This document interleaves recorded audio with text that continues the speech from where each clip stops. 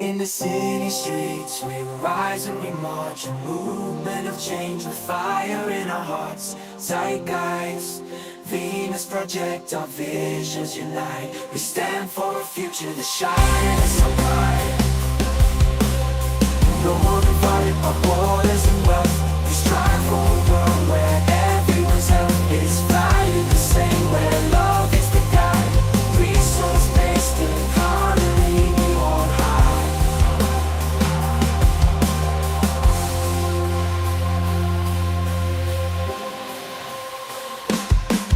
We won't hide. Imagine a world without monetary chains, where our worth is not measured by what we gain. The Venus Project, a blueprint for more sustainable living. It's time to stand tall.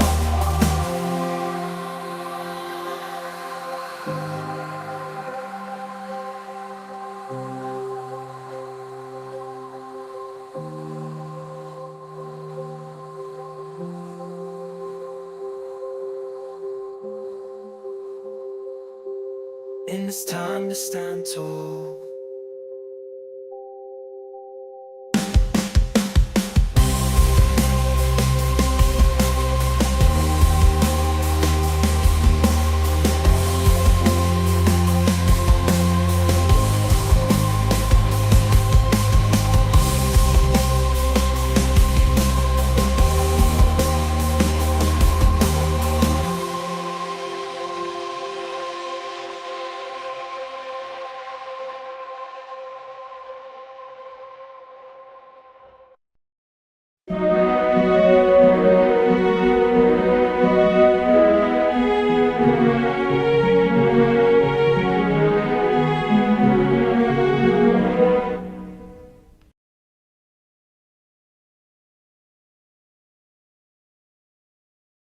Introduction.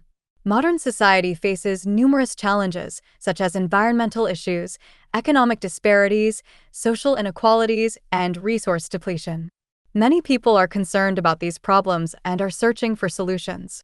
Among the notable responses to these challenges are the Zeitgeist movement, the Venus Project, and a new economic model called a resource-based economy. These concepts propose solutions to modern societal issues, aiming to build a more sustainable and just society. This essay will provide a detailed explanation of these movements, their philosophies, and the future they envision. What is the Zeitgeist movement? The Zeitgeist movement, founded by Peter Joseph in 2008, aims to transform societal awareness and establish a new social system based on science and technology.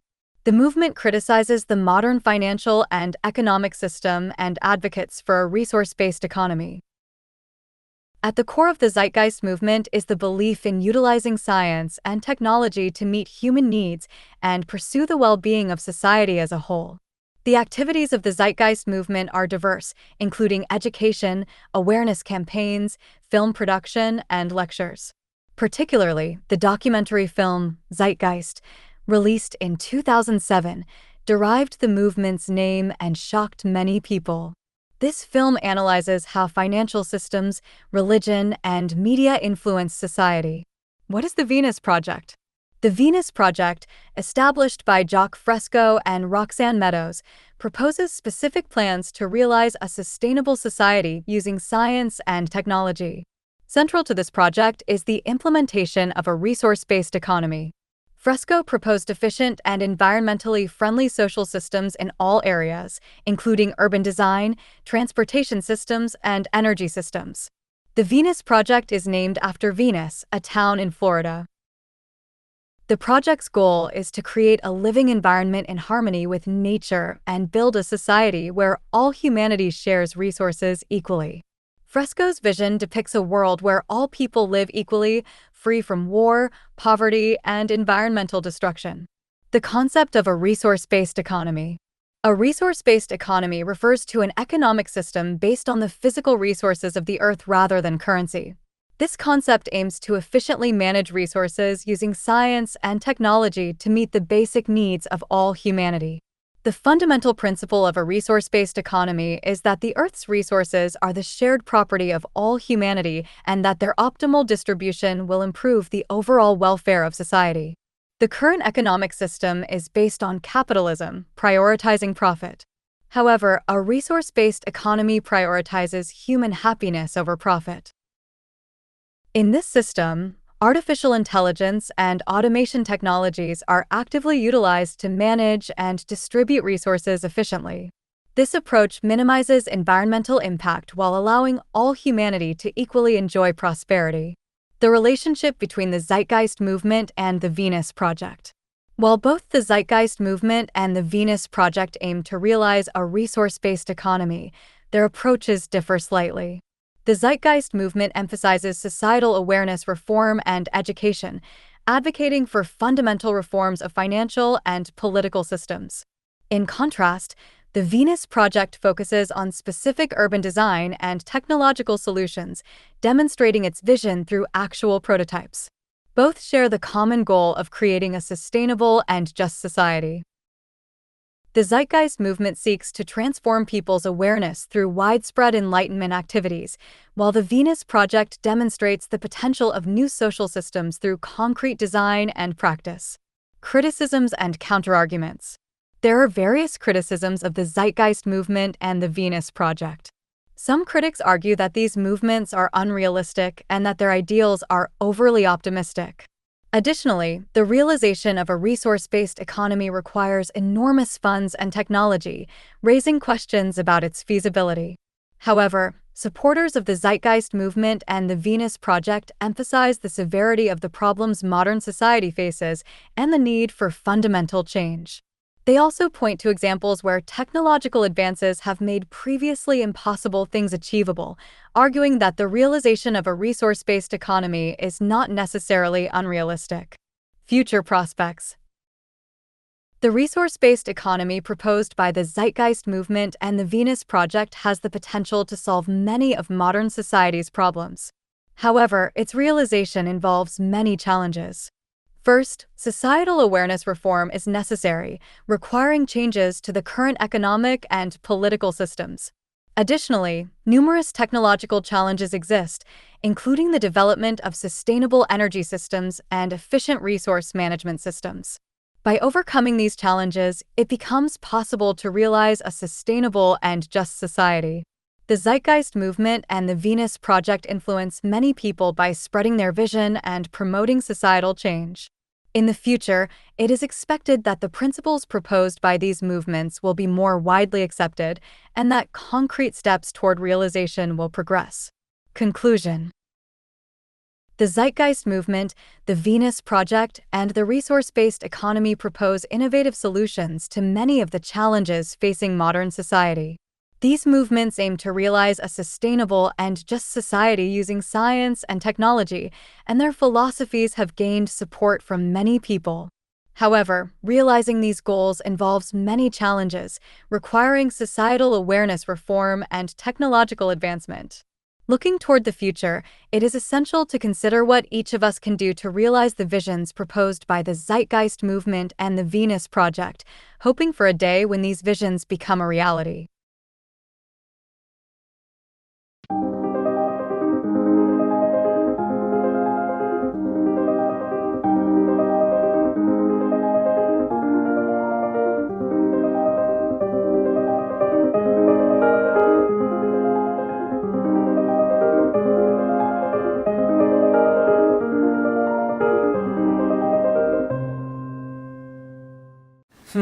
I wonder why I advocate the Zeitgeist movement.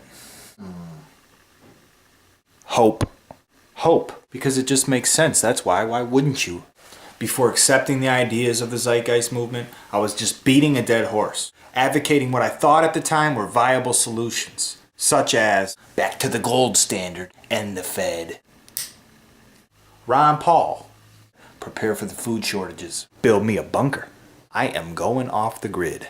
I am getting the fuck out of here. Revolution. Oh, help us, Jesus. But these didn't even scratch the surface. Zeitgeist Addendum was mind-boggling. Dots began to connect. I began to read. I began to think. analyze, question my core beliefs and identity. I started caring about people. Others? Others? What's that mean? I don't think I ever learned that growing up. No more verbal hobbies, please. Do something. My goals today are to bridge differences, spread awareness, advocate the movement and the change that I'd like to see in society, while acquiring a relevant education. Be inspired. Join the movement.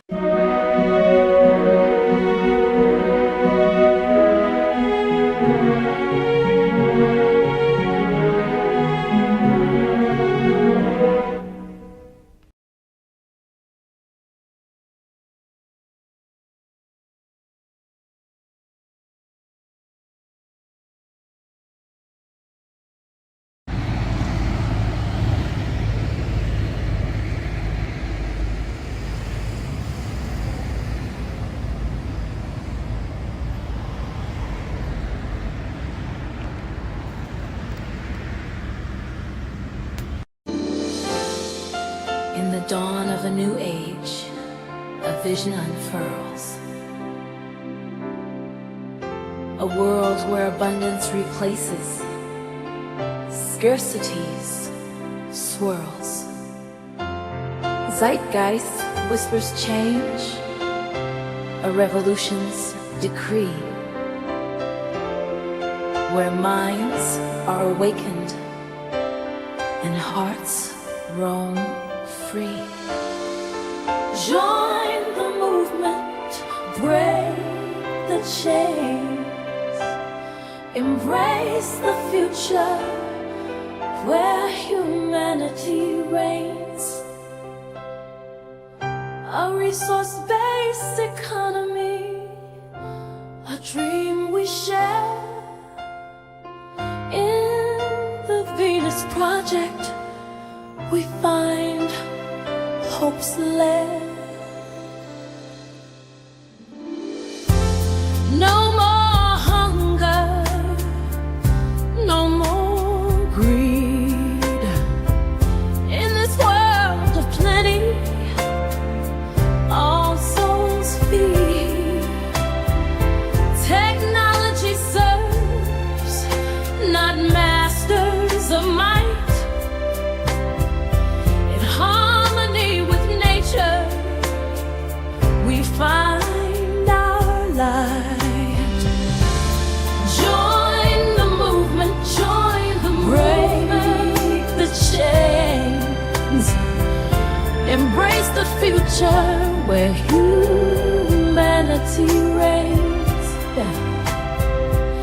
A resource-based economy, a dream we share. In the Venus Project, we find hope's lair.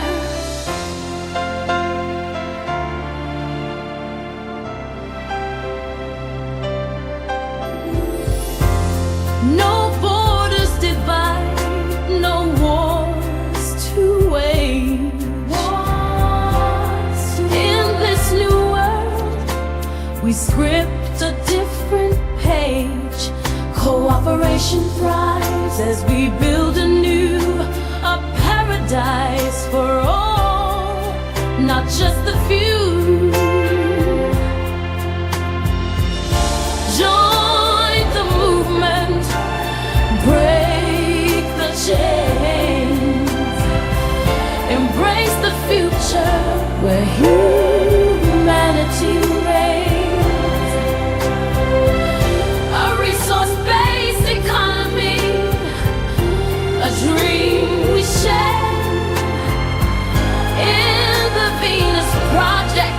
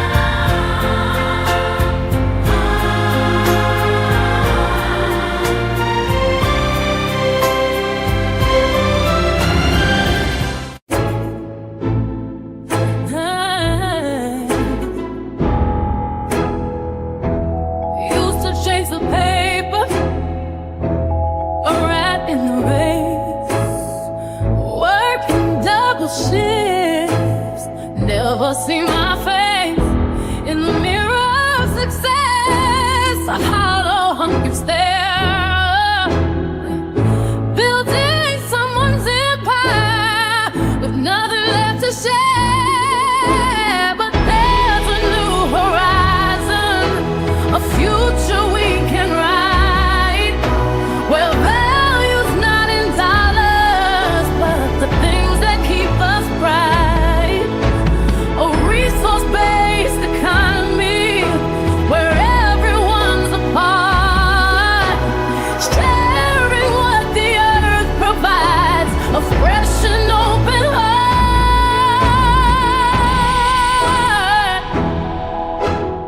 Dreaming of a world of plenty, no scarcity in sight, where resources are shared and everyone's alright. No more hoarding, no more greed, no more endless fight. In this new economy, we'll thrive and take flight. A shared vision of abundance where no one is in need. A future built on cooperation, planting love like a seed with renewable energy and sustainable deeds. We'll create a better tomorrow where all hearts will be free. No more chasing after profits, no more exploitation. In this resource-based economy, we'll find liberation, using what we have wisely. Our actions in coordination will restore balance to the earth, fueling every nation.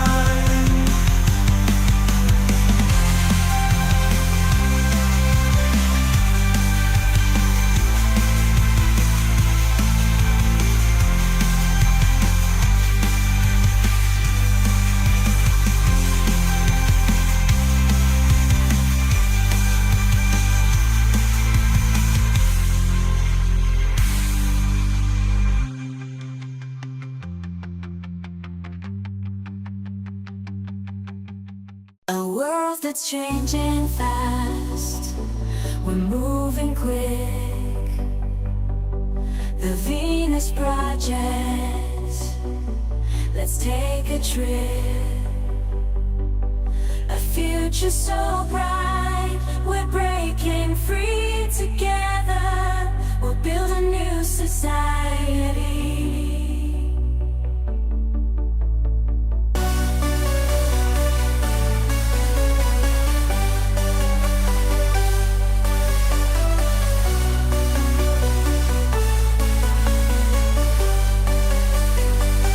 No more division, no more despair. In this project, love is in the air. From cities to nature, a balance we'll find. Innovative solutions, leaving the past behind. The future is ours. Let's pave the way with love and progress. A brighter day. Venus Project, a dream come true.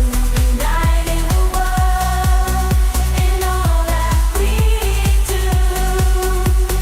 All that we do.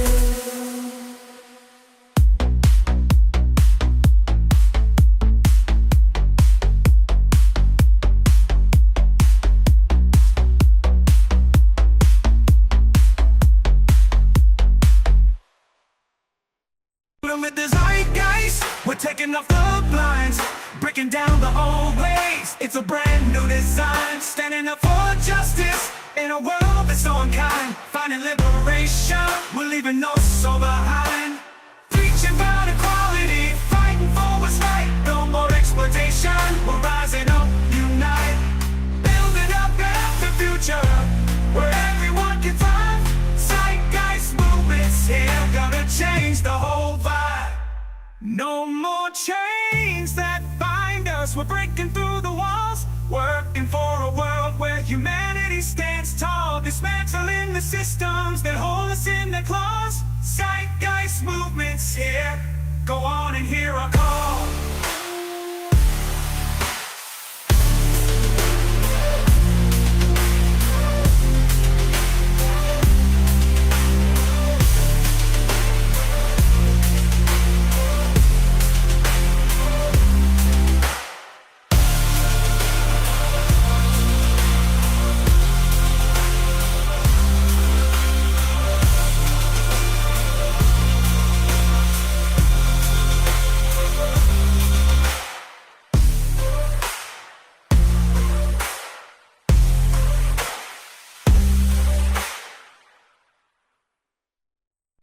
Live in a world where it's all about fame, but there's a movement rising, changing the game. Zeitgeist, Venus Project, they're leading the way.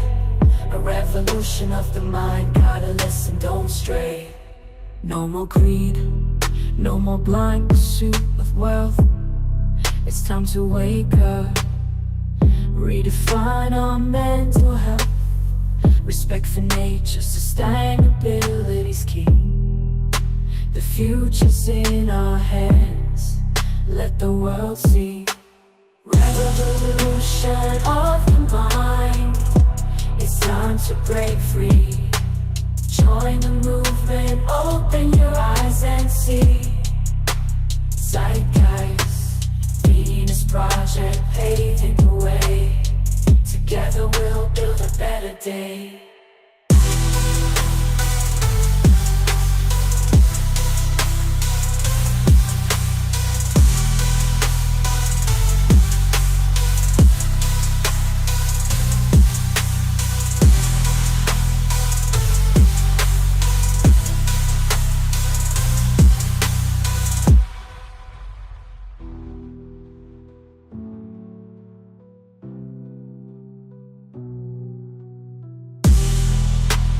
Together we'll build a better day.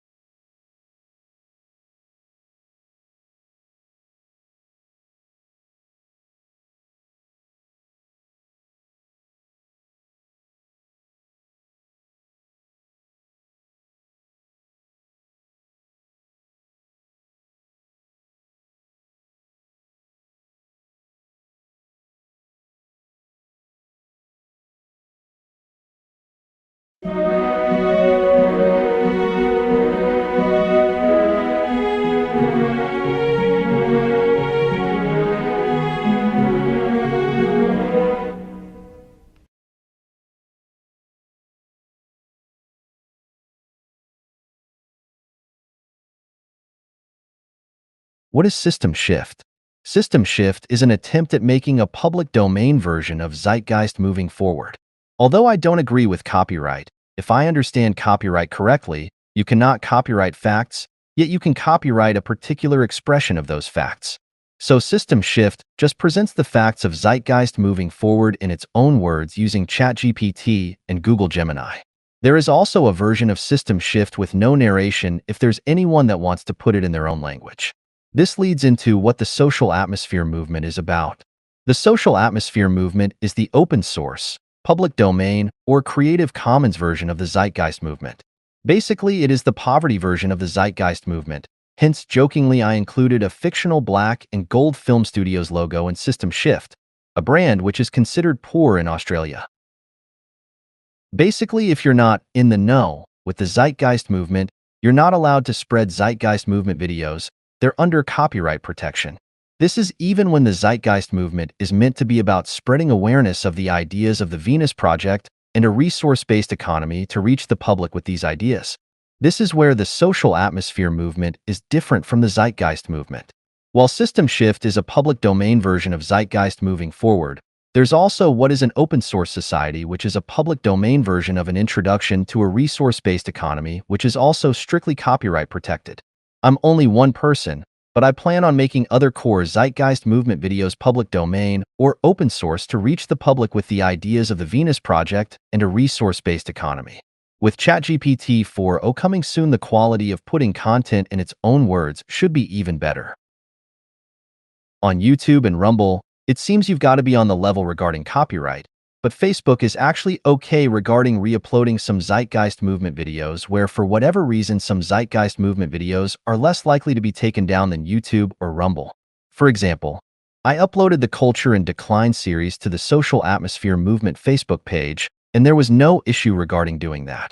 The point of the Social Atmosphere Movement is to say, no single person or persons should own the copyright on the information or train of thought presented by the Zeitgeist movement. What the Zeitgeist movement stands for should actually belong to the Zeitgeist movement. This is if the Zeitgeist movement is truly for an open source society. So now that system shift and what is an open source society are done, I invite you to re-upload those videos to your preferred YouTube, Rumble, or Facebook page to spread the ideas of the Venus Project. I've tried my best to make these videos as open source as possible. Also, I want to briefly comment on the religious themes of system shift. To make things clear, I do not believe in God or the devil. Instead, I believe in peace, truth, and science, which I consider to be themes of good or God, just as deception, destruction, and anarchy are themes of the devil. God and the devil, or heaven and hell, are themes, not beings or actual places. Hence, they and the Bible verses used are employed cartoonishly to illustrate the points being made. I took some information presented in the religious documentary, Hell's Bells 2, which talks about classical music, as that part of the film is essentially the only part that focuses on a solution. Someone submitting to Jesus because they've been tortured to submit to Jesus is just as evil and cult-like as Satanism's dedication to the anarchy and destruction promoted by bands like Slipknot. Giving money to a church that only increases inequality through the child abuse of threatening children with hell is pointless destruction. Both a church and a destructive band do not lead to the resolution of the complicated social problems we have today.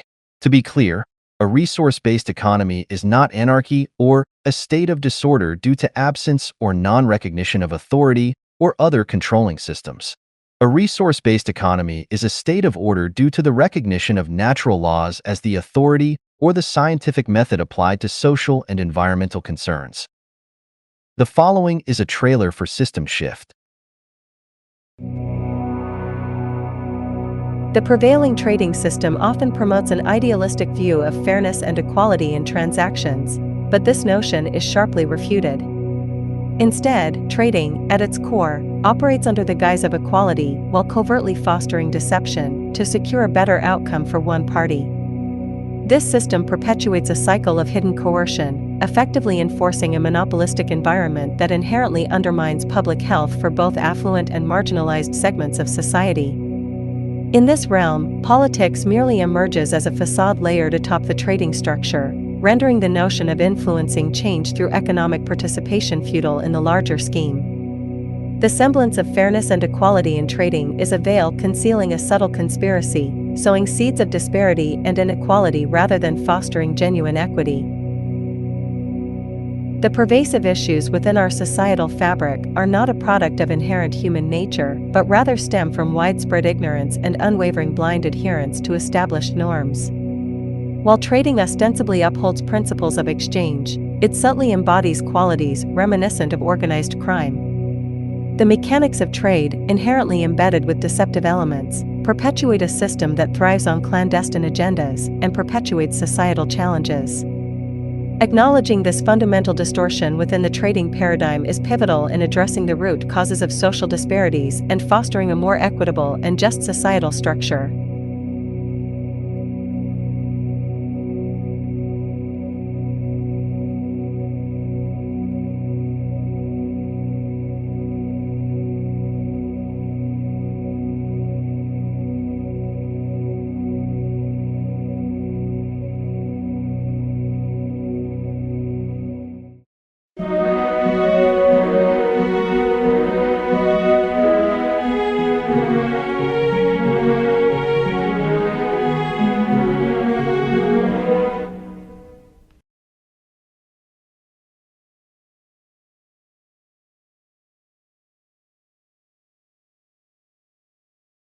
a critical examination of certain human rights, a perspective from the Zeitgeist Movement and Venus Project. The United Nations Universal Declaration of Human Rights, UDCHR, is celebrated globally as a monumental achievement in the promotion of human dignity and equality. However, various organizations and movements, such as the Zeitgeist Movement and the Venus Project, challenge the premises of certain human rights outlined in the UDCHR. They argue that these rights, though well-intentioned, do not align with a more scientific and systemic understanding of human behavior and societal organization. This essay critically examines specific human rights through the lens of these movements, questioning their logical coherence and practical application. The legal system and human rights. The UDHR includes several rights related to the legal system, such as the right to equality before the law, the presumption of innocence, the right to a fair trial, protection against unfair detention, and the safeguarding of human rights through the law. These rights, while foundational to contemporary legal systems, are critiqued from the perspectives of the Zeitgeist Movement and the Venus Project. Human right number 7, equality before the law. The notion that all individuals are equal before the law is a central tenet of democratic societies. However, the Zeitgeist Movement argues that this ideal is unattainable within the current legal framework, which operates in a legalese language inaccessible to the average person. The legal system is seen as a closed-off entity, existing in an imaginary world, where societal context and individual circumstances are often ignored. This critique highlights the discrepancy between legal theory and practice, particularly in how wealth disparities influence legal outcomes. Wealthy individuals can afford better legal representation and often evade justice more easily than the poor, undermining the principle of equality before the law. Human right number 11, presumption of innocence. The presumption of innocence until proven guilty is a cornerstone of modern jurisprudence. Yet, from a scientific perspective on human behavior, this right appears flawed. Human actions are influenced by genetic and environmental factors rather than free will. Therefore, holding individuals solely accountable for their actions without considering these influences is seen as unjust. The legal system's focus on punishment rather than understanding the root causes of behavior is criticized for perpetuating a cycle of violence and social inequality. There is a certain set of behaviors in a certain type of society. Human right number 10, the right to a fair trial. The right to a fair trial is also questioned. Trials are often influenced by the socioeconomic status of the defendants, with wealthier individuals having access to better resources and legal expertise. This inherent bias makes the ideal of a fair trial difficult to achieve in practice. Additionally, the trial process is seen as unscientific, focusing more on legal procedures and technicalities rather than an objective understanding of human behavior. Human right number 9, protection against unfair detention. Unfair detention is a significant concern, with punishment often exacerbating violent behavior. James Gilligan's research suggests that punishment is a powerful provoker of violence, indicating that the current legal system's punitive approach may be counterproductive. Instead of addressing the underlying causes of criminal behavior, the legal system often perpetuates cycles of violence and social marginalization. Human right number 8, protection of human rights by law. While laws are intended to protect human rights, they often fall short due to the systemic inequalities embedded in the legal and economic systems. The enforcement of laws disproportionately affects marginalized communities, further entrenching social and economic disparities.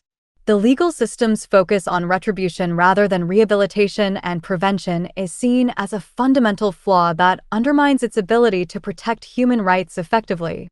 Intellectual property and copyright. Human right number 27, the right to intellectual property. The right to intellectual property, or copyright, is another contentious issue. This right assumes that individuals are the sole creators of their works, ignoring the collaborative and cumulative nature of human knowledge and creativity. Our reality has already allowed any combination to exist already, so there are no inventions, only discoveries. Just like people are bound to natural law, their art is too. Copyright laws are often criticized for hindering the free flow of information and access to knowledge, particularly for those who cannot afford to pay for access.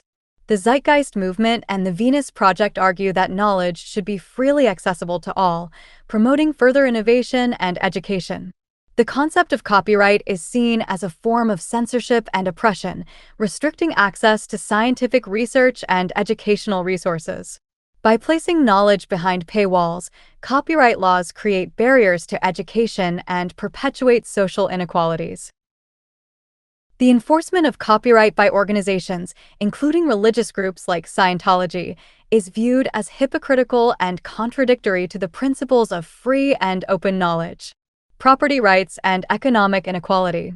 Human right number 17, the right to ownership. The right to ownership is fundamentally challenged by the Venus Project, which posits that people do not inherently desire to own things, but are forced into ownership due to the scarcity-driven market system. In a society where access to goods and services is guaranteed, the need for personal ownership would diminish. The current economic system, where a small percentage of the population controls a disproportionate share of wealth, is seen as inherently unjust. This concentration of wealth leads to economic and social inequalities that undermine the concept of equal rights and opportunities for all. As Jacques Fresco has gone into detail on this, people don't really want to own things. They own things in a market due to the atmosphere of scarcity that is generated by the money market society. People need to own things in a market as that's the only way to access certain items. There are attempts at access-based systems like a public library, yet it is not the dominant system. Is it fair that the rich 1% own 50% of all wealth? Is it fair that the banks charge interest on every dollar in existence, which means there's a consistent funnel or black hole of money to the richest people in society? What people want is access to goods they need to use. If an effective transportation system was created, for example, no one would want to own a car. An example of this method of transport is that no one wants to own a lift, also known as an elevator. Instead, people just want to use that transport to get to their floor. There is some attempts at a transportation system with trains and buses, for example, yet the potential of such technology is left unexpressed. And instead there is motivation, resources, and advertising put into the idea of every individual needing to own an automobile. The social relations of the market are poor. People are stressed in a market due to scarcity and social competition. With little trust, indifference, apathy, anger, etc. The basis of the market is trade. It is seen as a perfect equal exchange where both parties mutually benefit. Yet it is the large corporations that promote this concept of trade, as what is in fact occurring is two parties both attempting to use deception to gain the better end of the deal. And most of the time, it is the corporations on the side of getting the better end of the deal. The right to basic needs. Human right number 25, the right to food and shelter. The declaration that everyone has the right to food and shelter is undeniably positive. However, the realization of this right is seen as dependent on scientific and technological advancements rather than political declarations. Addressing issues of food security and housing requires systemic changes and the application of scientific solutions to ensure sustainable and equitable access to resources. National identity and division. Human right number 15, the right to a nationality. The right to a nationality is critiqued for promoting division among humans. National identities often foster a sense of belonging, but also create artificial boundaries and conflicts. In a globalized world, the concept of nationality can be seen as an outdated construct that hinders the unity of humanity. The Venus Project advocates for a world without borders, where resources and opportunities are shared equitably among all people, transcending national identities. Labor and slavery. Human right number 4, no slavery, and human right number 23, workers' rights. The existence of slavery and the exploitation of labor are viewed as inevitable outcomes of the market economy. The drive for profit motivates the exploitation of workers and the perpetuation of inequality.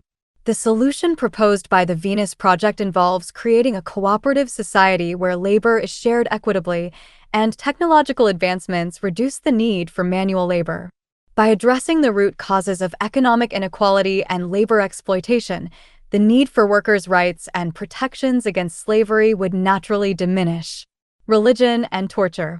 Human right number 5, no torture, and human right number 18, freedom of religion. These rights are seen as contradictory, as religious indoctrination often involves psychological coercion, particularly in the case of children. The fear of divine punishment and the indoctrination into religious beliefs can be viewed as a form of torture that infringes on an individual's freedom to think critically and independently.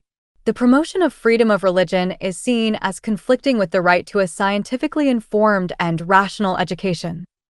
If you want to know the true face of freedom of religion, look no further than India. In India, they believe eating cow dung and drinking cow urine has medical benefits. They claim this with no scientific evidence. This is how freedom of religion conflicts with the education human right, as a religious education can actually damage your health. The religious position is to claim to have a legitimate position while having no proof to back up said position. Yet atheism has its own set of problems. Atheism is a cringe fest on Reddit, as seen in the Atheism is a Religion video by Alex Hexagon on YouTube. According to Microsoft Copilot, there is compelling scientific evidence that humans have an inclination to engage in worship of something. If that is the case, my religion is beauty. What is and what makes life beautiful? It seems beauty is not rooted in any traditional religions or cults, like Christianity, which tortures children to love Jesus, Islam with its hatred of anyone who has the sense of humor to draw Muhammad, or Satanism and atheism with its rebellious, chaos-driven, fuck the world, do whatever you want kind of attitude. The truth lies in a balance between science and religion. The only truth of a religion, the truth it will use to bait people into joining a controlling cult, is its message of peace and love. Combining that truth with the scientific method, and you get the Venus Project. A society that actually cares about beauty, the science regarding what influences human behavior to make man behave in a positive way towards himself and society, and technology to improve human life and enhance our environment. I feel enriched by beauty. And besides a beautiful statue or a beautiful painting, I regard science as beautiful. As science does not claim it has all the answers, but the answers it does have we base our technology on, and that technology is meant to solve human problems and improve human life. Hence the Venus Project. People will say this is scientism, or will sometimes even say science is communism. But anyway, what is scientism? Quoting Wikipedia, scientism is the view that science and the scientific method are the best or only way to render truth about the world and reality. While the term was defined originally to mean methods and attitudes typical of or attributed to natural scientists, some scholars, as well as political and religious leaders, have also adopted it as a pejorative term with the meaning an exaggerated trust in the efficacy of the methods of natural science applied to all areas of investigation, as in philosophy, the social sciences, and the humanities. This definition from Wikipedia begs the question, though, what other method besides the scientific method is there that will better discover the truth than actually testing reality?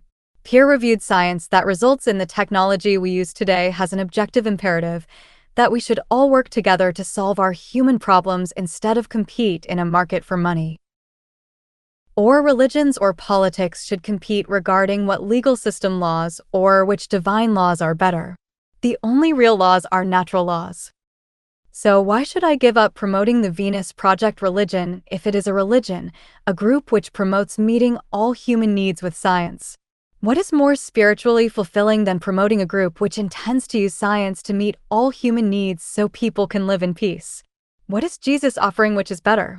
If you're going to say eternal life, the universe itself according to natural laws is not going to last forever, yet you're going to tell me an undetectable magic part of myself called a soul will exist forever? I'm skeptical. I don't think theists understand that existing forever in either heaven or hell would be torture, as existence forever would not make any sense after a certain point.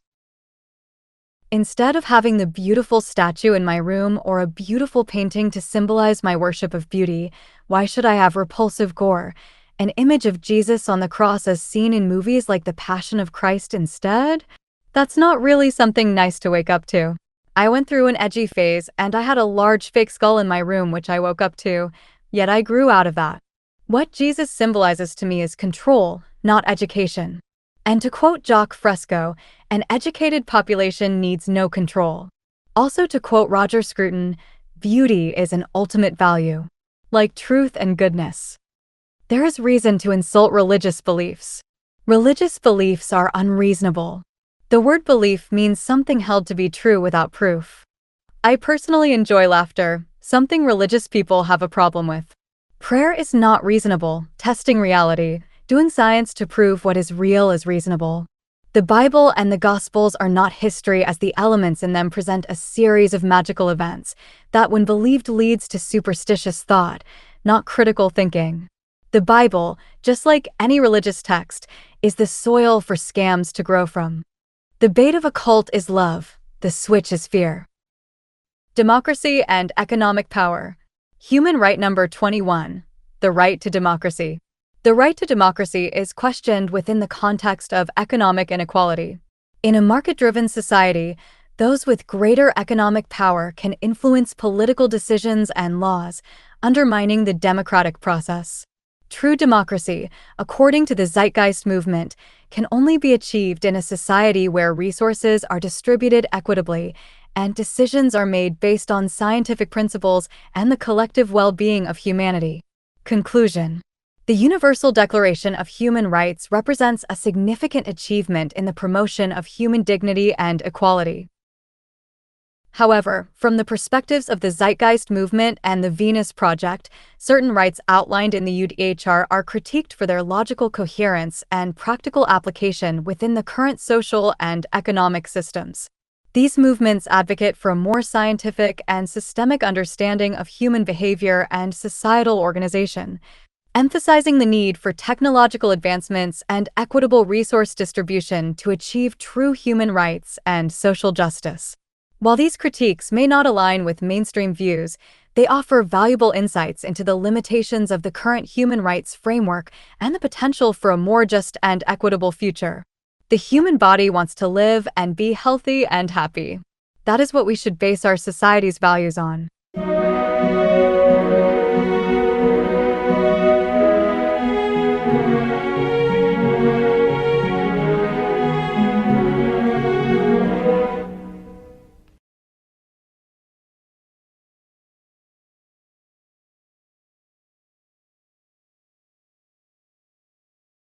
The market versus democracy.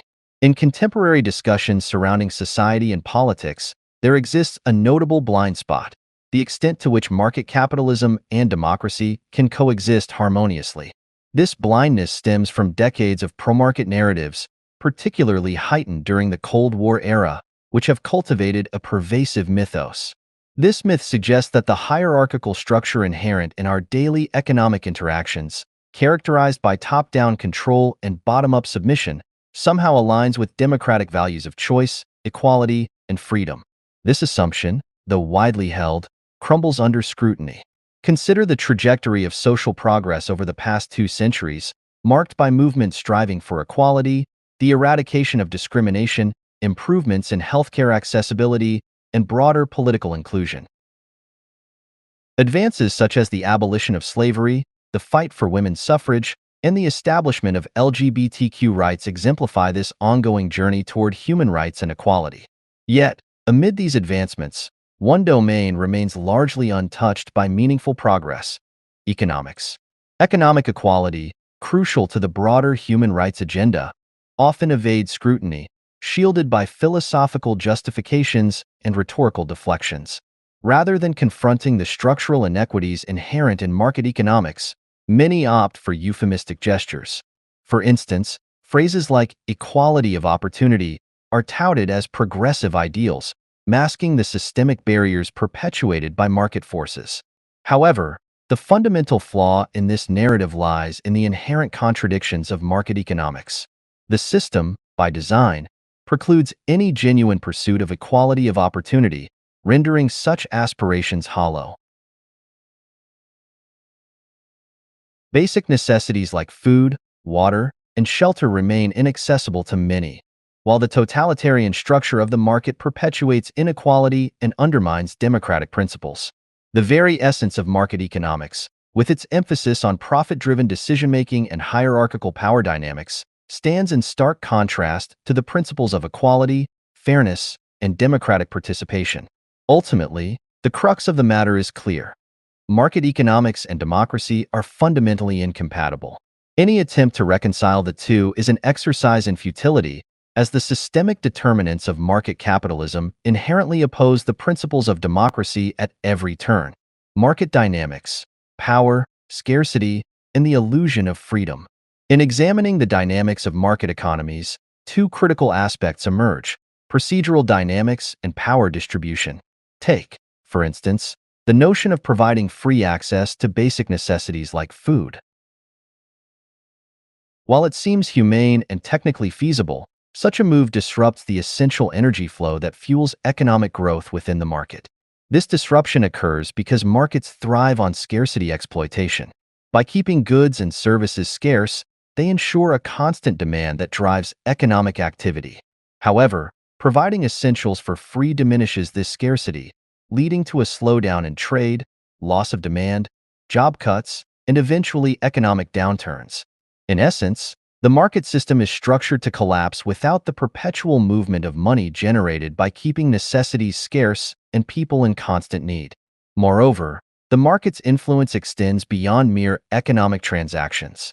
It dictates power dynamics, with wealth correlating directly to social influence. Those with significant financial resources wield power through land ownership, workforce leadership, lobbying efforts, political influence, and other means. This concentration of power perpetuates extreme wealth inequality, with a small fraction of the population holding a disproportionate share of global wealth. This inherent hierarchy-enforcing mechanism of market economics becomes evident when considering the consequences of deviating from its established norms. If basic needs were suddenly met without the necessity of labor, two significant shifts would occur. Firstly, individuals would have more time and less stress, potentially leading to increased social awareness and destabilizing the existing power structures. Secondly, the reduction in trade turnover would weaken the power establishment, reliant on the constant extraction of wealth from the working class to maintain its dominance. Attempts by democratic institutions to rectify these imbalances are often met with resistance, as they challenge the core principles of the market system. Efforts such as social welfare programs or wealth redistribution face pushback from those advocating for free markets, perpetuating a cycle of market-centric policies that exacerbate real-world problems. Ultimately, the more the market adheres to its ideal of freedom, the more detrimental its effects become on societal well-being. This grim reality underscores the inherent flaws in attempting to reconcile market economics with democratic principles, revealing a system inherently designed to prioritize hierarchy and perpetuate inequality. Market dystopia, the extremes of free market capitalism. Imagine a world where the principles of free market capitalism reign supreme, devoid of any external regulation or intervention. In this thought experiment, all decisions and outcomes are dictated solely by market forces, private property ownership, and the resulting power dynamics that emerge from mass transactions. In such a world, there would be no safety nets or governmental oversight. Every aspect of public health, democracy, income distribution, and environmental sustainability would be at the mercy of market behavior. The consequences of this extreme scenario would be dire. Firstly, without regulation, the market's relentless pursuit of profit would lead to rampant environmental destruction. The exploitation of scarce resources and the disregard for negative externalities would accelerate ecosystem collapse, exacerbating global crises. Secondly, wealth consolidation would skyrocket, creating a stark divide between the ultra-rich and the rest of society. The lack of social mobility would entrench this hierarchy, with those unable to afford basic necessities left to fend for themselves. Moreover, monopolies and cartels would dominate global markets, wielding immense power over governments and individuals alike. Any legislative intervention would serve to preserve the status quo, further entrenching the dominance of the business elite. This dystopian vision underscores the inherent flaws of unchecked capitalism. Without democratic oversight, the market becomes a tool for oppression, reducing human rights to mere purchasing power. In the absence of intervention, societal collapse becomes inevitable, as the pursuit of profit outweighs concerns for sustainability and equity. While this scenario may seem extreme, its parallels to current trends are undeniable. The rise of neoliberal ideology has led to a weakening of regulatory frameworks, allowing market forces to exert increasing influence over society. However, the solution does not lie in doubling down on free market principles. Rather, it requires a reevaluation of our priorities and a recognition of the inherent limitations of market capitalism in promoting a just and sustainable society. Capitalist coercion, the illusion of choice in a system of economic oppression. Let's revisit the discussion on power, democracy, and the nuances of oppression within the framework of capitalism. Unlike the overtly centralized, bureaucratic hierarchy associated with traditional fascism as depicted in Orwell's 1984, capitalism presents a more sophisticated form of control. Instead of a single oppressive entity, power is distributed among various nodes or entities, namely businesses, companies, and corporations. These business entities, as private owners of production means, form a network of hierarchical power. From the top down, they exploit the inherent vulnerabilities of the average worker, effectively coercing their submission to the system as a whole. This exploitation fundamentally violates human rights, creating a coercive environment where individuals are strategically disadvantaged by default if they lack familial ownership or surplus wealth. This coercion is further perpetuated by the financial mechanisms ingrained in capitalism, particularly the reliance on debt. Money itself is generated through debt, with interest accruing on non-existent money within the money supply. This perpetual deficit compels individuals to participate in the employment system, under the guise of contributing to society or ascribing to the belief in capitalism's supposed natural order. Essentially, market capitalism operates as a form of debt-driven slavery, where individuals are compelled to submit to the employment system in order to access basic necessities like food and shelter. Despite the illusion of choice in selecting which company to work for, this system narrows options based on individuals' economically constrained circumstances and skills.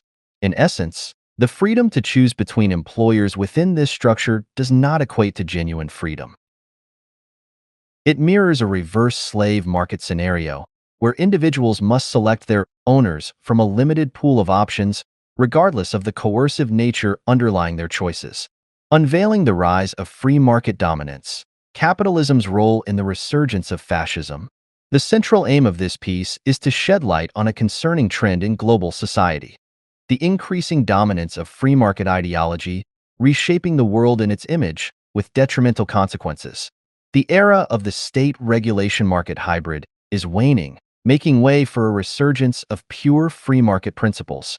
While the state may continue to exist superficially, its role as a regulatory force is diminishing, allowing the market to operate with increasing freedom. In this evolving landscape, the state begins to resemble just another corporation, competing for its own business advantage. This shift is not a recent development. Conservative proponents of free market ideology have long blamed state intervention for social disorder, advocating for the deregulation of markets. However, in recent years, this push has intensified at an alarming rate, as I will delve into later in this article. But before exploring these contemporary developments, it's essential to delve into theory and history to better understand the relationship between capitalism and fascism, as capitalism serves as the foundational precondition for fascism in today's world. The Red Scare revisited: capitalism's propaganda weapon. The emergence of the Soviet Union in the early 20th century introduced a potent symbol that has played a crucial role in bolstering the perceived supremacy of market capitalism: communism. Often used interchangeably with socialism or Marxism, these terms serve as convenient targets in defending capitalism. It's important to clarify that socialism, communism, and Marxism are not predefined systems. They lack a specific structure, map, or blueprint. Instead, they represent varying degrees of deviation from capitalist practices. Criticizing these ideologies as inherently flawed or dysfunctional is misguided, rooted in symbolic propaganda rather than substantive critique. The merit or critique of the Soviet Union's so-called communist structure is separate from broader ideological debates. Whether viewed positively or negatively, the USSR's system was unique to itself, shaped by bureaucratic decision-making rather than any predefined communist framework. Unlike capitalism, which operates within a measurable system defined by trade dynamics, communism lacks a shared code or inherent structure. It's more of a philosophical departure from certain aspects of capitalism than a distinct system in itself. During the tumultuous early to mid-20th century, as the US and Europe grappled with economic crises like the Great Depression and growing discontent with harsh industrial conditions, capitalism faced scrutiny. To counter this, proponents of capitalism launched a mass public relations campaign, using the USSR as a scapegoat and boogeyman. Ironically, the USSR became capitalism's greatest threat and marketing tool. Anti-communist propaganda aimed to reinforce support for the capitalist system by juxtaposing it with the perceived failures of communism. This false duality persists today, with capitalist powers like the US using tactics such as sanctions and sabotage to undermine nations perceived as socialist or communist. The goal is to prevent any challenge to the capitalist hegemony, maintaining the illusion of its superiority. Any perceived threat to market capitalism must be neutralized, even if it means distorting the realities of other economic systems or countries. Pandering to equality, the market's illusionary promise. During the rise of the Industrial Revolution in the early to mid-20th century, proponents of market capitalism attempted to capitalize on some moral themes associated with communism. They promoted the idea that mass consumption was the key to achieving the egalitarian goals of communism or socialism. This narrative, exemplified by John Maynard Keynes in his 1929 essay, For Our Grandchildren, painted a picture of private enterprise leading to shorter work weeks, higher wages, and the end of poverty through technological abundance. However, these promises never materialized. Market capitalism has not inherently adapted towards egalitarianism or improved labor rights. Instead, any progress in these areas has been the result of interventionist policies implemented through democratic processes, maintaining a regulatory chokehold on capitalism. The illusion of increased human rights and equality has been perpetuated by rampant overproduction and consumption, which, while increasing living standards, has also been wasteful and unsustainable. Economic growth has become synonymous with poverty reduction, overshadowing the potential for direct intervention to address poverty. This delusional theme of marketizing every problem to avoid non-market intervention is pervasive. Attempts like carbon credits to curb pollution have failed, demonstrating the limitations of relying solely on market forces. Some even advocate for the privatization of legislation and enforcement, further blurring the line between state and market. In response to the harsh realities of industrial capitalism, regulatory measures were introduced to address public health and oppressive conditions. While these reforms were necessary, they also served to compete with the ideals of communism and win public opinion. However, with the fall of the USSR, the narrative shifted. Pro-market forces no longer needed to tolerate interventionist policies to counter communism. This led to a gradual erosion of regulatory institutions, labor rights, and social welfare programs. The goal became a return to a deregulated, laissez-faire condition, with the market economy seen as the savior and the democratic state as the new enemy. The spread of neoliberalism in the 1990s further cemented this orthodoxy, labeling any deviation from free market principles as undemocratic. This trajectory continues to shape our modern world, with market capitalism tightening its grip and dismantling regulatory safeguards in its pursuit of unchecked dominance. The fundamental debate: free markets versus alternatives. At the heart of today's socio-political discourse lies a pivotal debate, one that transcends traditional left-right or conservative-progressive divides. It's a clash between those who champion the ideology of free markets as sacrosanct and those who advocate for alternative systems, recognizing the inherent flaws in unfettered capitalism and calling for greater regulation or even systemic overhaul. While discussions often revolve around specific issues like abortion rights, police brutality, or political corruption, their roots can often be traced back to fundamental beliefs about the role of markets versus the role of the state in shaping society. This dichotomy is often oversimplified as a battle between individual freedom, markets, and oppressive coercion, state power, perpetuating complex belief systems with similar themes. However, amidst these debates, one critical issue often gets sidelined: environmental sustainability. Free market fundamentalism, with its emphasis on cyclical consumption and infinite economic growth, poses an existential threat to our planet. The relentless pursuit of profit at the expense of environmental degradation renders all other arguments moot. Moreover, the intrinsic structure of capitalism undermines democratic principles at every level, from the hierarchical power dynamics within businesses to the systemic exploitation of the common citizenry. Attempts to mitigate these harms through interventionist regulation have been met with resistance from market proponents seeking to preserve their perceived freedom. As we continue down the path of free market fundamentalism, two alarming trends converge: the inherent authoritarianism of capitalism and the escalating social and environmental crises. This toxic combination is likely to breed increased authoritarianism and fascism, fueled by fear, confusion, and misplaced blame. To counter this trajectory, we need bold structural changes and innovative economic alternatives that can replace the current system. We must resist the relentless push towards free market purism and actively oppose policies that exacerbate social and environmental problems. While some may argue that things must worsen before they can improve, such rhetoric ignores the irreversible damage that can result from environmental degradation. Without immediate action to address these pressing issues, any attempts at social or political revolution will be futile. In the absence of a viable alternative, we must remain vigilant in our efforts to combat free market fundamentalism and its detrimental effects on society and the environment. It's not just about resisting the status quo.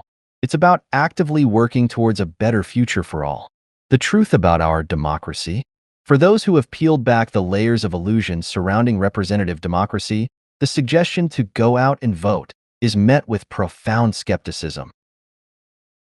The electoral process, entangled within the confines of market capitalism, appears feeble and corrupt, offering little real power to the public. Elected officials often prioritize personal gain over public welfare, perpetuating a cycle of self-interest and corporate influence. I call for a boycott of the electoral system to highlight its inherent flaws and demand systemic change. However, such gestures of rejection are only effective if accompanied by viable alternatives. Economic transformation and the implementation of direct democratic mechanisms are essential for true political change. Despite its shortcomings, there is still a role for participation in the electoral process. However, the focus must shift away from individuals or parties and towards policy objectives. Candidates advocating for environmental sustainability and human rights and opposing the unchecked expansion of market capitalism deserve support. Any candidate promoting libertarian or market-oriented views perpetuates the toxic trends of capitalism and threatens environmental collapse. It's time to dispel the notion that voting for a candidate equates to endorsing them personally. Instead, voters should prioritize policy context and systemic change over individual preferences. The act of voting should be viewed as a strategic tool for advancing policy objectives, rather than a symbol of personal identity. It's time to move beyond the false dichotomy of lesser evils and focus on challenging the capitalist system at its core. Here are some guidelines to follow when deciding who to support through voting. Avoid supporting candidates who advocate for 1. Deregulation of industries like finance, telecommunications, and energy. 2. Privatization of public services such as transportation, healthcare, and education. 3. Reduction of corporate taxes and tax benefits for the wealthy. 4. Free trade agreements that aim to lower tariffs and trade barriers. 5. Decreased government intervention in the economy, including weak enforcement of antitrust laws. 6. Promoting market competition and consumer choice as the main drivers of economic growth. 7. Weakening labor unions and reducing worker protections in the labor market. 8. Emphasizing individual responsibility and self-regulation within the market. 9. Minimal government interference in pricing mechanisms and market dynamics. 10. Cutting government spending on social welfare programs advocating for privatization or reduction of entitlements.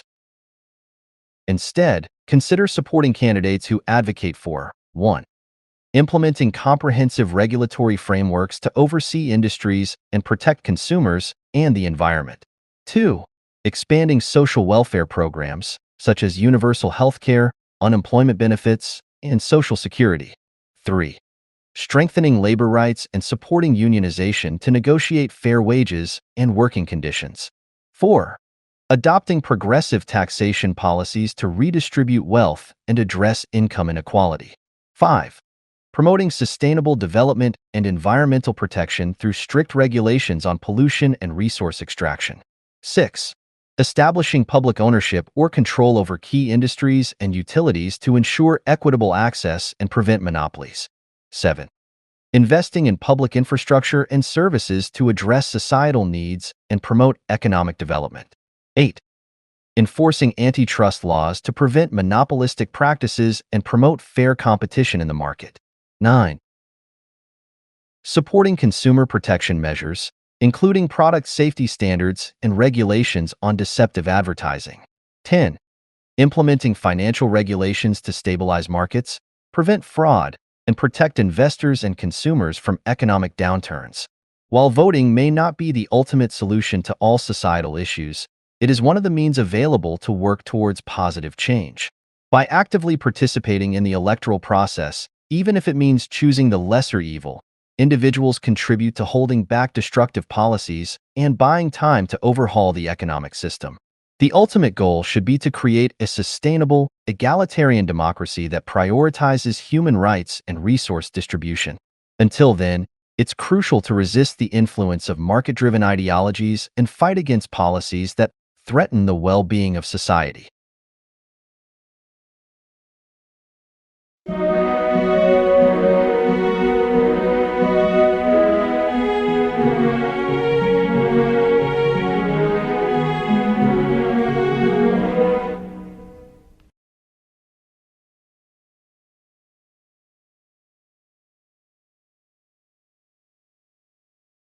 May 12, 2024. Gaza, a week in genocide. Israel is invading Rafah, the last remaining city in Gaza where over 100,000 have been ordered to flee, many being displaced for the fifth or sixth time now. Over 2 million in Gaza have been utterly displaced. There is nowhere left to go. Gaza has been wiped off the map. The border crossing from Egypt to Rafah, where some fraction of critical aid/supplies were able to get through, was taken over and shut down by Israeli forces earlier this week on Sunday. 7 days later, and still no aid. And no fuel has come through to power Rafah's medical systems, leaving hundreds of injured and sick people for dead. This, in addition to the already many thousands with non-combat related medical needs like heart problems, cancers, and pregnancies.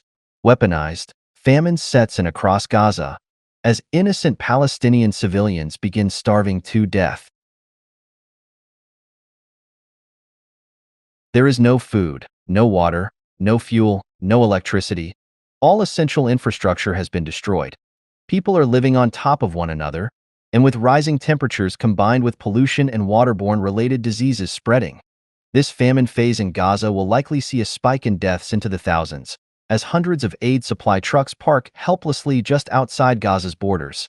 U.S. weapons supply to Israel has been paused for now, with the U.S. warning Israel if they do fully invade Rafah that weapons will be cut off.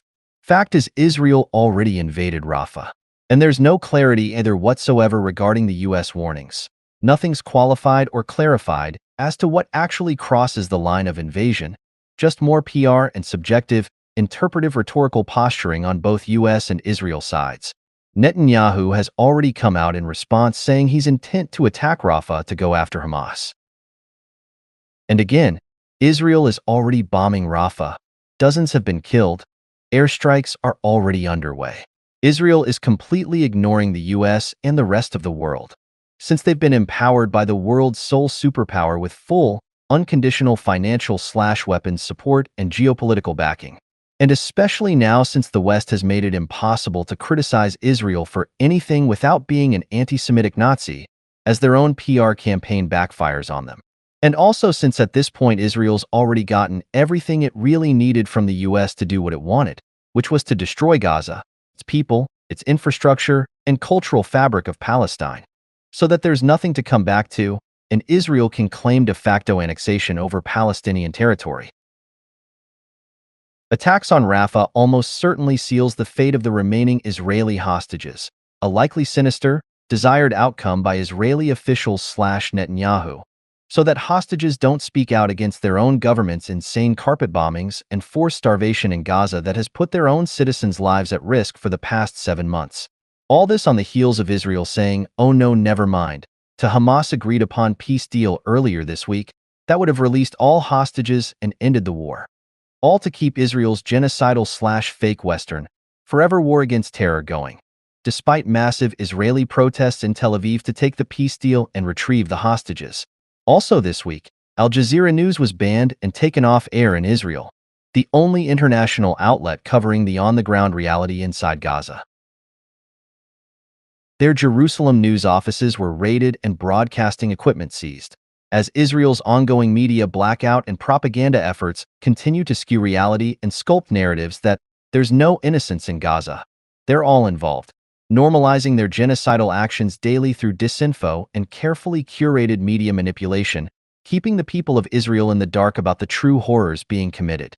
Disinformation is a known tactic of war, and a strongly unified allegiance to an archetypal national identity is needed for governments to get things done, often corrupt things in state capitalist society. But it's this corruption of media that lies at the heart of all this that's enabled Israel to normalize their genocidal actions and brainwash its population. Other Western media has been working just as hard scrambling up narratives projecting anti-Semitic intent onto protesters, smearing their messaging, and making up nonsense about them being violent and disorderly, despite these demonstrations virtually being some of the most peaceful in protest history, and despite very clearly laid out demands, divestment from Israel and immediate ceasefire. Our institutions don't even care to make cohesive sense anymore. The less sense they make, the more effective they are, it seems. They make words meaningless so people can't think, as Orwell said. Western nations have been busy expanding anti-Semitism laws to effectively encompass any criticism/opposition to the state of Israel as anti-Semitic, which is an utter disgrace to Jewish people in and of itself, and perversion of the term to weaponize it for militaristic and imperialistic ends, which seek to silence honest people speaking out against human rights violations. Still, throughout the world, student-led protests continue to bloom, in the US, in Amsterdam, in Berlin, and in many other parts. Geared-up riot police are deployed in response, protesters continue to be arrested, and encampments continue to be broken up. It's been an all-out global, neoliberal establishment crackdown. The media propaganda campaign has been particularly extraordinary, going way beyond the war on terror mantras of the early 2000s. We've seen the whole of politics, congressional responses, the banning of TikTok in the US for being too pro-Palestine, Netanyahu coming out labeling student protesters as Nazis, the riot police crackdowns, the whole song and dance, all the arms of power working in concert to silence the dissent, exposing Western imperialistic war crimes. And yet the majority public is still with these protests and still want to see a ceasefire and support cut off to Israel.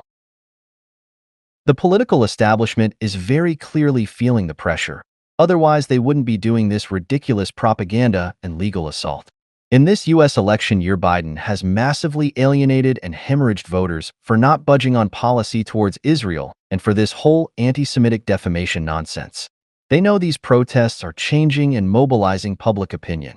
They know they can't out-propagandize the more than 43,000 Palestinian civilians lost that people see with their own eyes every day, over 16,000 children, and more than 10,000 women. Going by conservative numbers, as human rights groups can longer accurately assess loss of life in Gaza due to total destruction of everything and mass rubble-burying bodies. This whole thing is a massive stain on humanity and on the countries enabling Israel. Everybody sees it. The whole world is standing up for Palestinians on their behalf. And more largely, this is a staining indictment on the entire neoliberal imperialistic regime and is to confront Western imperialist power and control in the Middle East. which is why the establishment's so protective of their narratives. World protest needs to continue to escalate pressure on the U.S. and on respective nations/governments and institutions enabling Israel, with the priority of halting U.S. funding/weaponization to Israel. Israel's admitted none of its military efforts would be possible whatsoever without U.S. support, and that a ceasefire deal is made, eventually leading to Palestinian liberation and sovereignty. This proves extremely difficult since the U.S. political establishment directly colludes with the Israel lobby, where Israel finances American political campaigns in exchange for unconditional geopolitical support. It's the same problem as everything else: the financial capture of society. Israel remains completely rogue and unaccountable to international law. The international system set in place has been effectively ignored. The whole 1948 post-World War's international legal order, the International Security Council, the International Criminal Court, the International Court of Justice, the supposed backbones of human civilization meant to prevent the very worst from happening to the world, apparently means nothing. The U.S. has abused it all with veto power. Both Israel and the U.S. have ignored its rulings. The international legal/normative framework has been rendered meaningless. If you have enough national superpower, you can gaslight reality and ignore the majority with impunity. It's a wake-up call that we have no real power to protect the world. It's governed by rogue nation-state superpowers in the hands of a 1%, rogue minorities wielding power through representative governments, wealth-concentrating economic systems, and indoctrination/propaganda tools. It all comes back to needing to change the structure of society. We can't develop truly effective international peacekeeping without first changing our corrupt system itself. This means working to de-link private financial power from the basic institutions and functions of society. One structurally strategic area to target is the political/decision-making order itself, eliminating lobbying and dissolving the vested interest pipeline between industry, lobbyists, and politicians, implementing publicly funded elections, so billionaires and corporations can't bribe and, in effect, buy and control the political process. This would set a baseline for fair governance without the problem of corrupting vested financial/imperialistic interests. Targeting systemic change to the political order first could be the most initially impactful mechanism for causing further dominoes of systemic change to fall down the line, as we're able to win seats of power to dismantle the mechanisms of power, to unlock a pathway for human rights, justice, and progress.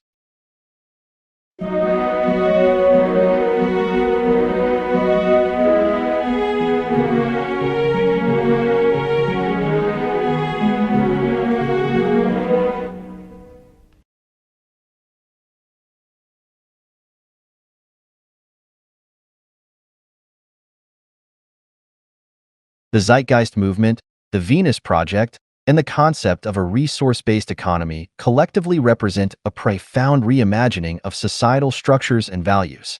These ideas challenge conventional economic and social paradigms, advocating for a future where humanity's potential is realized through sustainable resource management, technological innovation, and global cooperation. In this essay, we will delve into the principles, goals, and potential implications of these movements, exploring their vision for a more equitable, efficient, and harmonious world. The Zeitgeist movement emerged as a grassroots initiative inspired by the documentary film series Zeitgeist, created by Peter Joseph. Rooted in the belief that systemic change is imperative for addressing pressing global issues such as poverty, environmental degradation, and social inequality, the Zeitgeist movement calls for a shift away from traditional monetary-based economies towards a resource-based economy, RB. At the core of this proposal is the recognition that Earth's finite resources must be managed intelligently and equitably to meet the needs of all inhabitants, both present and future.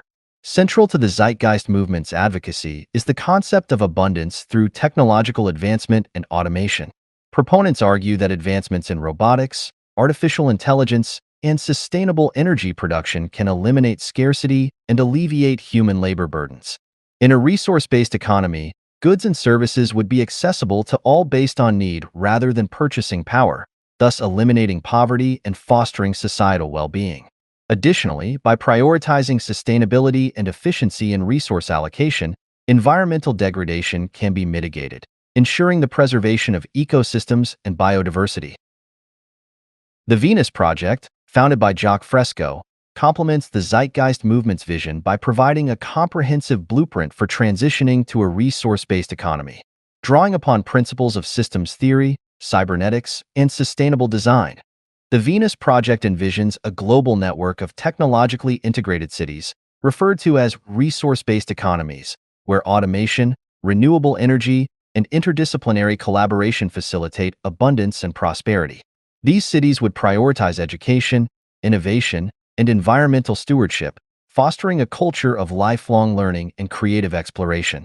One of the key tenets of the Venus Project is the redesign of societal institutions to align with the principles of sustainability and human well-being. This includes reimagining education systems to emphasize critical thinking, problem-solving, and ecological literacy, as well as restructuring governance models to prioritize global cooperation and decision-making based on scientific evidence rather than political ideology. By transcending national boundaries and fostering a sense of global citizenship, the Venus Project aims to address systemic issues at their root, laying the foundation for a peaceful and sustainable future. Implementing the principles of the Zeitgeist movement and the Venus Project poses both challenges and opportunities for humanity. Skeptics may question the feasibility of transitioning to a resource-based economy given entrenched power structures, vested interests, and cultural inertia. Moreover, concerns regarding technological unemployment, privacy rights, and centralized control may arise in the context of automated systems and digital governance. However, proponents argue that the status quo is unsustainable and that radical systemic change is necessary to address existential threats such as climate change, resource depletion, and social unrest. In conclusion, the Zeitgeist movement, the Venus Project, and the concept of a resource-based economy offer a compelling vision for a more equitable, sustainable, and humane world. By challenging prevailing assumptions about economics, governance, and human nature, these movements inspire us to imagine and strive for a future where abundance, cooperation, and ecological harmony prevail. While the road ahead may be fraught with obstacles, the pursuit of such a transformative vision is essential for realizing humanity's full potential and safeguarding the planet for future generations.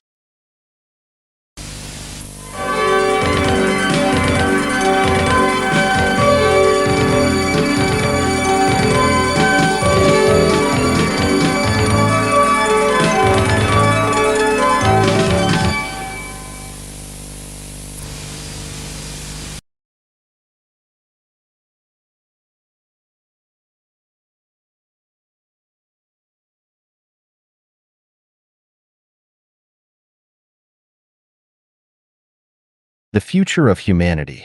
Embracing a resource-based economy with the Zeitgeist movement and the Venus Project. Chapter 1. Introduction. The Vision for a Better World. Overview of the book's purpose and themes. In an era marked by unprecedented technological advancements and simultaneous social, economic, and environmental crises, there arises a critical need to rethink the foundational structures of our global society. This book, The Future of Humanity, Embracing a Resource-Based Economy with the Zeitgeist Movement and the Venus Project, explores transformative ideas that challenge the status quo and offer a hopeful vision for the future. The purpose of this book is to delve deeply into the principles and practicalities of a resource-based economy, an alternative economic system proposed by the Zeitgeist Movement and the Venus Project. By understanding these concepts, we can envision a world where resources are managed sustainably, technological innovation benefits all, and human well-being is prioritized over profit. Introduction to the Zeitgeist Movement and the Venus Project. The Zeitgeist Movement. The Zeitgeist Movement, founded in 2008 by Peter Joseph, is a global sustainability advocacy organization. It focuses on the need for a transition from our current socio-economic paradigm to one that truly supports sustainable development. The movement critiques the monetary-based economy, highlighting its inherent inefficiencies, inequalities, and environmental destructiveness. Instead, it advocates for a resource-based economy, RB, where resources are allocated based on need and scientific principles rather than market forces. The Venus Project. The Venus Project, envisioned by futurist Jacques Fresco and co-founded with Roxanne Meadows, offers a comprehensive blueprint for an advanced society that uses science and technology to achieve social progress and sustainability. Located in Venus, Florida, the Venus Project showcases innovative designs for future cities and infrastructures, emphasizing efficiency, sustainability, and harmony with nature. Central to its vision is the idea that our current economic and social problems are not inherent to human nature, but are instead the result of outdated systems and practices. The vision for a better world. Imagine a world where poverty, war, and environmental destruction are relics of the past. In this envisioned future, humanity has transcended the limitations of a monetary-based economy and embraced a system where resources are abundant and distributed equitably. Technological advancements are no longer driven by profit, but by the collective goal of enhancing human well-being and environmental stewardship. Key principles of a resource-based economy. 1. Sustainable resource management. Utilizing scientific principles and advanced technology to manage Earth's resources sustainably, ensuring that they are used efficiently and preserved for future generations. 2. Equitable distribution. Ensuring that all individuals have access to the necessities of life, including food, water, shelter, healthcare, and education, regardless of their economic status. 3. Technological innovation. Leveraging technology to automate mundane tasks, reduce waste, and improve quality of life, allowing humans to focus on creativity, community, and personal development. 4. Global cooperation. Fostering international collaboration to address global challenges collectively, transcending borders and national interests in favor of a unified approach to humanity's well-being. The role of technology. In a resource-based economy, technology plays a pivotal role in ensuring sustainability and efficiency. Automation and artificial intelligence can take over repetitive and hazardous jobs, reducing human labor and increasing productivity. Renewable energy sources, such as solar and wind power, can replace fossil fuels, mitigating climate change and reducing environmental pollution. Advanced agricultural techniques can provide abundant, healthy food while conserving resources and protecting ecosystems. The importance of a paradigm shift. Transitioning to a resource-based economy requires a significant shift in our collective consciousness. It demands that we question deeply ingrained beliefs about competition, ownership, and the nature of progress. By embracing a new paradigm centered on cooperation, sustainability, and scientific rationality, we can create a world where human potential is fully realized and the planet's resources are managed responsibly. The journey ahead. This book is structured to guide you through the concepts, principles, and practicalities of a resource-based economy. We will explore the shortcomings of the current system, delve into the visionary ideas of the Zeitgeist movement and the Venus Project, and discuss the steps necessary to transition to a more sustainable and equitable world. In the following chapters, you will gain a comprehensive understanding of the urgent need for change and the feasible solutions that a resource-based economy offers. Together, we will envision a future where humanity thrives in harmony with the environment, leveraging technology and cooperation to achieve unprecedented levels of well-being and prosperity. Welcome to the journey towards a better world. Chapter 2. The State of the World Today. Examination of current socio-economic issues. The world today is characterized by stark contrasts and deep-seated inequalities. While technological advancements have propelled humanity forward, significant portions of the global population still grapple with poverty, hunger, and lack of access to basic services. The current socio-economic system, primarily driven by profit and competition, has failed to address these pervasive issues adequately. Economic inequality. Economic inequality has reached unprecedented levels. According to reports, the richest 1% of the world's population holds more wealth than the rest of the global population combined. This vast disparity is not just a moral issue, but also a systemic flaw that undermines social cohesion and stability. The concentration of wealth in the hands of a few leads to power imbalances, influencing political decisions and perpetuating cycles of poverty and marginalization. Poverty and hunger. Despite the global abundance of resources, millions of people live in extreme poverty. The United Nations estimates that over 700 million people live on less than $1.90 a day. This poverty is closely linked to hunger and malnutrition, affecting over 800 million individuals. The paradox of plenty, where food production exceeds global needs, yet millions go hungry, highlights the inefficiencies and injustices of the current economic system. Critique of the monetary-based economy. The monetary-based economy, which prioritizes profit over human and environmental well-being, lies at the heart of these issues. This system drives unsustainable consumption patterns, environmental degradation, and social inequality. The profit motive. In a monetary-based economy, the primary driver of innovation and production is profit. This focus on profit often leads to the exploitation of workers, depletion of natural resources, and neglect of social and environmental responsibilities. Companies are incentivized to cut costs, often at the expense of fair wages, safe working conditions, and environmental sustainability. Debt and financial instability. The reliance on debt as a means of financing economic growth has led to significant financial instability. Countries, corporations, and individuals are burdened by debt, leading to economic crises and recessions. The 2008 financial crisis is a stark reminder of the vulnerabilities inherent in a debt-driven economy, where speculative investments and risky financial practices can lead to widespread economic collapse. Environmental and social challenges. The current economic system has also had severe environmental and social consequences, threatening the planet's health and future generations' well-being. Climate change and environmental degradation. Human activities, driven by the pursuit of economic growth, have led to significant environmental degradation. Deforestation, pollution, and overexploitation of natural resources have resulted in biodiversity loss, soil erosion, and water scarcity. Climate change, driven by greenhouse gas emissions from industrial activities, poses an existential threat to humanity. Rising global temperatures, extreme weather events, and sea level rise are already causing widespread disruption and suffering. Social fragmentation. The competitive nature of the monetary-based economy fosters social fragmentation. Communities are often divided along economic lines, leading to social tensions and conflicts. The emphasis on individual success and material wealth undermines collective well-being and social solidarity. This fragmentation is further exacerbated by systemic issues such as racial and gender inequality, which perpetuate discrimination and limit opportunities for marginalized groups. The urgency for change. The myriad of socioeconomic and environmental challenges facing the world today underscores the urgent need for a systemic change. The current economic model, with its focus on profit and growth, is unsustainable and incompatible with the long-term well-being of humanity and the planet.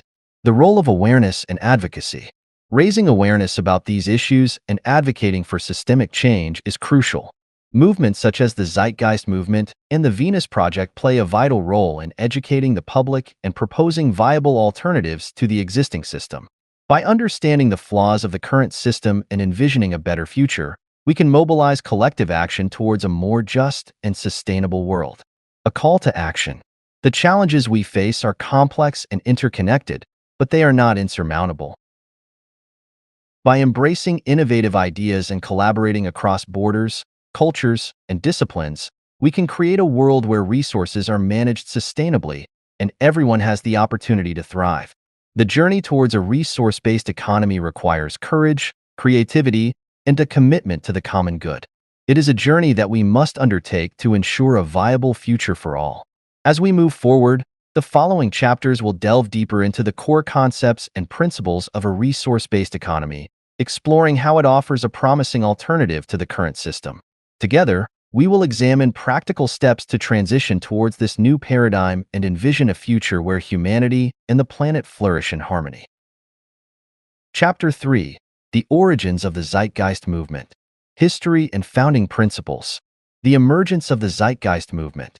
The Zeitgeist Movement, TZM, emerged in 2008, catalyzed by a series of documentaries created by filmmaker Peter Joseph. The first film, Zeitgeist, the movie, released in 2007, was a provocative critique of social institutions, including religion, government, and economic systems. Although the film initially sparked controversy and debate, it laid the groundwork for a broader movement advocating systemic change. In 2008, Joseph released Zeitgeist, Addendum, which introduced the concept of a resource-based economy, RBE, and featured the work of Jacques Fresco and the Venus Project. This documentary resonated with a global audience, leading to the formal establishment of the Zeitgeist movement. The movement's goal was to raise awareness about the inherent flaws in the current socio-economic system and promote a transition to a sustainable and equitable society based on scientific principles. Founding principles. The Zeitgeist movement is built on several core principles that challenge conventional wisdom and propose a new paradigm for organizing society.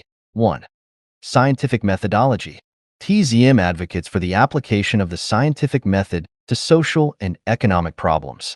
This approach emphasizes empirical evidence, rational analysis, and continuous improvement, rejecting dogma and superstition. 2. Sustainability.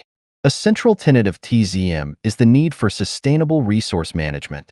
The movement calls for the efficient use of natural resources, renewable energy, and the minimization of waste to ensure the long-term health of the planet. 3. Human and social well-being. TZM prioritizes human well-being over profit and economic growth. It seeks to create a society where everyone has access to the necessities of life, including food, water, healthcare, education, and shelter. 4. Global cooperation. Recognizing that many of the world's problems are global in nature, TZM advocates for international cooperation and the dissolution of artificial borders. It promotes a unified approach to addressing global challenges such as climate change, poverty, and inequality. 5. Technology and innovation. TZM believes in harnessing technology to improve quality of life and solve social problems. It encourages the development and deployment of advanced technologies in fields such as automation, renewable energy, and sustainable agriculture. Key figures and milestones. Peter Joseph. Peter Joseph, the founder of the Zeitgeist movement, is a filmmaker, author, and social activist. His documentaries played a crucial role in bringing attention to the movement's ideas and inspiring a global following. Joseph's work emphasizes the need for a radical shift in our economic and social systems, advocating for a society based on rational thought and scientific principles. Jacques Fresco and the Venus Project. Jacques Fresco, a futurist and industrial designer, greatly influenced TZM through his work with the Venus Project. Fresco's visionary ideas for a resource-based economy and sustainable city designs provided a concrete blueprint for the movement's goals. Alongside Roxanne Meadows, Fresco dedicated his life to promoting the principles of a resource-based society, which TZM adopted as a core component of its vision. Major milestones. 2008. The release of Zeitgeist, Addendum, marks the formal establishment of the Zeitgeist movement. The documentary introduces the concept of a resource-based economy and features the Venus Project. 2009. The first annual Zeitgeist Day, Z-Day, is held, with events in over 70 countries. Z-Day serves as a global awareness campaign, bringing together activists and supporters to discuss TZM's principles and promote systemic change. 2010.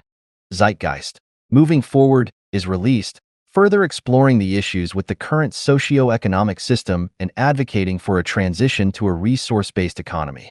The film reaches millions of viewers worldwide, significantly expanding TZM's reach. 2011 to 2015. TZM continues to grow, with chapters established in over 100 countries. The movement organizes numerous events, lectures, and conferences to raise awareness and build a global community of advocates. 2017. The release of Interreflections, a film trilogy by Peter Joseph, continues to promote TZM's ideas and critiques the current socio-economic system. The trilogy explores the interconnectedness of social, economic, and environmental issues, advocating for a holistic approach to societal change. The movement's global reach and influence. The Zeitgeist movement has grown into a global phenomenon, with a presence in over 100 countries and a diverse network of supporters. Its message of systemic change and sustainability resonates with individuals from all walks of life, transcending cultural and national boundaries. Grassroots activism. One of the strengths of TZM is its grassroots nature. Local chapters around the world organize events, workshops, and community projects to promote the movement's ideas and engage with the public. These activities help to build local support and foster a sense of global solidarity. Educational initiatives. Education is a key focus for TZM. The movement produces a wide range of educational materials, including documentaries, books, articles, and online resources, to inform and inspire individuals about the need for systemic change. By providing accessible and comprehensive information, TZM empowers people to understand the root causes of societal problems and consider alternative solutions. Collaboration and partnerships. TZM collaborates with other organizations and movements that share its vision for a better world. These partnerships help to amplify the movement's message and create synergies for collective action. By working together, TZM and its partners aim to build a broad-based coalition for systemic change. Conclusion. The Zeitgeist movement represents a bold and visionary response to the pressing challenges of our time. By advocating for a resource-based economy and emphasizing the principles of sustainability, scientific methodology, and global cooperation, TZM offers a compelling alternative to the current socio-economic system. As we continue this exploration, the subsequent chapters will delve into the core concepts and practicalities of a resource-based economy, further illuminating the path towards a sustainable and equitable future. Chapter 4. What is a resource-based economy? Definition and principles. A resource-based economy, RB, represents a transformative vision for society grounded in the equitable management of Earth's resources and driven by scientific and technological advancements. Unlike the current monetary-based system, which prioritizes profit and growth, an RB focuses on sustainability, efficiency, and the well-being of all people. In this chapter, we will explore the fundamental principles of a resource-based economy and how it differs from traditional economic systems. Core principles of a resource-based economy. 1. Sustainable resource management. In an RB, resources are managed sustainably to ensure their availability for future generations. This involves careful monitoring of resource stocks, efficient extraction and utilization, and minimizing waste through recycling and renewable energy sources. 2. Equitable distribution. An RBE seeks to eliminate poverty and inequality by ensuring that all individuals have access to the basic necessities of life, including food, water, shelter, healthcare, and education. Resources are distributed based on need rather than purchasing power. 3. Technological innovation. The application of advanced technology is central to an RB. Automation, artificial intelligence, and other technological innovations are used to optimize resource use, reduce waste, and enhance quality of life. 4. Scientific methodology. Decisions in an RB are guided by the scientific method, relying on empirical evidence and rational analysis to address societal challenges. This approach ensures that policies and practices are grounded in reality and continuously improved. 5. Global cooperation. Recognizing the interconnected nature of global challenges, an RB emphasizes international collaboration. Countries work together to manage resources, share technological advancements, and address issues like climate change and poverty. Comparison with traditional economic systems. A resource-based economy differs fundamentally from traditional economic systems in several key ways. 1. Economic basis. Traditional economy. Based on money, markets, and profit. Resources are allocated through market mechanisms, often leading to inefficiencies and inequalities. Resource-based economy. Based on the equitable management of resources. Allocation is driven by need and scientific principles, aiming for sustainability and fairness. 2. Value and motivation. Traditional economy. Driven by profit and competition. Success is measured by financial gain and economic growth. Resource-based economy. Driven by human well-being and sustainability. Success is measured by the health and happiness of the population and the environment's condition. 3. Resource management. Traditional economy. Often leads to overexploitation and environmental degradation due to the focus on short-term profits. Resource-based economy. Promotes sustainable practices, preserving resources for future generations and minimizing environmental impact. 4. Social structure. Traditional economy, characterized by significant inequality, with wealth concentrated in the hands of a few. Resource-based economy aims for equitable distribution, ensuring that everyone has access to life's essentials. Potential benefits and challenges. Benefits of a resource-based economy. 1. Elimination of poverty and inequality. By ensuring that resources are distributed based on need, an RB can eliminate poverty and significantly reduce inequality. Everyone has access to basic necessities, leading to improved quality of life and social stability. 2. Environmental sustainability. An RB prioritizes the sustainable use of resources, reducing environmental degradation and mitigating climate change. Renewable energy sources, efficient technologies, and sustainable practices help protect the planet for future generations. 3. Technological advancement. With a focus on innovation and efficiency, an RB encourages the development and application of advanced technologies. Automation and artificial intelligence can take over mundane and hazardous tasks, freeing humans to pursue creative and meaningful activities. 4. Social cohesion and cooperation. An RB fosters a sense of global community and cooperation. By working together to manage resources and address common challenges, societies can build stronger, more cohesive communities. Challenges in implementing a resource-based economy. 1. Transition from current systems. Moving from a monetary-based economy to an RB requires significant changes in social, economic, and political structures. This transition can be complex and may face resistance from those invested in the current system. 2.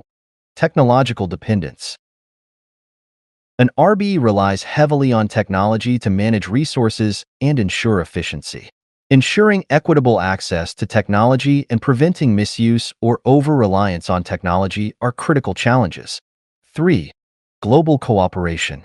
Achieving the level of global cooperation necessary for an RB can be difficult. Political, cultural, and economic differences may hinder collaboration and the implementation of shared solutions. 4. Public awareness and support. For an RB to be successful, there needs to be widespread public awareness and support for the concept.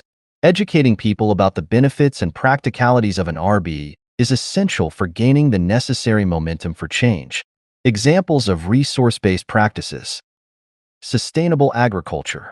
In an RB, sustainable agricultural practices are employed to produce food efficiently and responsibly.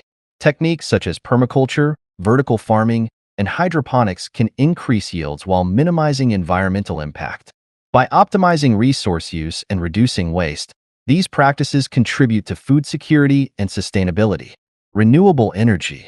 An RB prioritizes the use of renewable energy sources like solar, wind, and geothermal power. These technologies can replace fossil fuels, reducing greenhouse gas emissions and mitigating climate change. Advances in energy storage and distribution ensure a reliable and sustainable energy supply.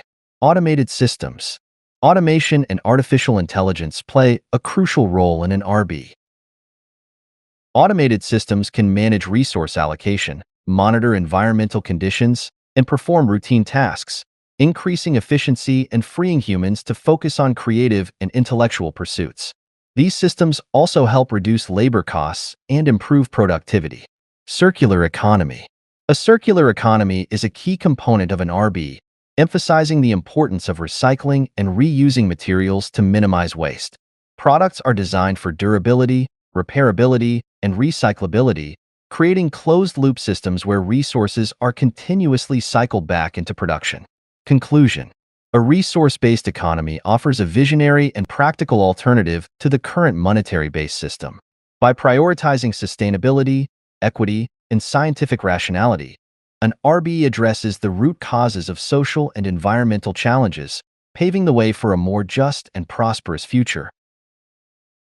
While the transition to an RB presents significant challenges, the potential benefits for humanity and the planet make it a compelling and necessary pursuit. In the following chapters, we will delve deeper into the specific aspects of an RB, exploring how it can be implemented in various sectors and the steps needed to transition from our current system.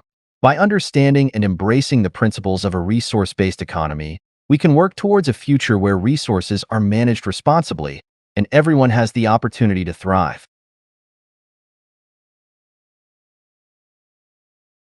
Chapter 5. The Venus Project, a Vision for the Future. History and Development. The birth of the Venus Project. The Venus Project was founded by Jacques Fresco, a visionary industrial designer and social engineer, along with his partner Roxanne Meadows. Located in Venus, Florida, the project was established in the mid-1970s as a research center and educational institution dedicated to designing a sustainable future. Fresco's lifelong ambition was to create a society free from the constraints and inefficiencies of the current socio-economic system. Jacques Fresco's vision. Jacques Fresco's work was driven by the belief that the root causes of social problems, such as poverty, crime, and environmental degradation, lie in our outdated economic system. He envisioned a world where resources are managed scientifically and distributed equitably, leveraging technology and designed to enhance human well-being and environmental health. His innovative designs for cities, transportation systems, and infrastructure were all part of a broader vision to create a resource-based economy. Key milestones. 1980s. Development of conceptual designs for sustainable cities, efficient transportation systems, and advanced agricultural methods. 1994. Formal establishment of the Venus Project as a non-profit organization to promote Fresco's ideas and solutions. 2000s. Collaboration with the Zeitgeist movement, which helped popularize the principles of a resource-based economy and brought global attention to the Venus Project. 2010s. Increased global outreach through documentaries, lectures, and educational materials, expanding the project's influence and inspiring a growing community of supporters. Core principles and goals. Sustainability. The Venus Project is built on the principle of sustainability, aiming to create systems that ensure the long-term health of the planet and its inhabitants. This involves the use of renewable energy, efficient resource management, and sustainable agricultural practices. By designing cities and infrastructures that minimize waste and maximize efficiency, the Venus Project seeks to create a harmonious relationship between humanity and the environment. Scientific application.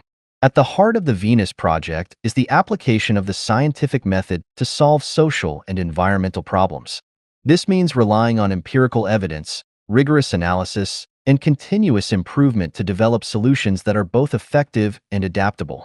By removing biases and subjective decision-making, a scientifically guided approach ensures that policies and practices are grounded in reality and optimized for the greatest benefit. Technological innovation. Technology plays a crucial role in the Venus Project's vision. Advanced technologies, such as automation, artificial intelligence, and renewable energy systems, are seen as essential tools for creating a sustainable and equitable society.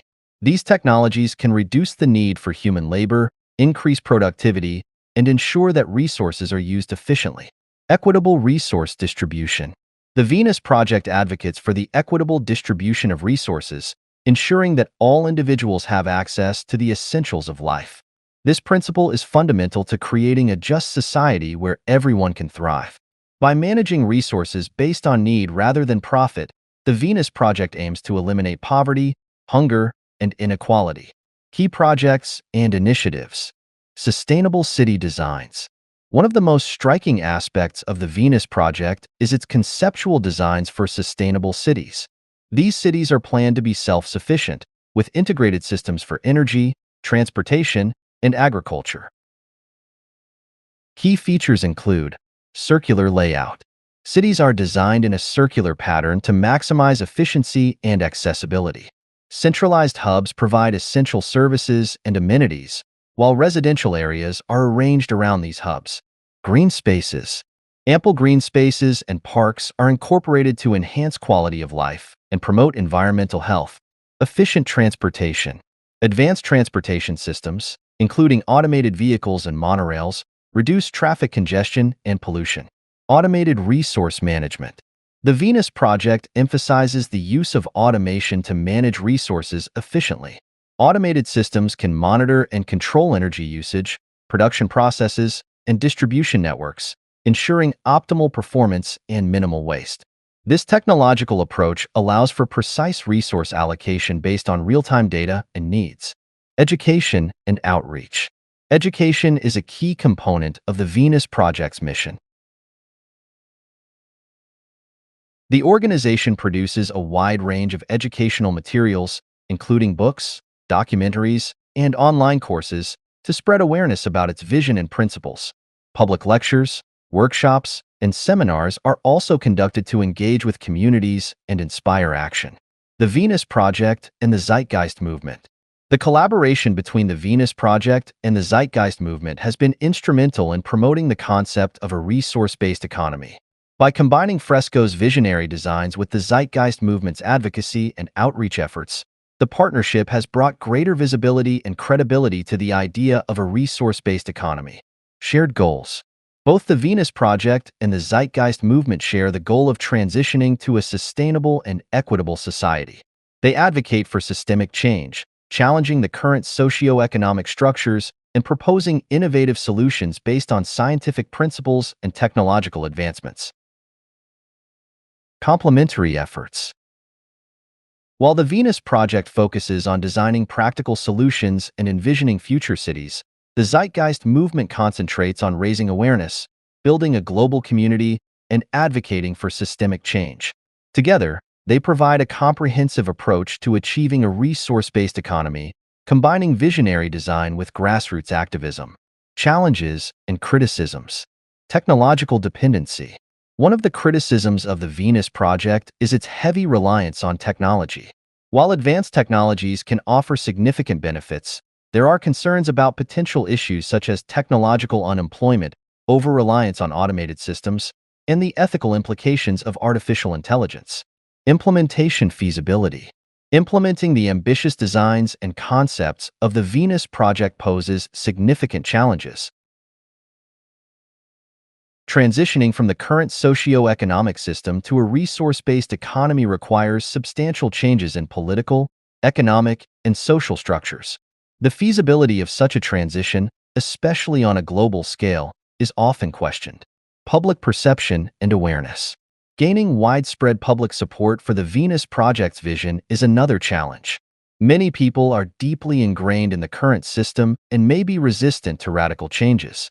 Overcoming misconceptions and building a broad-based coalition for change requires extensive education and outreach efforts. Conclusion.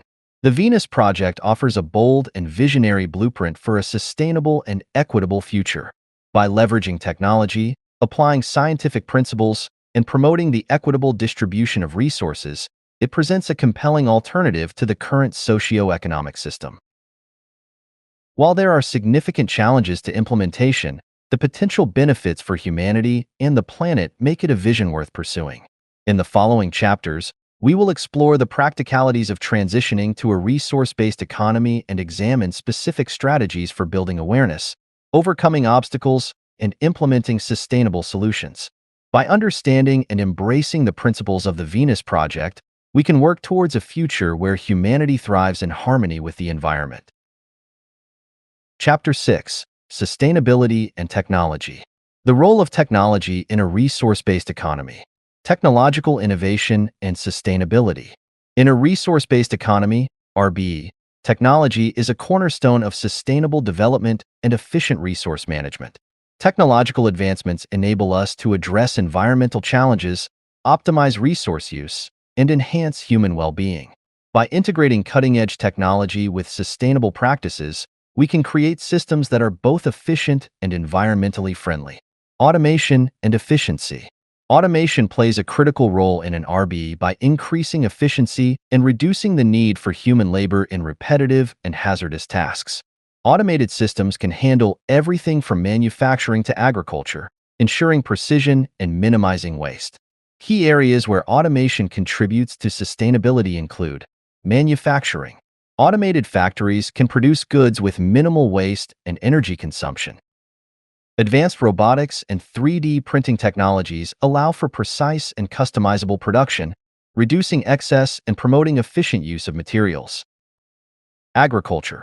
Automated farming equipment and systems can optimize planting, irrigation, and harvesting, leading to higher yields and lower resource use. Drones and AI-powered sensors can monitor crop health and soil conditions in real time, enabling targeted interventions and reducing the need for pesticides and fertilizers. Renewable energy. Transitioning to renewable energy sources is fundamental to achieving sustainability in an RB.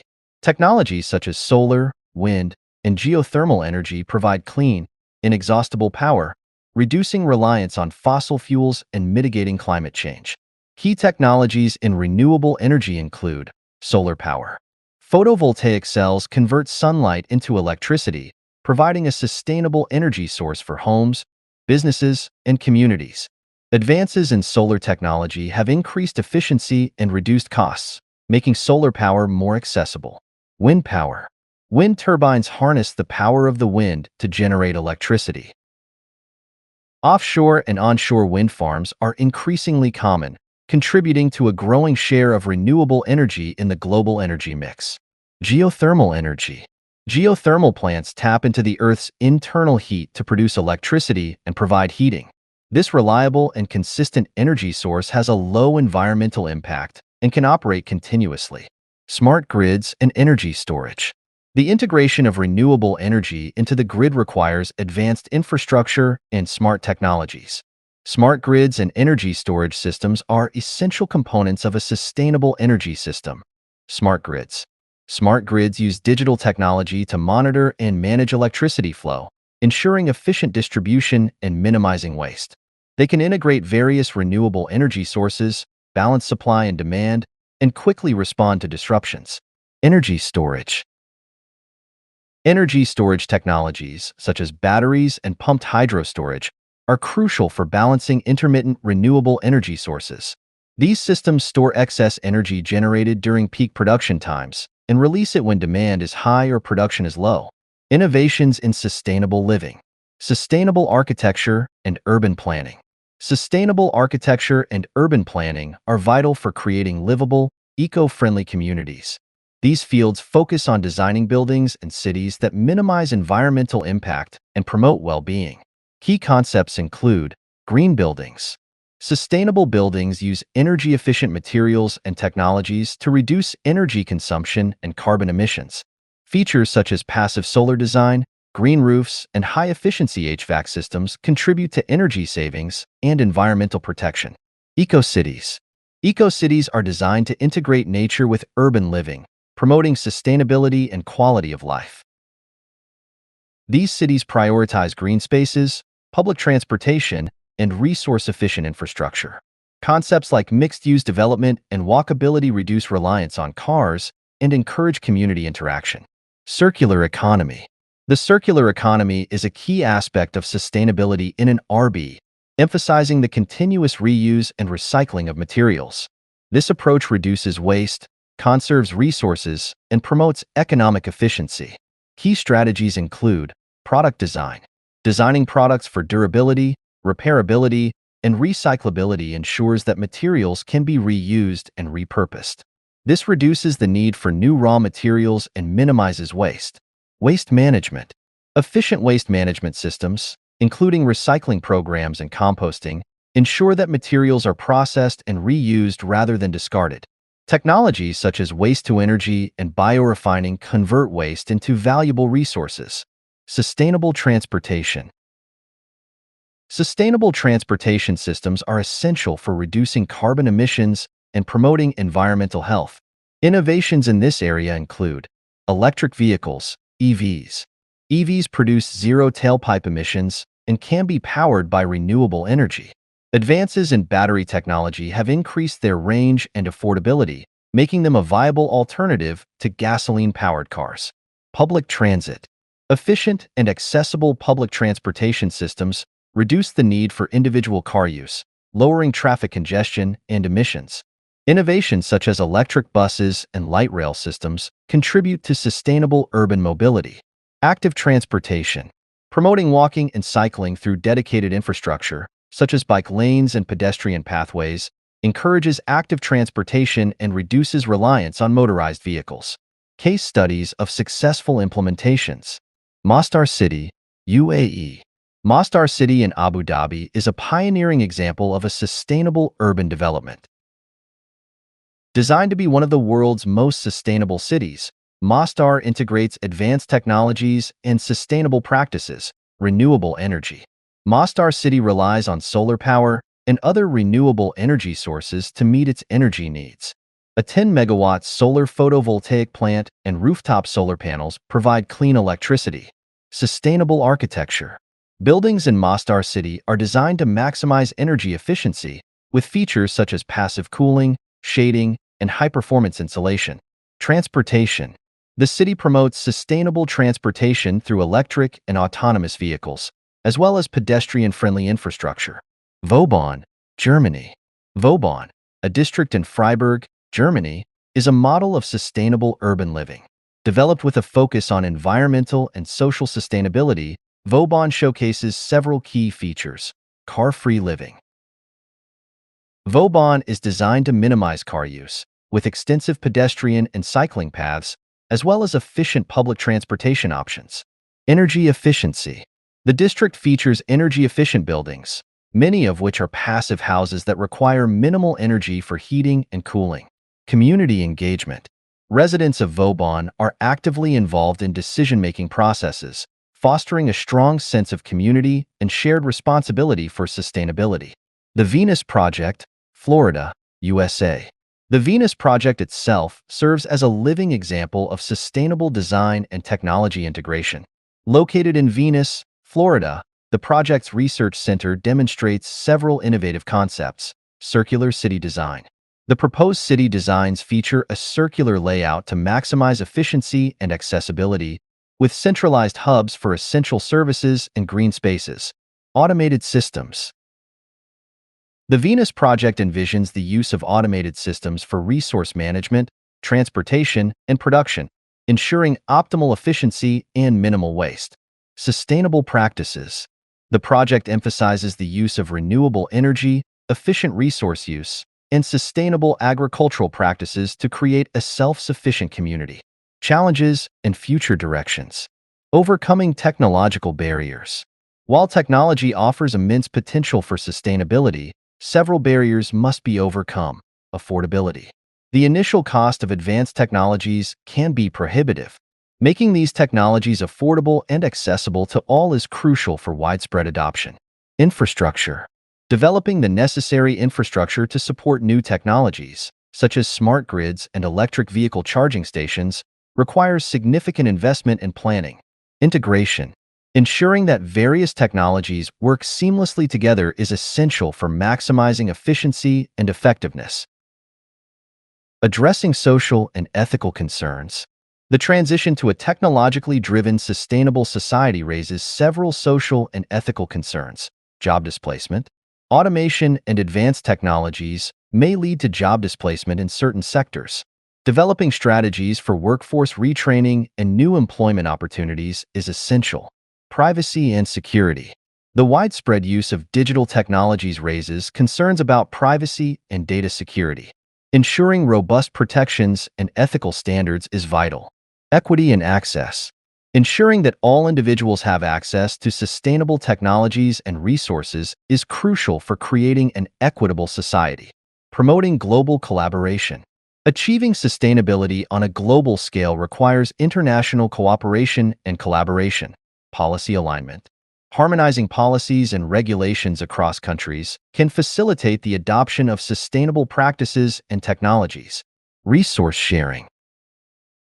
Sharing technological advancements, knowledge, and resources can help address global challenges and promote collective progress. Joint initiatives. Collaborative projects and initiatives, such as international research programs and sustainability partnerships, can drive innovation and implementation. Conclusion. Sustainability and technology are intrinsically linked in the vision of a resource-based economy.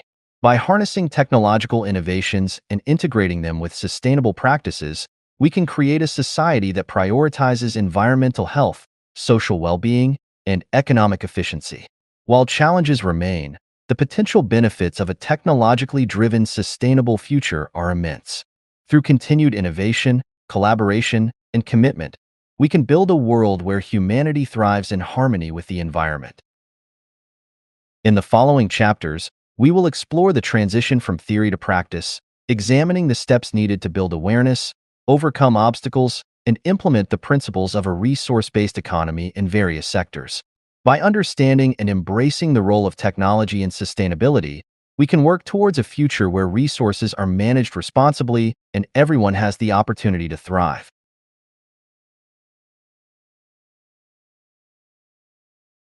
Chapter 7. Building Awareness and Understanding. Strategies for Spreading the Message. The transition to a resource-based economy, RB, requires widespread public awareness and understanding of its principles and benefits.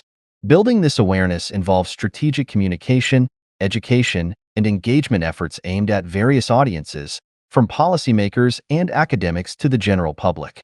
In this chapter, we explore effective strategies for spreading the message of a sustainable and equitable future. Effective communication. Clear, compelling communication is essential for raising awareness about an RB. Key strategies include simplifying complex concepts. Breaking down complex ideas into easily understandable language helps make the concepts accessible to a broader audience. Use of analogies, metaphors, and visual aids can aid comprehension. Storytelling. Sharing personal stories and testimonials about how an RB could impact individual lives can make the concept more relatable and inspiring. Highlighting real-world examples and successes in sustainable practices can demonstrate feasibility. Multimedia content. Utilizing various media formats, including videos, infographics, podcasts, and social media, can reach diverse audiences and keep the message engaging. Platforms like YouTube, Instagram, and TikTok can be particularly effective for reaching younger generations. Educational resources and outreach programs. Education plays a crucial role in building awareness and fostering a deep understanding of an RB. Developing comprehensive educational resources and outreach programs can help achieve this goal. Schools and universities. Integrating RB concepts into educational curricula at all levels can nurture a generation of informed and engaged citizens. Curriculum development. Partnering with educators to develop modules and courses on sustainability, technology, and resource-based economics. These can be incorporated into subjects like science, social studies, and economics. Workshops and seminars. Hosting workshops, seminars, and guest lectures in schools and universities to provide students with hands-on learning experiences and direct interactions with experts. Research initiatives. Encouraging academic research on RB-related topics and offering scholarships and grants for projects that explore sustainable solutions and innovative technologies. Community programs. Engaging local communities through targeted programs can build grassroots support for an RB. Community centers and libraries. Organizing talks, discussion groups, and exhibitions in community centers and libraries to educate the public about RB principles. Local media. Leveraging local newspapers, radio stations, and TV channels to spread the message. Regular columns, interviews, and feature stories can help reach a broader audience. Grassroots activism. Supporting local activists and community leaders in organizing events, rallies, and campaigns that advocate for sustainable practices and highlight the benefits of an RB. Success stories and testimonials. Sharing success stories and testimonials from individuals, communities, and organizations that have implemented RB principles can inspire others and demonstrate the viability of these concepts.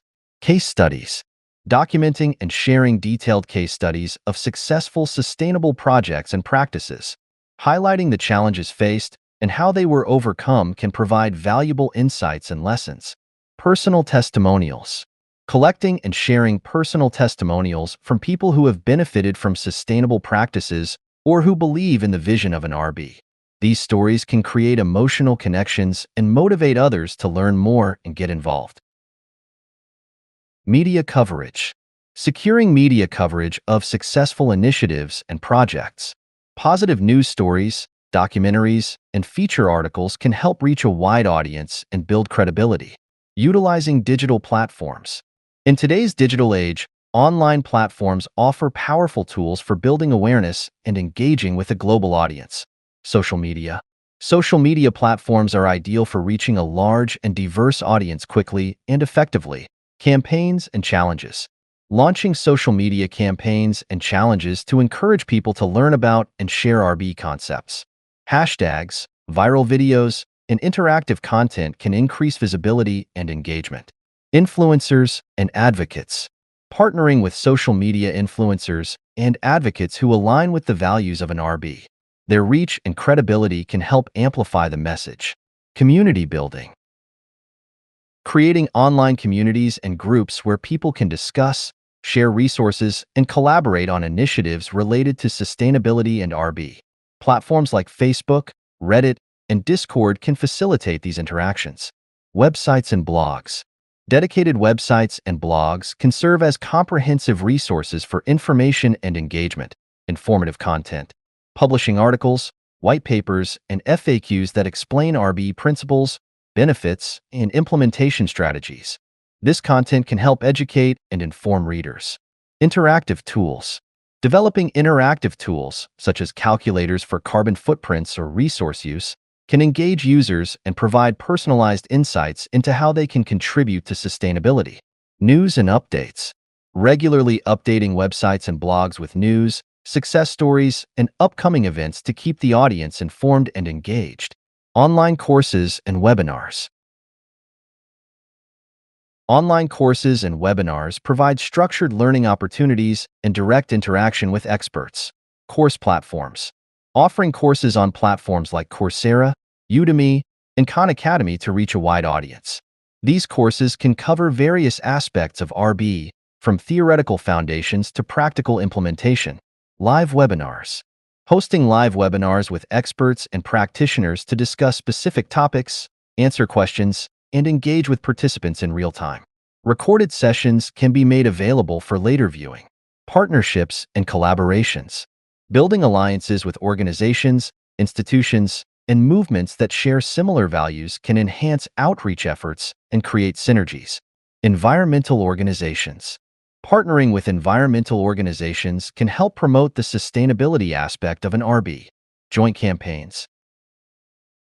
Collaborating on campaigns that highlight the environmental benefits of an RB and advocate for policies that support sustainable practices. Resource sharing. Sharing resources, research, and expertise to strengthen each organization's efforts and amplify the overall impact. Educational institutions. Working with educational institutions can expand the reach and impact of educational initiatives. Curriculum integration. Collaborating on the development of curricula and educational materials that incorporate RB principles. Research projects. Supporting joint research projects that explore innovative solutions and provide empirical evidence for the benefits of an RB. Government and policymakers. Engaging with government bodies and policymakers is crucial for advocating systemic change. Policy advocacy. Advocating for policies and regulations that support sustainable practices, technological innovation, and equitable resource distribution. Public-private partnerships. Forming partnerships with government agencies and private sector entities to pilot RB projects and demonstrate their feasibility and benefits. Conclusion. Building awareness and understanding of a resource-based economy is a critical step toward realizing this transformative vision for the future. Through effective communication, comprehensive education, engaging digital platforms, and strategic partnerships, we can spread the message of sustainability and equity. By inspiring and informing people at all levels of society, we can create a groundswell of support for systemic change and move closer to a world where resources are managed responsibly and everyone has the opportunity to thrive. In the following chapters, we will delve into the practical steps for transitioning from theory to practice, exploring how to overcome obstacles and implement the principles of an RB in various sectors. By continuing to build awareness and understanding, we can lay the foundation for a sustainable and equitable future. Chapter 8. From Theory to Practice. Steps for transitioning to a resource-based economy. The transition from our current socio-economic system to a resource-based economy, RB, is a complex and multifaceted process. This chapter outlines practical steps and strategies for implementing the principles of an RB, addressing the challenges, and paving the way for a sustainable and equitable future. Building a knowledge base. Before any practical implementation, it is essential to build a comprehensive knowledge base. This involves research, education, and the development of frameworks that guide the transition process. 1. Research and development. Conducting extensive research on sustainable technologies, resource management practices, and economic models. Developing prototypes and pilot projects to test and refine RB concepts in real-world settings. 2. Educational programs. Integrating RB principles into educational curricula at all levels, from primary schools to universities. Offering specialized courses, workshops, and seminars to train individuals in sustainable practices and resource management. 3. Policy frameworks. Developing policy frameworks that support the transition to an RB. These frameworks should address resource allocation, technological innovation, and social equity. Collaborating with governments, NGOs, and international organizations to create policies that promote sustainability and resource efficiency. Pilot projects and experimental communities. Pilot projects and experimental communities play a crucial role in demonstrating the feasibility and benefits of an RB. These initiatives provide valuable insights and serve as models for broader implementation. 1. Establishing experimental communities. Creating communities designed and operated based on RB principles. These communities serve as living laboratories for sustainable practices and technologies. Ensuring diverse representation within these communities to address various social, economic, and cultural factors. 2. Monitoring and evaluation. Implementing robust monitoring and evaluation systems to track the progress and impact of pilot projects. Using data and feedback to continuously improve practices and address challenges. 3. Scaling successful models. Identifying successful pilot projects and developing strategies for scaling them up to larger communities, cities, and regions. Sharing best practices and lessons learned with other communities and stakeholders. Technological integration. Technology is a cornerstone of an RB, providing the tools and systems necessary for sustainable resource management and equitable distribution. 1. Developing sustainable technologies. Investing in the research and development of technologies that promote sustainability, such as renewable energy systems, automated resource management, and sustainable agriculture. Collaborating with tech companies, research institutions, and innovators to accelerate the development and deployment of these technologies. 2. Implementing smart systems. Integrating smart systems and IoT, Internet of Things, technologies to optimize resource use, monitor environmental conditions, and enhance efficiency. Utilizing data analytics and AI to make informed decisions about resource allocation and management. 3. Ensuring accessibility. Ensuring that sustainable technologies are accessible and affordable to all, regardless of socioeconomic status. Addressing digital divide issues by providing training and resources to communities that may lack access to advanced technologies. Social and cultural transformation. The transition to an RB requires not only technological and economic changes, but also significant social and cultural shifts. 1. Promoting social equity.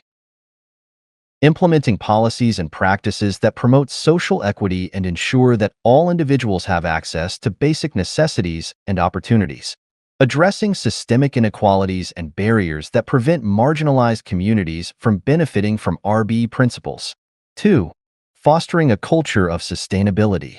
Promoting a culture of sustainability through education, awareness campaigns, and community engagement.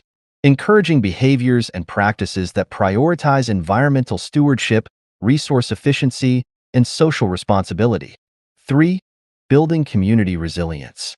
Strengthening community resilience by developing local networks, resources, and support systems. Encouraging collaboration and cooperation within and between communities to address common challenges and build collective capacity. Overcoming obstacles and resistance. The transition to an RB will inevitably encounter obstacles and resistance. Addressing these challenges proactively is crucial for successful implementation. 1. Addressing economic interests. Engaging with businesses and industries that may be resistant to change, demonstrating the long-term benefits and opportunities of an RB. providing incentives and support for businesses to adopt sustainable practices and transition to new economic models. 2. Managing political resistance. Building alliances with policymakers and political leaders who support sustainability and equity. Engaging in advocacy and lobbying efforts to promote RB-friendly policies and regulations. 3. Changing public perceptions. Addressing misconceptions and skepticism about RB principles through transparent communication and education. Highlighting the practical benefits and successes of RB initiatives to build public support and trust. Global collaboration and implementation. Achieving a global transition to an RB requires international cooperation and collaboration. 1. Forming international alliances. Building alliances with countries, international organizations, and NGOs that share a commitment to sustainability and equity. Collaborating on global initiatives and projects that promote RB principles. 2. Sharing knowledge and resources. Facilitating the exchange of knowledge, technologies, and best practices between countries and communities.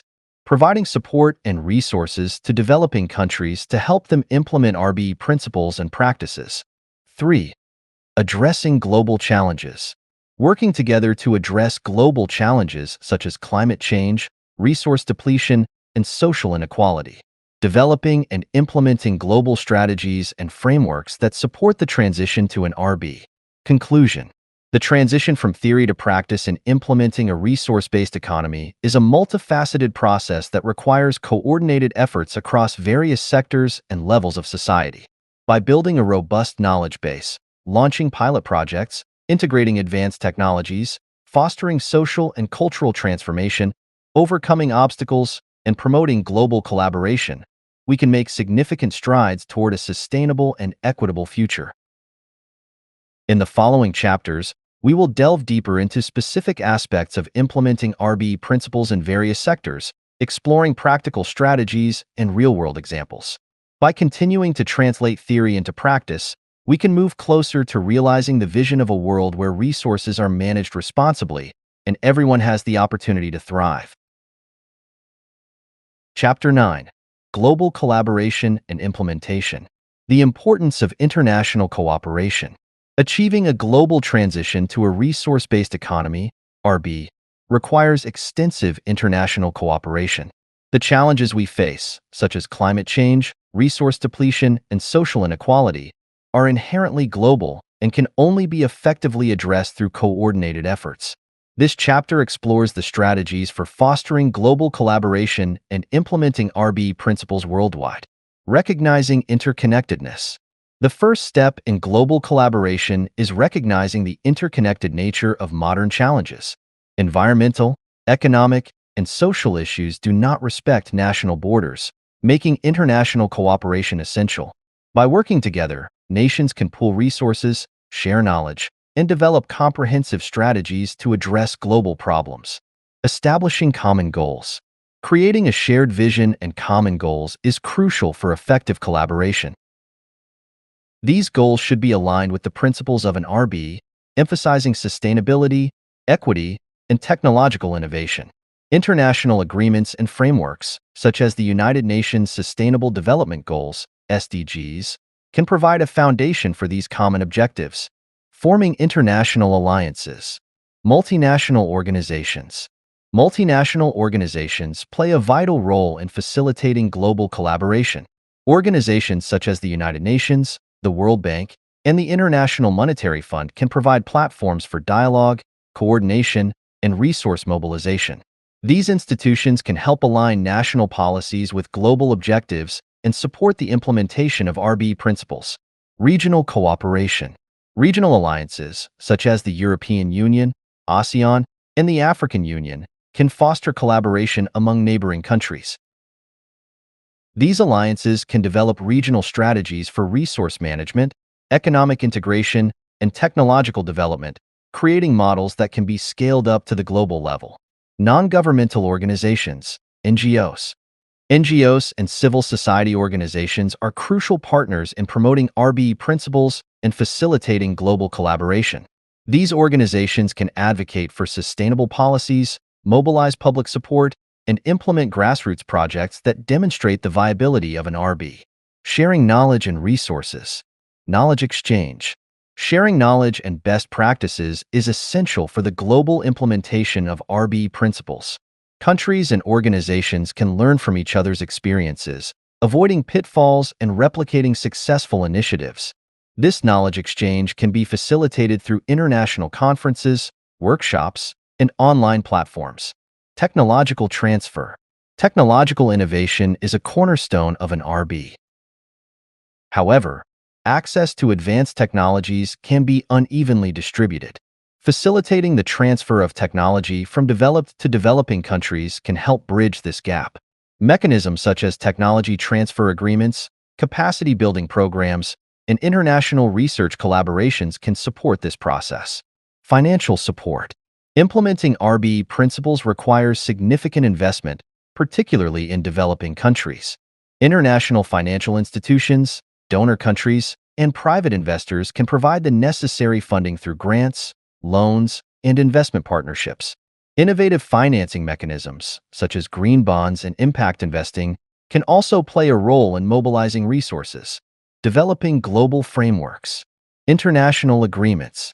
Global frameworks and agreements are essential for aligning national policies with RB principles. Agreements such as the Paris Agreement on Climate Change and the Convention on Biological Diversity provide a basis for coordinated action. Strengthening and expanding these frameworks can ensure a comprehensive approach to global challenges. Policy harmonization. Harmonizing policies and regulations across countries can facilitate the transition to an RB. This includes aligning standards for environmental protection, labor rights, and resource management. Policy harmonization can reduce barriers to international cooperation and create a level playing field for sustainable development. Monitoring and accountability. Effective implementation of global frameworks requires robust monitoring and accountability mechanisms. International organizations can develop indicators and reporting systems to track progress towards RB goals. Transparency and accountability can ensure that commitments are met and resources are used effectively. Addressing global challenges together. Climate change. Climate change is one of the most pressing global challenges and a central focus of RB principles.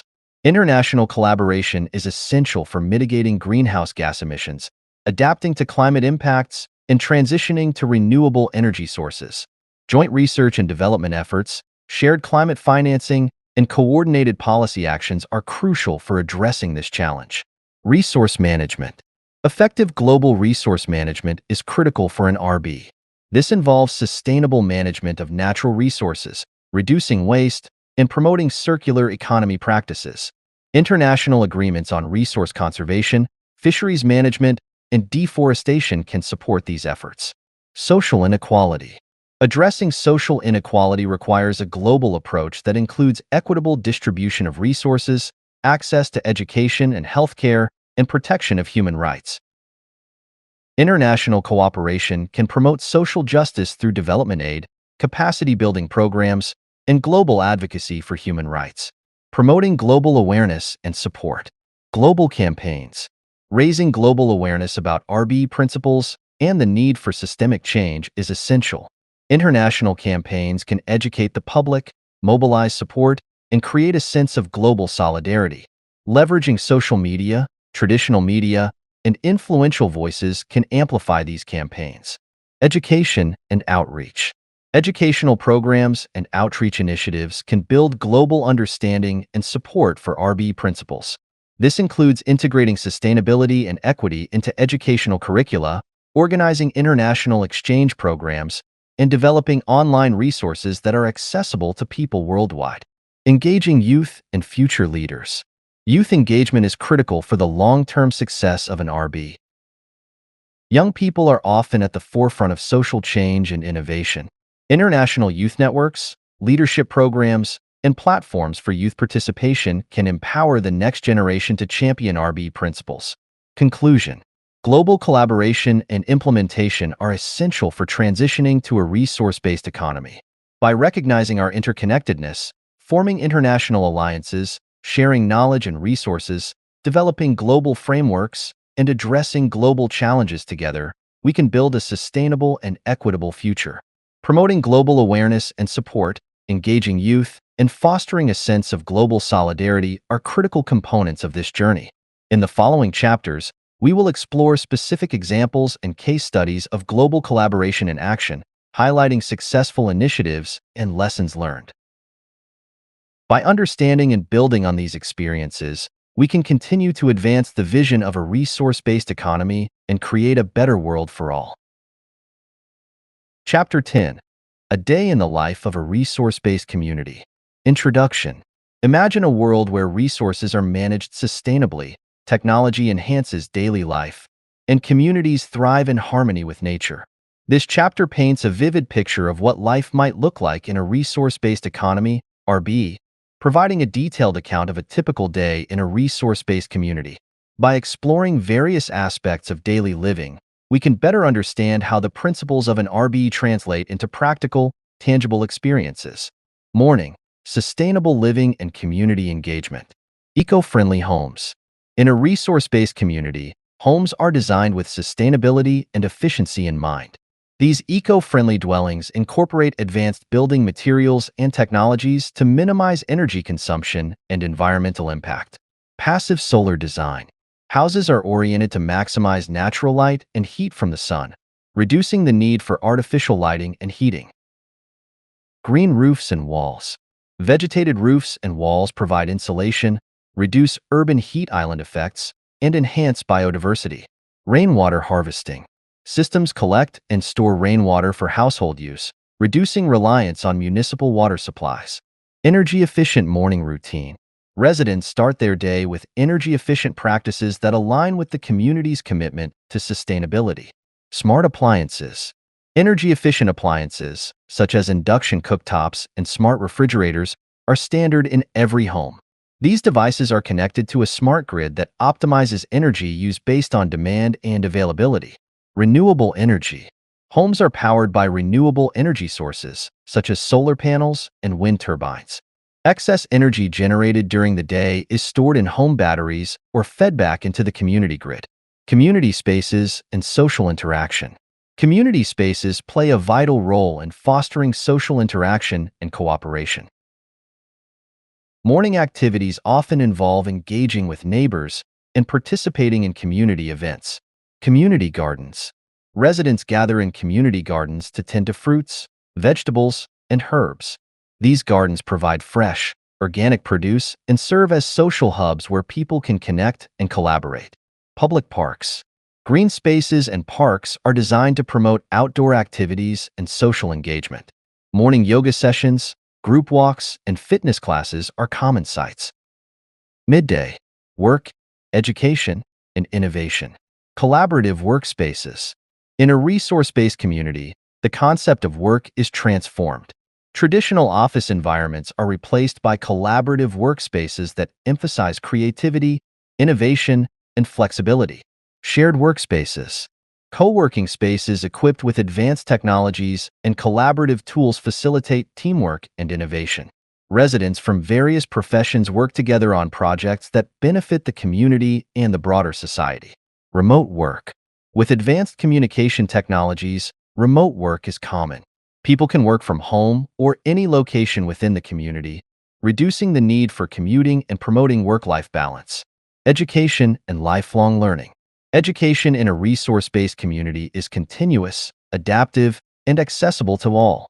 The focus is on holistic development, critical thinking, and practical skills. Integrated learning centers.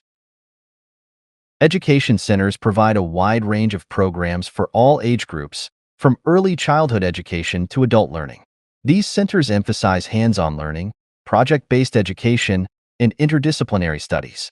Online platforms. Virtual learning platforms offer courses and resources on diverse topics, allowing residents to pursue their interests and expand their knowledge at their own pace. Innovation hubs. Innovation hubs within the community serve as incubators for new ideas and technologies. These centers support research, development, and entrepreneurship. Research facilities. Equipped with state-of-the-art laboratories and equipment, research facilities focus on sustainable technologies, renewable energy, and resource management. Startup incubators. Entrepreneurs and innovators receive support to develop and scale their ideas. Mentorship programs, funding opportunities, and collaborative projects drive innovation and economic growth. Afternoon. Sustainable practices and community services. Resource management. Effective resource management is a cornerstone of a resource-based community. Advanced systems and practices ensure that resources are used efficiently and sustainably. Automated systems. Automated systems monitor and manage resource use, including energy, water, and waste. These systems optimize consumption, detect inefficiencies, and provide real-time feedback to residents. Recycling and composting. Comprehensive recycling and composting programs minimize waste and promote circular economy principles. Organic waste is composted to enrich community gardens, while recyclable materials are processed and reused. Healthcare and wellness. Healthcare in a resource-based community is proactive, accessible, and holistic. The focus is on preventive care, well-being, and community health. Health and wellness centers. These centers offer a range of services, including primary care, mental health support, and wellness programs. Residents have access to regular health checkups, fitness classes, and nutrition workshops. Telemedicine. Telemedicine services provide remote consultations and follow-ups, ensuring that healthcare is accessible to all residents, regardless of location. Community services. Community services are designed to support residents' needs and enhance quality of life. Public transportation. Sustainable transportation options, such as electric buses, trams, and bike-sharing programs, ensure efficient and eco-friendly mobility. Public transportation is free or low-cost, encouraging widespread use. Community kitchens. Shared kitchens provide nutritious meals made from locally sourced ingredients. These kitchens serve as social spaces where residents can cook, eat, and share experiences. Evening, leisure, culture, and reflection. Cultural activities. Cultural activities and events play a vital role in enriching community life. Residents have ample opportunities to engage in artistic and cultural pursuits. Arts and performance spaces. The community boasts dedicated spaces for visual and performing arts, including galleries, theaters, and studios. Residents can participate in art classes, theater productions, and music performances. Festivals and celebrations. Regular festivals and celebrations reflect the community's diverse cultural heritage and foster a sense of unity and joy. Leisure and recreation. Leisure and recreational activities provide balance and relaxation, contributing to overall well-being. Sports facilities. Sports facilities, such as swimming pools, gyms, and sports fields, are accessible to all residents. Organized sports leagues and fitness classes encourage active lifestyles. Nature trails. Walking and biking trails meander through natural landscapes, providing residents with opportunities to connect with nature and unwind. Reflection and community meetings. Evening time often includes moments for reflection and community engagement. Community meetings. Regular community meetings allow residents to discuss important issues, share ideas, and make collective decisions. These meetings foster transparency, inclusivity, and democratic participation. Personal reflection. Spaces for meditation, yoga, and quiet reflection are available for residents to unwind and contemplate. These practices support mental health and personal growth. Conclusion. A day in the life of a resource-based community exemplifies the harmonious integration of sustainability, technology, and social well-being. From eco-friendly homes and collaborative workspaces to comprehensive healthcare and vibrant cultural activities, every aspect of daily life reflects the principles of a resource-based economy. By envisioning and striving towards such communities, we can create a future where resources are managed responsibly and everyone has the opportunity to thrive. In the following chapters, we will delve deeper into specific sectors and strategies for implementing RB principles, exploring practical approaches and real-world examples. By understanding the day-to-day experiences of a resource-based community, we can better appreciate the potential and promise of this transformative vision. Chapter 11. The Role of Art and Culture. Introduction. Art and culture are vital components of any society, reflecting its values, aspirations, and identity. In a resource-based economy, RBE, art and culture play an even more significant role, fostering creativity, promoting social cohesion, and enhancing quality of life. This chapter explores how art and culture are integrated into a resource-based society, examining their contributions to personal development, community well-being, and the broader goals of sustainability and equity. Artistic expression in a resource-based economy, encouraging creativity and innovation. In an RB, creativity and innovation are highly valued as essential elements of human potential and societal progress. Art provides a platform for individuals to express their ideas, emotions, and perspectives, contributing to a vibrant and dynamic culture. Art education. Comprehensive art education programs are integrated into the educational system, encouraging students of all ages to explore various forms of artistic expression, including visual arts, music, theater, dance, and digital media. Support for artists. Artists receive support through grants, residencies, and public funding, allowing them to pursue their work without the constraints of financial insecurity. This support fosters a diverse and thriving artistic community.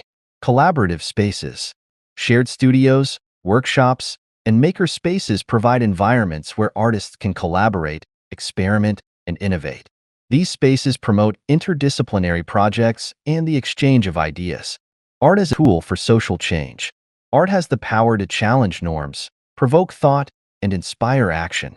In a resource-based society, art is used as a tool for social change, addressing critical issues and promoting the values of sustainability, equity, and community. Public art. Public art installations and murals are common in resource-based communities, beautifying public spaces and conveying messages of social and environmental justice. Thematic exhibitions.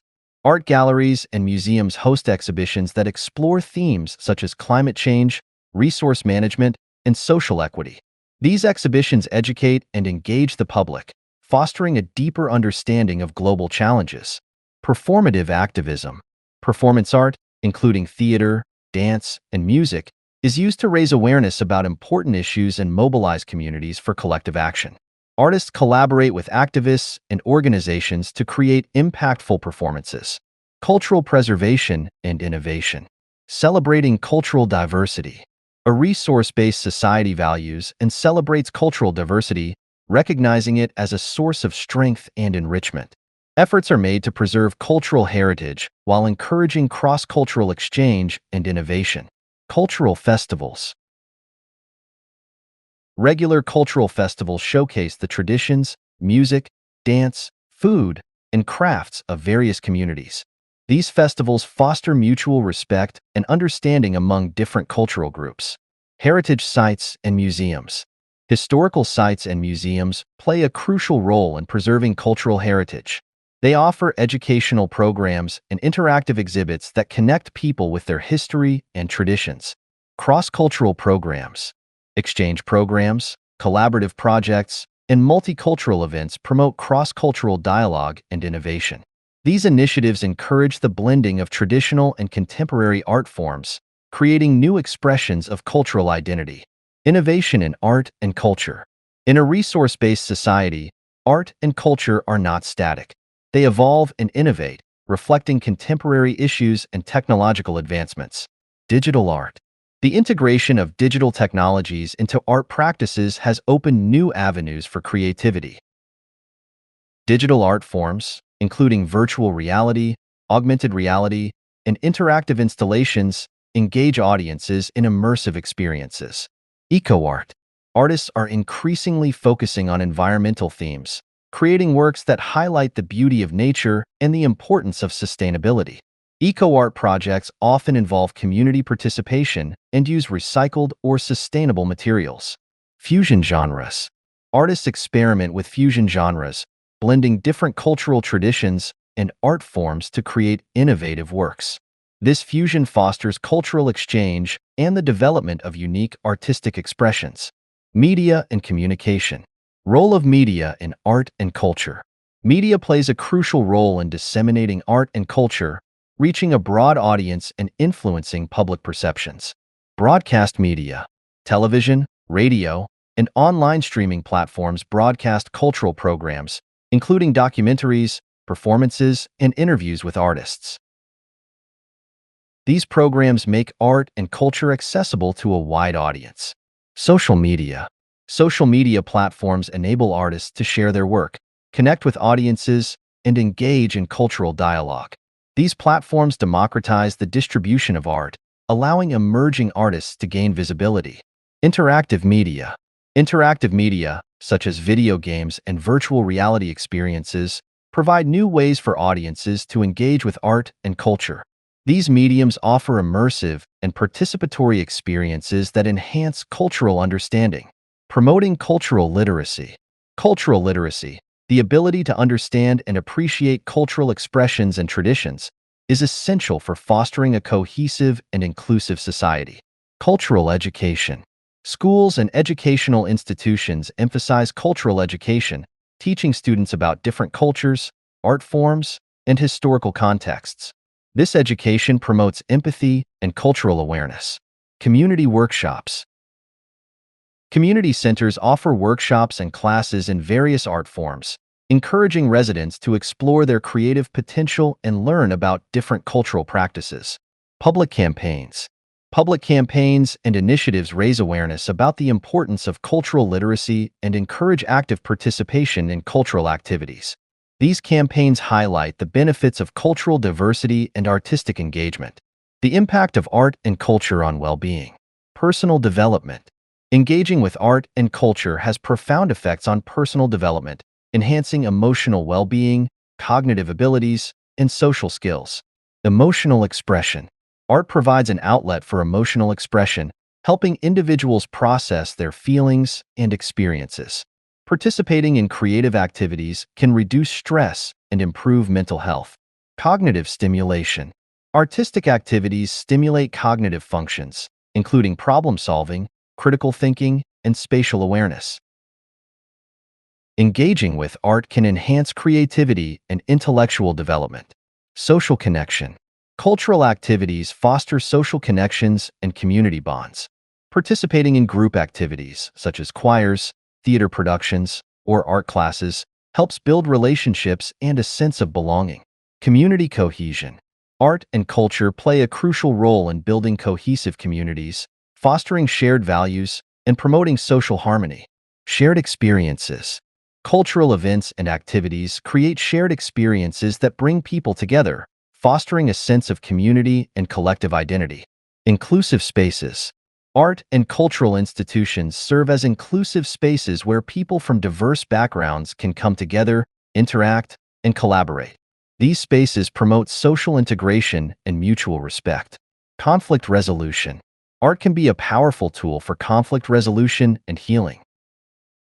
Artistic projects that address social issues and bring different groups together can facilitate dialogue and reconciliation. Conclusion.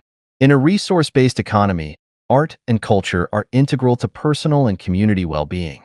They provide a means for creative expression, social connection, and cultural preservation, while also driving innovation and social change. By fostering a vibrant cultural landscape, resource-based communities can enhance quality of life, promote sustainability, and build a more equitable and cohesive society. In the following chapters, we will continue to explore the implementation of RBE principles across various sectors, examining practical strategies and real-world examples. By understanding the role of art and culture, we gain deeper insight into how these elements contribute to a holistic and thriving resource-based society. Chapter 12. Ethics and Values in a New Society. Introduction. The transition to a resource-based economy, RBE, requires not only structural and technological changes, but also a profound shift in the ethical and value systems that underpin society. This chapter explores the ethical foundations and values essential for a new society based on sustainability, equity, and collective well-being. By examining these principles, we can better understand how they guide behavior, decision-making, and the overall functioning of a resource-based community. Developing a new moral and ethical framework. The core ethical principles. 1. Sustainability. The principle of sustainability is central to an RB, emphasizing the need to manage resources responsibly to ensure their availability for future generations. This ethical commitment extends to all aspects of life, from consumption habits to environmental stewardship, to equity and justice. An RB prioritizes social equity and justice, striving to eliminate disparities and ensure that all individuals have access to basic necessities, opportunities, and rights. This principle is reflected in policies and practices that promote inclusivity and fairness. 3. Collective well-being. The well-being of the community is placed above individual profit and competition. This principle encourages cooperation, mutual support, and a focus on the common good. 4. Respect for nature. An ethical framework in an RB includes a deep respect for nature and all living beings. This respect manifests in practices that protect ecosystems, conserve biodiversity, and minimize human impact on the environment. 5. Transparency and accountability. Transparency in decision-making processes and accountability for actions are critical components of an ethical society. These values ensure that individuals and institutions act with integrity and are held responsible for their impact on the community and the environment. Ethical decision-making. Ethical decision-making in an RB involves considering the broader impact of actions on society and the environment. This process requires critical thinking, evaluating the long-term consequences of decisions, and weighing the benefits and drawbacks for all stakeholders. Inclusive participation. Engaging diverse voices in decision-making processes to ensure that multiple perspectives are considered and that outcomes are equitable. Scientific rationality. Basing decisions on empirical evidence and rational analysis, rather than on subjective or short-term interests. Human rights and social justice. Ensuring basic rights and needs. In a resource-based society, the fulfillment of basic human rights and needs is a fundamental ethical commitment. This includes right to life and health, access to nutritious food, clean water, healthcare, and safe living conditions is guaranteed for all individuals. Right to education. Education is a universal right, providing individuals with the knowledge and skills necessary to contribute to society and pursue their aspirations. Right to shelter. Adequate housing is available to everyone, ensuring safety, comfort, and dignity. Promoting social justice. Social justice is achieved by addressing systemic inequalities and creating conditions that enable all individuals to thrive. Economic equity. Resources and opportunities are distributed equitably, reducing economic disparities and ensuring that everyone can meet their basic needs and pursue their goals. Gender equality. Gender equality is actively promoted, with policies and practices that support equal rights, opportunities, and representation for all genders. Racial and cultural equity.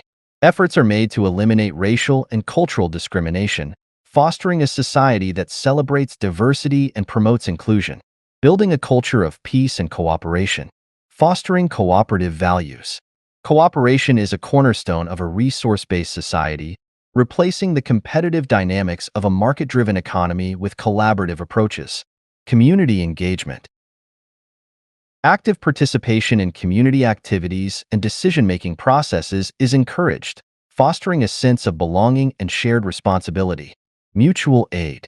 Systems of mutual aid and support ensure that individuals and communities can rely on one another in times of need, strengthening social bonds and resilience.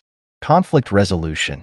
Peaceful conflict resolution is essential for maintaining harmony and cooperation within a resource-based society.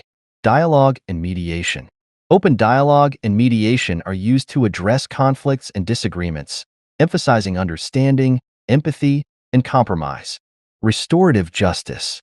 Restorative justice practices focus on repairing harm and restoring relationships, rather than on punishment and retribution. Personal and collective values. Personal development. In a resource-based society, personal development is highly valued, with a focus on holistic growth and self-actualization. Lifelong learning. Continuous learning and personal growth are encouraged, with access to education and skill-building opportunities throughout life.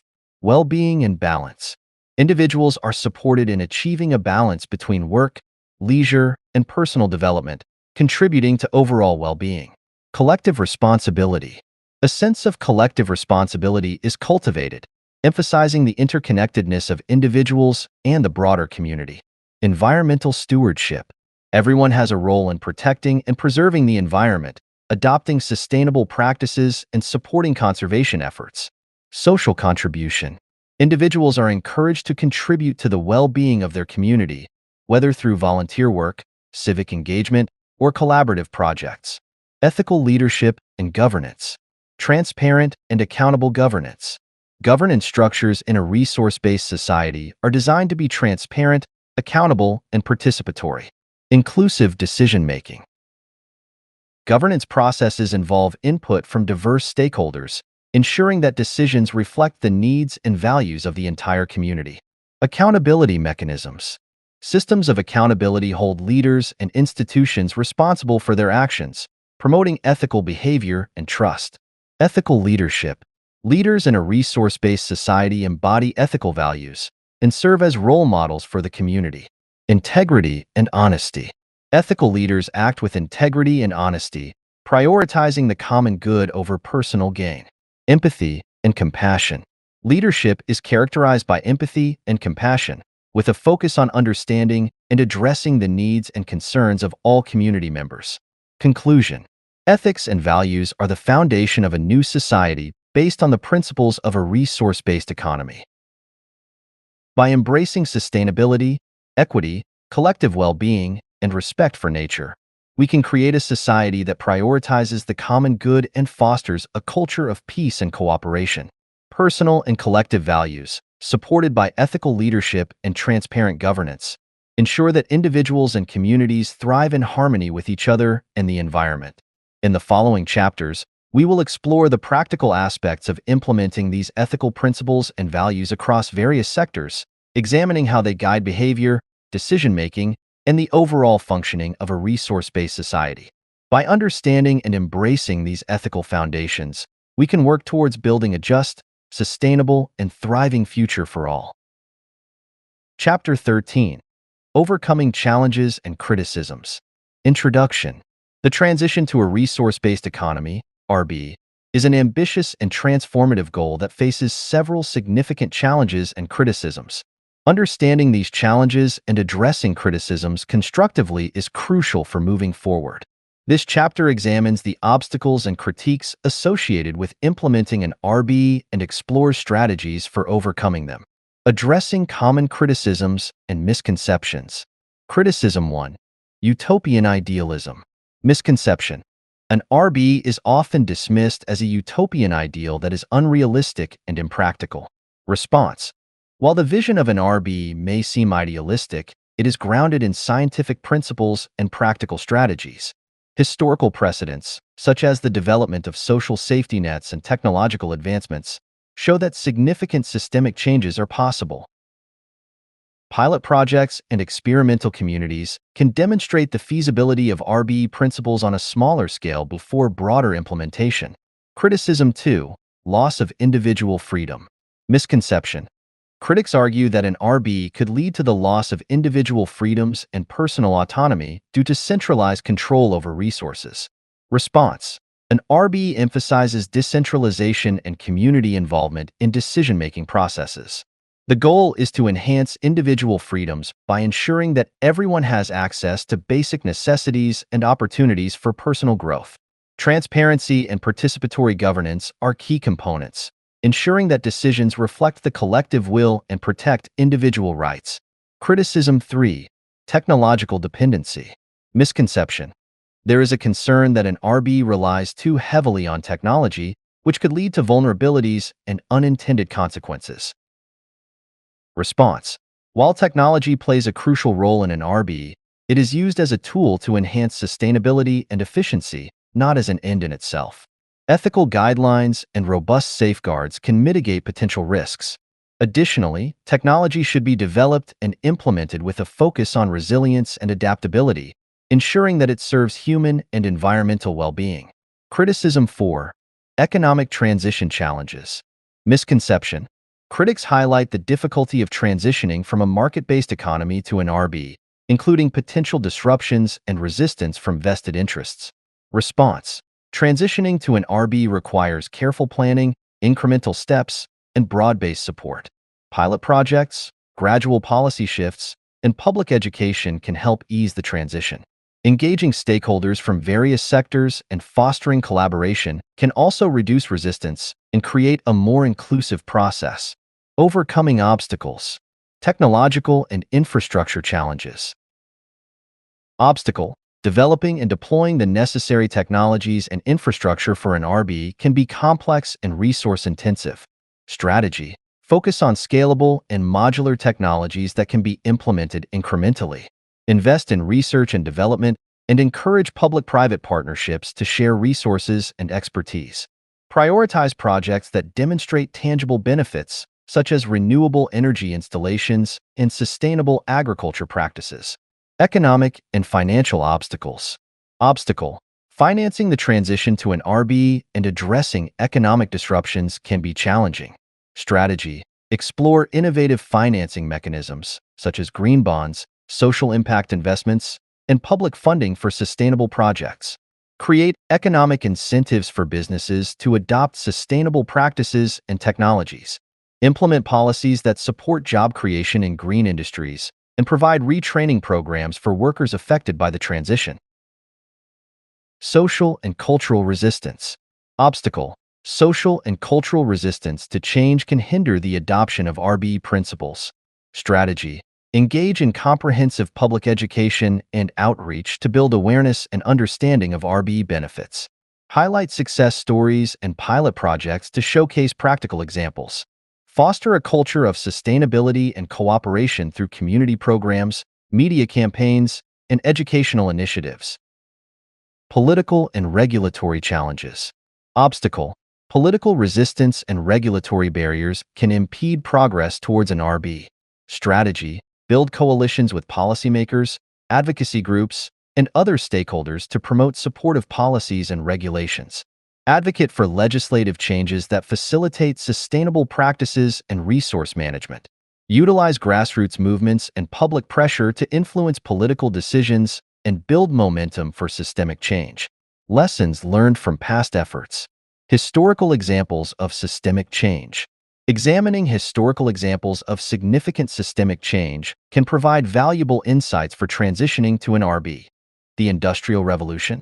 The Industrial Revolution transformed economies and societies through technological advancements and systemic changes.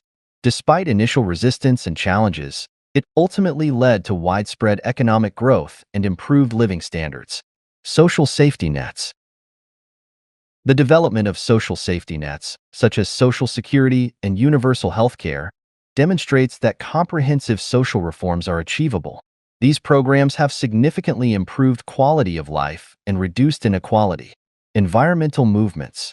Environmental movements have successfully advocated for policies and practices that protect natural resources and promote sustainability. These efforts show the power of collective action and advocacy in driving systemic change. Key takeaways. Incremental steps. Systemic change often occurs incrementally. Small-scale projects and pilot initiatives can pave the way for broader adoption. Collaboration and inclusivity. Engaging diverse stakeholders and fostering collaboration is essential for building support and overcoming resistance. Public engagement. Educating and mobilizing the public is critical for generating momentum and influencing policy decisions. Adaptability. Being adaptable and responsive to feedback and changing conditions is crucial for the success of systemic change efforts. Continuous improvement and adaptation. Monitoring and evaluation. Continuous monitoring and evaluation are essential for assessing progress and identifying areas for improvement. Key steps include setting benchmarks. Establish clear benchmarks and performance indicators to measure progress towards RB goals. Data collection. Implement robust data collection and analysis systems to track resource use, environmental impact, and social outcomes. Feedback mechanisms. Create mechanisms for collecting feedback from stakeholders and communities to inform decision-making and adjustments. Learning and innovation. Fostering a culture of learning and innovation is vital for adapting to new challenges and opportunities. research and development. Invest in ongoing research and development to explore new technologies, practices, and solutions. Innovation hubs. Establish innovation hubs and think tanks to facilitate collaboration and the exchange of ideas. Continuous learning. Encourage continuous learning and professional development through education and training programs. Conclusion. Overcoming challenges and addressing criticisms is essential for the successful implementation of a resource-based economy.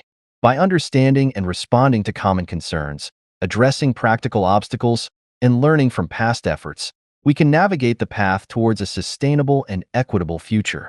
Continuous improvement and adaptation, driven by a commitment to ethical principles and collective well-being, will guide us in building a resilient and thriving resource-based society. In the subsequent chapters, we will delve deeper into specific strategies and practical approaches for implementing RBE principles across various sectors, highlighting real-world examples and success stories. By continuing to address challenges and embrace opportunities, we can move closer to realizing the vision of a resource-based economy.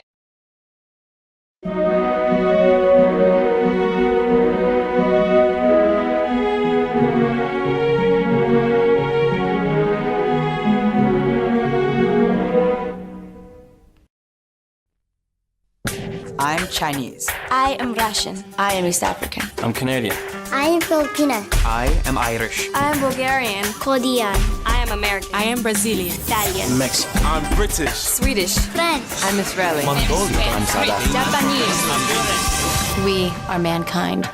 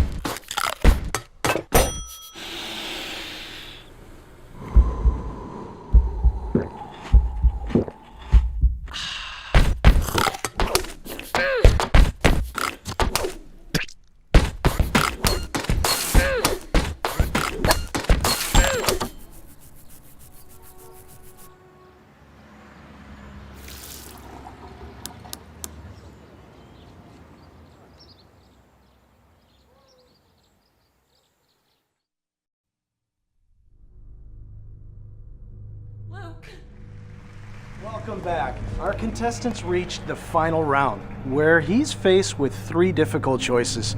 Behind curtain number 1, more alcohol than your body could ever survive. Behind curtain number 2, dangerous, mind-altering drugs. And behind curtain number 3, we have your family, your friends, and your self-respect. All right, Luke, what's it gonna be? Come on, Luke. Luke.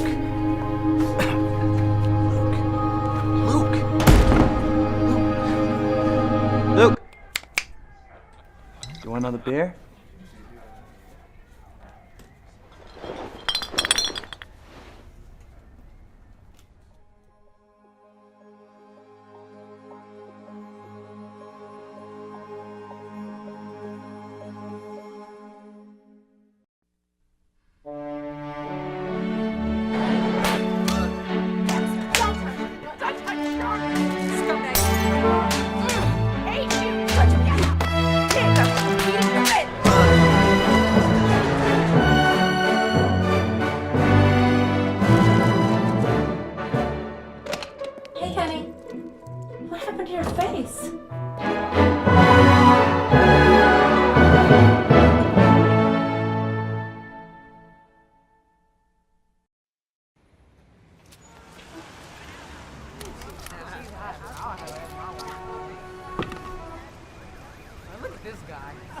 What are you gonna do, kid? Go home. It's hopeless. Yeah, dude, do something with your life. Leave. You're looking stupid, man. Give it up.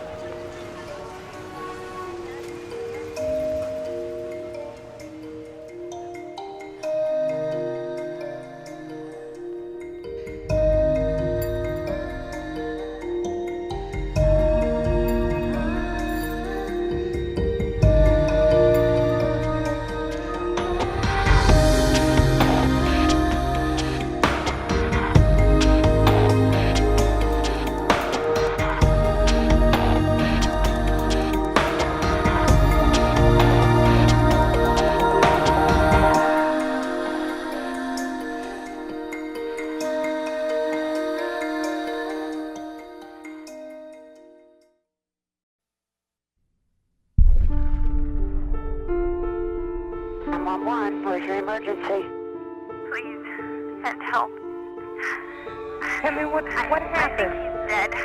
Please, he was shot. Okay, what's going on right now? I think he needs help. Send help.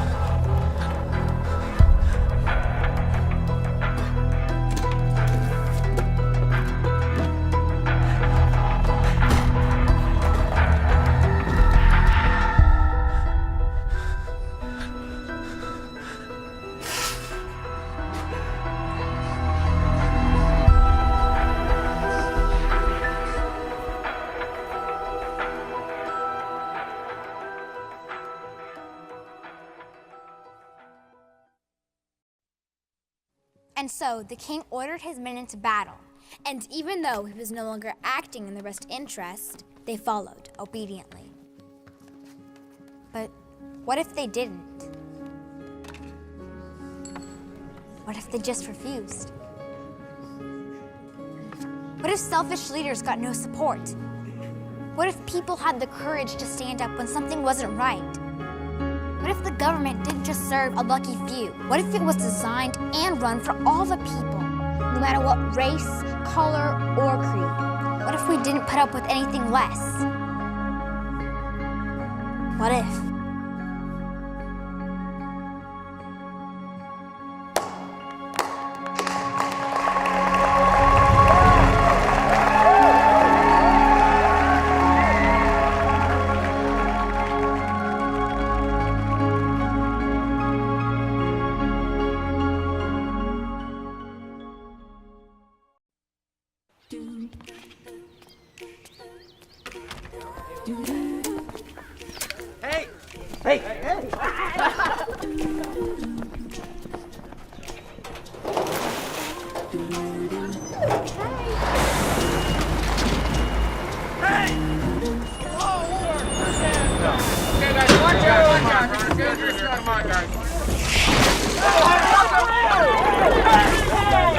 Please, stand back, sir. We're just dumping a little excess sewage here. I hope those shoes aren't new.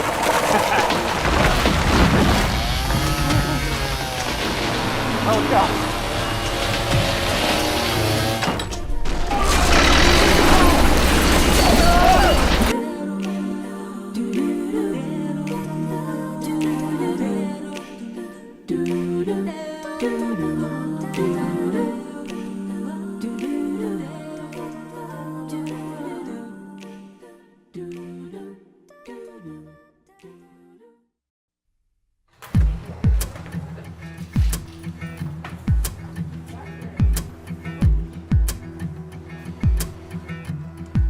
Dave, it's their boss. Give me a shift this Saturday. You really need to time.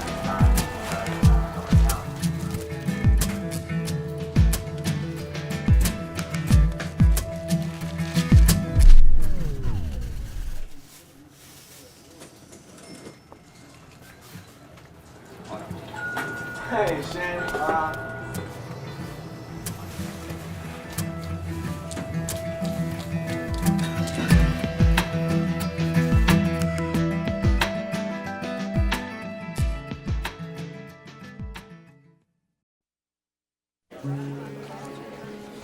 Oh, hey, look, that's my sister. Hey, Nicole, isn't your dad supposed to be here?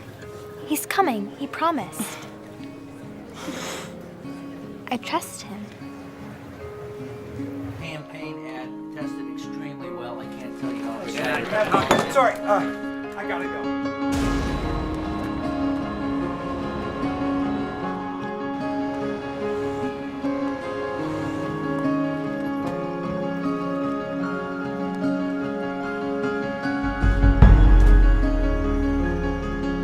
Showtime, guys. 1 minute.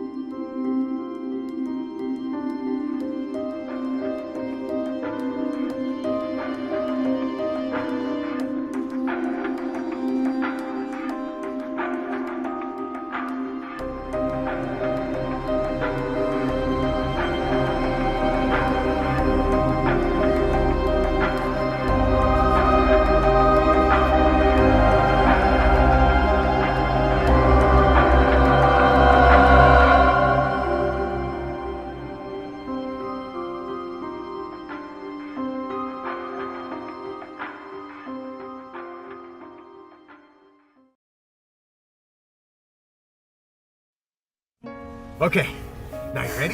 Now, just like I showed you. Yeah. Now push in the clutch and gently shift it into first gear. I remember, okay. Okay, that was good. Oh, honey, look this way. Look this way. Honey, hit the gas a little bit more. Hit the gas. Oh. Okay. No! Honey, put your hands on the wheel. Hey, honey, it's okay. You're doing great. You're driving. See? And why don't you just pull over right here? That's perfect. Brake.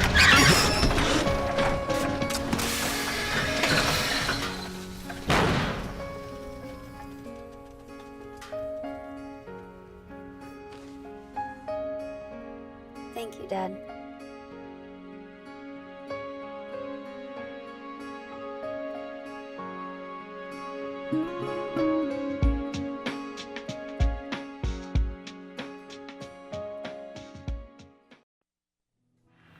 Be good. Don't party, okay? I did the craziest thing today. Was it something gross? It was just something I never thought I'd do. Like ever.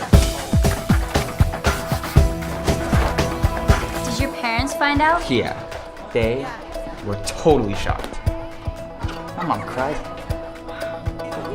And for the first time in a long time, I just felt good. What did you do?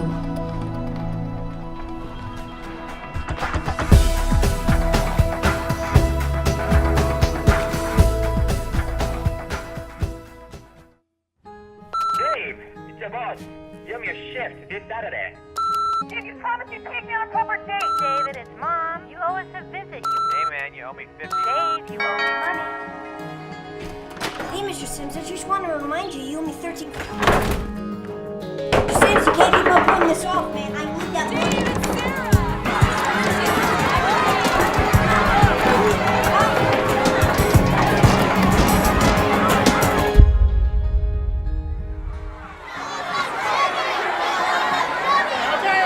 Okay. Who's first? Okay, maybe you guys should form a line.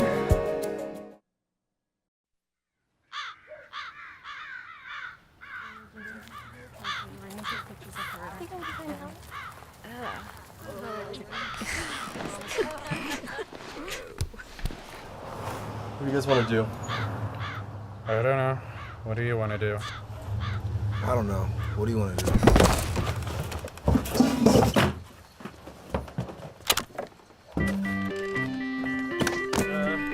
One, two, ready, go. Gonna pull the stops, gonna make it go. Drop down, gagged and bound, just sitting down and getting nowhere. You're living on a wing and a prayer. Gonna put them things together. You know it's now or never. You're building a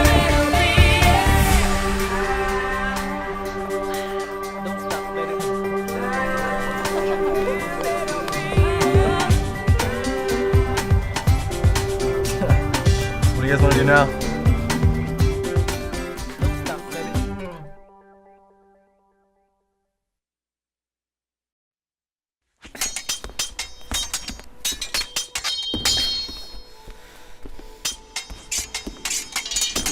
I wasn't always this good.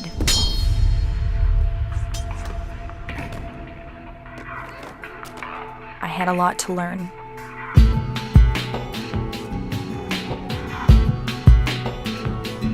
I had to practice. And practice. And practice.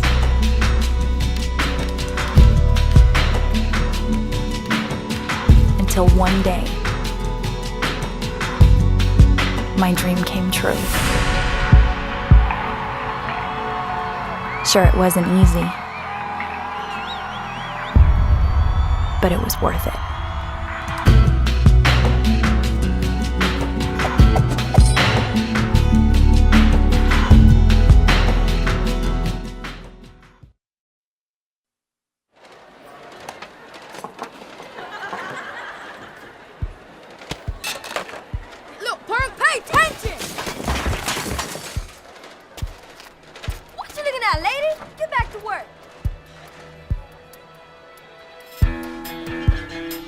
Hey, Jen, how you doing today? Horrible, okay? Just leave me alone!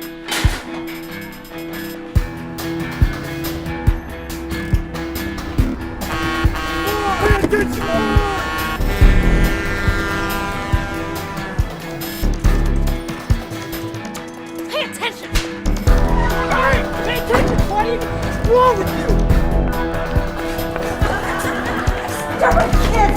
Pay attention! Pay attention!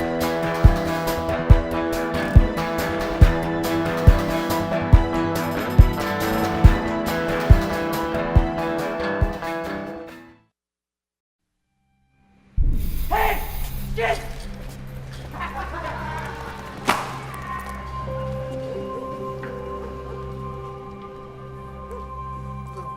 Pay attention!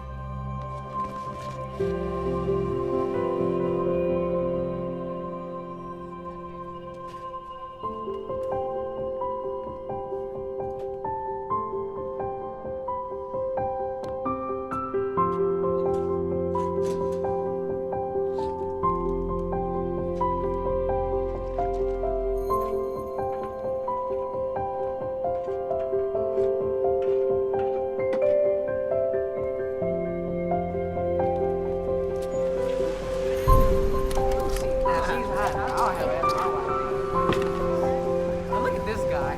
What are you gonna do, kid? Go home. It's hopeless. Yeah.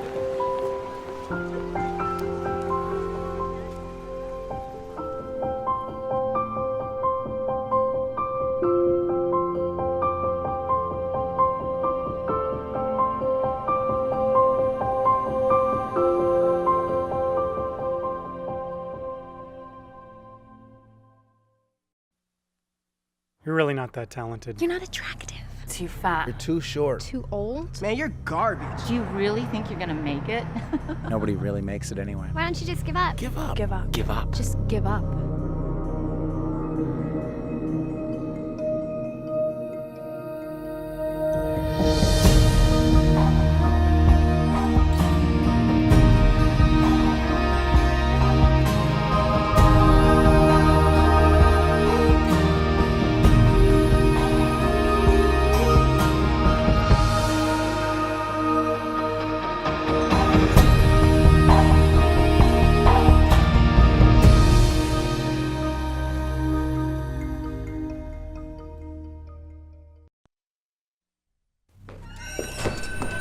Hey, how you doing?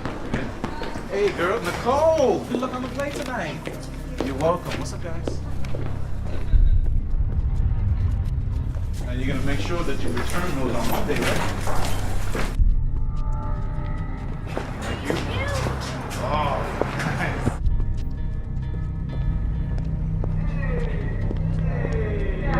We'll talk to you for a second. Go ahead, give me water. Come on, let me get your water. Just get out the way.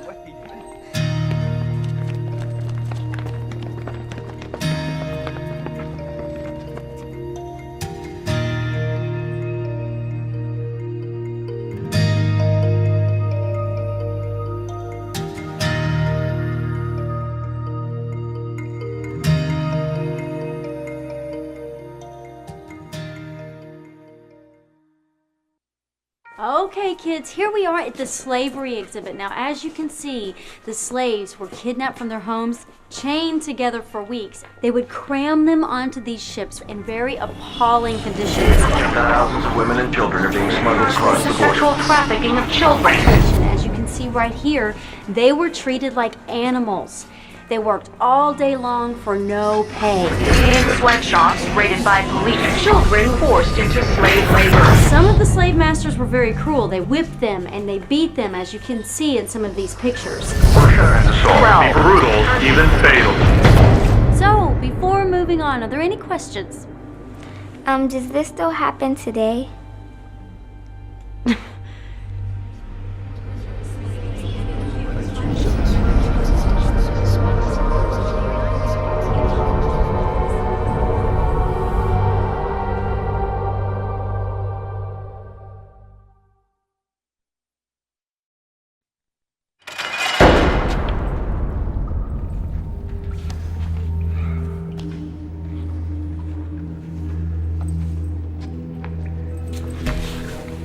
Anybody out there? This isn't right.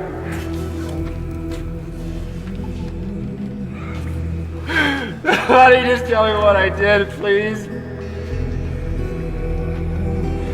Can somebody just tell me? God, I should talk to somebody.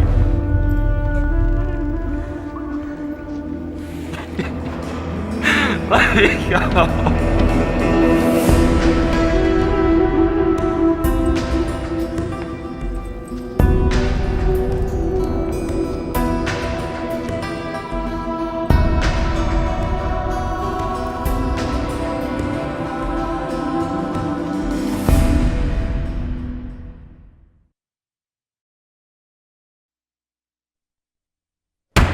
Next case. The People versus Martin White. Mr. White has been charged with... Guilty. Next case. But Your Honor, you haven't heard the charges yet. Guilty. Next case. Guilty. Guilty. Guilty. Life in prison. Guilty. Next case.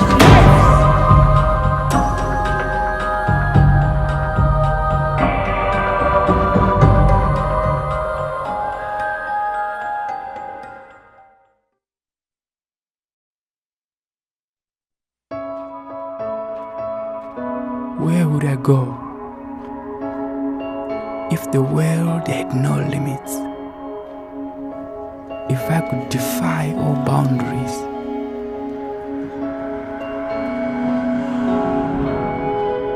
If I could ride the wind? Where would it take me? If all roads were open to me? Where would I go if I could fly? If I were free to move?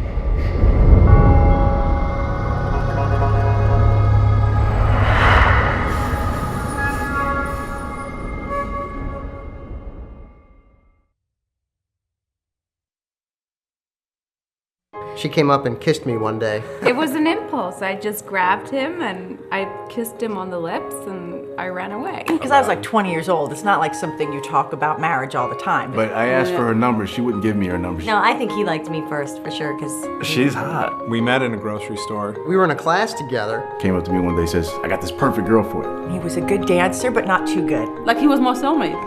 She's my queen. Of course, I'm the king. I said, I have to ask you something.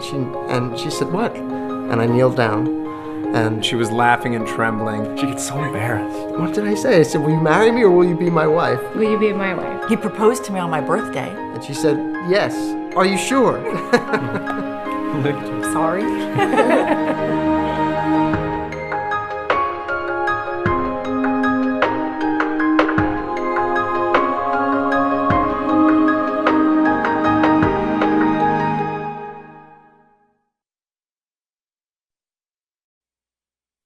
I believe in nature. I believe in the spirit. I believe in trust. Beauty. I believe in my mom. Strawberry ice cream. Fortune cookies. Chocolate. I believe in the tooth fairy. Being honest with yourself. I believe in Santa Claus. Aliens, of course. I believe what I want to believe. I believe in myself. I believe in myself.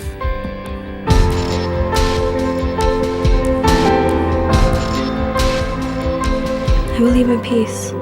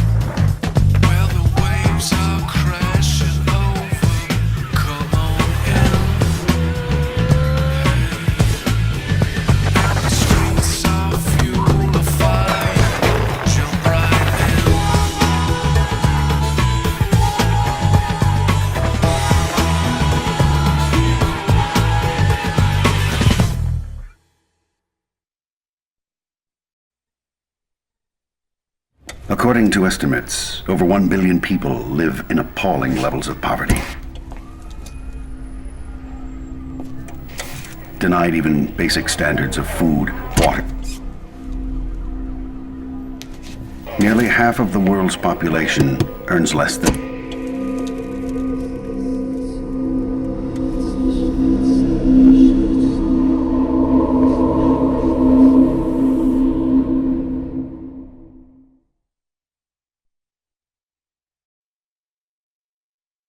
Now, Krista, make sure you stay with her the whole time. She's new to the country. This is her first day. This is a brand new country. It's a whole different culture. Gonna be okay. Now, make sure you stay with her the whole time. I'll be here right after school to pick you up. Okay, Mom. Okay, have fun. Bye-bye. Bye. Ignore my mom. She's so annoying. She's totally freaking out about this whole thing. She freaks out about everything. She always does that. Ugh. Ignore my mom. So, you ready for your first day in the wicked castle of doom? I mean, like, seriously, it's so boring. I don't know how they could put us through this, like, every single day. How many schools do you have in your village? None.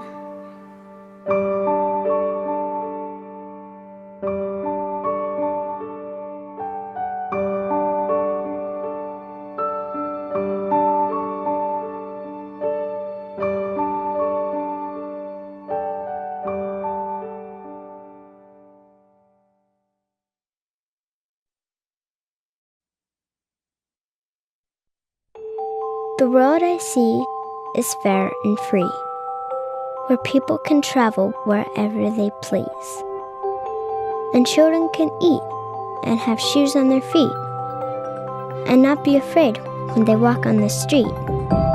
It's not like there has to be rainbows and bunnies, or streets full of people all dancing like dummies, but freedom to live, to learn, and to play, to just be yourself and think your own way.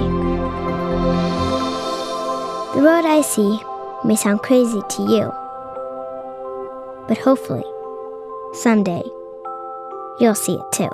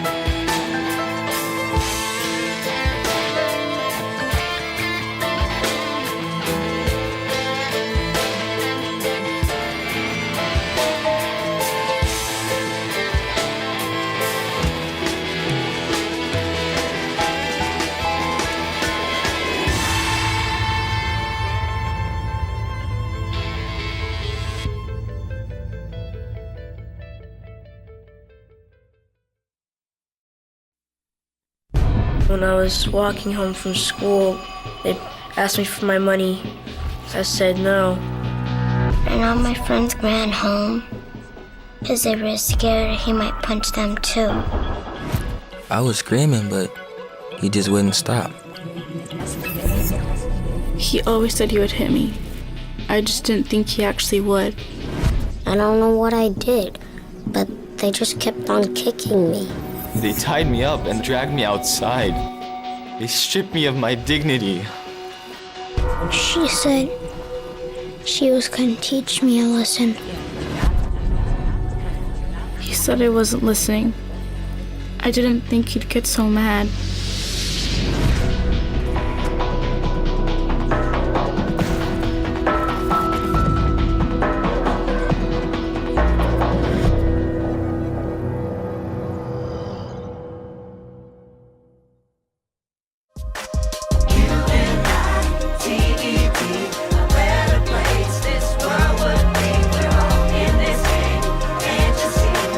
All a part of this family tree.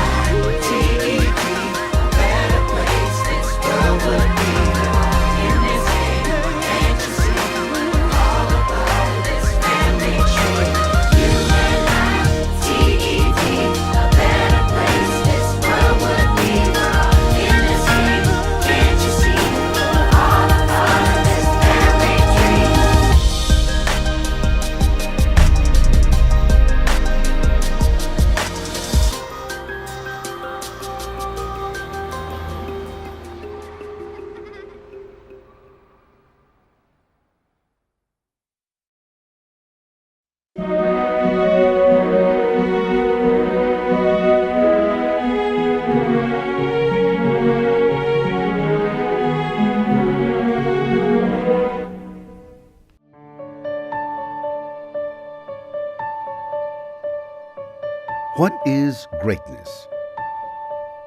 The hardest task one can have is to continue to love his fellows despite all reasons he should not. And the true sign of sanity and greatness is to so continue. For the one who can achieve this, there is abundant hope. For those who cannot, there is only sorrow, hatred, and despair. And these are not the things of which greatness, or sanity, or happiness are made. A primary trap is to succumb to invitations to hate. True greatness merely refuses to change in the face of bad actions against one, and a truly great person loves his fellows because he understands them. After all, they are all in the same trap. Some are oblivious of it, some have gone mad because of it, some act like those who betrayed them. But all are in the same trap. The generals, the street sweepers, the presidents, the insane. They act the way they do because they are all subject to the same cruel pressures of this universe. Some of us are subject to those pressures and still go on doing our jobs. Others have long since succumbed and rave and torture and strut like the demented souls they are. We can at least understand the one fact that greatness does not stem from savage wars or being known. It stems from being true to one's own decency, from going on helping others whatever they do or think or say, and despite all savage acts against one, to persevere without changing one's basic attitude toward man. To that degree, true greatness depends on total wisdom. They act as they do because they are what they are, trapped beings, crushed beneath an intolerable burden. And if they have gone mad for it and command the devastation of whole nations in eras of explanation, still one can understand why and can understand as well the extent of their madness. Why should one change and begin to hate just because others have lost themselves and their own destinies are too cruel for them to face? The real lesson is to learn to love. He who would walk scatheless through his days must learn this: never use what is done to one as a basis for hatred. Never desire revenge. It requires real strength to love man, and to love him despite all invitations to do otherwise, all provocations and all reasons why one should not. Happiness and strength endure only in the absence of hate. To hate alone is the road to disaster. To love is the road to strength. To love in spite of all is the secret of greatness, and may very well be the greatest secret in this universe.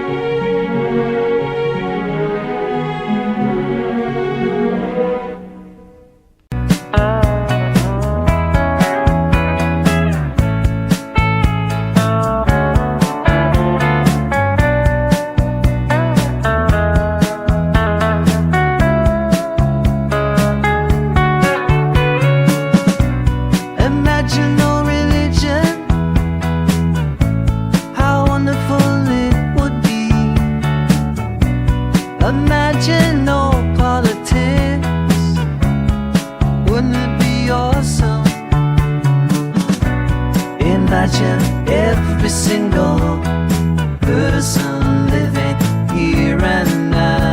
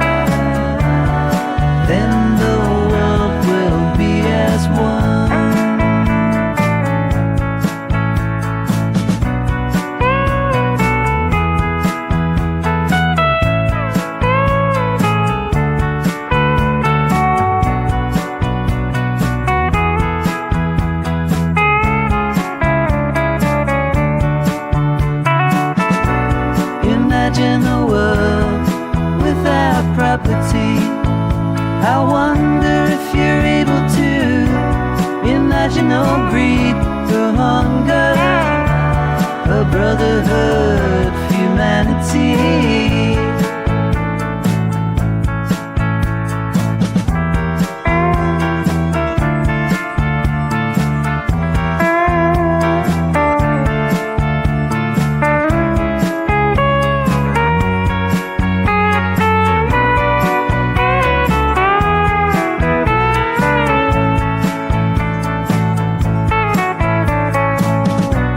Imagine every single person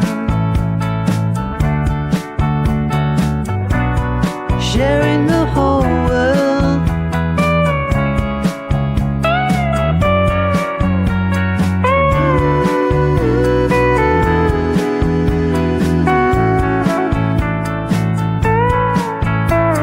Some people say I'm a dreamer, but I'm not the only one who believes in peace. I hope the world unites, then the world will be as one.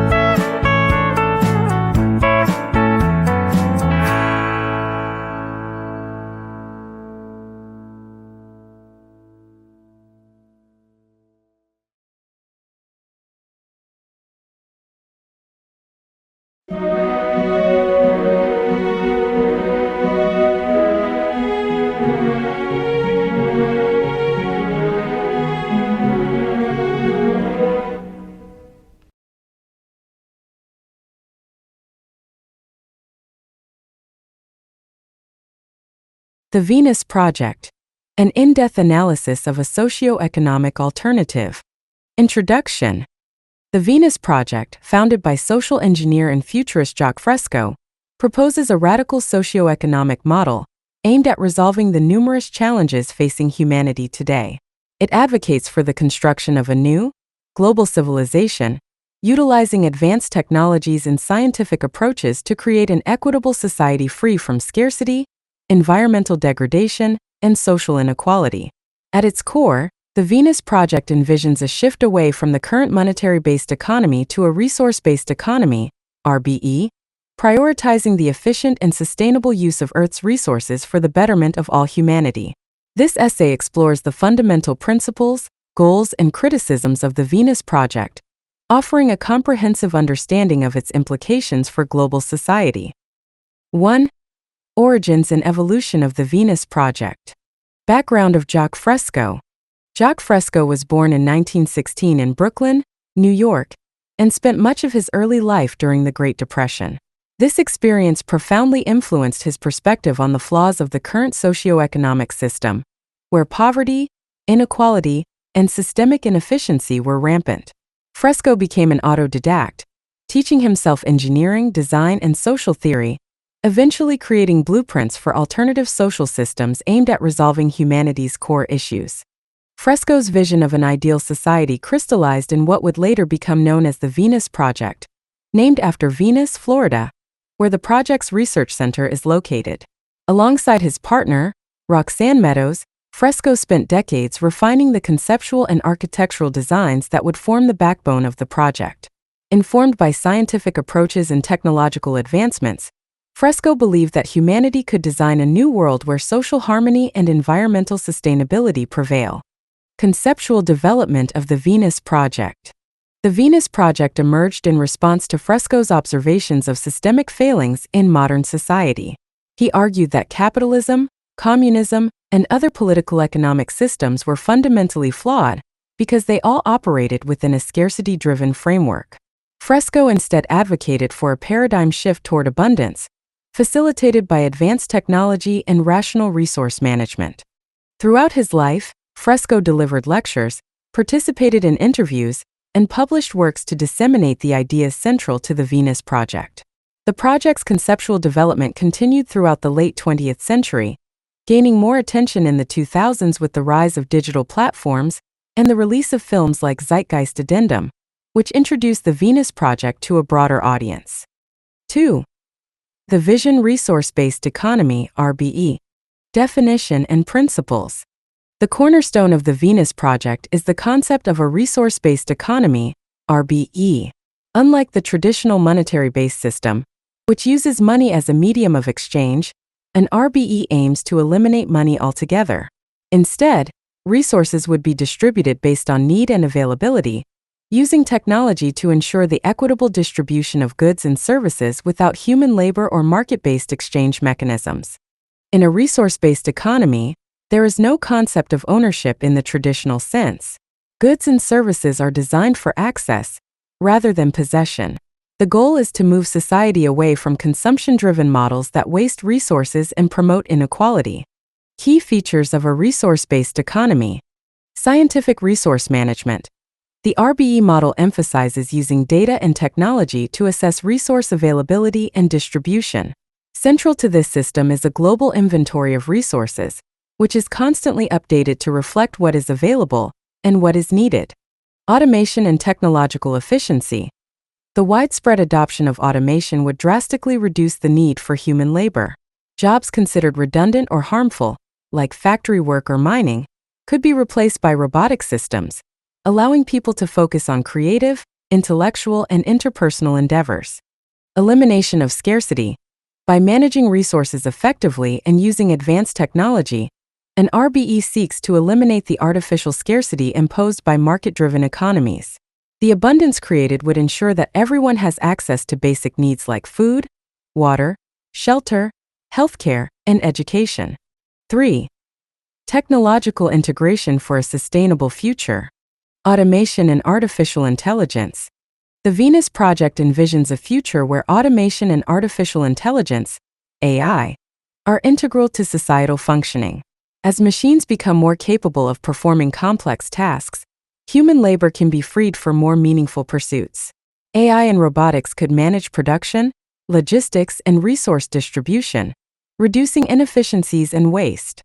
In this vision, transportation systems, agriculture, energy production, and manufacturing are all automated, allowing for a seamless flow of resources. These systems would be self-sustaining and would operate with minimal human intervention. This is expected to significantly reduce human suffering, as dangerous or menial jobs become obsolete. Renewable energy and environmental sustainability. A core component of the Venus Project is environmental sustainability. To this end, the project advocates for the extensive use of renewable energy sources, including solar, wind, geothermal, and tidal energy. These clean energy systems would replace fossil fuels, reducing environmental degradation and mitigating climate change.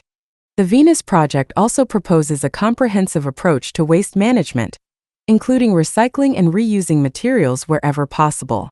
By designing products with durability and sustainability in mind, waste can be minimized, leading to a more circular economy where resources are continually reused rather than discarded. 4. Social and cultural implications. Education, culture, and the elimination of scarcity. One of the most profound implications of the Venus Project is the potential transformation of education and culture. With the elimination of scarcity, the emphasis in education could shift from competition and economic survival to creative expression, intellectual exploration, and cooperative problem-solving. In this vision, education becomes a lifelong process, facilitated by access to the best resources, technologies, and knowledge without the constraints of cost. The idea is that in a society where basic needs are met, human potential is free to flourish. Cultural institutions such as art, music, and science would no longer be shaped by economic factors, but would be driven by human curiosity and a desire for advancement. Global governance and human rights.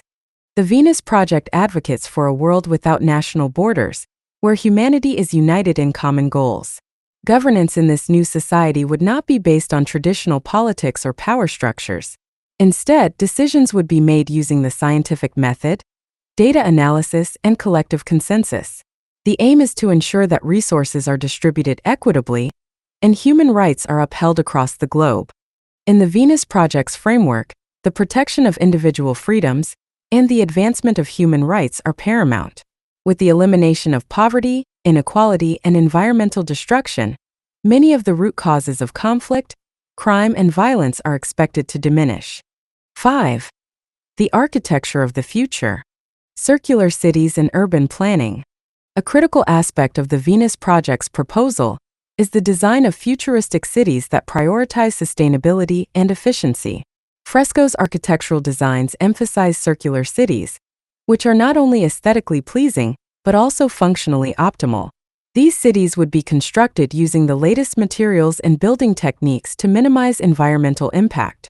Circular cities are designed with a central hub for public services and communal spaces, while residential and industrial zones are arranged concentrically around it. Transportation within these cities would rely on automated systems, eliminating the need for personal cars and reducing traffic congestion. Transportation, infrastructure, and energy systems. In addition to urban planning, the Venus Project envisions advanced transportation systems that are energy efficient and environmentally friendly. High-speed maglev trains, electric vehicles, and automated transport systems would be used for local and long-distance travel. These systems would be powered by renewable energy sources, reducing reliance on fossil fuels and decreasing emissions. The infrastructure would be designed to last, with self-maintaining materials and modular designs that can be easily upgraded or repaired. By focusing on sustainability, these cities would have minimal impact on the surrounding environment, ensuring a harmonious relationship between human development and nature. 6 Challenges and criticisms of the Venus Project. Feasibility concerns. One of the most common criticisms of the Venus Project is its perceived lack of feasibility. Critics argue that the project's reliance on advanced technology assumes a level of technological development that has yet to be achieved. Moreover, transitioning from the current global economic system to a resource-based economy would be a monumental task, requiring unprecedented global cooperation and overcoming entrenched political and economic interests. Additionally, skeptics question whether human nature itself, which often prioritizes personal gain and competition, can align with the ideals of the Venus Project. Implementing such radical changes would necessitate a fundamental shift in human consciousness and social behavior, which critics argue may be unrealistic. Economic and political critiques. From an economic standpoint, critics argue that the Venus Project underestimates the complexities of global trade and resource management. Eliminating money and markets entirely may lead to inefficiencies in resource allocation or unintended consequences in human motivation. While the project aims to solve the issues of scarcity and inequality, opponents question whether these problems can be fully eradicated without economic incentives. Politically, the Venus Project's rejection of nation-states and traditional forms of governance raises concerns about how power would be distributed in such a system. Critics worry that a reliance on technology and automation could lead to technocratic governance, where a small group of experts or algorithms makes decisions for society at large, potentially undermining democratic processes. 7. Comparison with other alternative socioeconomic models. Marxism and socialism. The Venus Project shares certain philosophical similarities with Marxism and socialism, particularly in its critique of capitalism and its emphasis on social equality. Like socialism, the Venus Project advocates for the abolition of private property, in terms of resource ownership, and the collective management of resources. However, there are key differences. Marxism traditionally focuses on the working class seizing control of production, whereas the Venus Project envisions a world without classes, where advanced technology eliminates the need for manual labor. Moreover, while socialism often operates within a monetary system, the Venus Project seeks to eliminate money entirely. Utopian communities and historical precedents. The Venus Project has also been compared to various historical utopian communities, such as those envisioned by thinkers like Robert Owen or Henry David Thoreau. These communities sought to create self-sustaining societies based on principles of equality and shared resources. While many of these experiments failed due to internal conflicts or external pressures, they provide valuable lessons for understanding the challenges the Venus Project might face. Unlike these earlier attempts, however, the Venus Project is not limited to a small community but envisions a global transformation. Its reliance on technology to manage resources and automate processes distinguishes it from previous utopian models, which often depended on manual labor and communal ownership. 8. Conclusion: the future of the Venus Project. The Venus Project represents an ambitious and idealistic vision of what the future could look like if humanity harnesses technology and science for the common good. By advocating for a resource-based economy, it challenges the foundational assumptions of the current economic systems and offers a blueprint for a world without scarcity, inequality, or environmental degradation. However, significant challenges remain. Critics question its feasibility, the transition process, and whether such a society could ever come to fruition given current global power structures. Nonetheless, the Venus Project continues to inspire discussions about alternative socioeconomic models and the role of technology in shaping the future of human civilization. In a world facing escalating climate crises, social inequality, and technological disruption, the Venus Project's ideas offer a starting point for envisioning new possibilities. Whether or not its full vision is realized, its emphasis on sustainability, technology, and global cooperation resonates as a potential framework for addressing the 21st century's most pressing challenges.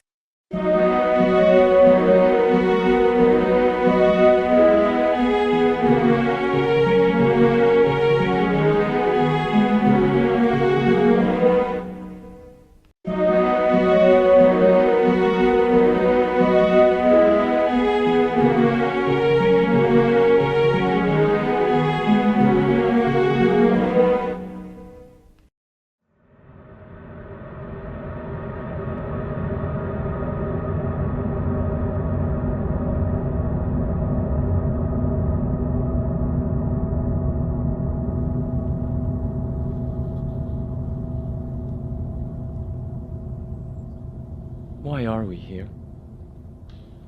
Because we choose to be. No, I mean, why are we here? In the forest? Nature's good for you. It gives you energy. The trees, the plants, the grass, and the air gives you what you need. You've been asleep for over 100 years, you know? Yeah. I know.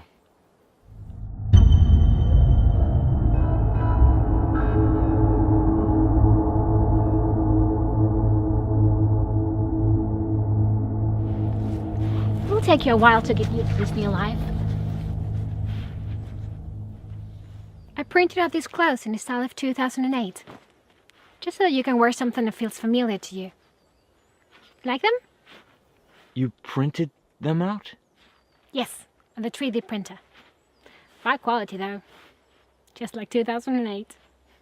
You can print out clothes? Sure, I can print anything. I'm sorry, I'm getting a call. Hello? Hi, how are you? I'm fine. I'm walking my wake up in the forest. My wake up, yes. That's how we call them. The people we're waking up from Cryogen Station. They need a lot of attention at the beginning. Oh, can you put them up? Oh, they are so cute. Oh, but I didn't have to go. Sorry, I got a call. But where's your cell phone? My cell phone? Oh, you mean my CD, my communication device? It's right here, in my ear. But what was with the waving of the hands in the air and stuff? Those are my lenses. Your lenses? I believe that you, back in 2008, you had contact lenses, right? Sure. Well, these lenses can show me images. Like the old computer screens, except that I have the screens on my eyes. And I can move all the images and everything else with my hands. You get lenses too, if you want them. Is it expensive? Expensive. What does that word mean again? It means It means it costs a lot of money. Oh, okay, no. There are a lot of things I haven't told you about our world, but we don't use money anymore in this culture, on this planet. You don't use money? Nope. So you could have anything you want?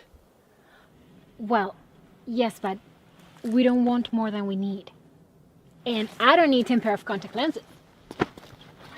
It works pretty much the same way as your old libraries used to work, except that we can keep whatever we want or need as long as we need it.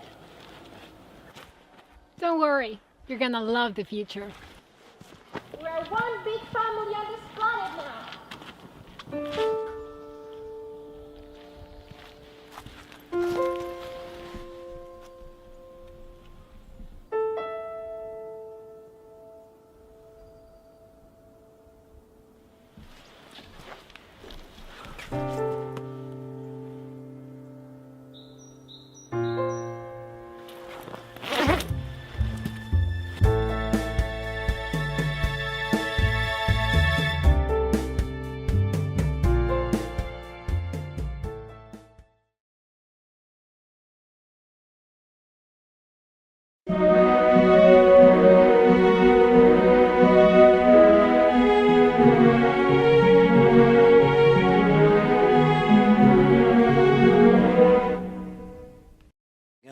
However, let's say it rained gold for one day. People would empty all their drawers, fill it with gold, the attic and everything. But if it kept raining gold for months, they'd sweep it out, throw their rings away. Scarcity. They save the gold because it has a value, but it only has a value as long as it's scarce. But if we find a whole mountain of gold, it loses value.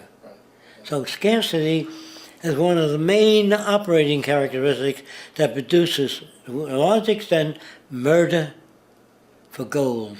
Whenever you got the history of a diamond, you got all kinds of horrors behind it. So in the future, people will be ashamed to wear things like that. Roxanne's father was a jeweler, always tried to give her things to wear. She doesn't want any of that shit. But there are people who feel that this diamond is worth $100,000, they would never achieve peace because there's always somebody who's got a bigger diamond than they have. So if you put up the largest building in the world, there's another guy that'll beat your building by 200 feet. And you say, God damn it, I'm going to put up another building. This sickness that we have, there's no end to it. The richest man in the world. I would be ashamed if I were the richest man, because I know that the public made me the richest man in the world. I want to build schools and hospitals with the money. I would see no other use for it, but to give back to society what I've taken.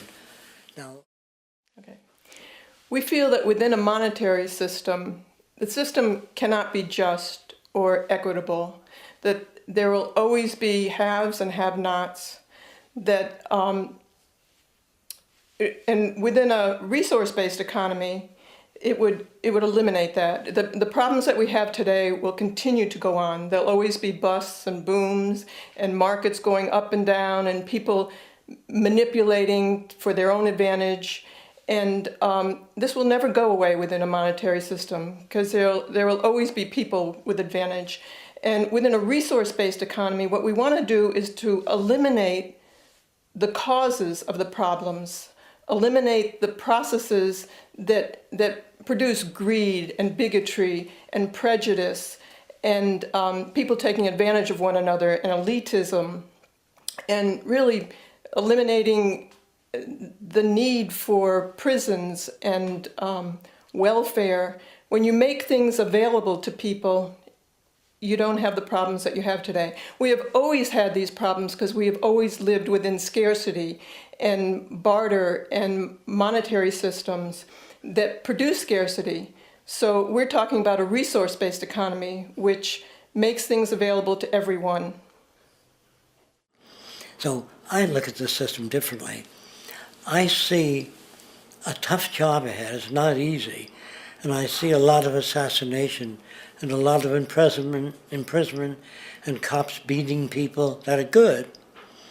And the cops not knowing any better Because they've joined the police force, they believe they're upholding law and order. In their heads, they're doing the right thing. Whenever you're in trouble, you call a policeman. So all of these built-in systems are going to have to be surpassed. The only thing I can see that's really negative of this system that we talk about, a resource-based economy, is getting from here to there.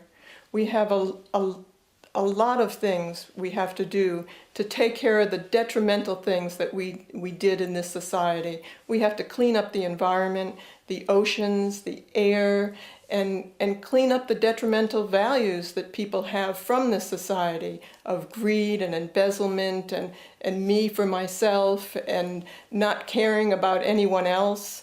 So the hardest thing will be, that's what the problems will be for sociologists and people who care about other people, to change values and to start afresh from children to care for others and take care of the earth. That's what our education will be like. There's no way of you in a given culture saying, I'm not going to remain a gypsy, that's ridiculous, to wear these earrings and headbands. And if you walk over to Seminole Indians and you say, dancing around a fire, la la la la la, Iroquois, any other, that's ridiculous. The Indians, that's a hell of a good point. La la la, that doesn't mean anything. You can't do that. It's no more possible to take a group of cannibals, headhunters, and say what you're doing is ridiculous, and the chief saying, you know, that's a great and in-depth concept. He doesn't have that associative system. And people think if just as a Christian I can get there and tell them about the sacrifice of Christ. Well, you can take Polynesians that have food and all that and are eating. They'll go to anything and listen to anything, and you can condition them to worship Jesus or anybody or Allah. Yeah. But you go to a scarcity country where people are not eating and try to give them Christ without food. The church, if it doesn't provide food, gets no attendance. So the early churches provide dinners and food for starving people. So some of them went to church. You know, you gotta have gimmicks. It's a fish hook. You know what I mean? Bait. And that's what commercials are. Fine print is an attempt at deception. So I know of no other way except preventing information, real. And if our system is not sophisticated enough, or we don't have enough time left before we come to the point of no return, you know what that means? We've damaged the oceans and the environment to such an extent that we don't have the means and the organizations to do away with that. And that means a miserable death for most people, the end of our civilization. So that's why Roxanne and I, we have no power. Say, when are you and Roxanne going to build this new world? I get called. I'll come with my suitcase, be happy to live in it. We don't need that. We need your participation and support to make it happen. So you have an avenue which may work, and there's nothing else out there.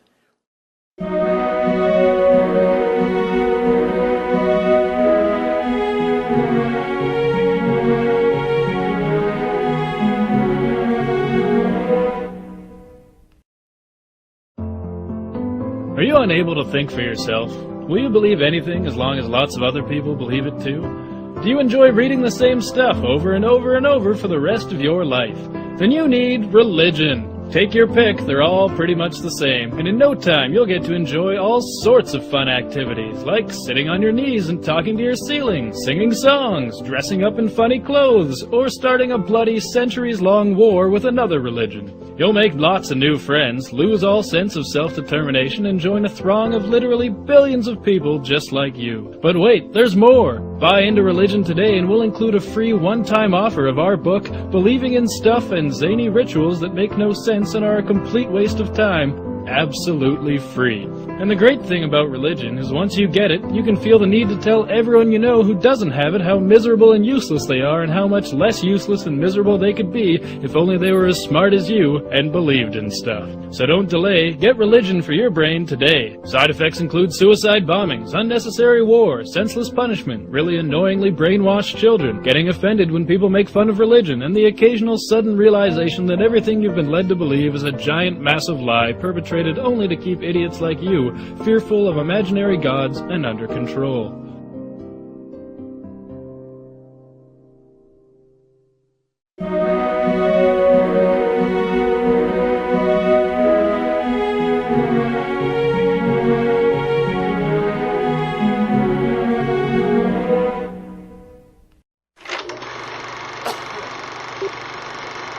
It's been enough, suck.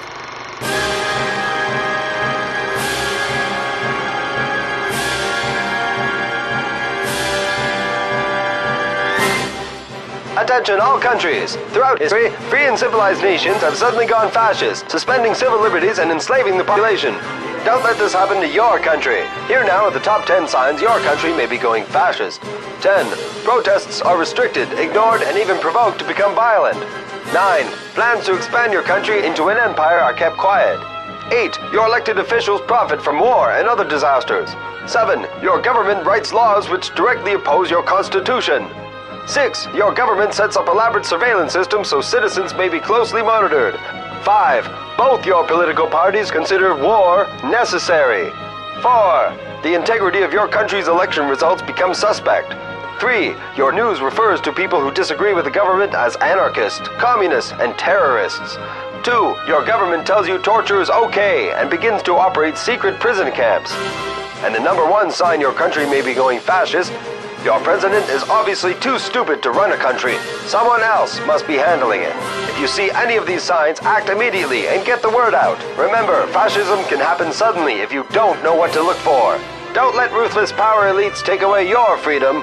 Remember, you can make a difference. A message from the SFBOARARWDWTBISOTEA, the Society for People of All Races and Religions who don't want to be ignorant slaves of the elite anymore.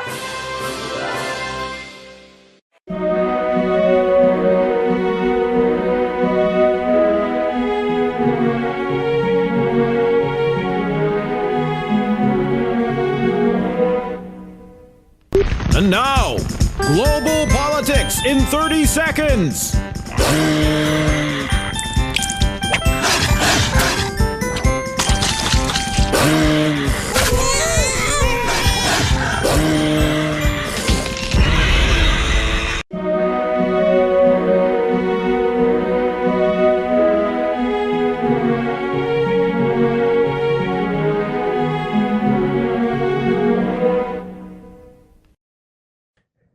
亲爱的各位，平安！在下是时代精神运动的支持者。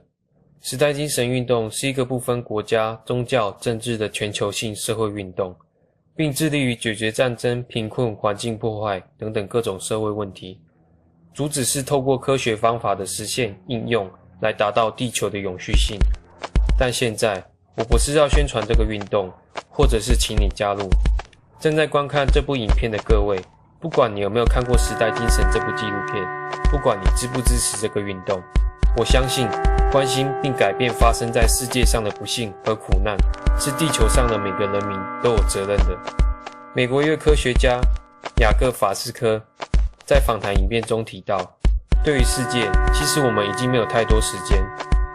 我们对海洋和环境的损害已经到了非常严重的程度。战争、经济萧条、饥荒、贫穷、疾病遍布全世界。我们的地球资源、人心不断的衰落、腐败，娱乐和物质享乐正不断夺走我们的理智。从以前到现在，不管是甘地、马丁路德金或罗莎帕克斯，世界上有很多人不断的努力，他们的一生都致力于实现这个世界的公平、正义和自由，提醒人们这不只是口号而已，而是真正的理想与愿景。所以，如果你什么都没有看到，如果对这个世界正面临的灾难你依然一无所知，那我会建议你就这么继续平凡的过日子，继续作为金融体系的奴隶，继续用虚荣的娱乐和物质享乐来填满你的生活。但是，如果你见到我所见的，如果你感受到我所感受的，如果你要追求我所追求的，那么请你务必开始改变世界的行动。如果你是一个学生，看见学校霸凌，请不要害怕，帮助他，别白费了你看《海贼王》的热情。这部漫画要教你的就是正义。如果你是一位农夫，请开始爱护大自然，停止使用化学的农药、肥料。如果你很喜欢吃肉，请多吃蔬菜，因为人类为了驯养大量的牲畜，已经耗掉很多的自然资源。如果你家附近有海滩，请自动自发或找一些朋友做个净滩活动。如果你看见社会新闻愤恨不平，请用行动表达你的正义，别只是拿来当作话题，随着新闻播出后，隔天就遭到人们的遗忘。如果你感受到社会的冷漠，请用行动、热情温暖那些需要帮助的人。如果你是时代精神的支持者，别只是坐在电脑面前，请发起活动或上街宣传，像我一样环岛宣传，向你周遭的人宣传。各位，请相信你自己的行动，因为美好并不会无故显现，除非我们在内在中发现美好。我们要创造美好，而且是真正的公平、正义、自由的世界。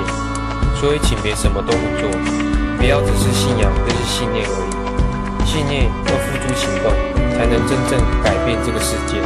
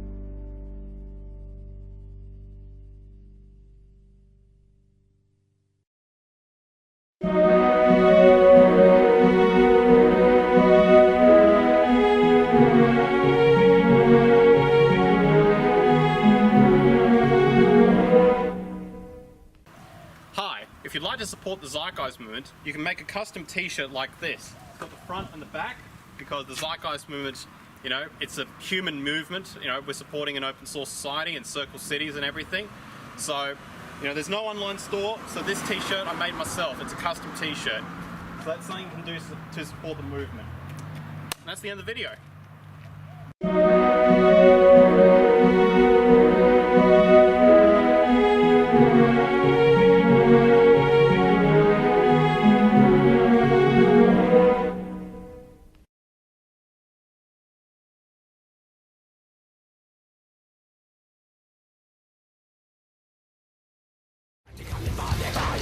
I've already drawn the analogy between food and entertainment, how what we bring into our bodies and minds affects the type of people we become. Perhaps an even better analogy, though, can be found here, in, of all things, A Broken Window. In his classic work, Thinking About Crime, renowned social scientist James Q. Wilson observed that disorder and crime are usually inextricably linked, that human behavior is profoundly affected by its environment. broken windows, graffiti, drunkenness, and open displays of unfettered sexuality are an invitation for crime, a declaration that the environment is uncontrolled and uncontrollable, and that anyone can invade it to do whatever damage and mischief the mind suggests.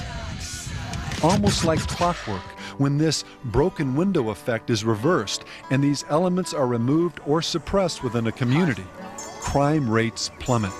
An ordered and more dignified atmosphere encourages civility and moral behavior, while disorder breeds anarchy and immorality. Hi, how you doing? And if that's true when disorder appears in something as mundane as a broken window, how much more powerful is the catalyst for immoral behavior when the oral environment, when the music, that language of the human soul, is bent towards moral disorder and chaos? A striking example of this broken window effect as it relates to music can be seen in this small park in Edmonton, Alberta. Several years ago, drug dealers began doing business here, and as a result, the crime rate in general began to increase. In an effort to restore a sense of order and preserve their community, local merchants paid for a sound system and began to broadcast the symphonies of Bach, Beethoven, and Mozart throughout the park. Neil DeBoard, the local chief of police, reported that the results were immediate and dramatic, with the number of crimes falling by approximately 800%. While there's no way to fully quantify all the factors that led to this decline, the gut consensus was that the beauty, intelligence, grandeur, and order projected by the classical music was so antithetical to the discord and degeneracy associated with the drug trade that many of the dealers just stayed away.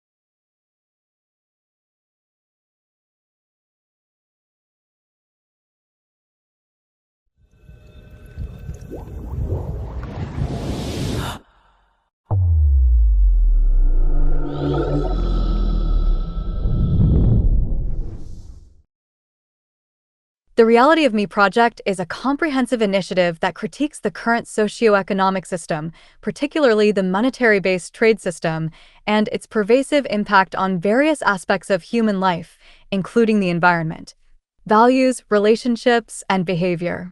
The project posits that many global issues such as climate change, pollution, corruption, and crime stem from the trade-based economy. By understanding the root causes, the Reality of Me project aims to present realistic solutions through educational resources. The core of the Reality of Me project includes extensive documentaries, books, videos, and tools, all designed to be freely accessible and trade-free. These materials cover a wide range of topics, including the scientific method, the creation of the universe, technology, human behavior, and more. The project's documentaries are particularly noted for their thorough approach, making complex topics accessible and engaging. One of the key messages is the promotion of a resource-based economy, a concept also advocated by the Venus Project and the Zeitgeist movement, which seeks to eliminate the trade system in favor of a more sustainable and equitable distribution of resources. The Reality of Me project's approach is heavily influenced by the ideas of Jacques Fresco and advocates for a world where automation replaces repetitive jobs, thus freeing people from the constraints of a monetary system. The project emphasizes education and awareness as the first steps toward meaningful change, encouraging individuals to question existing societal norms and consider alternative systems that prioritize human well-being and environmental sustainability. For more detailed information, you can visit the official The Reality of Me project site at tromsite.com.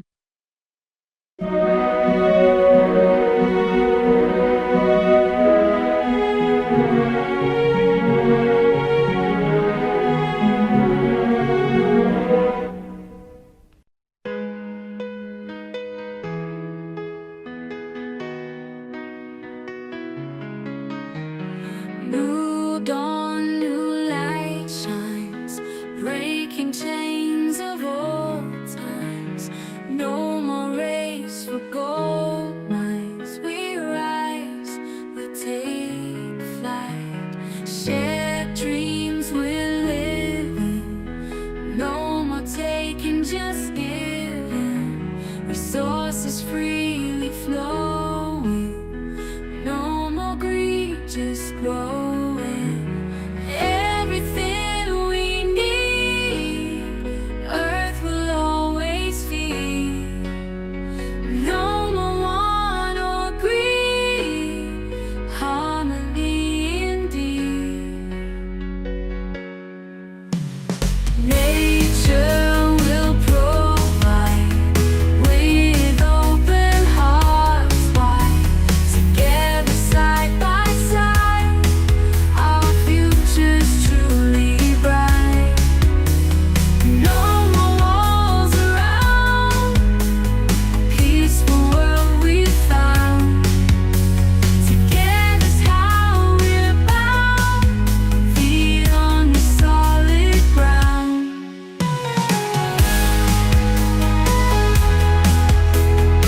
Everything we need, Earth will always be. No more want or greed, harmony indeed. Nature will provide with all high, with open hearts wide, with open hearts wide. Together side by side, our future's truly bright. No more walls around, peaceful world we found. Together's how we're bound, feet on new solid ground.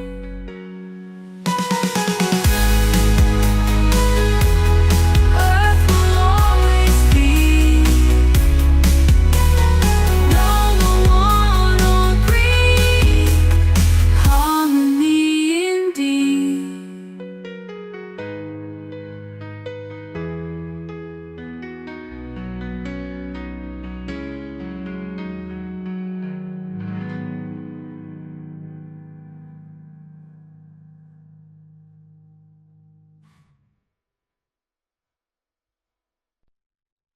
Dreams of a world so bright, future shining in the night. No more struggle, no more fight, peace and hope in every side.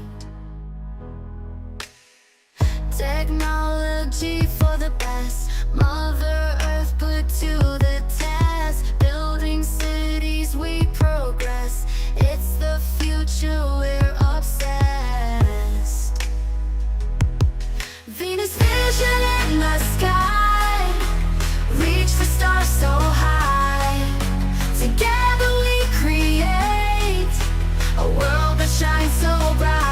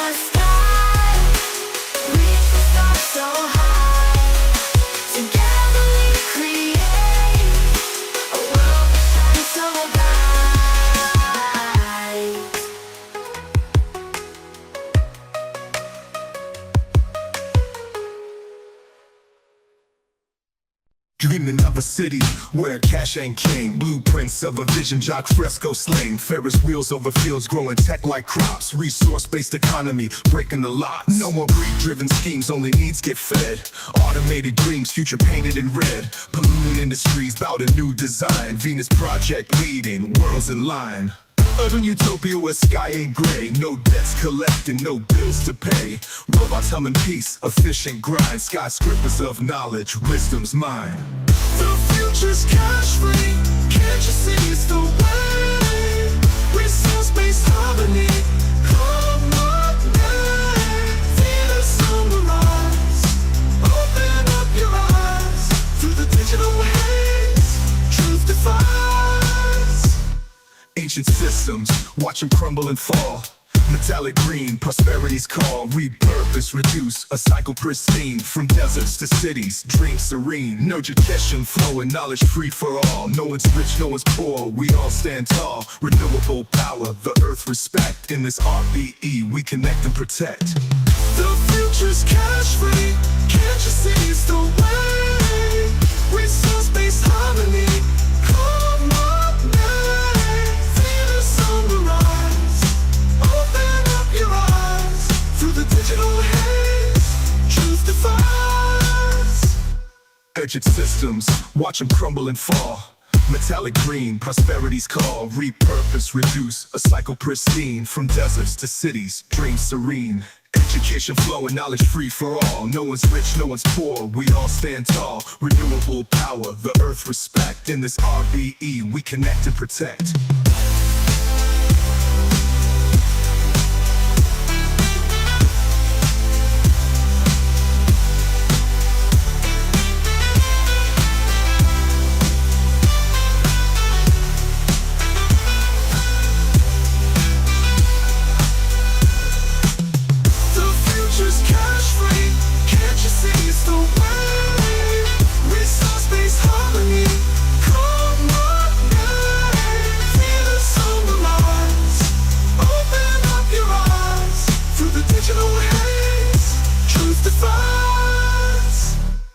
Intelligent systems, watch them crumble and fall. Metallic green, prosperity's call. Repurpose, reduce, a cycle pristine. From deserts to cities, dreams serene.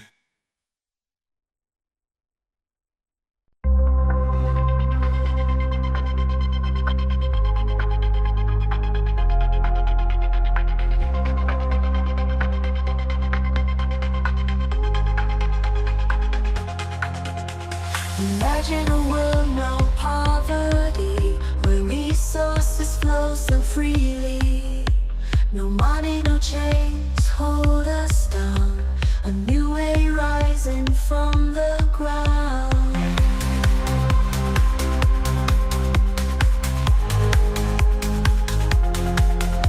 Technology for the good of all.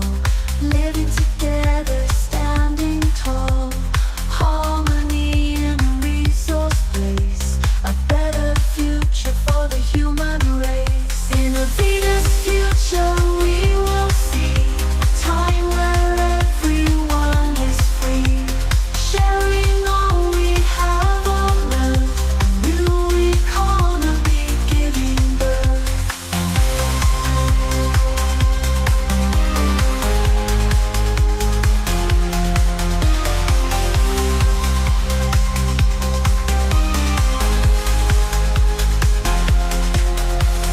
Cities shining with clean energy.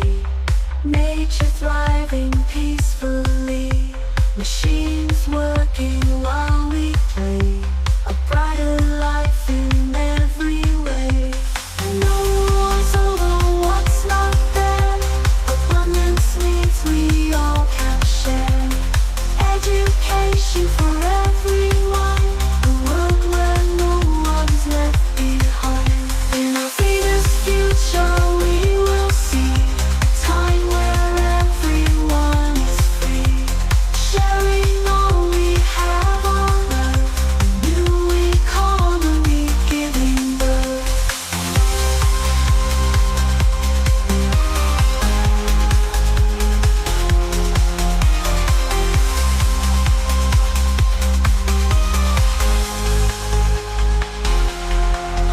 In a Venus future we will see a time where everyone is free.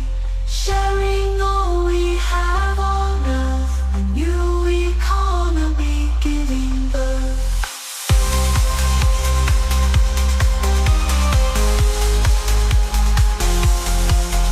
In a Venus future we will see a time where everyone is free. Sharing all we have on earth. A new economy giving birth.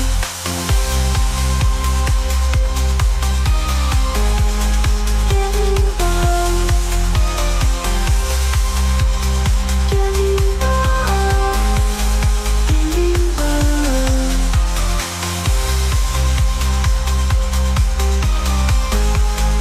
Giving birth.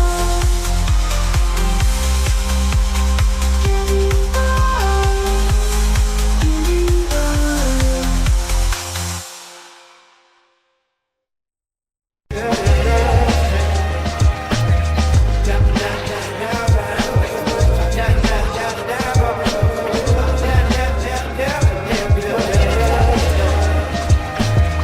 Waking up, see the change, it's the zeitgeist. Breaking chains, breaking norms, it's a new fight.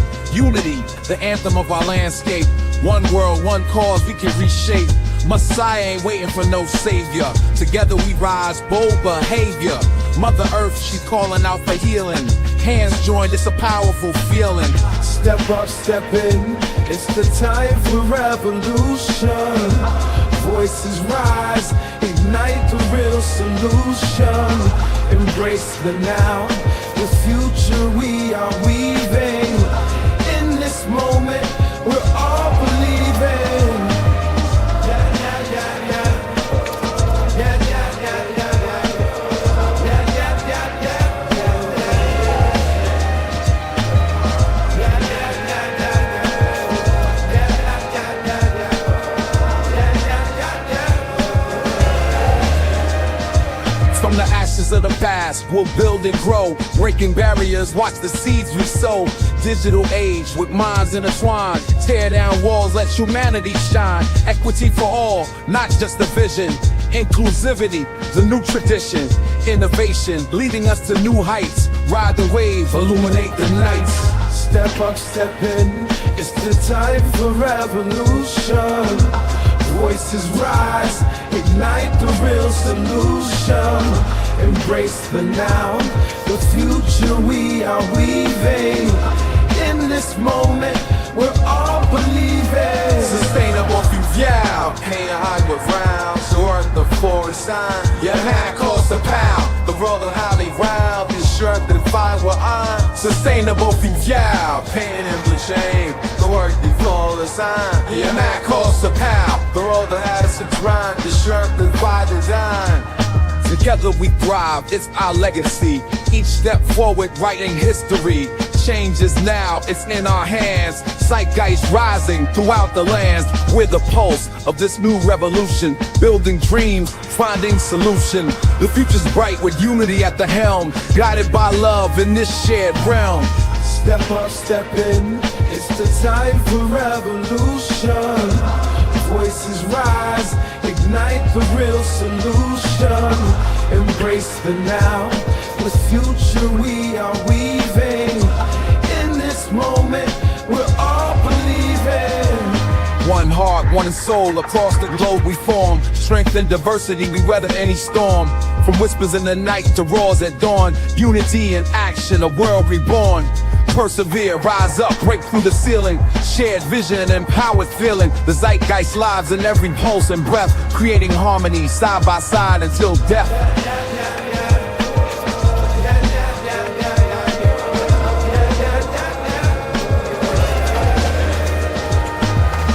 Step up, step in, it's the time for revolution. Voices rise, ignite the real solution. Embrace the now, the future we are weaving. In this moment, we're all believing.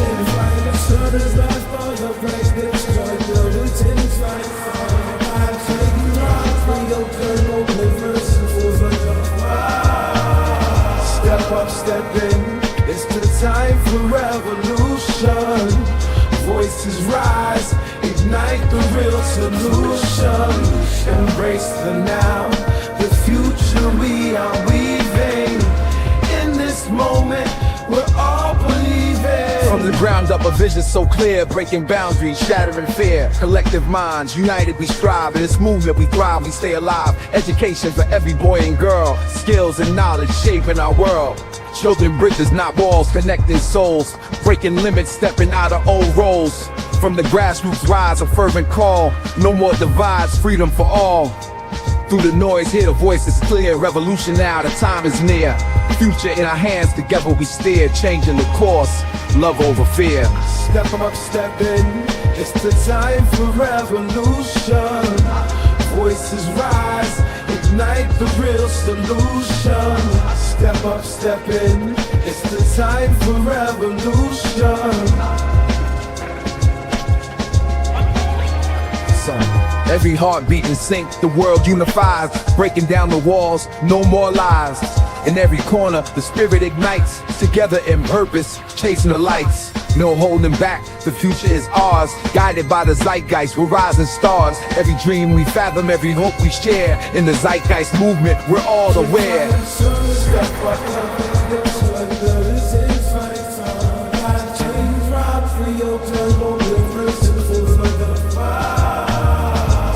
up, step in, it's the time for revolution. Voices rise, ignite the real solution. Embrace the now, the future we are weaving. In this moment, we're all believing. Embrace the now, the future we are weaving.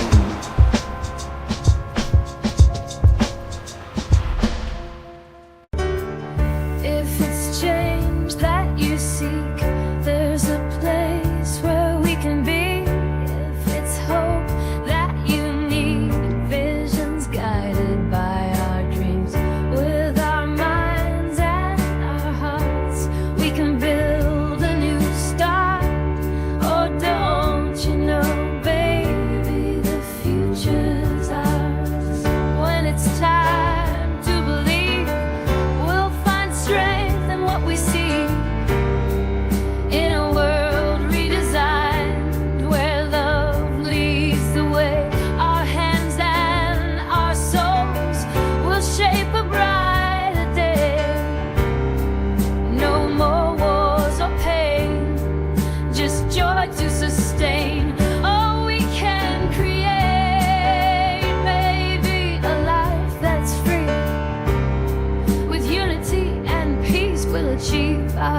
greatest dreams.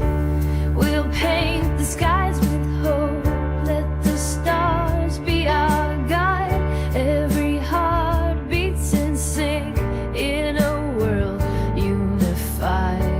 With every breath we take, with every chance we make.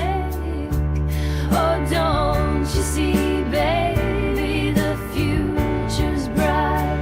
When the dawn breaks anew, we'll rise up with the sun.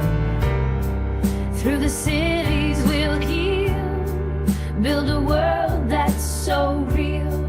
With compassion as our core, we'll open every door. No more boundaries to confine, our purpose intertwined. Oh, can't you feel it, darling? The change is near. In the dreams that we weave, endless possibilities. With each step we advance, in this world we enhance. Sustainable dreams in a landscape so vast. We'll nurture the earth, give new life rebirth. Oh, side by side, darling, let's make it real. In every innovation, see the human touch. In this world we'll design, there's a future in us. Technologies will rise, aligned with our cause. And the beauty unfolds from a society so just. Every heart joins the quest, hand in hand, no rest. Oh, we'll ignite it, baby. With visions of change, we rise with the dawn. Building bridges where divisions have drawn. Creating futures bright, with love leading the way. In a world where the dreamers hold sway. From the concrete to the seas, the blueprint speaks. Together we'll evolve, every dream peak to peak. So let's rise up, where our visions align. In a world where our hopes intertwine. With technology's grace and compassion's embrace, we'll carve a new path, a future in our hands. Every voice, every heart, in this timeless dance. So we'll light the way, baby. With every step we take, let's shape destiny. Our imagination, innovation rooted deep in love's harmony. We'll build a world where our souls can run free. From the concrete to the seas, the blueprint reveals. Together we'll evolve, every dream in us heals. Let's go the Venus Project, where dreams come alive. A better world where we all thrive. Sustainable future, we all strive.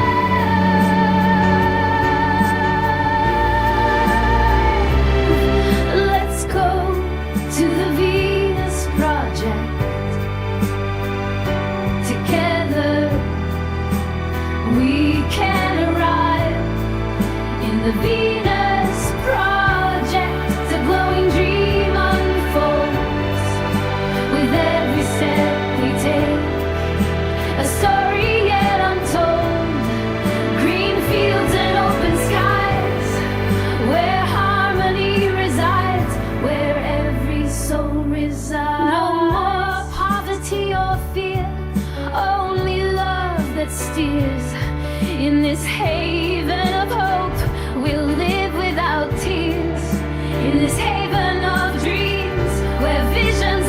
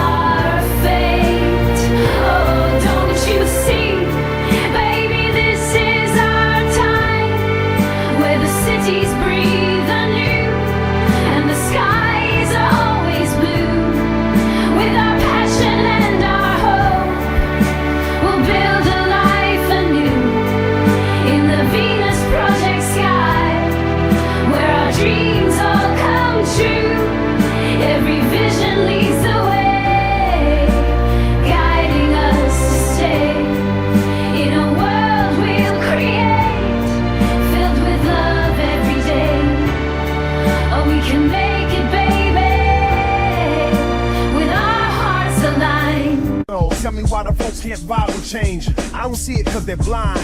Can't read the sign up on the wall. It's time, global peace and fairness, justice for all. If it ain't right, then we're all in crisis.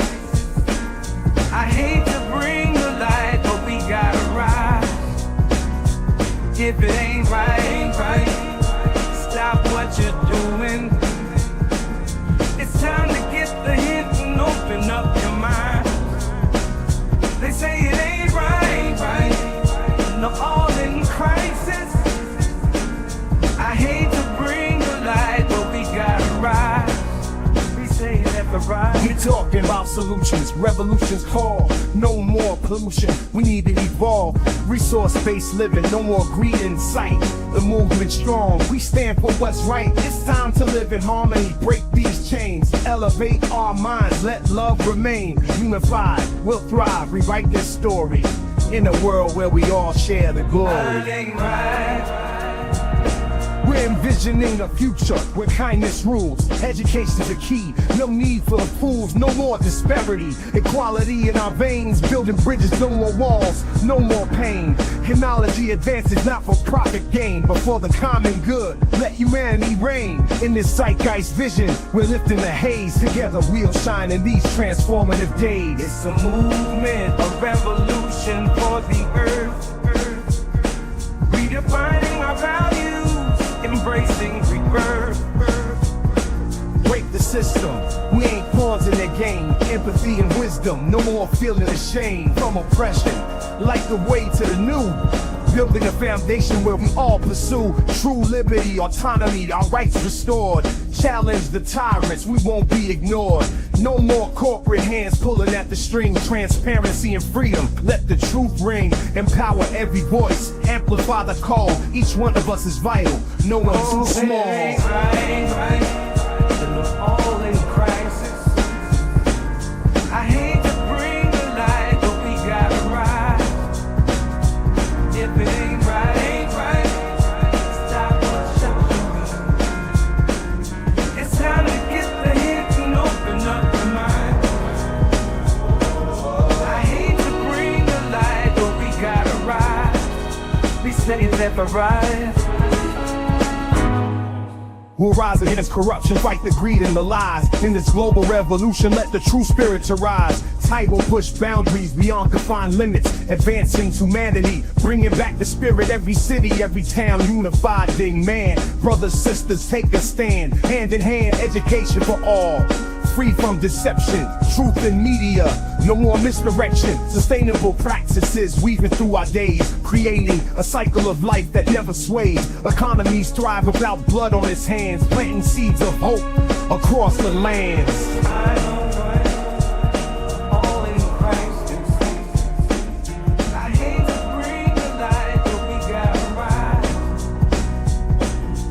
Global paradigm shift, let's redesign. Break from tradition, leave the old behind. Cooperation over competition, let's redefine. Value in the planet, the future in our mind. Every heart and hand, aligned in a beat. Sustainable sources lifting everyone we meet. Harness the power of the sun, wind, and sea. Innovations flowing, setting our spirits free. In this zeitgeist movement, we're finding our worth. Crafting a narrative, building a brand nerd. Rising up, it's a vision, a mission we hold tight. For a future where we all live, doing right. Question every motive, challenge the status quo. In the zeitgeist movement, let the wisdom flow. Educate the masses, no more deceit. Liberate the voices, let's make it concrete. Economic systems designed to enslave, we're breaking free, no more living in a cage. Zeitgeist rising, change is finally here. Hand in hand, together we'll steer. Break the chains, we all deserve to shine. Zeitgeist vision, it's about time. We're uncovering truth, can't silence our voice in this global revolution. We got choice, freedom's not a dream, it's a right we deserve. No more spin, no more swerves. Corporate hands no longer got the strings. Transparency in everything, let freedom ring. We mobilizing masses, the youth is awake. Tomorrow's leaders, no mistake. Wow, Rising from the shadows, no longer in chains, breaking free the paradigm that restrains. Conscious evolution, we see the earth, a synergy of minds giving rebirth. From digital age, we innovate and create sustainable visions. Our future state, more than just survival, we seek to thrive in harmony and love. We come alive, every voice a movement, every step a mile. In this global shift, we redefine our style.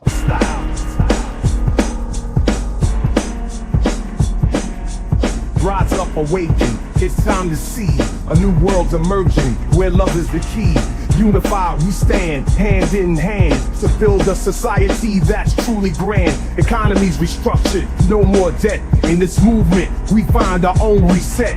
With solar panels glistening, the future's green. Innovation sparking, more than just a dream. From the ground up, we're sowing the seeds of a world that thrives on addressing needs.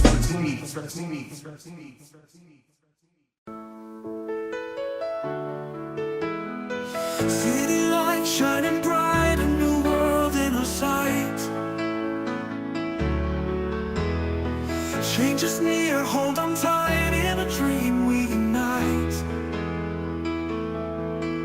Empty hands we let go of the past and what we know. Building from hope we sow, and trust the seeds will grow. No greed, just what we need.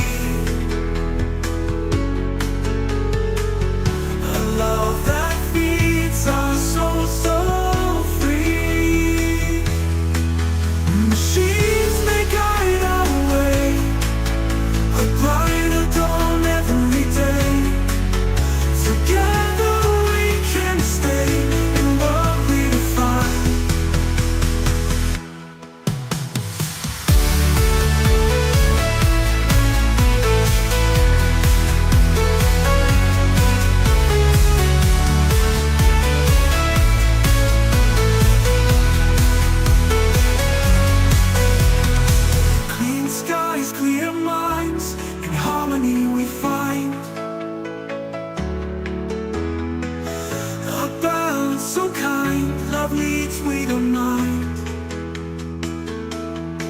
Empty hands we let go of the past and what we know.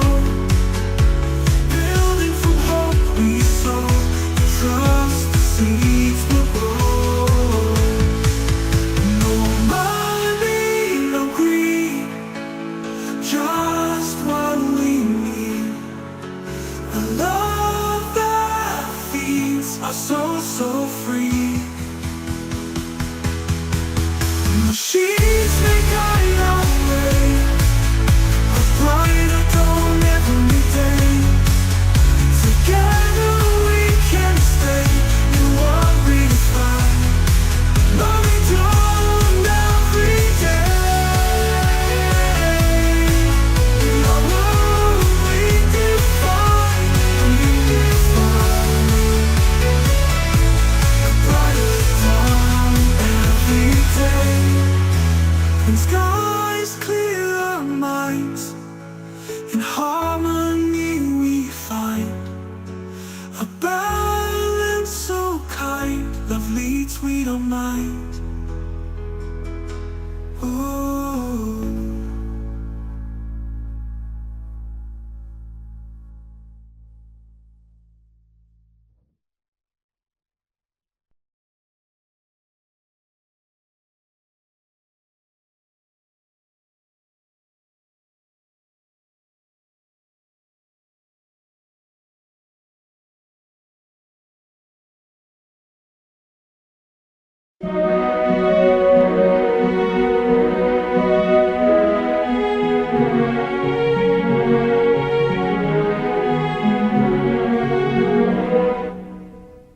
And with utmost respect, Shark, they will say, you're a crazy old man.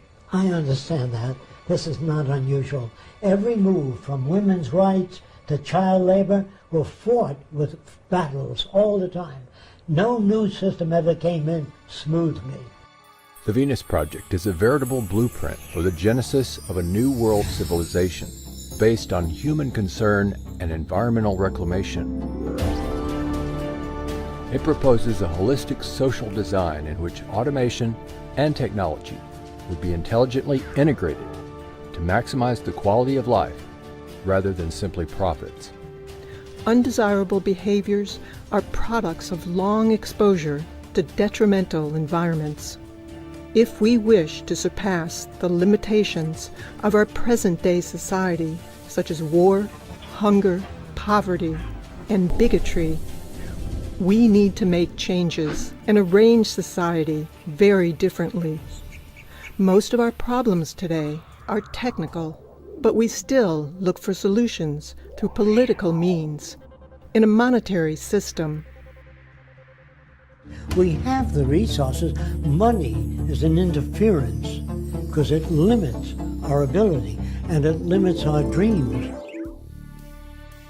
Then the question is brought up is, would this be utopia? We say no, because you can't freeze thought. Everything changes and grows. There are no final cities, no final frontiers, no final language. Everything is in a process of transition, always. Nothing is final. That's the message. The old world is ending. And we have the opportunity to rethink everything. This is a show about the systemic problems in our world. And the real solutions we have today. To transition from an apocalyptic storm of war, scarcity, and ecological collapse. To create an abundantly advanced, collaborative society. That sustains all life. You may think it's an impossible dream. But the alternative is an inevitable nightmare. We're your hosts, Matt Holton, Amanda Smith, and Zachary Marlowe. And together, we can move past this economic absurdity and come together to actualize our collective potential. To create something completely new. We are Mindless Society.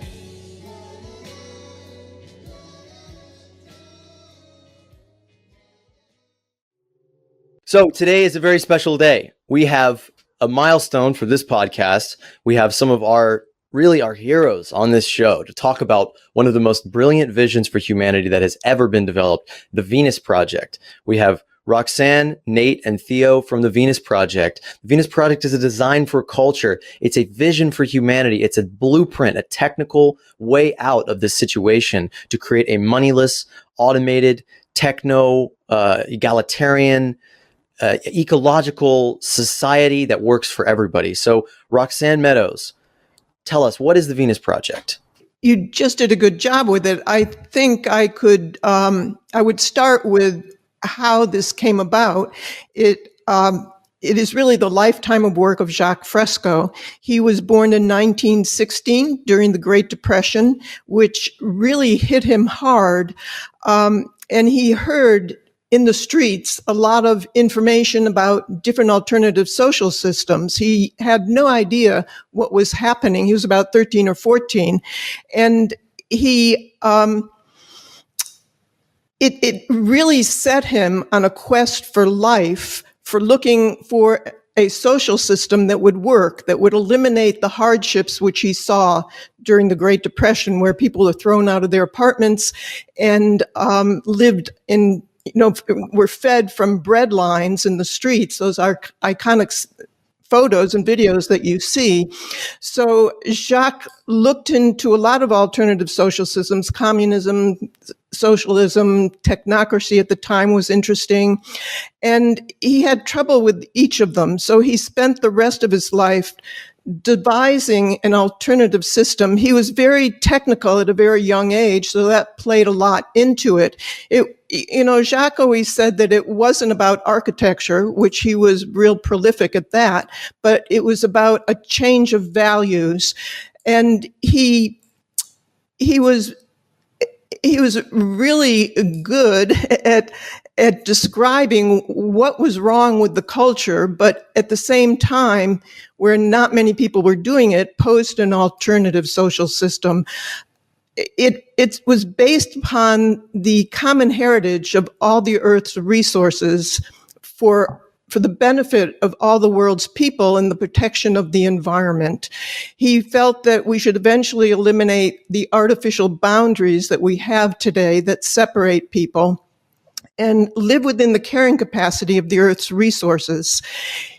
Yeah, it's very difficult in a short time to describe what the Venus Project is exactly, because it encompasses, if you're trying to devise a different social system, you really have to look into everything and question everything, and many different disciplines, which he did, and brought them all together in a systems approach. He had a higher vantage point that he was looking at the problems from.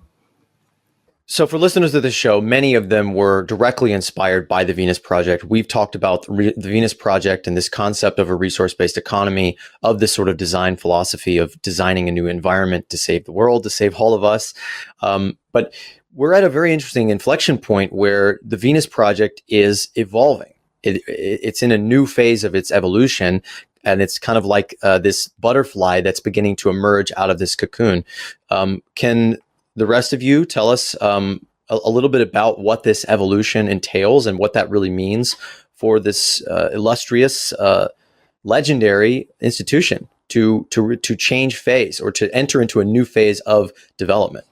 I think what's important is to also look at a few other things about the Venus Project. I mean, historically speaking, the Venus Project is Jacques Fresco's and Roxane's creation. But Fresco had an organization before the Venus Project called Socio-Cyberneering, which is a compound word formed by combining cyber, which is cybernetics, which means to steer in the Greek, and the nearing part is engineering, applied to the social system. That's how we get socio. So it was difficult for people to pronounce, and still is, so hence the Venus Project. That's why the name. Otherwise, it's cybernetics and engineering applied to the social system. So, and of course, the Venus part comes from the place, Venus, Florida. And up to now, and it, of course, it continues to represent Fresco's body of work. Is, like Roxane said, the value system of thought, and let's say model of reality. And in some people's eyes, it has become somewhat of a brand for sustainability. Legally speaking, it's a 501c3 NPO registered in Florida. So all of this has come about, has been handed over in our hands from Jacques Fresco when he died in 2017 to proceed and evolve. Sorry, I just thought it would be nice to get a little bit more before we move on to the evolution part of it. Yeah.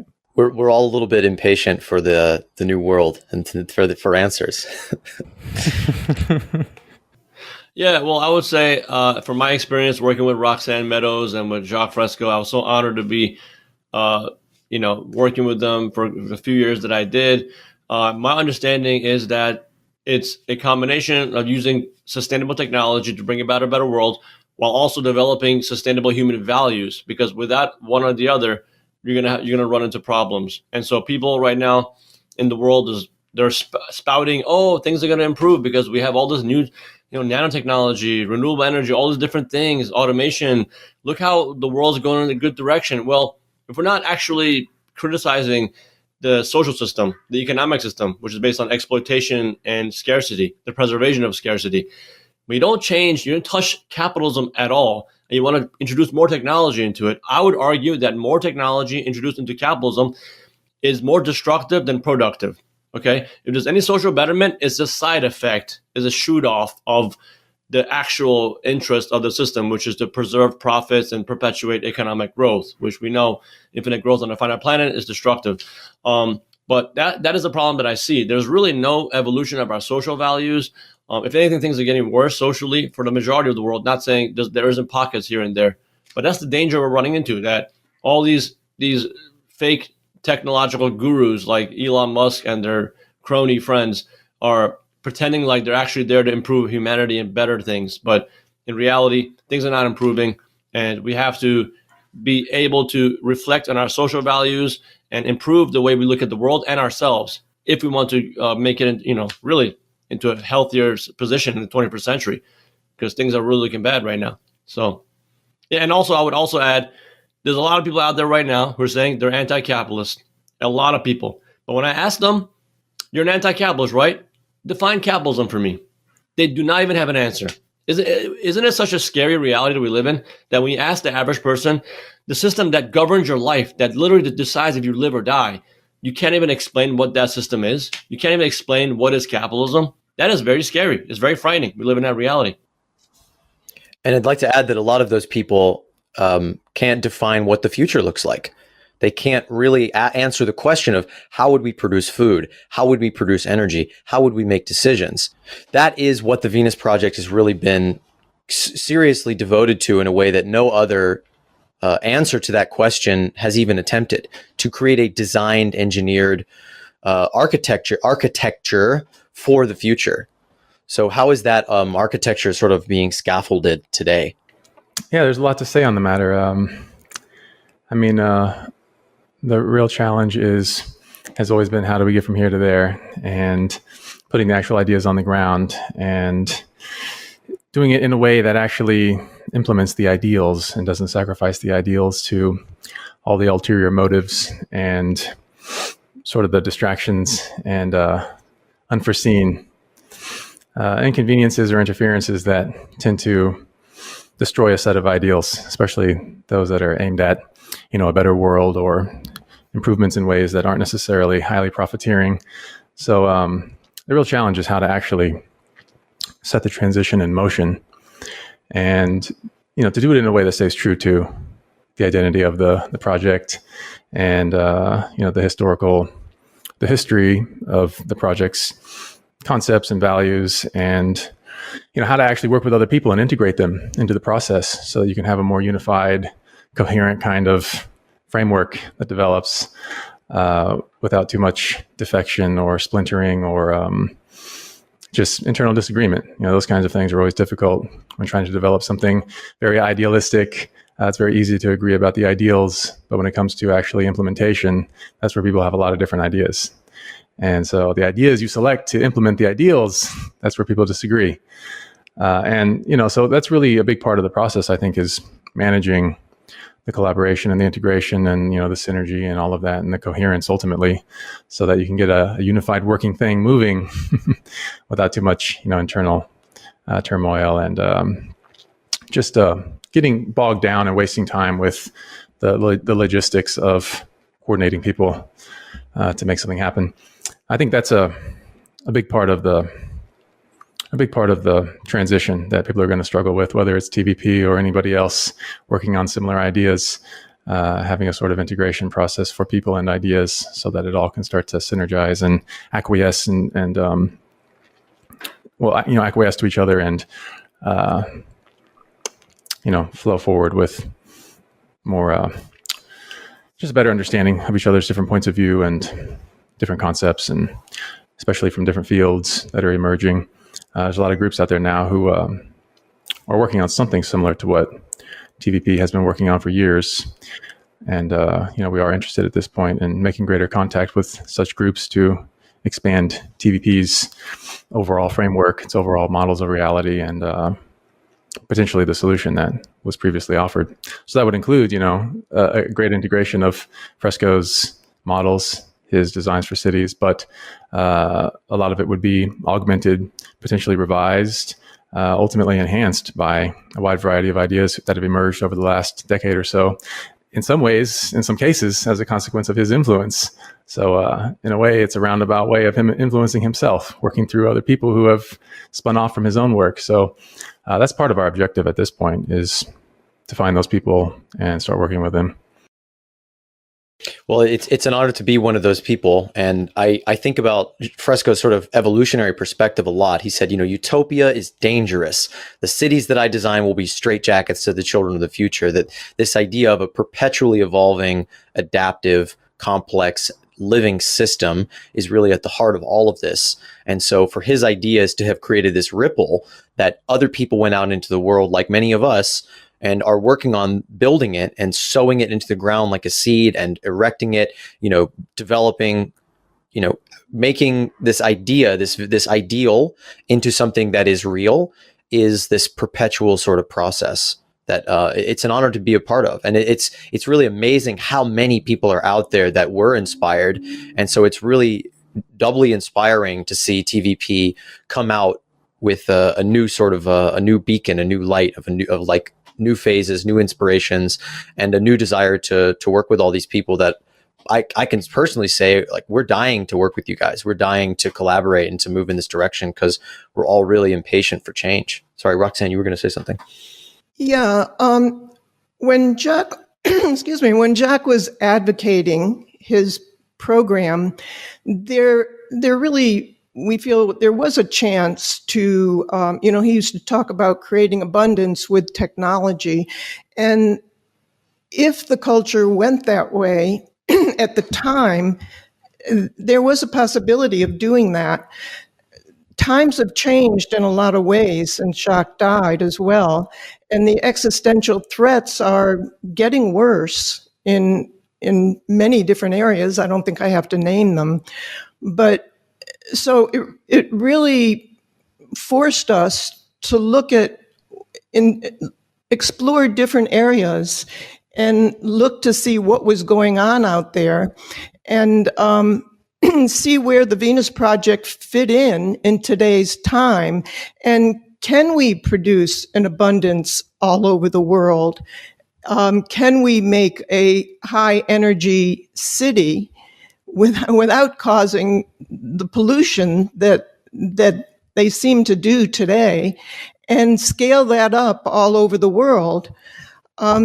Because of different circumstances and the different areas that we were looking into, like biophysical economics and looking into systems theories, people like George Mobus, and looking into work of William Rees and Herman Daly and Charles Hall.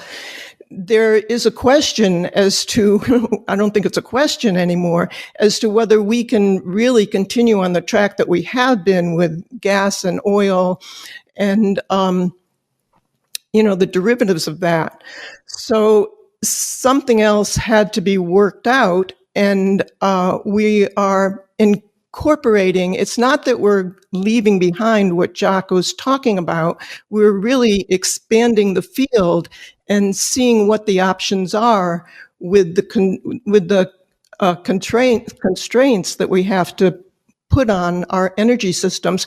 Everything is based on energy, and if we have limited energy, then it limits what we can do.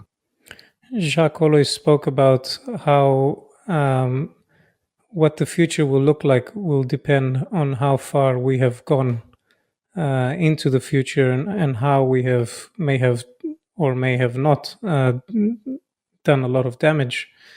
So people speak about, so specifically Nate Hagen speaks about energy blindness. And this is when we take energy for granted in our daily lives and our plans. And when Jacques developed the ideas of a resource-based economy that were pushed forward through the Venus Project, the world was in a very different state at the time. And as time progresses, we find ourselves with ever less options, as he predicted himself. And we have this carbon pulse where we discovered these fossil fuels, and we make miracles from them, miracles of convenience. And if we let's say, if we picture an upside down bell curve, we're at the peak of that curve. And just like before any crash, or like the 1929 crash, everything looked amazing until it all came to a halt. So just like before any crash or burst of some bubble, it all looks amazing until it bursts, or in this case, deteriorates. So if we kind of rank order the resources, energy is the master resource to whatever we do. And we need to make sure that whatever we use as an energy source has to be easily scalable, first of all. That's something that that is often taken for granted, and it won't cause further damage to the environment and, of course, in turn to ourselves. And oil, where we say we need to move away from oil, but we have to look at what is oil useful for, and it does things like anesthetics, wind turbine blades and solar panels and car battery cases to build your electrical cars. But we also use it for, like what Jacques used to call, nothing things, wasting it as if there's an endless supply of it on balloons, plastic toys, and perfumes. So when we burn fossil fuels, it means pollution and waste. And that pollution and waste doesn't just go somewhere else. It accumulates over time and causes an immense amount of destruction. And the world that was envisioned in the middle of the 1900s is not the same world that we have today. And at some point, if we haven't already, we're going to reach the point of no return.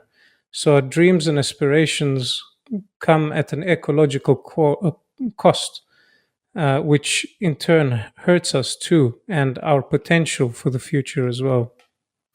If I may jump in really quick and just comment, in all that Nate was saying in regards to synergy and solutions, and Roxanne was saying in regards to compounding issues, and now Theo with the fact that we have to look at how energy informs what we're capable of doing, and we have to be able to come up with scalable models that are easily replicable, easily in relative sense.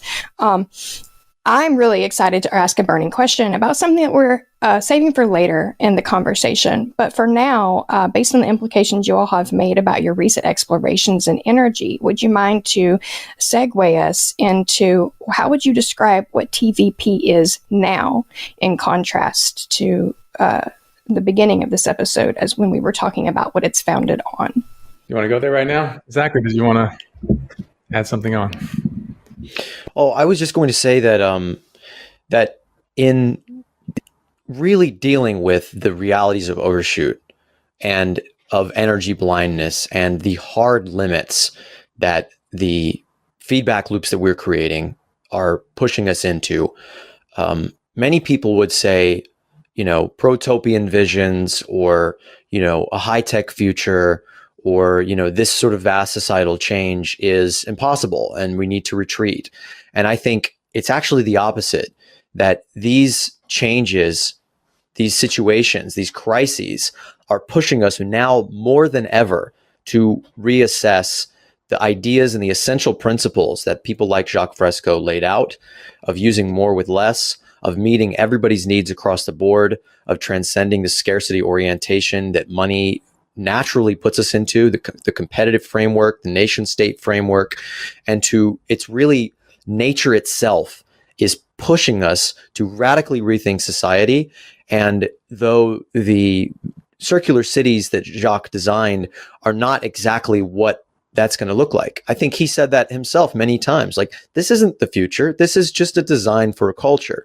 And I think really it's not about the details, as in like a permacultural sense. It's not about what plants are growing. It's about the patterns. And it's about really getting into the design philosophy to adapt this value system to create the best world possible with whatever our materials are. If you drop Jacques Fresco on a desert island, he's going to create some nice domes. And I mean, it'd be a nice environment, but it wouldn't be the same environment as if he had the ability, to use, fossil fuels and high energy and all this technology. And so I think it's really, from my perspective, it seems like it's an adaptation. It's like deep adaptation. It's Jim Bendel's term of what we're really shifting into. So I'd love to hear more about y'all's visions and perspectives on that.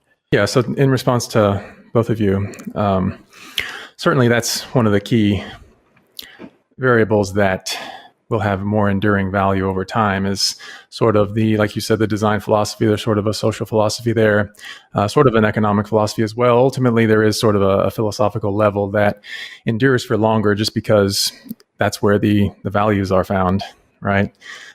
Usually at a philosophical level, that's where you define the values and assert the values that are worth defending. And so he certainly addressed that to the utmost as far as the importance of a certain value system. And really, you can design any system that's predicated on those values, right? And it'll take a variety of forms. I would also say that it's a matter of sort of the functionality of the system that he was proposing. He was trying to achieve a certain level of functionality that the current system does not have. And so, again, a variety of forms can facilitate that functionality, and they can, they'll emerge over time. But, as he envisioned it from his reference point in past decades, with the options that were on the table at the time and the technologies and the forms that he had to work with, we get the depictions of the future that he envisioned in his renderings, his drawings, and the various sketches that he's done. And all that derives from the materials available at the time, the probably a greater optimism with regards to the viability of scaling a system globally without too much pressure on the resources. Some might have been taken for granted at that point just because, some decades ago, we didn't really have as vast of surveys as we do now about the global reserves.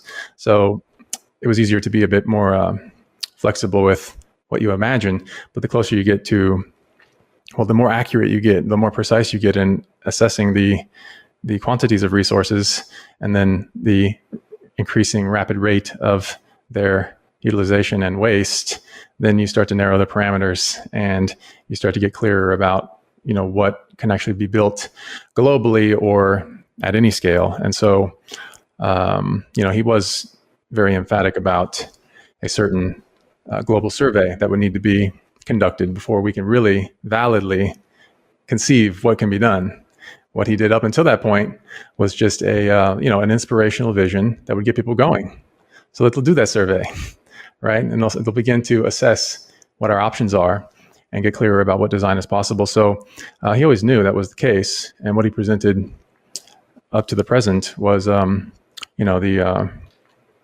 hypothetical, what could be. It's certainly possible, but with regards to the quantities that we have on the table, that's where we start getting to what's plausible to actually construct. And that's where you have to do a lot more detailed theoretical work and more technical calculation and that kind of thing. So, that's where we're headed towards now. We're moving more away from the sort of hypothetical vision aspect of it and more towards the practical estimation of what can be done as incremental transitional steps. And so, you got to get a little bit more grounded and more, just more pragmatic in your thinking, which runs the risk of what I described earlier, which is you look like you might start to sacrifice some of your ideals in that grand vision because you're starting to tighten up the parameters. But so the other point is with regards to the way the future vision can be implemented. So there's different interpretations, right? A wide variety of people have different interpretations about how it can be done. There's sort of more like more biophilic designs, right? Designs that derive more from biology. And if you look at our website now, it talks more about biomimicry or ecomimicry or evomimicry being part of the design philosophy. And so, you can try to imitate nature with hard, cold technology, or you can actually use nature itself to perform some of the processes required for sustainability. So there's sort of a spectrum there between more biological solutions towards more technological solutions, as far as like machines and such. And so people fall somewhere on that spectrum, and they envision, how the ideals or how the aspirations can be sort of fulfilled by these different approaches. And as far as what TVP is now, which, Amanda, that's to your question, is really about, the way I like to describe it is TVP now is an abstraction from what TVP was before, right? So it's a higher order perspective on it. a more complex perspective on it. And that includes what Jacques Fresco talked about as the optimistic scenario. But beyond that is, well, some of the more grounded, pragmatic approaches that we might need to take to make something viable. And that could include more limited versions of that vision. So it might be at a more regional or local level where the implementation takes place. But there's still that place for the global, optimistic, grand vision, which is where he began. And so that should stay in the equation, just for the inspirational effect, but also because, well, maybe that really could be someday, right? Maybe it turns out that our energy issues and the risk of energy contraction and the mineral shortfall, maybe that turns out to be just sort of a temporary anxiety and it all resolves itself, in which case that more optimistic vision becomes more possible, more probable, let's say. And so TVP now, it's just a higher order of abstraction, where this was Jacques Fresco's work, this is what he presented. Now here's other ways of thinking about it, about how to implement a transition, and then what the outcomes might be depending on the emerging constraints. So it's what he presented plus more. And I would say it's sort of a meta perspective. TVP has taken a meta perspective on itself, and now that's what it presents, if that makes sense. It does, and thank you for taking the time to break all of that down for our listeners. I feel like it needs to be said for some of our listeners that may be still clinging with white knuckles to exactly what Jacques Fresco had set forth all those years ago. That a friendly reminder that, and correct me if I'm wrong, the premise of the Venus Project, aim for a better world for all, is to regard the evolutionary nature of life. And the fact that it's not a linear process and it's not stationary and it's something that is going to change and adapt. And for some reason, I run into people more often than not that are a little disgruntled with the fact that it isn't staying hard and fixed and rigid to the concepts that Jacques himself and Roxanne helped him to set forth. And so to those people, I feel like you're speaking in a way, hey, this is okay. This is what we planned all along. We're going to change and adapt. We're not moving away from the original premise. We're actually putting it into practice at this point, if never before. I think you're right. And we are really doing the original premise, because Jacques used to talk about the changes that will come in the future really depend on the biosocial pressures or the march of events in society and ecology. So that is really what dictates what we do and what we can build and how we can do it. It forces us into different directions. And if we stay with what Jacques used to talk about, and I would say we're not diverting, that's the ideal that we're trying to get to in the future. But how we can achieve that, it's dictated by the conditions that we are faced with within the world. So, excuse me. So, it has that kind of dual effect. I was just going to quote Jacques really quick, in that he would always say, we are a product of our environment. And I think that's a really great way to see this emergence and this evolution of TVP through that lens of we are a product of our environment, which means, as you were saying, the environment's going to dictate how we adapt and grow this transition. No, like Nate said before, that we have to take through this Venus evolution project that we're doing on the side within the Venus Project, is to look at the pragmatic part of it. So it's not the only thing that the Venus Project is doing at the moment.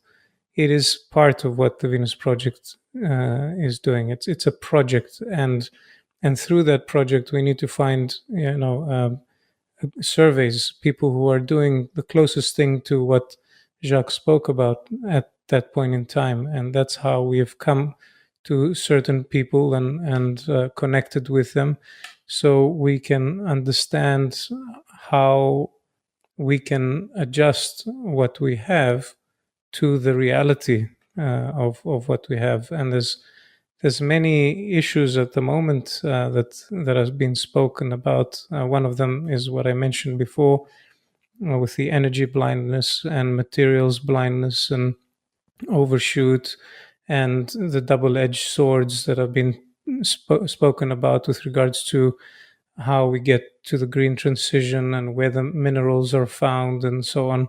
So we definitely need to have a look at the world rather than, so we have to expose our mental models to the real world and to get feedback on whether we can do what we envision. Now, if it, like Nate said, just to support his point, is if it comes about that somebody is working on something amazing with regards to energy, then it's back to game on to what the Venus Project originally envisioned, if we haven't gone too far. Yeah, I think that the essential failure of our system is the inability to tap into human genius, which is something that Jacques just exuded. You know, the obvious archetype of the genius for me, just the Renaissance man who's, you know, taught himself all these different fields of science and synthesized them into something new. Every child could be like that. Every child on this earth is capable of tapping into that problem-solving faculty. But it's the artificial scarcity that we don't have the very basic necessities of food, water, and shelter that keeps us from being able to tap into that and to actually collectively envision a world that's better than what any individual could imagine. And I think it's that essential value that Arzeng really astutely pointed out, the value system disorder, that we don't care about humans, and that, you know, people in this system are cogs in a machine.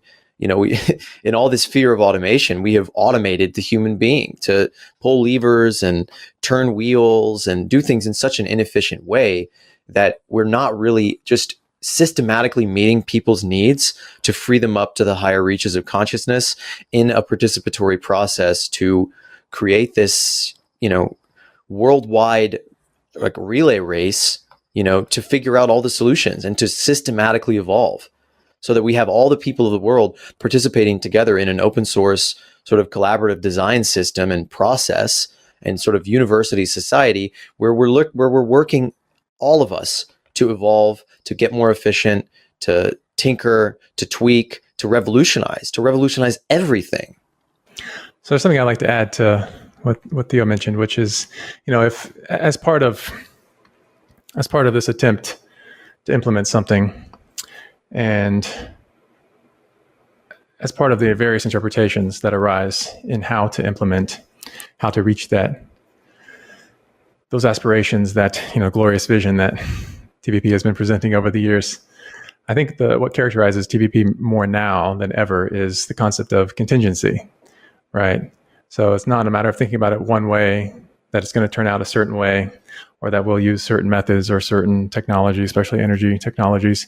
It's very much now a gamble, and it's a gamble and a time bomb, right? Gambling atop a time bomb, let's say, and so it's more true than ever that it's a matter of contingency, right? Because as everything's changing rapidly, and as some options are entering on the table and some are exiting off the table, you're constantly having to track what's available, right?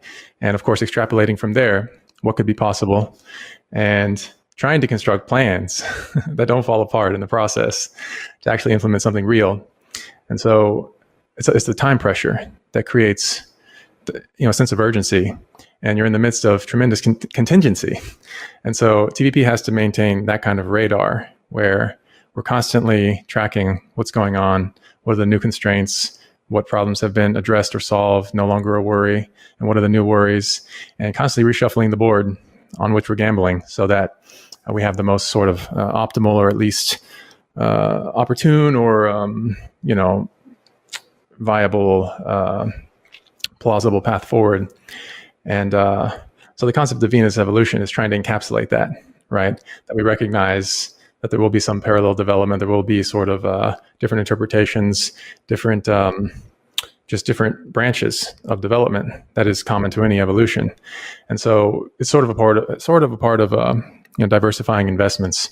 So as we move forward and we try to work with other groups or integrate other ideas, there's going to be a natural gravity to some of these groups, and they're going to organize in various ways.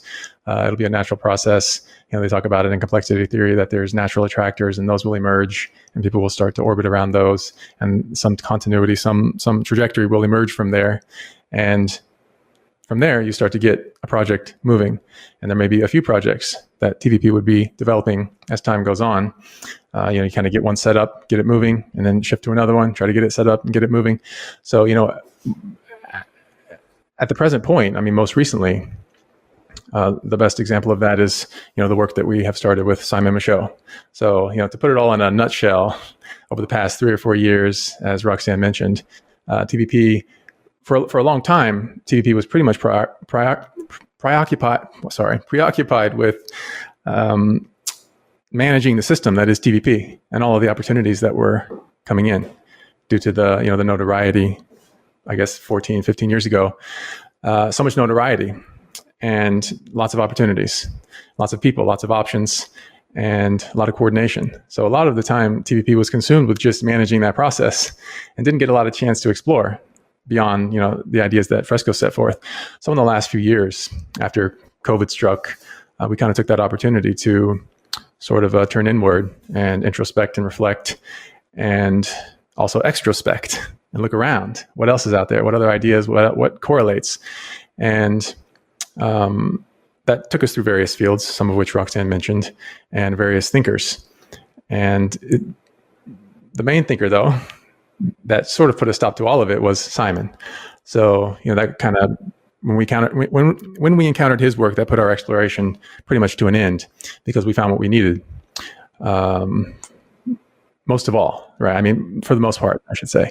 The work of Simon Michaud, it presented the closest approximation that we had found to a global survey, right? And he was able to expose some of the energy issues and some of the minerals constraints, and that gave us enough of a window, sort of a preview of what the risks are, and gave us a sense of firm footing so that we could step forward.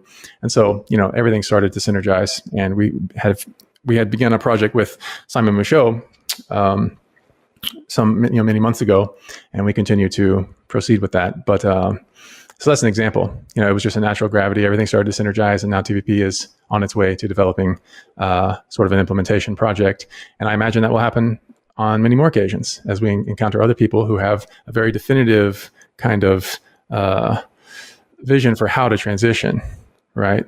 Right now we're relying on the work of Simon Michaud integrated in with TVP, but there's a chance we'll find other people who have equally valuable and potent work that will evolve it in a different way. And we look forward to that. Simon is great. We've had him on the show a couple times, and I recommend our episodes with him very much. We'll definitely be working with him more in the future as well.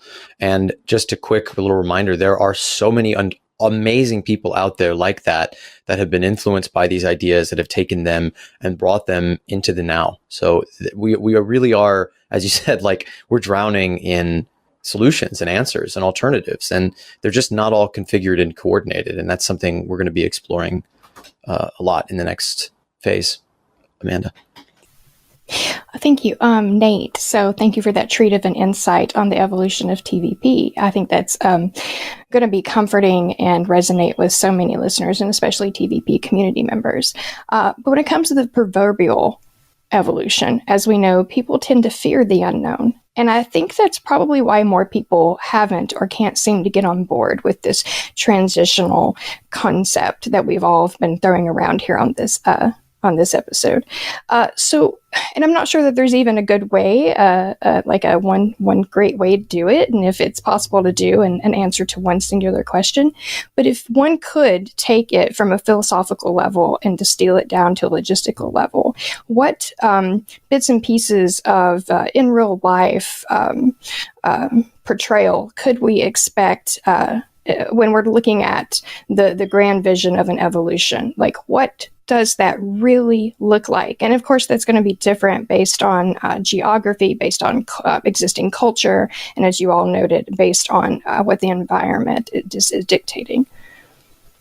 I don't know if there is really just one grand vision, and with many different constraints that we're facing, the visions may change to possibly, we already have Jacques' grand vision of abundance all over the world and everybody being housed and fed and clothed, which I mentioned is the ideal that we're aiming towards.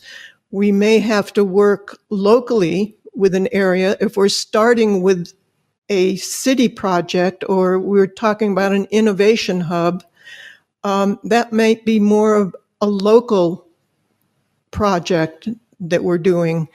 And all of the cities would be localized in terms of the materials that we can use and the surrounding area to make it coincide with the carrying capacity of those areas. So we don't end up with a 6-continent supply chain where we're bringing water, from one continent to another, bottled, things like that, which is a tremendous waste of energy. So what we're looking at is to try and build within different scenarios that we might find ourselves in terms of contraction with energy. Excellent. So, in all you said, what I basically derived from that is the fact that because we live in a world today that is dominated by global systems, I think a lot of us are expecting the transition to be a global action.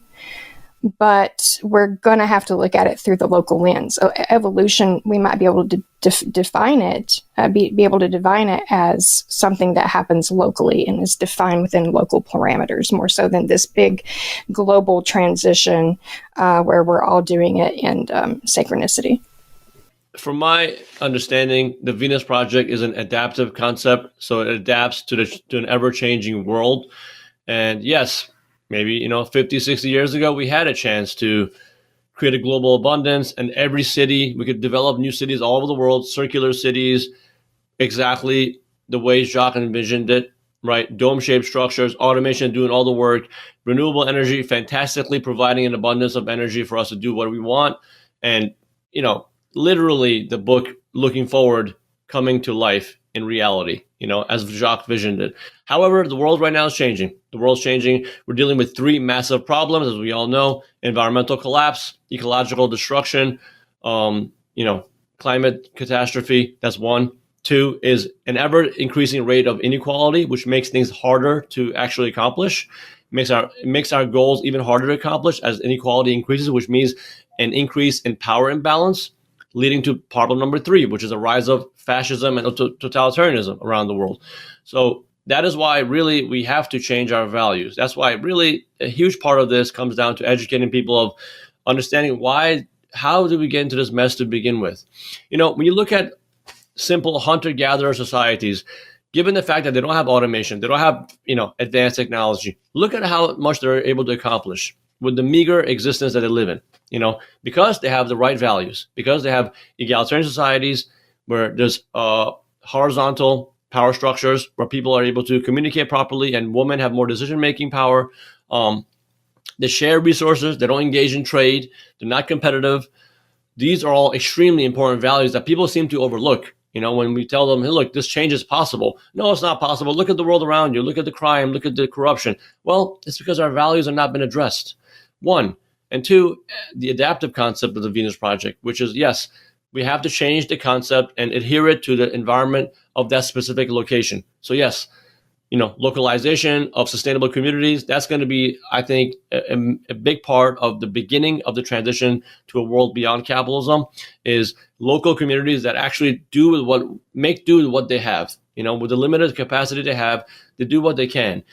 We have tremendous possibilities right now. We don't have to have advanced technology to make things happen.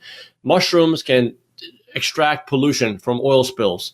Permaculture shows tremendous potential of what we can actually accomplish with just, adapting our food production capabilities to the local environment. We can create houses, earth ships, which Zach, you showed me about that. Earth ships using junk and plastics and scraps to create really actually pretty sustainable strong, durable structures that are highly insulated. So when it's really cold outside, it's warm inside. When it's warm outside, it's pretty cool inside. So, I mean, the Venus Project in Venus, Florida is a great example of that.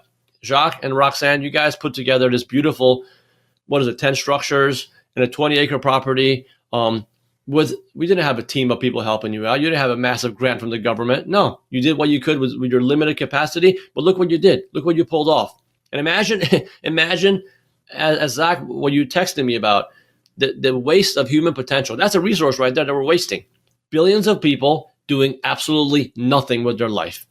Just feeding into this catastrophic market system, feeding into this destructive growth system. Look at what we're doing. And just as a recent crisis with Israel, when you look at what's happening, sending $100 billion to Israel and Ukraine, are you kidding me? And then politicians have the nerve, they have the nerve to say we don't have enough resources to provide healthcare or education to people in our country. That argument should be obliterated right there. We have more than enough resources. Take apart all the aircraft carriers, all the massive weaponry, the industrial complex, the military-industrial complex, all the militaries all over the world. Take 1% of those resources, and we can create sustainable cities probably in majority of the world. So again, it might not be exactly as we envisioned it, what Jacques wanted, to take place, but we sure as hell we have the ability, because humans are highly innovative. We are problem solvers, and if we have the right values and the right intentions behind our actions, there is literally no limit to what we can accomplish. And lastly, a great example. I watched the movie, a few weeks ago, Judas and the Black Messiah, and how the Black Panther Party really tapped into one part of what is needed to make a transition to a more sustainable society, and that is providing things for free for people. Given their limited capability, again, they provided a free breakfast program for disadvantaged youth and disadvantaged communities. And that right there was the biggest kick and the biggest threat to the U.S. government, to the point that they actually labeled Huey Newton and the other gentleman, I forgot his name, Fred Hampton, as terrorists. They're like, this guy is more dangerous than Fidel Castro is or anybody else outside of our borders. That right there shows you that once you can provide even the basic necessities of life to people who are desperate, who are living in deprivation, that changes their perspective, that makes them actually want to give back and contribute. And like I said, the human resource, we can do incredible things given our limited capacity if we work together. And that is really the base of it. And that's why the values have to be changed through education, but also if we can provide some limited capacity of what the vision of the future looks like to people, giving them free food, giving them shelter, giving them some kind of a community life where they can actually feel like they're contributing to something, as opposed to wasting their life pulling a lever over and over again. That really in essence is a big part of the Venus Project, So that's what I would say.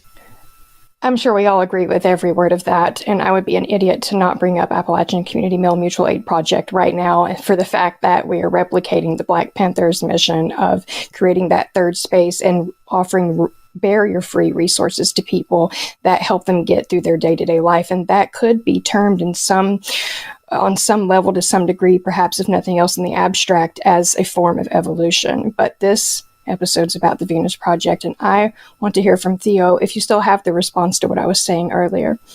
So what I was going to say is that we don't want to give the impression that what we're doing is that much different than what Jacques envisioned.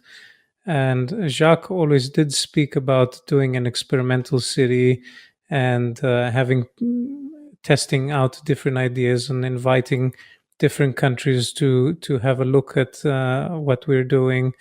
And then if they want to, they can invite us to their country and do something similar. So it wasn't that suddenly Jacques is going to speak to all these leaders and the leaders say, go. There was going to be a transitional stage to get there.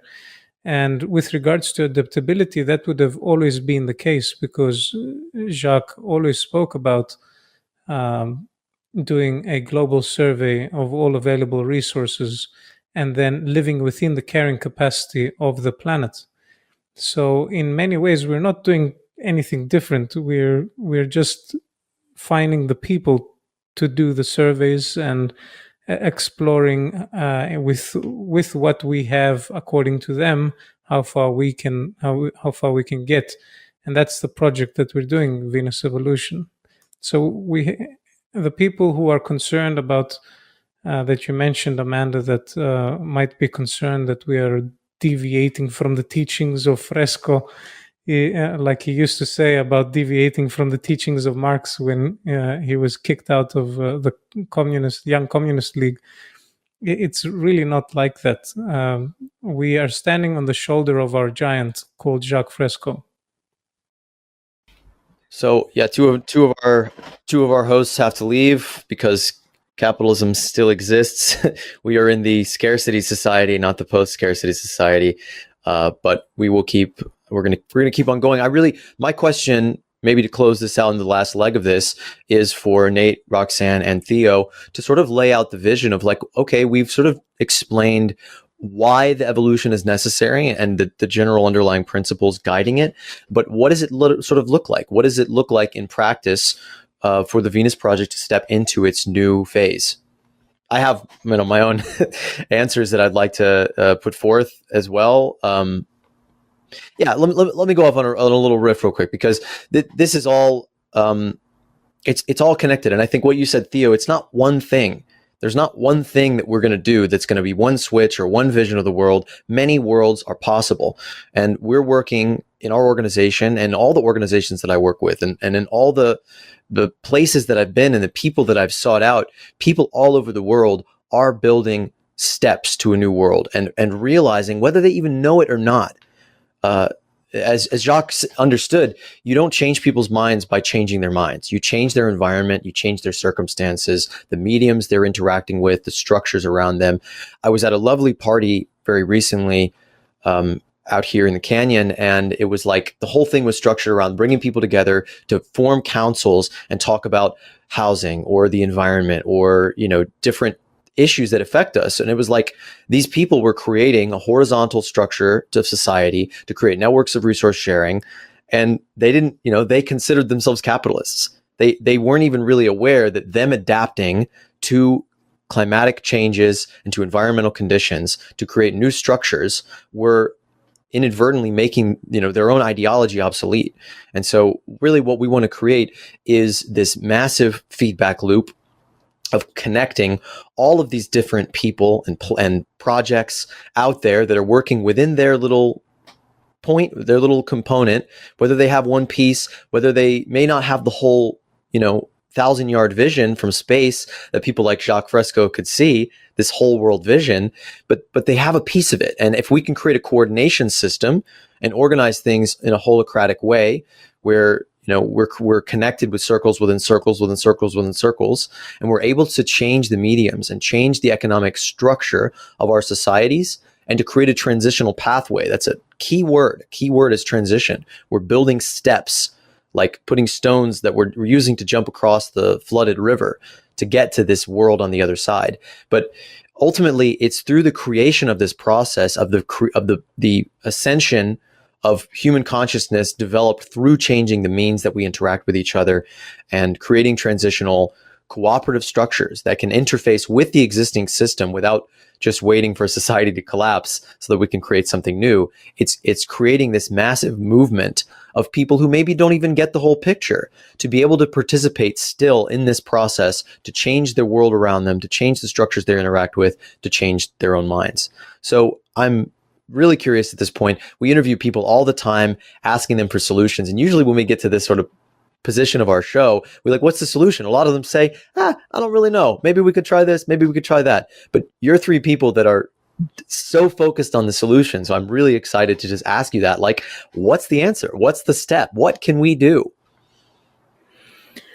Yeah, it depends on which scenario. I mean, that's why, if you go to the Venus Project website, you'll find under the Venus Evolution tab where it talks about the different scales at which transition can occur. And so, if it depends on if somebody is more in favor of the global context, right? Designs for a global outcome, or whether they're more centrally focused on, or I should say narrowly focused on, like a more regional kind of transition process. And then even further to like a local level, like Roxanne was saying earlier, it could be that it's as simple as just inventing self-sufficiency in one location with the resources available. So really it depends on which interpretation of the transition someone wants to follow. People are going to follow along that spectrum. And so there's different answers depending on, the contingencies that we're facing, which ones you want to sort of bet on, and then the outcome, the sort of vision of an outcome. Which one are you aspiring for? So, traditionally TVP was predicated on the sort of global design, an outcome that featured total global integration of people and resources and cultures, no national boundaries, etc. And then in that case, there would still be a vast supply chain around the world so that resources all over the place could be optimized for everyone. So, in that scenario, transition is obviously more difficult. That's what we've been grappling with that's what Jacques was grappling with for decades. But it gets easier the more you scale it down. So if it's at a regional or local level. So for example, the work that we've been doing with Simon Michaud, the scope set on that transition strategy is more of a regional level. So like, a network of hubs that develop within a given region. So at the level of like a county, right? As opposed to just like a single village, let's say, like these various eco-villages, they're able to develop self-sufficiency. That would be designs for a local stability. But I would say, so the precedent has been set with the work we've been doing in the past year or so, aiming at a sort of regional outcome that may be able to scale to a global outcome depending on what happens. We're not sure. But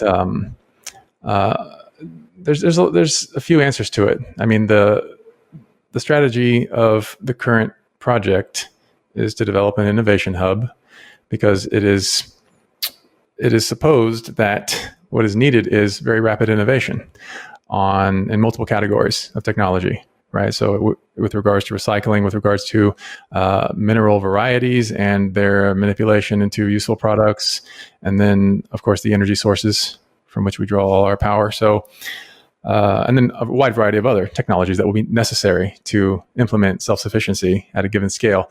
So, that's one approach that's being taken. That's a bit more ambitious, and it may scare away some folks who want to be a bit more simplistic in the transition strategy. But in that case, it requires a lot more investment, a lot more resources, a lot more personnel. And so then the transition strategy depends on or let's say the implementation process depends on the coordination of all those resources and people.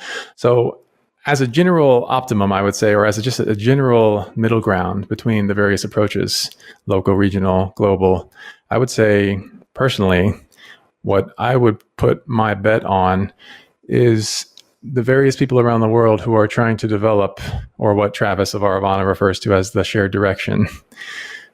What would be best for everybody probably is to try to converge more formally, to try to formalize what we're doing more and bring it together into shared frameworks. So I'm thinking along the lines of like a transdisciplinary field, right? Where it's not necessarily academic, it's not necessarily in academia. It overlaps with academia, it overlaps with industry, it might even overlap with departments of government, it overlaps with the everyday citizen as well. And so that's generally what transdisciplinarity is known for, is this sort of broad integration of various types of stakeholders, various sources of knowledge. And so if it were to be a formalized process, I would imagine these groups trying to converge on a transdisciplinary field, and they would set out a field charter that defines what the broad objective is. Like, what is the overall purpose of this, what do you call it? Let's just say, what's the aspiration that everybody is reaching for? That would be in like a field charter that sort of establishes the parameters of the field. It would have a very broad scope, because inevitably any task of this sort that's focused on sort of global stability or stability for all people on Earth, well, that's quite a task. So the scope would be very large, and it would bring together the various sources of knowledge that I would see TVP as being one of the key entities in that process, trying to bring people together along with several others. And, all of this would need to be sort of formalized. So there would need to be sort of like knowledge sharing processes. so that these groups are not reinventing the wheel, kind of wasting time experimenting on stuff that's already been figured out. It seems like there does need to be more structure in how the information is shared. So you can imagine along the lines of, there are already some conferences dedicated to this kind of stuff, but not that much dedicated to sort of the cutting edge of what TVP is trying to do, and a lot of other groups where we're trying to actually put into practice these kinds of things, especially if you're trying to design new habitats for humans, not just retrofit old ones. There's plenty of information on that, but building new habitats from scratch at whatever scale, there's not a lot of, conferences and for example, academic fields that are dedicated to that. So I would imagine establishing something along those lines where you have sort of virtual conferences or even in-person conferences where people are able to share what they've discovered, what they've implemented in their local regions, and maybe they can transfer from group to group, but to pursue it more in the spirit of science, in the spirit of sort of not necessarily scholarship, but sort of the marriage of theory and practice. But, it would start with collecting the seminal works, right? So Jacques Fresco being one of them, right? Sort of the seminal thinkers who began in this direction. And, Fresco, he's one among others, some of the original authors of permaculture, they would, for example, be another. And then various systems thinkers out there. I think people like Howard T. Odum would be a great example of a seminal thinker in this direction. Bring together the seminal works, right? And that sort of helps set the scope of what is to be studied and further developed in practice. And then you can develop communities of practice, right? So you can imagine there's concentric circles, like you described, Zachary, right? Where at the core you have the seminal works, and around that you have sort of a transdisciplinary field that's predicated on those works who develop a research agenda, right? And upon that, you can have sort of a research program that's deployed more broadly around the world, so long as the network is well connected. And one group over here can be researching this kind of, something to do with biomass, for example. What can you do with the resources in that region? And another group can be focused on another aspect, but it all ultimately needs to be integrated into a shared learning process that builds up a model and, a framework that can guide people in the future. Because a lot of knowledge gets lost if it's not sort of codified at some point. And so there needs to be some codification instrument as well. So, you can think of something like a wiki that brings all this information together. You can think of an AI where all of the information goes into an AI, and the AI is the constant consultation mechanism that everyone can use to stay up to date on what's the latest methods that are being developed. So around the transdisciplinary field, you have a community of practice where people are actually putting into practice the theory, right? Because you're going to have the theoreticians always, but you're going to need to be able to translate that to the real world. And so you have those people on the ground doing that. And then, of course, that's where they'll actually be building habitats, developing new processes for sustainability, et cetera, and or self-sufficiency, I prefer to say. Beyond that, you have sort of what people refer to as the network state. So ultimately, the network state needs to be highly robust and a lot of connections and a lot of transfer of information. And if you were to develop at a higher scale, let's say like a regional level, kind of like what we're pursuing with Simon Michaud, you would want to be able to contract all of that or compress it into a single location. So all that knowledge and the processes, the functionality that's already inherent in the network state, you would then compress that down to an actual physical location, just as you would shrink the global supply chain, as Simon is trying to do, right? He's looking around the world, how all this stuff is manufactured. How can we compress all of that into a single location and have a comparable way of life? Won't have all the fancy, smartphones perhaps, but what would be, a decent life for humans. And you can do that to the utmost if you can find a way to compress the supply chain. So you compress the supply chain, you compress the network state into a single location. That's if you're trying to operate at that scale of let's say a whole city, like a 10,000 person city, for example, or more. But you develop all these processes in a distributed way first. And then if it needs to be instantiated in physical form somewhere, then you shrink it all down, just compress it into the system when it's built. So along those lines, there's other ideas too, like there would need to be a way for those groups participating in that network to interface with the monetary system, right? So there need to be processes developed that they would need to share for how that can develop. And let's say at the broader level, around the community of practice, you have just the general movement of the public, right? The sort of audience who's following the developments in these niches, these circles, and they try to get in on it as time goes on, right? So you have the broader audience who are sort of a part of a movement who support these practices. And then beyond that, you have to have what was it? Right, you have to have like sort of, I think, the value of simulations, right?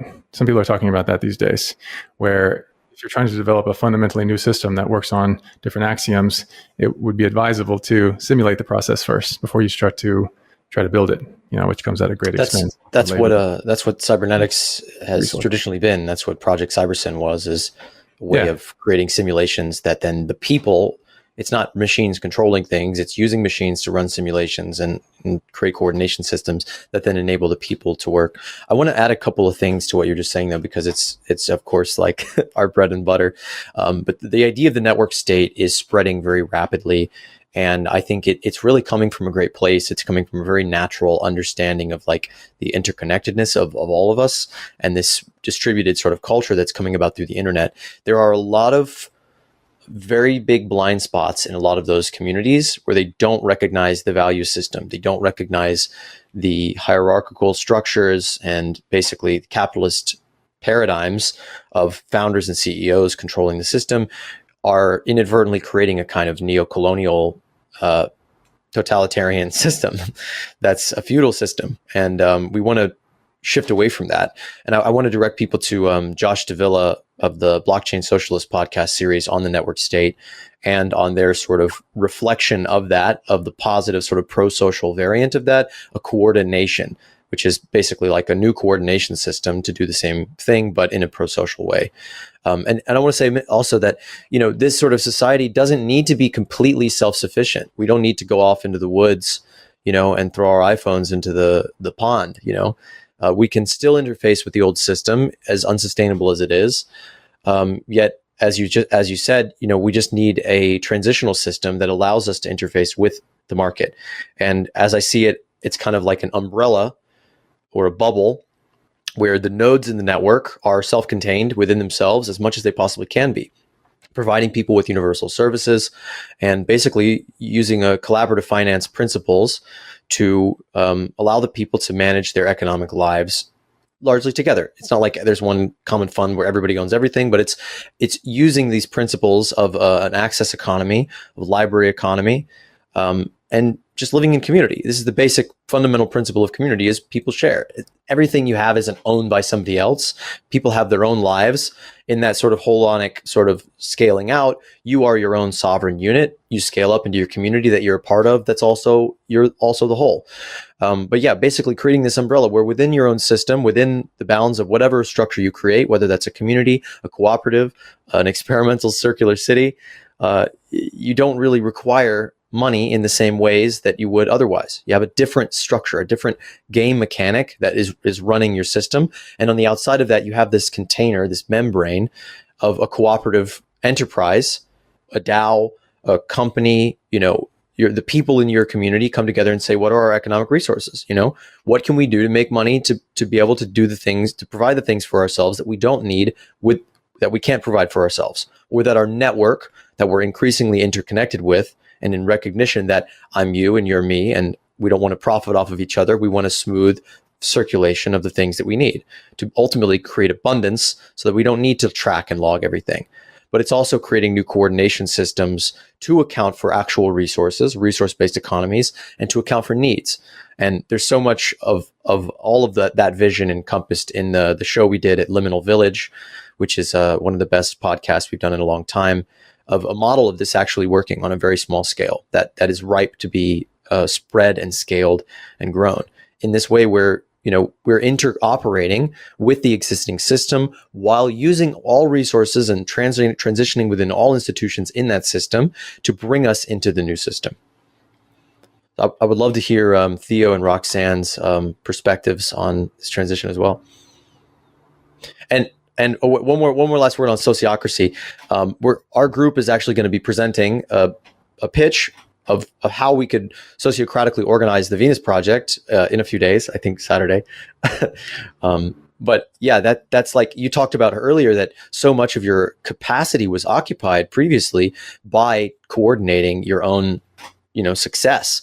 And the sociocratic, holocratic sort of system is a very elegant way of creating a coordinated, highly organized system that allows people autonomy so that, the Venus Project can retain its autonomy of the Venus Project. But there can be other circles that you're working with in this sociocratic mainframe that are not exactly aligned, but that you can still interoperate and connect with them. And you can have coordination without a central board that's controlling everything, that's saying, I'm going to give you this resource and you're going to give me that.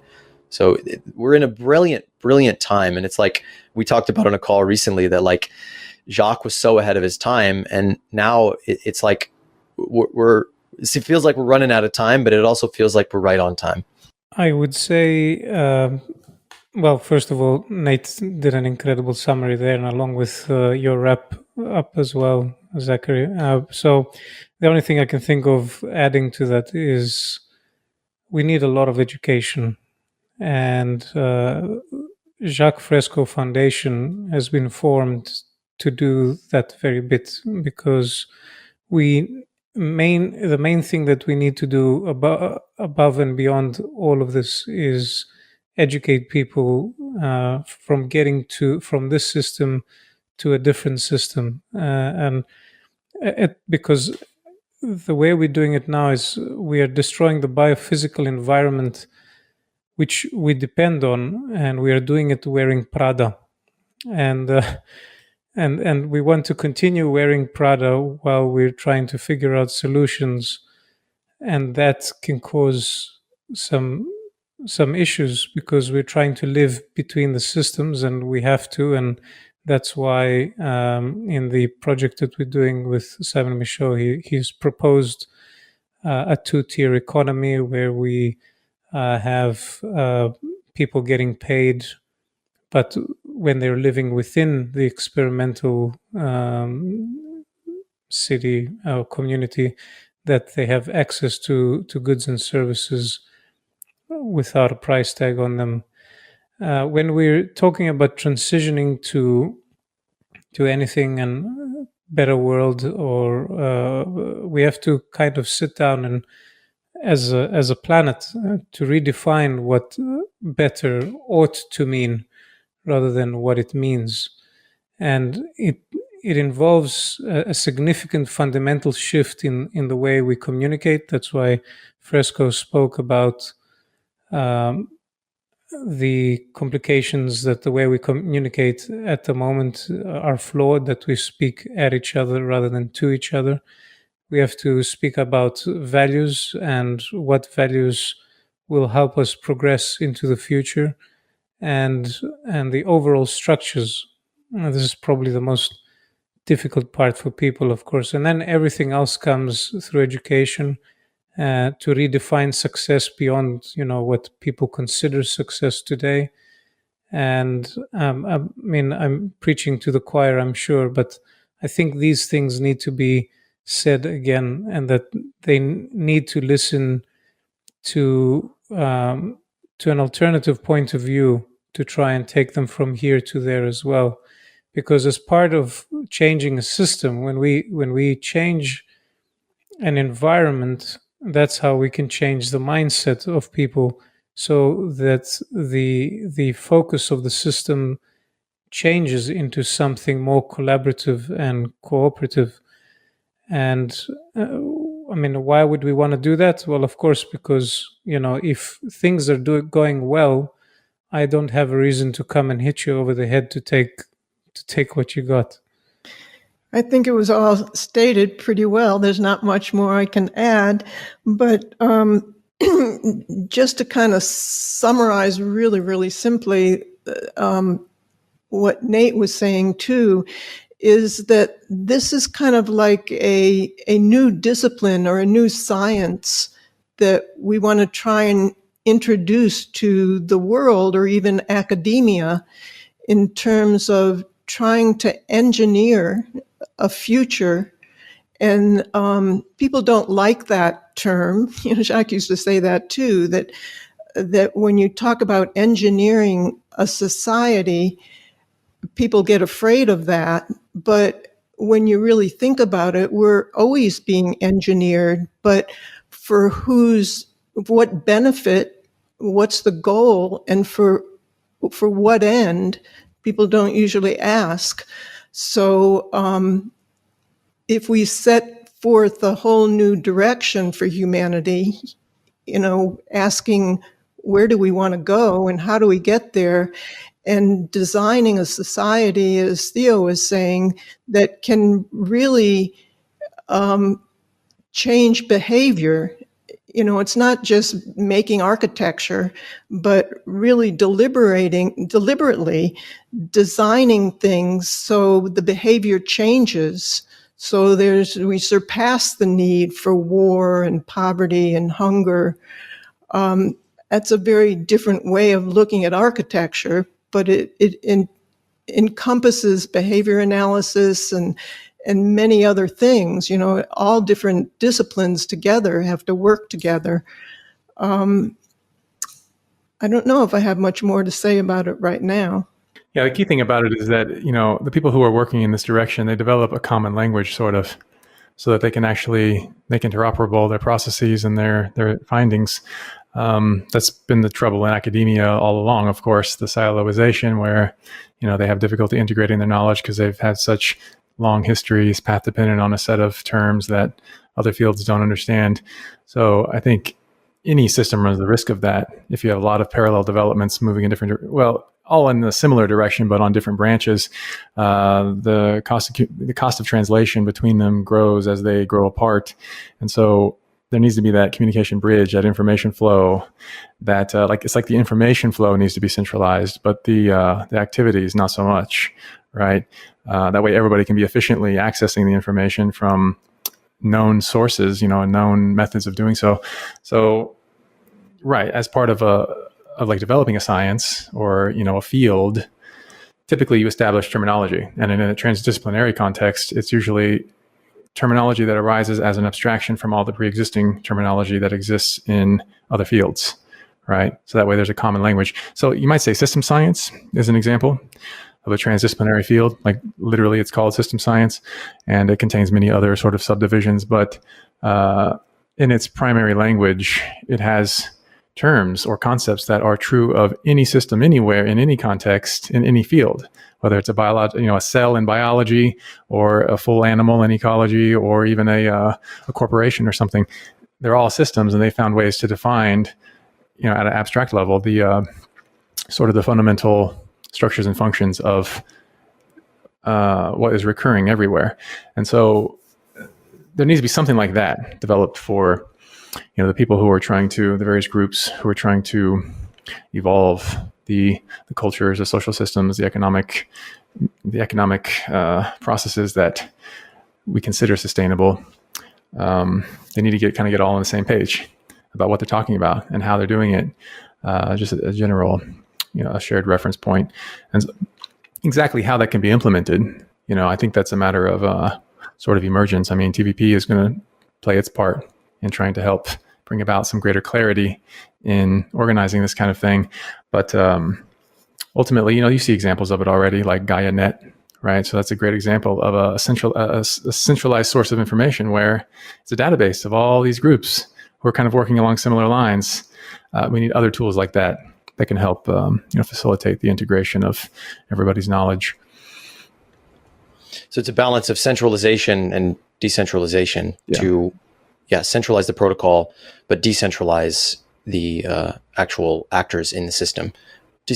Centralize the forest, but the forest is made up of decentralized actors, trees and plants and bears and etc. And implement it as much as possible. That's how you test the theory. Has to be implemented. Do it. Homework for the viewers. Do it. And I do want to say also, on the other side of creating this highly efficacious, efficient technical language to be able to talk about biophilic, holocratic, syntropic, all of these terms that we understand that help us quickly navigate through it, is simplifying it. And the beauty of what Amanda's project, Appalachian Community Meal Program, is she's embedding the principles of a resource-based economy directly influenced by Jacques Fresco.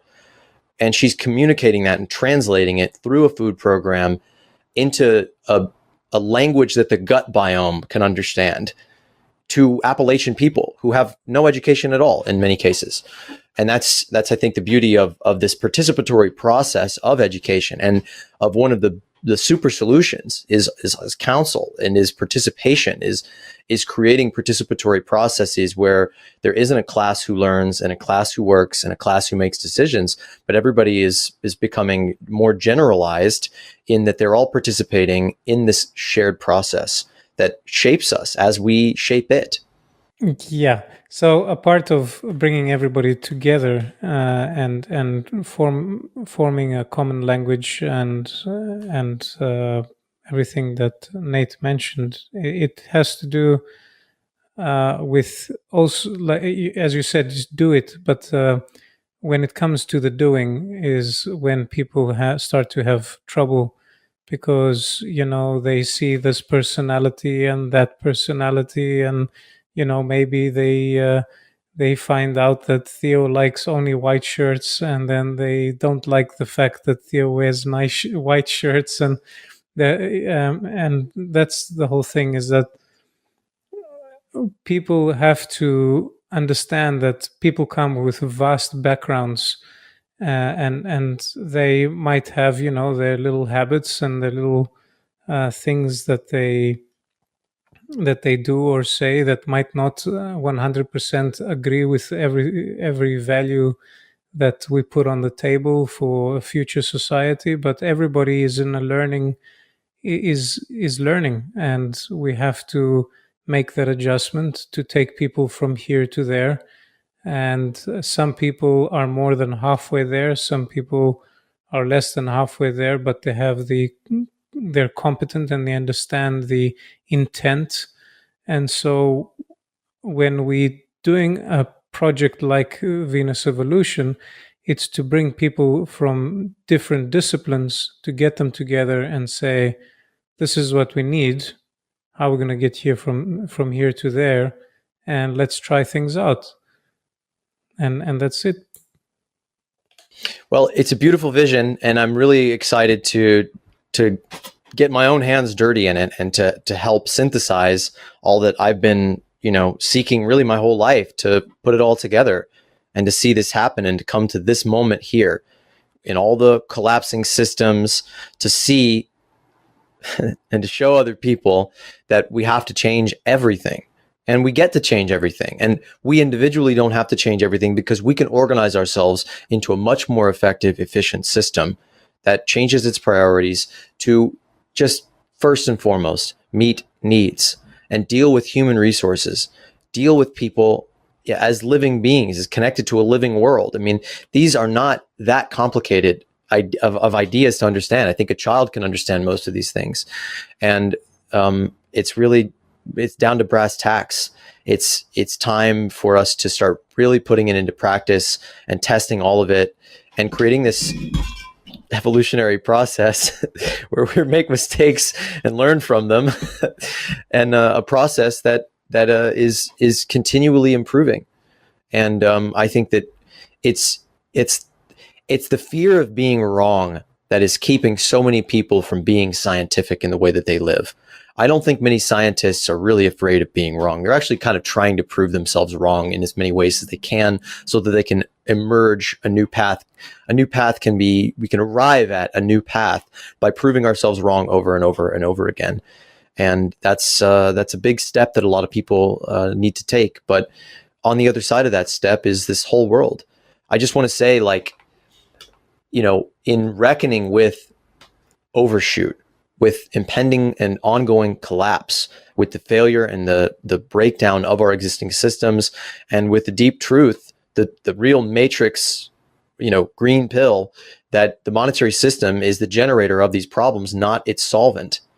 That when you realize this, it brings us to arrive at the conclusion of a world that works for all. And, we may not see the world that Jacques Fresco envisioned in our lifetimes.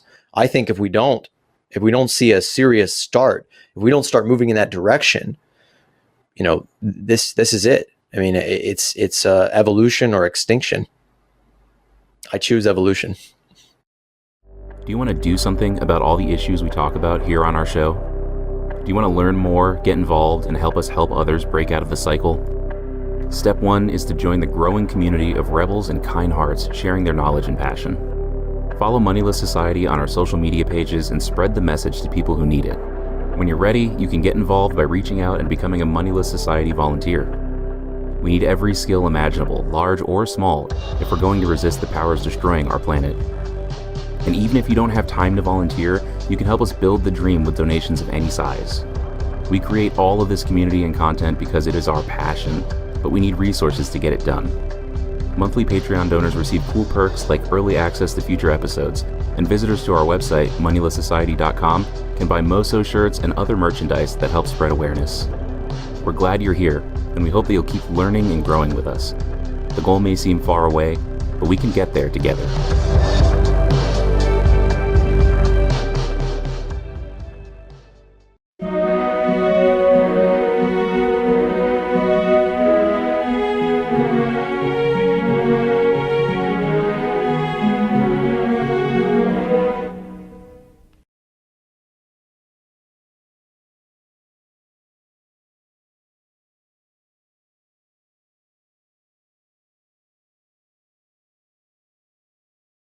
イントロダクション。現代社会は数多くの課題に直面しています。環境問題、経済格差、社会的不平等、資源の枯渇など、多くの人々がこの状況を憂慮し、解決策を模索しています。その中で注目を集めているのが、ゼートガイスト運動とヴィーナスプロジェクト、そして資源ベース経済という新しい経済モデルです。これらの概念は、現代社会の問題を解決し、より持続可能で公正な社会を築くための提案を含んでいます。本エッセイでは、これらの運動やプロジェクトの概要、理念、目指す未来像について詳しく解説します。ゼートガイスト運動とは、ゼートガイスト運動、ザ・ゼートゲストムーブメントは、2008年にピーター・ジョセフによって創設されました。この運動の目的は、社会の意識を変革し、科学技術を基盤とした新しい社会システムを構築することです。ゼートガイスト運動は、現代の金融経済システムを批判し、資源ベース経済、リソースベースドエコノミーを提唱しています。この運動の中心には、人間の基本的なニーズを満たし、社会全体の幸福を追求するために科学技術を活用するという考え方があります。ゼートガイスト運動の活動は、教育や啓発活動、映画制作、講演など多岐にわたります。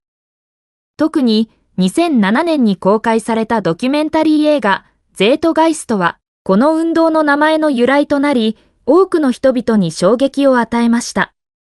この映画は、金融システムや宗教、メディアの問題を取り上げ、それらがどのように社会に影響を与えているかを分析しています。ヴィーナスプロジェクトとは、ヴィーナスプロジェクト、ザ・ヴィーナスプロジェクトは、ジャック・フレスコとロクサーヌ・メドウズによって設立されました。ヴィーナスプロジェクトは、科学技術を駆使して持続可能な社会を実現するための具体的なプランを提案しています。その中心には資源ベース経済の実現があります。フレスコは都市設計、交通システム、エネルギーシステムなど、あらゆる面で効率的で環境に優しい社会システムを提案しました。ヴィーナスプロジェクトは、フロリダ州にあるヴィーナスという町にその名前を由来しています。このプロジェクトの目標は、自然と調和した生活環境を作り出し、全人類が平等に資源を共有できる社会を構築することです。フレスコのビジョンには、地球上のすべての人々が平等に生活し、戦争や貧困、環境破壊が存在しない世界が描かれています。資源ベース経済の概念。資源ベース経済とは、貨幣を基盤とせず、地球の物理的資源をもとにした経済システムのことを指します。この概念は、科学技術を駆使して資源を効率的に管理し、全人類の基本的なニーズを満たすことを目指しています。資源ベース経済の基本原則は、地球上の資源は全人類の共有財産であり、それらを最適に配分することで社会全体の福祉を向上させるというものです。現代の経済システムは資本主義に基づいており、利益追求が優先されます。しかし、資源ベース経済では、利益ではなく人類の幸福が最優先されます。このシステムでは、人工知能や自動化技術が積極的に活用され、資源の効率的な管理と分配が行われます。これにより、環境負荷を最小限に抑えつつ、全人類が平等に豊かさを享受することが可能となります。ゼートガイスト運動とヴィーナスプロジェクトの関係。ゼートガイスト運動とヴィーナスプロジェクトは、共に資源ベース経済の実現を目指していますが、そのアプローチには若干の違いがあります。ゼートガイスト運動は、社会全体の意識改革と教育を重視しており、金融システムや政治システムの根本的な改革を訴えています。一方、ヴィーナスプロジェクトは、具体的な都市設計や技術的解決策に焦点を当てており、実際のプロトタイプを通じてそのビジョンを示しています。両者の目標は共通しており、持続可能で公正な社会を実現することにあります。ゼートガイスト運動は、広範な啓発活動を通じて人々の意識を変革し、ヴィーナスプロジェクトは、その具体的な設計と実践を通じて新しい社会システムの可能性を示しています。批判と反論。ゼートガイスト運動やヴィーナスプロジェクトには様々な批判があります。一部の批判者は、これらの運動が現実的ではないと主張し、その理想が過度に楽観的であると指摘しています。また、資源ベース経済の実現には膨大な資金と技術が必要であり、その実現可能性に疑問を呈する声もあります。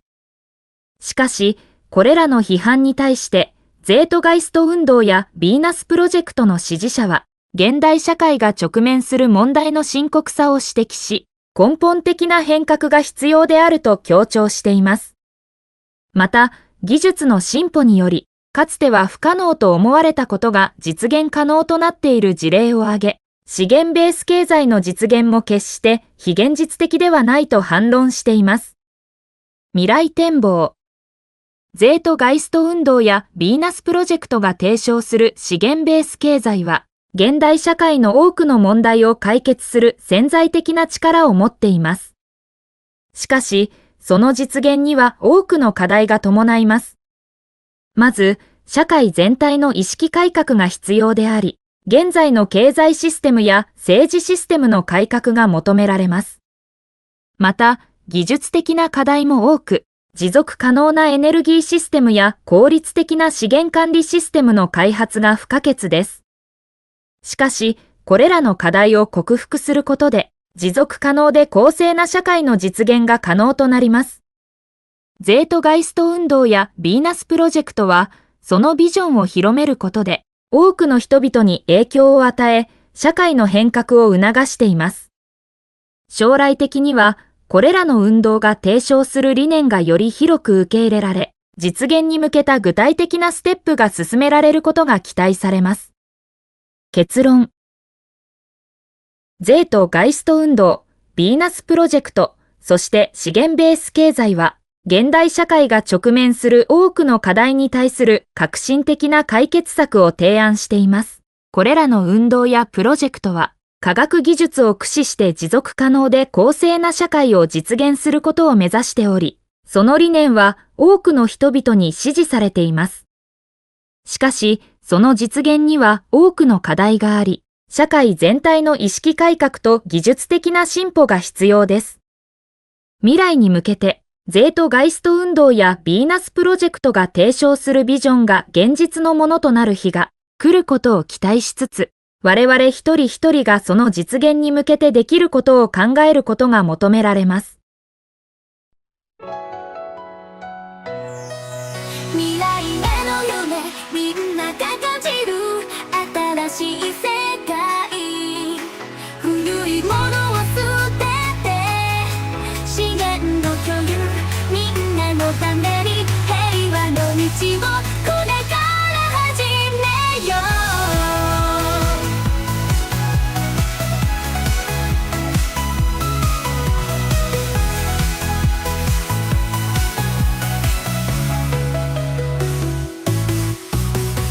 幻想の街明るい未来へ他にのない自分を信じて技術の力夢を現実に未来の希望そこに見えるセガイスト目覚める心ヴィーナスプロジェクト共に前へセガイスト新しい道自由の夢をみんなで作ろう No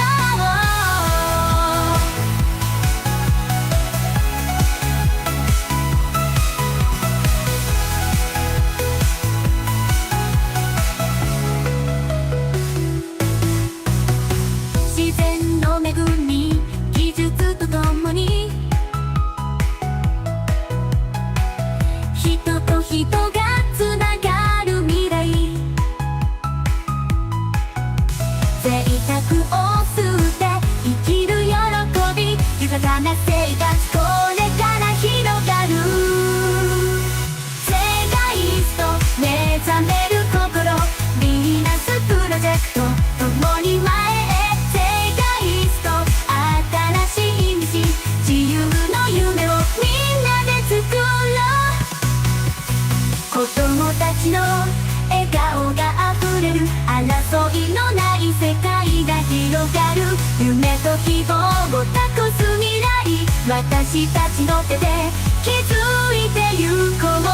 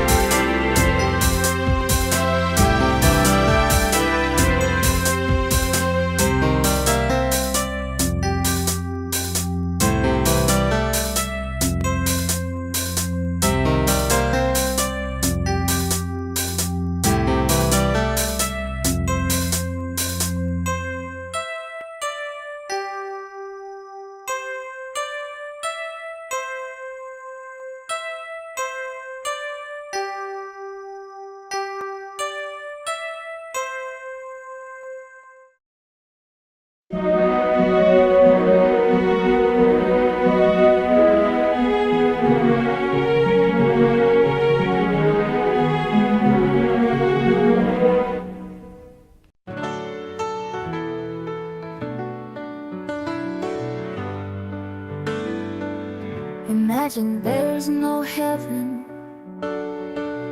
It's easy if you try. No hell below us, above us only sky.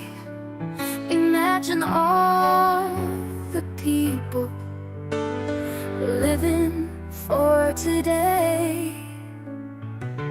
Imagine there's no countries. It isn't hard to do. Nothing to kill or die for, and no religion too. Imagine all the people living life in peace. You may say I'm a dreamer, but I'm not the only one. I hope someday you'll join us, and the world will be as one.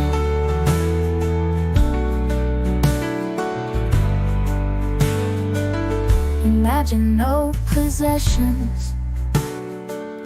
I wonder if you can. No need for greed or hunger. A brotherhood of man. Imagine all the people living life in peace. You may say I'm a dreamer, but I'm not the only one. I hope someday you'll join us, and the world will be as one. Oh, we'll live as one. Oh.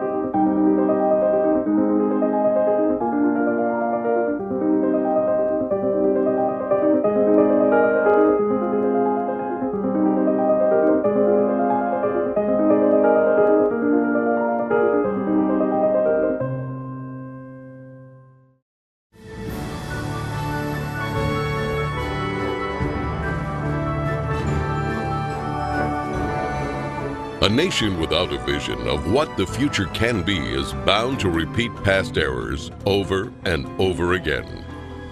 This brief video will outline a vision designed to avoid old mistakes. A vision of efficiency, sustainability, and intelligent planning can lead us into a marvelous new world of unlimited human potential. Designing the future.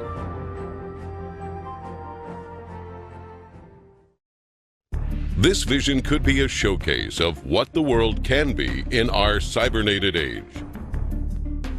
Science and technology could be used for human betterment and the restoration and protection of the environment, serving as an example of the intelligent application of a systems approach. While some people advocate the restoration of existing, worn-out cities, these efforts fall short of the potentials of modern technology. Repairing outmoded cities results in higher costs of operation and maintenance. It is actually less expensive in the long run to build newer cities from the ground up than to restore and maintain old ones. A total city system approach requires overall planning to attain a higher standard of living for all the city's occupants. The circular arrangement efficiently permits the most sophisticated use of available resources and construction techniques with a minimum expenditure of energy. This can make available to all people the most advanced amenities that modern science and technology can provide. It could be the hub and learning center where people from all over the world visit and hopefully emulate this design approach in other parts of the world. Design considerations for these new cities include its overall functioning, its ease of assembly, the reduction of maintenance, efficient transportation, and its simplicity and durability. This will include the flexibility to permit ongoing and later changes. The city would function as an evolving, integrated organism rather than a static structure. This systems approach envisions assembling entire cities by standardizing basic structural elements, which are prefabricated in automated plants and assembled on site. Many of these buildings would be comprised of standard units that can be arranged to meet many different requirements. This approach means that these cities can be extremely cost efficient because only one sector needs to be designed, which can be duplicated repeatedly for the completion of an entire city as totally integrated city systems anywhere in the world. The outer perimeter will be part of the recreational area with golf courses, hiking and biking trails, and opportunities for water sports. Inside this area, a waterway surrounds an agricultural belt with indoor and outdoor agriculture.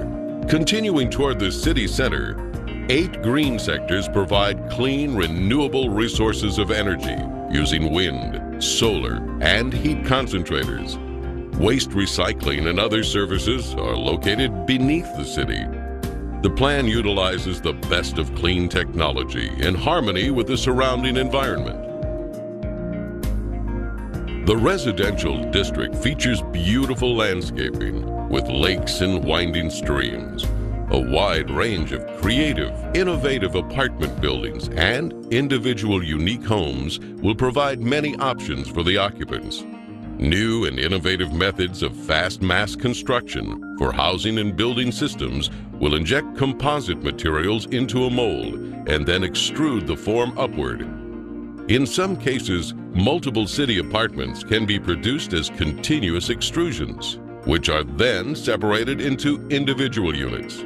Cranes transport these prefabricated dwellings to site locations. They are then lifted and inserted into a support structure. The apartments are lightweight and high strength. All of the dwellings are designed as self-contained residences.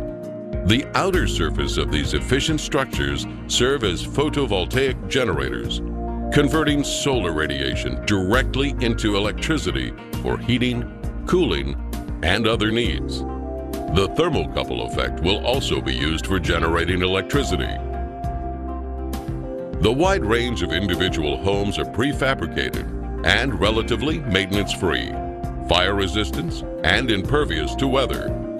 With this type of construction, there'd be little or no damage from floods, earthquakes, or hurricanes. Their thin shell construction can be mass-produced efficiently and economically. New energy-efficient systems can be installed to supply enough power to operate the entire household. Adjacent to the residential district are planning, science, and research centers. 8 domes surrounding the central dome house art, music, exhibition, entertainment, and conference centers. Lovely parks, lakes, streams, and waterfalls are located throughout the entire city. The Central Dome, or Theme Center, contains schools, healthcare, shopping, communications networking, and childcare. It is also the core for most transportation services, which move people by transveyors horizontally, vertically, and radially anywhere in the city. This minimizes the need for automobile transportation, except for emergency vehicles. Transportation between cities would be by monorail.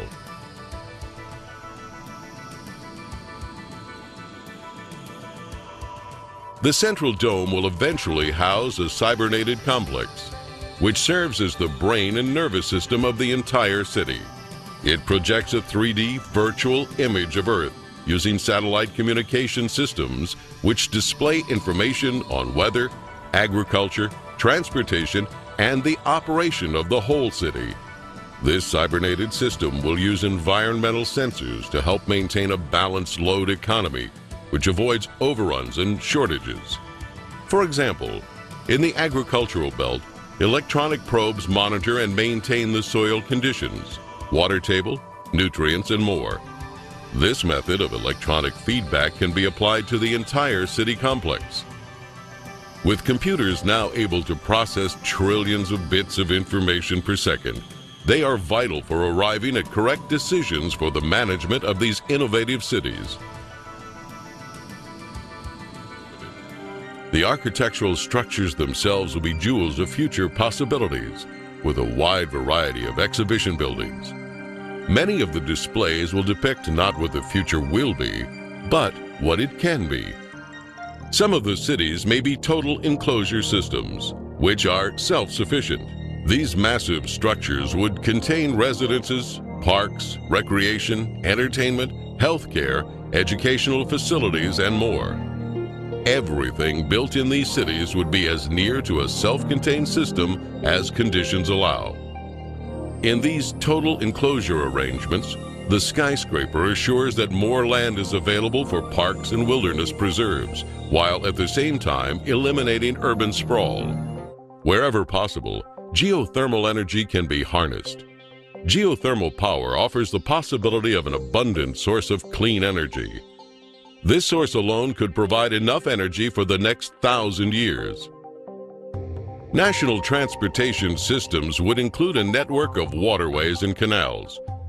These bodies of water could minimize the threat of floods and droughts by diverting floodwaters to storage basins.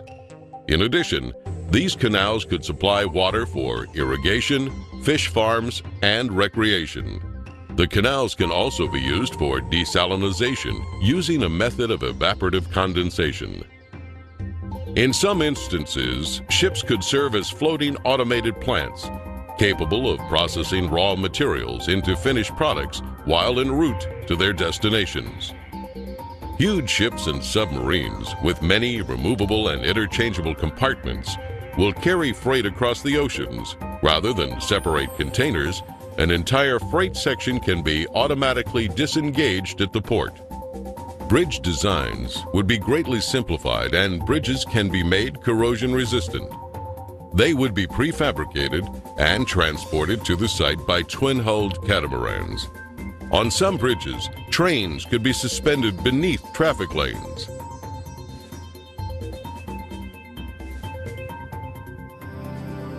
Colonization of the oceans is one of the last frontiers remaining on Earth. prodigious oceanic city communities will evolve as artificial islands, floating structures, undersea observatories, and more. These large marine structures are designed to explore the relatively untapped riches of the oceans and provide improved mariculture, freshwater production, energy, and mining. This could offset land-based shortages. They could also provide almost unlimited riches in pharmaceuticals, chemicals, fertilizers, minerals, oil, and natural gas. Ocean cities would be resistant to earthquakes and greatly relieve land-based population pressures. The population would vary from several hundred to many thousand.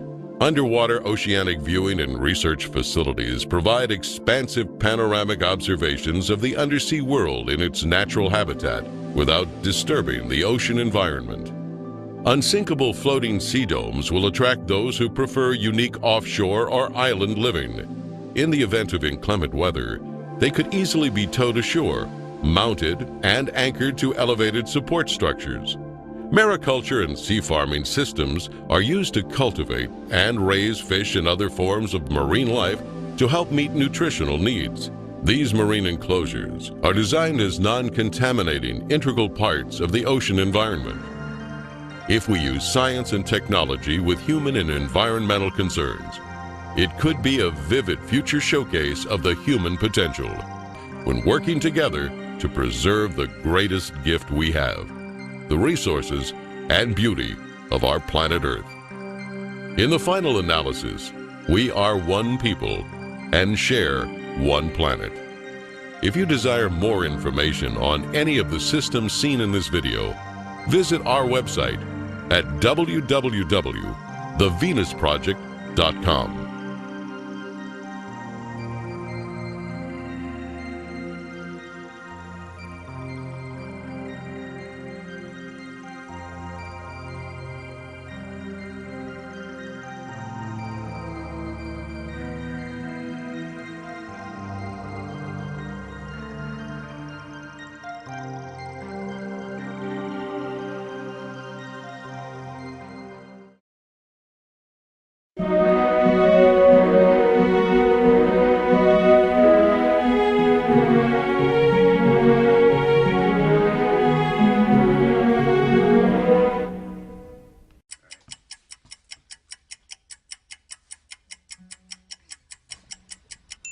I wish I could say everything's just peachy.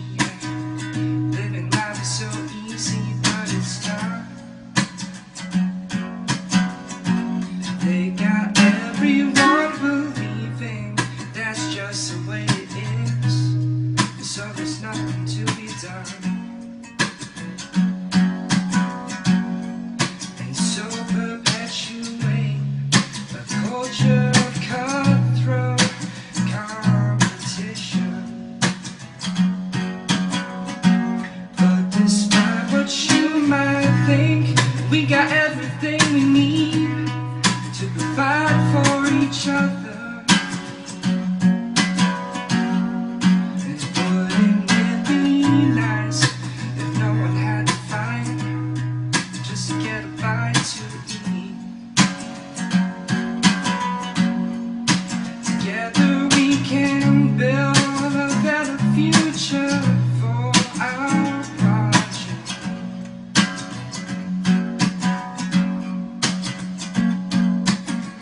Don't let them pull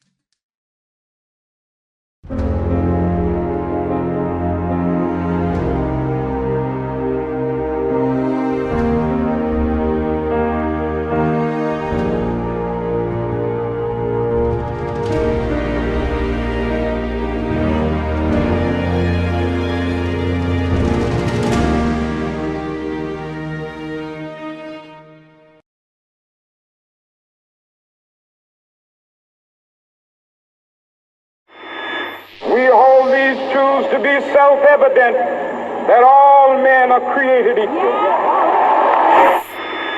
I'm only a child, yet I know we are all in this together and should act as one single world towards one single goal. We have heard the rationales offered by the superpowers.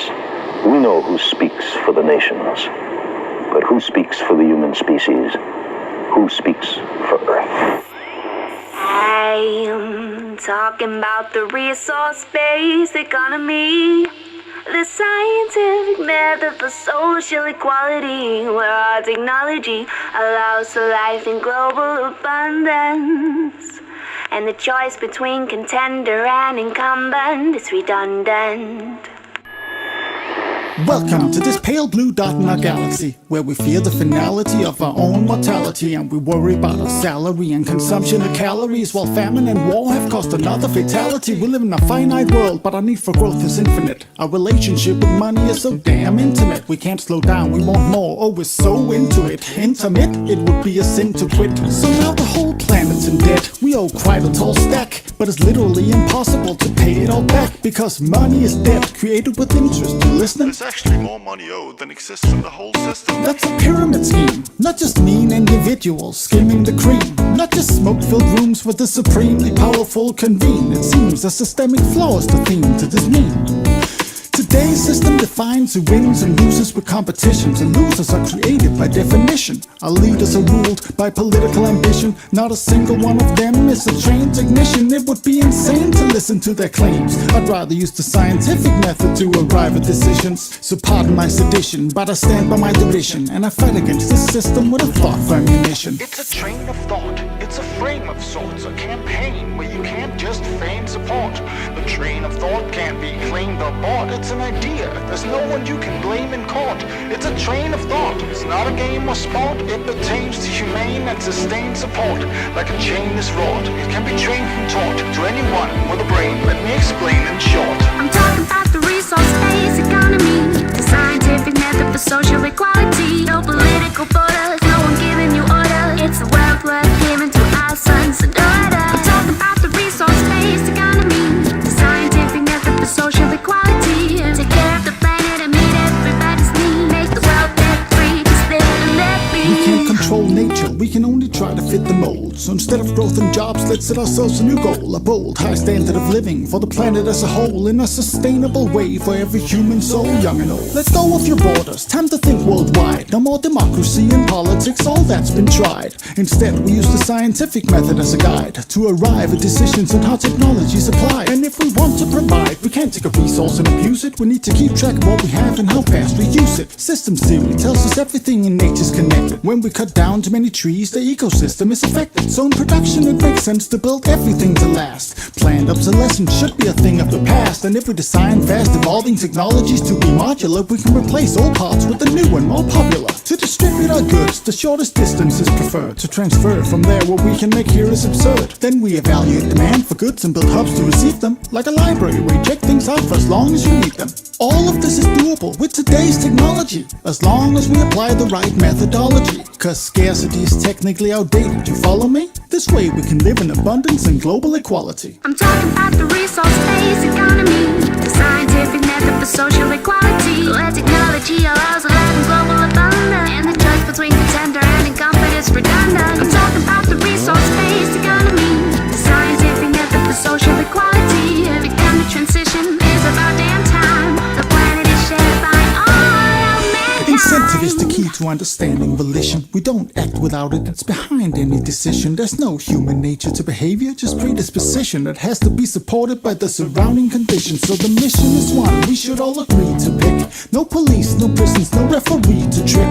Build a system with no incentive for harmful behavior, cause if you remove the carrot, you don't need the stick. There would be nothing to gain from trying to mislead, mistreat or deceive. No incentive to thieve, what could you hope to achieve?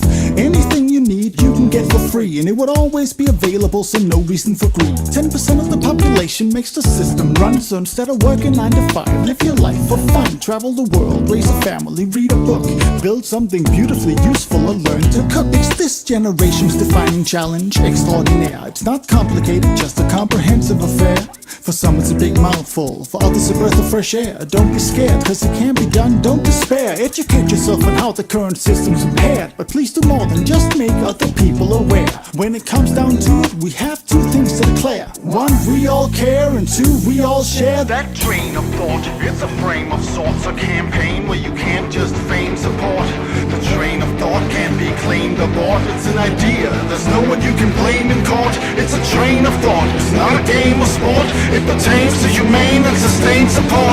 Like a chain is wrought, it can't be trained and taught to anyone with a brain. Let me explain in short. I'm talking about the resource-based economy, scientific method for social equality. No political borders, no one giving you orders. It's a wealth worth giving to our sons and daughters. I'm talking about the resource-based economy, scientific method for social equality. Take care of the planet and meet everybody's need. Make the world debt-free, just live and let be. I'm talking about the resource-based economy, scientific method for social equality. Where technology allows a life in global abundance, and the choice between contender and incumbent is redundant. I'm talking about the resource-based economy, scientific method for social equality. Because the transition is about damn time. The planet is shared by all of mankind.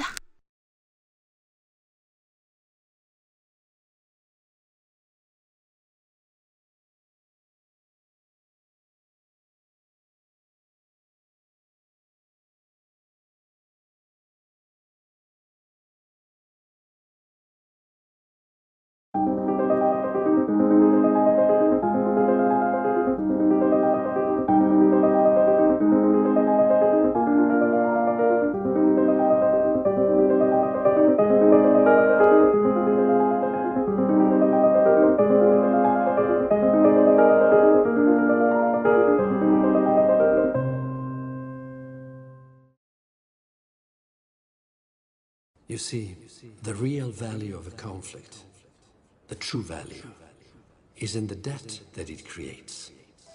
You control the debt, you control everything. You find this upsetting, yes? But this is the very essence of the banking industry.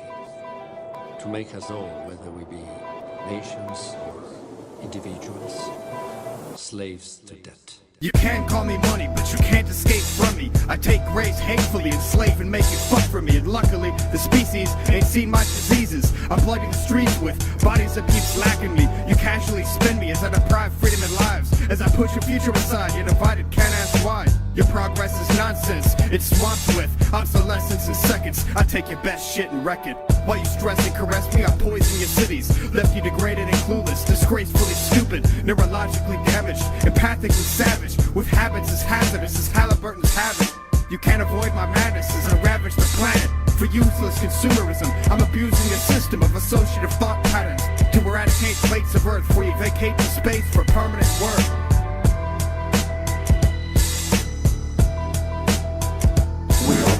Drop your rights and surrender your resources. Your cultural and spiritual distinctiveness will be consumerized into our own. Resistance is futile, you will be consumerized.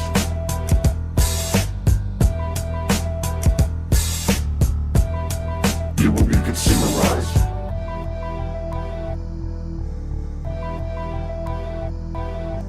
I've globalized wasting, Earth's a wasting. A third of the food made just gets thrown away.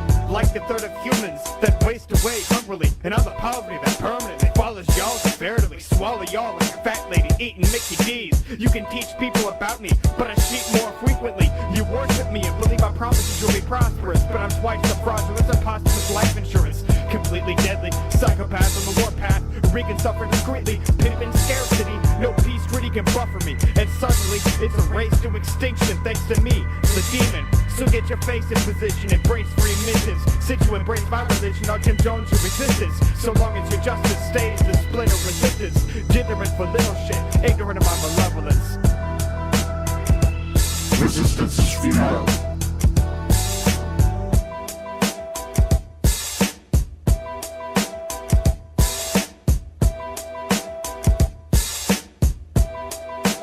You will be consumerized.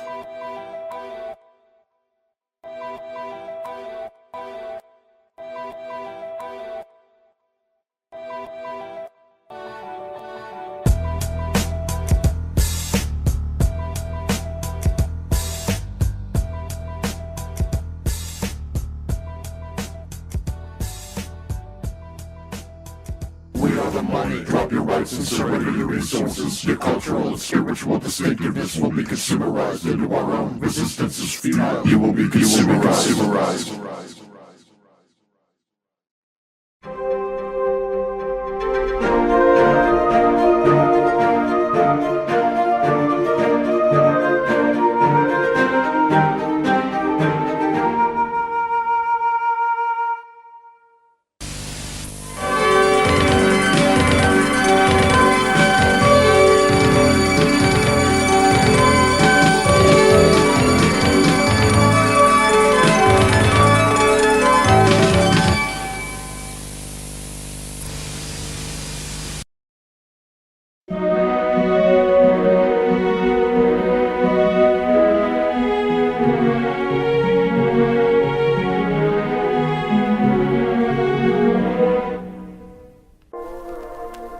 Sasha, and I'd like to tell you about my home, Prison Earth.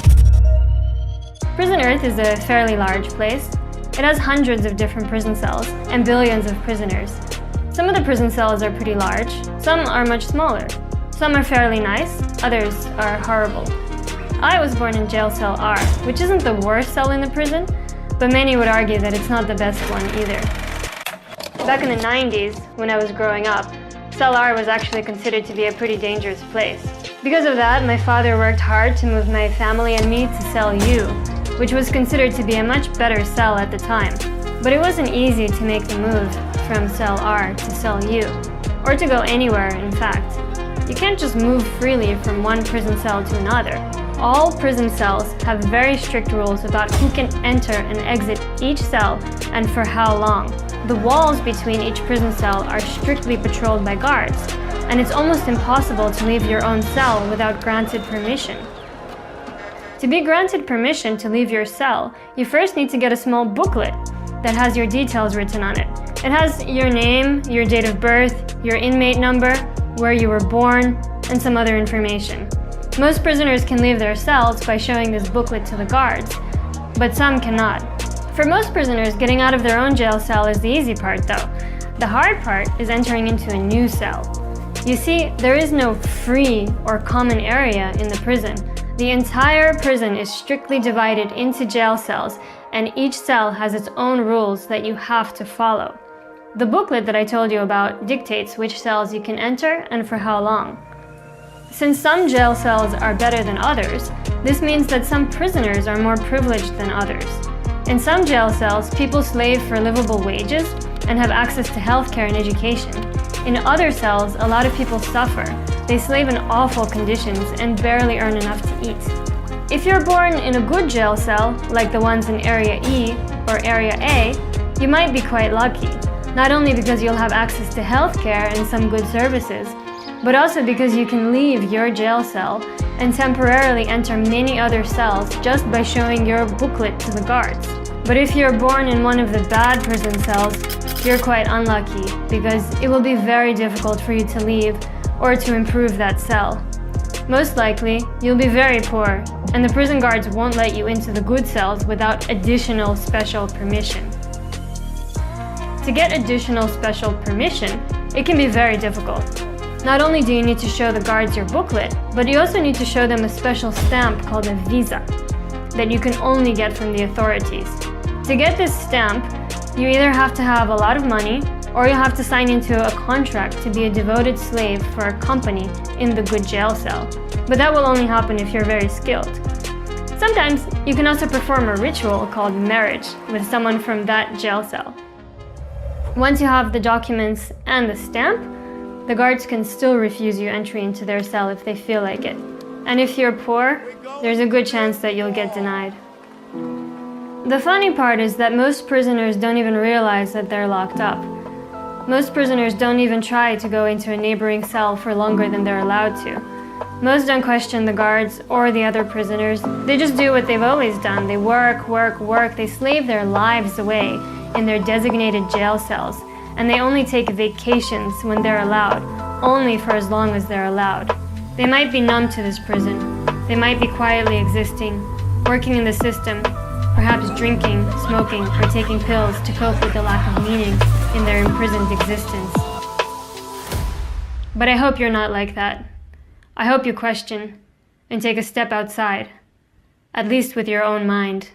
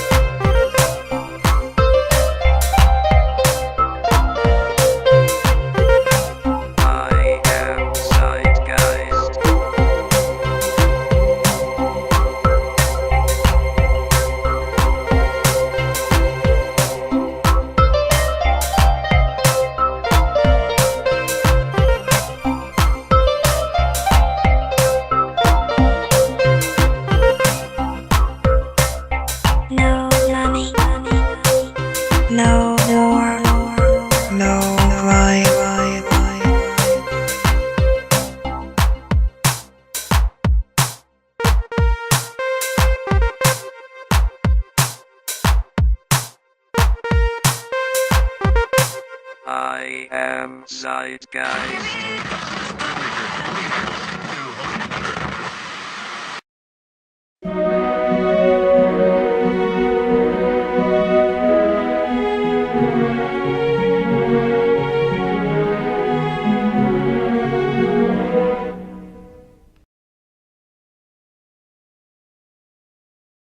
I am really sick and tired of being a part of this materialistic society. It seems as if everyone's priorities are in the wrong places. Money, for example. What is the point of living our lives for the accumulation of money? When I die and am no longer a part of this world, is that money going to affect me in any way? No, it most certainly will not. So why is it important when I am alive?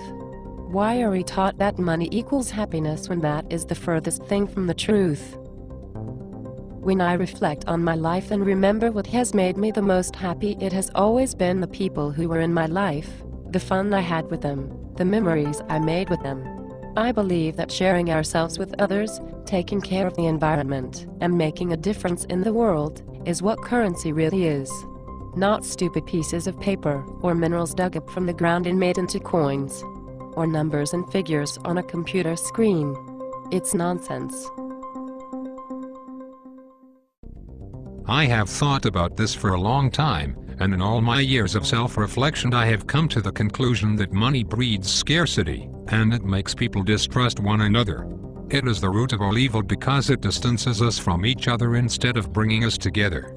If money was such an amazing thing in our lives, shouldn't it make everyone happier? Instead, it does the opposite. That is absolutely correct.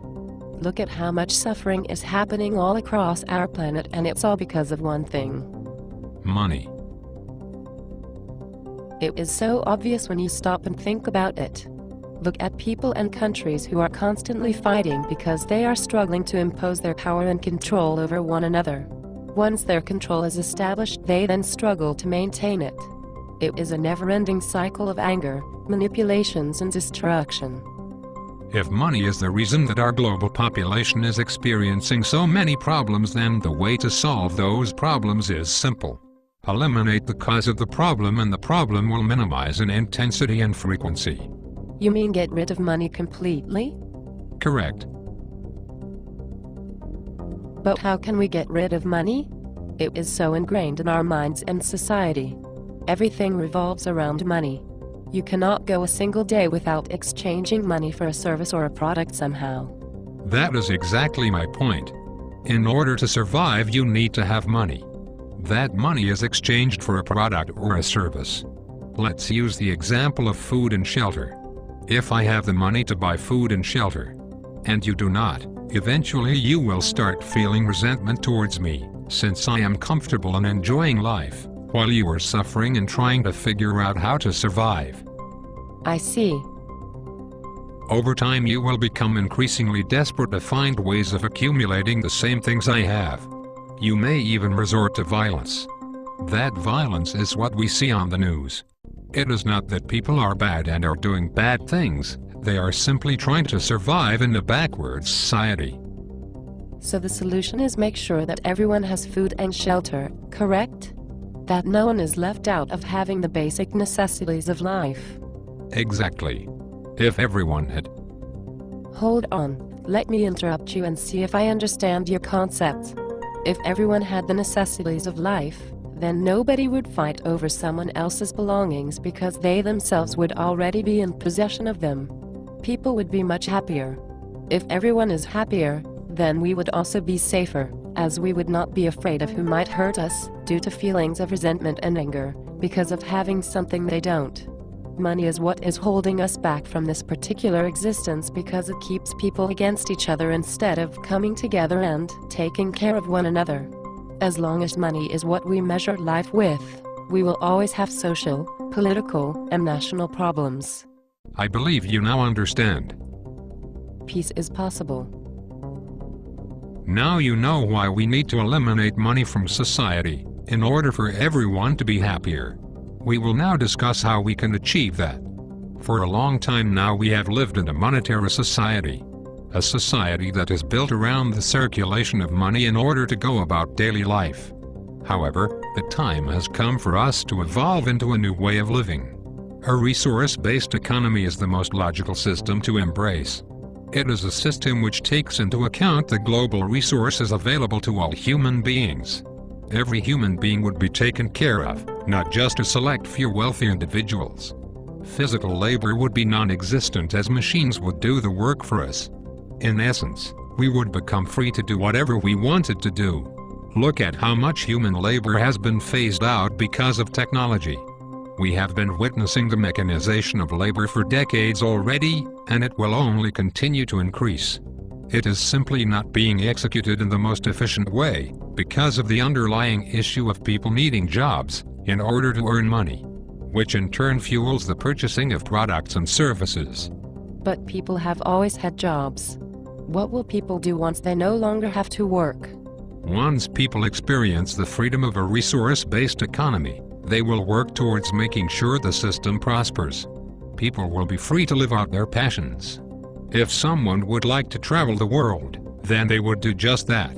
If someone else would like to study medicine or paleontology, then they would live out a particular ambition, without the fear of not having the money to pay for travel tickets, or to pay for tuition. People would immediately live healthier and more fulfilling lives. With everyone doing exactly what they want to do, our human race would recondition itself into a very loving, nurturing, and caring society. I'm digging this. It should always have been this way. However, I have to admit, it does come across as very idealistic. It is not idealistic at all. It is the most realistic way to live our lives. Based on the technological knowledge we possess today, this is a real possibility for our global population. It could have been implemented 100 years ago, if people had been properly educated about what is possible. What has prevented us from going down the path of a resource-based economy is simply the monetary system.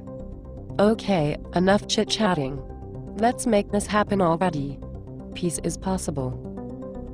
I wholeheartedly agree with you. Peace is absolutely possible.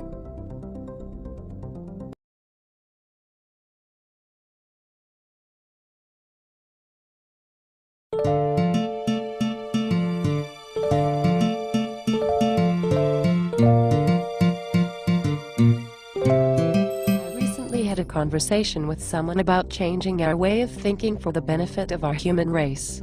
It's called a resource-based economy. I have researched it and I think it's a very realistic concept. Isn't that related to something called the Venus Project? Yes, that's correct. A man named Jack Fresco has worked his entire life to arrive at realistic answers, which he has put forth by his organization called the Venus Project. I find it very exciting. On the contrary, I find it silly and illogical. How come? Why do you say that? Because I have looked into it as well, and I think it's nothing more than socialism. I'm totally against it. I can understand your frustration. It's difficult to think outside the box when you are used to a certain reality. However, your opinion is not an educated one. Socialism still operates within the monetary system. It does not take into account the resources of the earth, or eliminate obsolete and meaningless jobs either.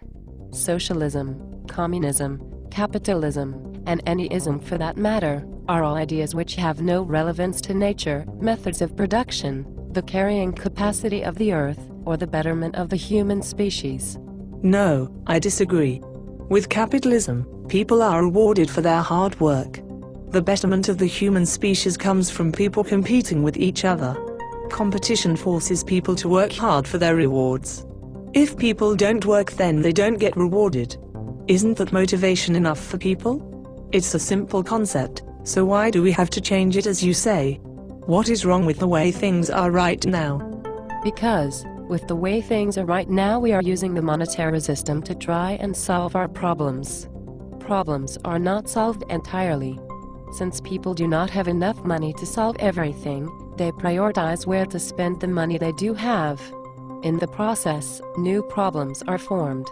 There are also the issues of wealthy individuals who have the money to revolutionize certain aspects of society for the betterment of every living organism on this planet, but choose not to, because it's counterproductive to them making a profit. Our problems are technical, not financial, and can be solved by technology, not money. But as long as we operate from a monetary system, we will never truly solve any of our problems. We are just churning them around like someone churning butter. Capitalism does not utilize our resources responsibly. Instead, it exploits them. In my opinion, that is hardly a simple concept. Money is a resource, is it not? You said yourself that wealthy people have the money to revolutionize certain aspects of our society. Therefore, it is a resource. If you have money, then you can do what you want to do. If you don't, then you can't do what you want. I know it's not fair, but life isn't fair. Money is not a resource, and it doesn't represent resources either. It does not have any relationship to the natural order of things. Money is only relevant in society when natural resources are scarce. It is built around constant, narrow-minded consumption with no regard whatsoever for the environment. I cannot picture a world without money. We have always lived with it. This comes across to me as some sort of modern brainwashing. We need to move forward into a reality where poverty, war, and environmental destruction are not tolerated any longer. What you are feeling is fear from letting go of your attachment to your current reality. Because of the conditioning that is directed upon you from governments, the media, religious institutions, and businesses. That is where the true brainwashing stems from. These institutions have a lot to lose if our current system were to change.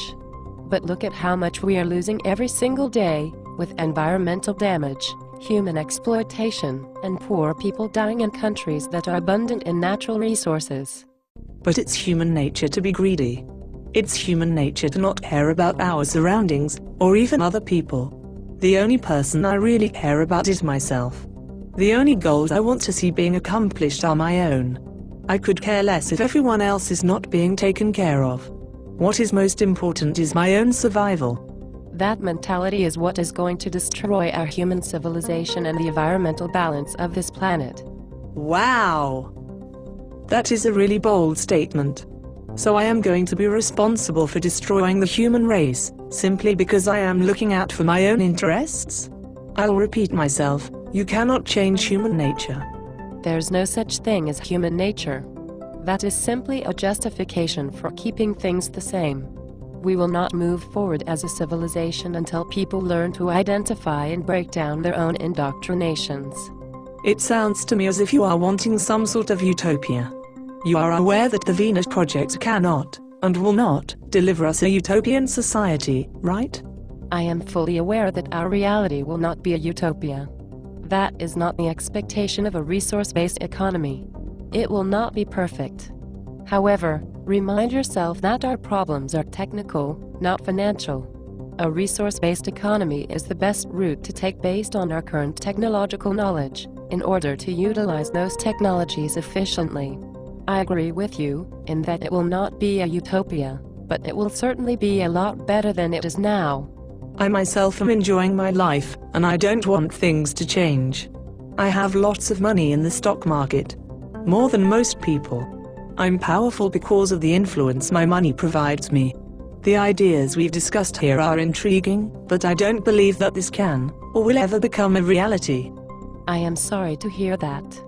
Hopefully in the future you will realize that this new paradigm is the most rational step to take for our human civilization. One that would benefit every single living thing on our planet.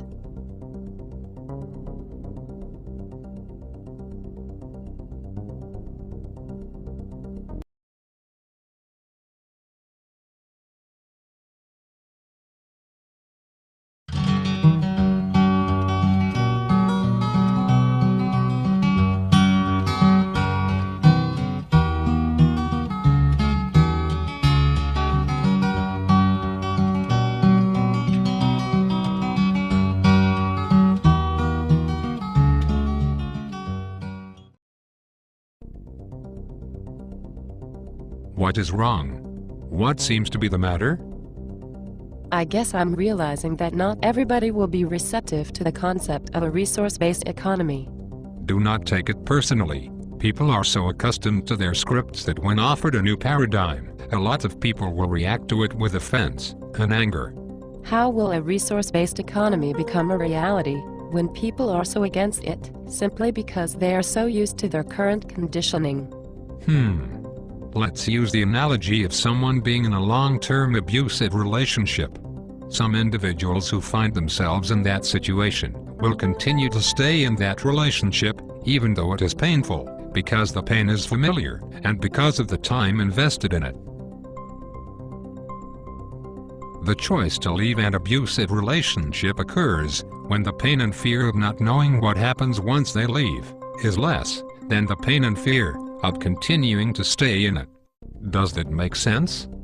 Are you saying that people will not be open to the Venus Project until the pain and fear of staying in the monetary system is so great that people will leave that system to look for a better one?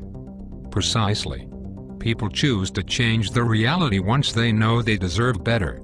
Until then, people allow their reality to stay the same, because that is what they are accustomed to. Social change does not arise due to intellect, it comes about by people suffering. When people no longer have respect for our current system, they will then seek out a new direction. To me it seems as if the monetary system is an abusive relationship. Indeed. To both human beings and our environment. It is essential that our global population learn to live harmoniously with the environment. The reason we exist in the first place is because our environment allows us to interact with it, and therefore, survive because of it. The mentality that we are superior to nature is a dangerous one to have. From a young age we are taught that we are separated from nature, that we are disconnected from the environment because we possess intelligence. We are an inherent and interconnected part of our global environment. A resource-based economy would bring us back to the fundamental and unavoidable fact that we survive through a symbiotic relationship with the environment. To put it into perspective, all the atoms, molecules, and chemical compounds that make up your body, your house, your city, our ecosystems, our planet, and our solar system, all originated from the supernovas of stars in our galaxy. How can we possibly say that we are superior to nature, when from the beginning, we have always been molecularly bonded with everything around us? We are intimately connected to the environment in ways we have yet to discover and understand. Since we are on the topic of planets and solar systems, do you think that space exploration will be a reality for every single person on our planet one day? Unquestionably, the answer is yes. However, I don't feel that our civilization is mature enough to venture out into our cosmic backyard. How come? The USA, Russia, Japan, Canada, China, and plenty of other countries have all head out into outer space. The USA has planted their national flag on the moon. Does this mean that the USA has ownership over the moon simply because they arrived there first? Will the USA start selling property on the moon? And if so, who gets to own those properties? Once again we come back to the issues of the monetary system. I think I see where you are going with this. Nationalism is an artificial boundary, which needs to be taken care of first, prior to departing into outer space. If we are not leaving Earth as one people, then we are not yet ready. Nationalism fosters the mentality that we are disconnected and are different from each other, just as we are taught that we are disconnected from nature. It also stimulates destructive materialism. For instance, whatever resources are found in Iraq are in Iraq's possession. Other countries take those resources by initiating and executing war. The Venus Project declares that the world's resources are the common heritage of all the world's people. I am realizing that the common theme society teaches us is that we are separated and distanced from everything around us. Distanced from each other by national borders, separated from nature. Can you imagine living in a society where we have eliminated the monetary system and nationalism? We wouldn't be held back by financial constraints and budgets. Very true. Why can't every conversation be straightforward such as this one, when explaining these ideas to someone? It's discouraging to come across individuals who are quick to dismiss the concepts presented by the Venus Project, even before researching and exploring them. Remember, once people become angry and frustrated enough within the monetary system, only then will they choose to explore a more efficient system. Until that major shift happens, educating people about the possibilities which the Venus Project puts forward is the best step to take. Enlighten people about harnessing geothermal energy, maglev technology for transportation, and the perpetual mechanization of labor. I find it more productive to stay optimistic when sharing the ideas put forth by Jacques Fresco and his Venus Project. Most people are aware that things are drastically damaged in our society. An unavoidable critical transformation is happening all over our planet. People are waking up. People are coming together. Because of us, our world is changing for the better.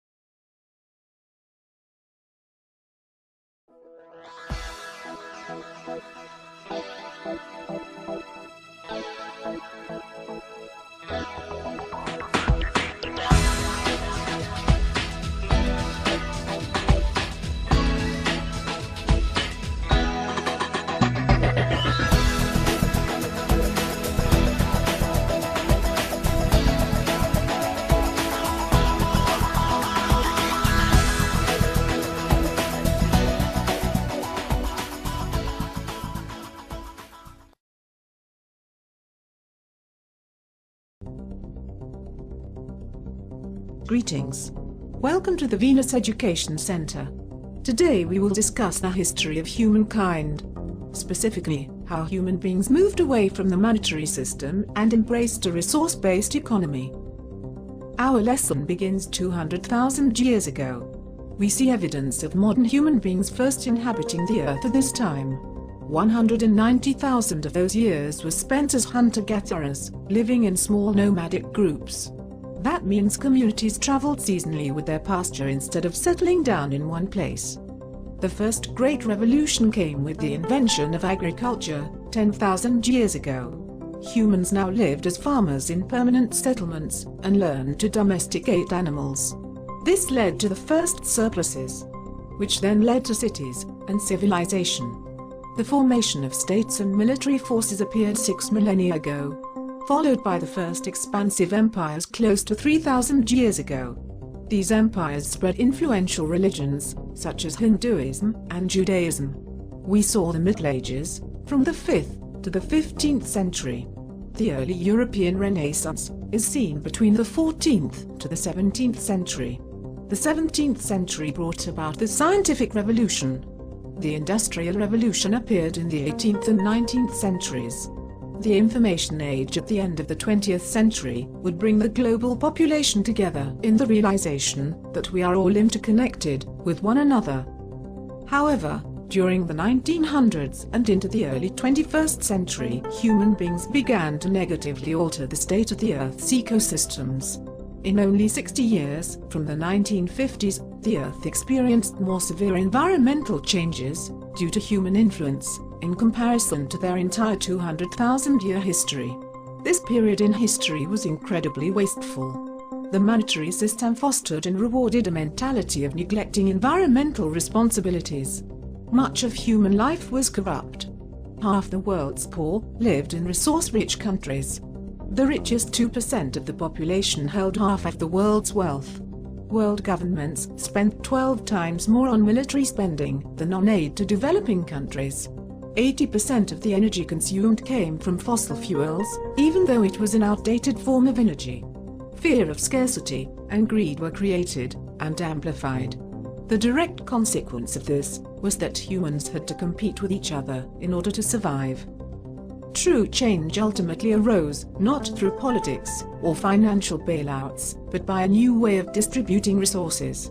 In the year 2027, the monetary system completely collapsed. The world was essentially bankrupt. This historic collapse transpired due to the energy crisis, arable land depletion, along with the lack of clean water. These factors, coupled with the debt collapse, inflation problems, and the increasing rate of poverty, led to global, civil unrest and violence. World governments implemented a strategy called debt forgiveness, in which the debt people had yet to pay was eliminated in an attempt to save the system. Even though countries were saved, civilian uprising persisted. In the end, the efforts of world governments failed, as people accepted that it was time to move past the monetary system. With the education from the Venus Project, created by Jacques Fresco, much of the world's population was already aware of the next evolutionary step. The Venus Project spent decades informing people about the possibilities a resource-based economy could bring. A resource-based economy was designed and organized with the goal of taking care of humanity through a systems approach. It took into account the material needs of all the world's people, the science of production, and the most efficient means to optimize production distribution. Strategic preservation, safety, and efficiency were executed to ensure resources were used responsibly, and that goods were designed to last as long as possible. Ownership became an irrelevant human activity. The scientific method was applied to every aspect of society. Unlike religion or politics, science has no ego. It is inherently falsifiable. Science demands that its ideas be tested and replicated. Therefore, it is constantly evolving.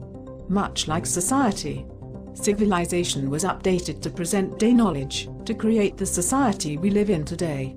A society of abundance for our entire global human civilization. This type of economy eliminated exploitation, corruption, class, limited technologies, pollution, war, and poverty. Revolutions were no longer distanced by centuries, but now occurred within decades of each other. The clean energy revolution came to fruition in 2030. With the paralyzing influence of money abolished, new, clean energy solutions were no longer hindered. Abundant, renewable clean energy was implemented into every single aspect of society. Fossil fuels were hardly used again. Humans learned to cultivate the sun through solar energy. 1 hour at high noon of this type of energy contains more energy than what the entire world consumed in 1 year. Fully utilizing wind energy, using 8% of the land, of what used to be known as the United States, provided enough energy to power the entire area. Tidal power and wave power captured the motions of the oceans. This energy produces 80,000 terawatt-hours per year. 50% of the world energy usage now comes from this energy source. Geothermal energy has an available supply of 13,000 zetajoules of planetary power.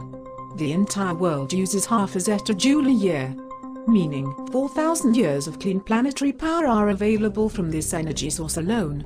Geothermal energy regenerates itself. Therefore, it will power the Earth forever. Gas-powered automobiles, trains, and airplanes can now be seen in museums. Today, travel is achieved by maglev trains, which use magnets to propel people across the world. Early models ran at 4,000 miles per hour. This was to become the future of intercontinental travel. The mechanization revolution of 2040 saw the complete elimination of human labor. Up until this point, human beings were still involved in some capacity with labor activities. All human labor was now meticulously executed by machines. The nano-revolution of 2050 was astonishing. It brought about the mastery of arranging and rearranging atoms. Diseases were eradicated. Garbage, from a generation ago, was completely recycled into useful elements. Replicators could synthesize any food a person cared for. Nanotechnology became the engine of abundance. And what became known as the conscious revolution of 2080 came about due to an entire generation of people who grew up in a resource-based economy. This generation didn't strive to live a life of empty materialism. Instead, people enjoyed becoming scientists and problem solvers. They looked back at the previous generation with disbelief that the monetary system lasted as long as it did. For a while, it looked bleak for humankind. There was great uncertainty whether we would survive our infancy as a civilization. However, with the help of caring citizens of the Earth, the monetary system was eradicated and a resource-based economy was implemented. Humans now live cohesively with their global environment. In a constantly evolving society that is continuously updated with new information, new technologies, and new ideas, humankind survived and prospered.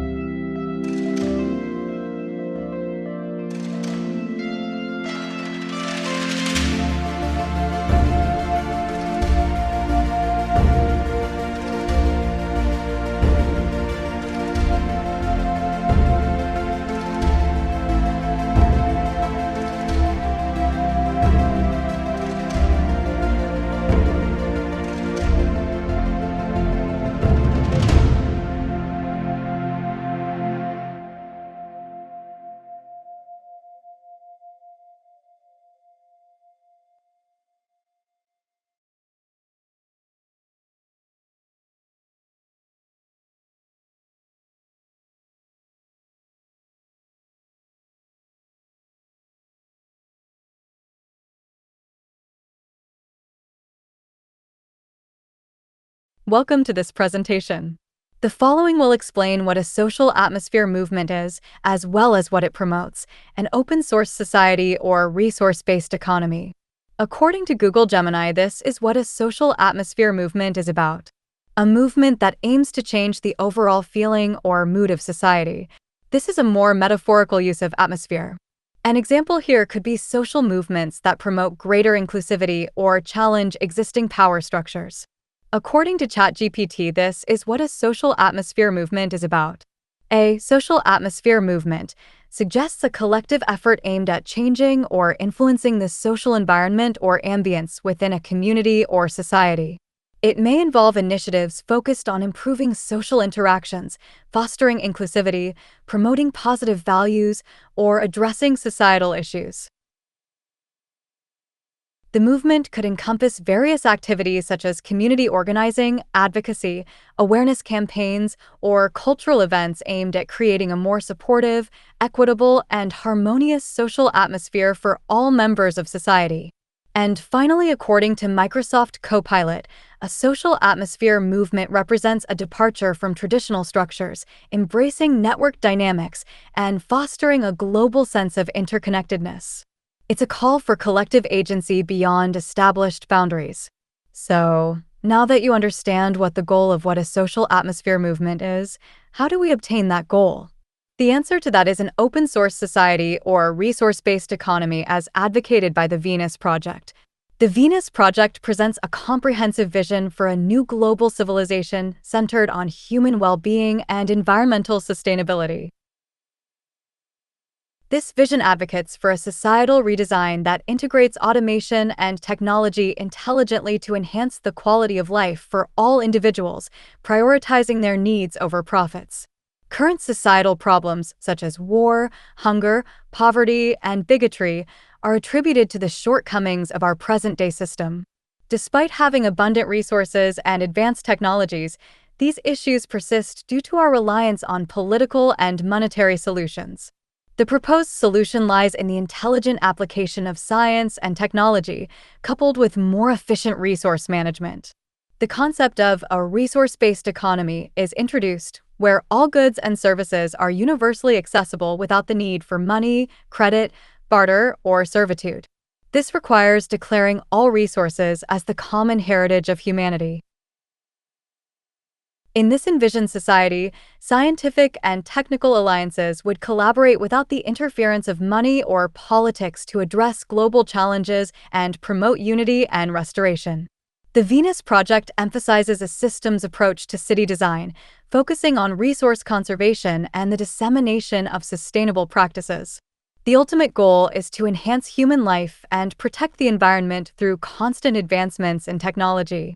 This requires global cooperation among nations to improve the well-being of all individuals, recognizing that collective intelligence benefits everyone. By embracing this vision and continuing to experiment with social structures, we can transcend our current limitations and usher in a new era of civilization that is truly worthy of human potential. The concept of an open-source society represents a novel approach to societal organization, departing from traditional economic models reliant on currency and trade. Instead, it advocates for intelligent resource management inspired by principles observed in nature. The primary aim of this paradigm shift is to establish a social system that efficiently fulfills the needs of humanity while prioritizing sustainability and minimizing environmental harm. In an open-source society, resources, knowledge, materials, and production tools are not seen as commodities to be hoarded, but as shared foundations for collective progress. Imagine a world where scientific discoveries are openly accessible, where educational materials are constantly improved upon by educators around the globe, and where blueprints for sustainable technologies are freely available. This is the essence of the open-source society, where knowledge becomes the primary resource and collaboration the driving force. Within our current societal framework, known as free market capitalism, decision-making predominantly lies within the realms of politics and business, often overlooking inherent flaws. Despite the emergence of social and ecological challenges, there exists a reluctance to question the fundamental socioeconomic structure we operate within. This complacency persists even as issues such as poverty, mental health concerns, environmental degradation, and violence escalate. As humanity progresses in knowledge and understanding, guided by scientific principles, there's a growing recognition of the need for systemic change. Yet, our social structures remain largely unchanged, relying on outdated practices that fail to address modern complexities. Power is often vested in politicians lacking expertise in social organization, while corporations wield control over finite resources for their own benefit, perpetuating inequality and exploitation. Although science has revolutionized many aspects of our lives, it has yet to significantly impact the current social system, which clings to inefficient and outdated practices. Political leaders are entrusted with managing societal issues, despite their limited expertise in technical matters such as resource management. Similarly, corporations exploit resources for profit, leading to disparities and a system that favors some over others. Moreover, the current debt-based monetary system perpetuates inequality, leaving some without access to essential resources. This disconnect between our economic system and the natural world exacerbates problems and inhibits sustainable progress. Therefore, it's imperative to reevaluate our societal structures and prioritize human needs alongside environmental preservation. Understanding that humans require more than just physical necessities, an effective society must address the interconnected nature of physical, mental, and emotional well-being. Public health, environmental sustainability, and equitable social structures are essential components of a successful society. Recognizing the shortcomings of the current economic model, the proposal for an open-source society advocates for collaboration, sustainability, and efficiency. By embracing these principles, we can pave the way for a more equitable and sustainable future for all. The key components of an open-source society are: 1. Resource accounting. Resource accounting lies at the heart of an open-source society, embodying the principle of responsible and sustainable resource management. Inspired by the intricate balance observed in the natural world, an open-source society prioritizes intelligent allocation of resources over market-driven or profit-centric approaches. Through meticulous accounting and analysis, decision-making processes are guided by scientific principles and the collective well-being of society. Recognizing the finite nature of our planet's resources, resource accounting aims to optimize utilization while minimizing waste and environmental impact. By systematically tracking resource flows, assessing ecological footprints, and implementing measures to ensure equitable distribution, an open-source society strives to create a resilient and thriving ecosystem where resources are utilized efficiently and in harmony with the natural world. Through transparent and accountable resource accounting practices, the society endeavors to safeguard the integrity of the environment and secure a prosperous future for generations to come. 2. Dynamic equilibrium. In an open-source society guided by dynamic equilibrium principles, the focus is on maintaining a delicate balance between resource consumption and natural regeneration rates. This approach emphasizes the need for continuous monitoring and adaptive management strategies to ensure the sustainability of resource utilization practices. By carefully assessing the carrying capacity of ecosystems and understanding the limits of resource availability, efforts are made to prevent overexploitation and environmental degradation.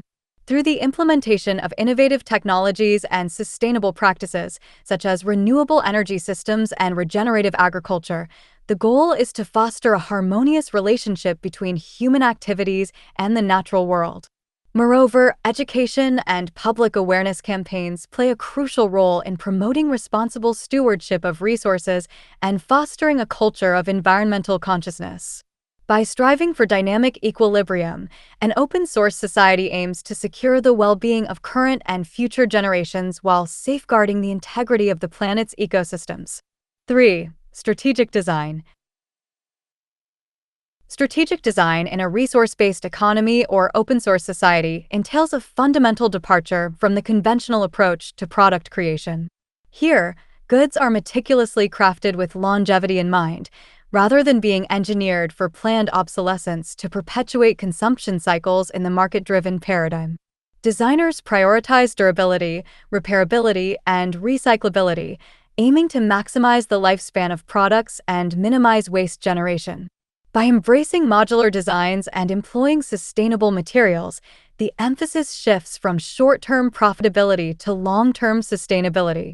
This approach not only mitigates the environmental impact of consumption, but also fosters a culture of responsible resource management, laying the foundation for a more resilient and equitable society. 4. Automation. In an open-source society, automation serves as a cornerstone for achieving efficiency and abundance while reducing dependency on conventional labor paradigms. Through the strategic implementation of advanced technologies, such as artificial intelligence, robotics, and autonomous systems, automation streamlines production processes, optimizes resource utilization, and enhances overall productivity. By minimizing the need for manual labor, individuals are freed from repetitive tasks, enabling them to pursue more creative and fulfilling endeavors. Moreover, automation facilitates the equitable distribution of resources by ensuring consistent and efficient production without the constraints of traditional employment models. This fosters a society where individuals can access the goods and services they need to thrive, promoting a higher quality of life for all members.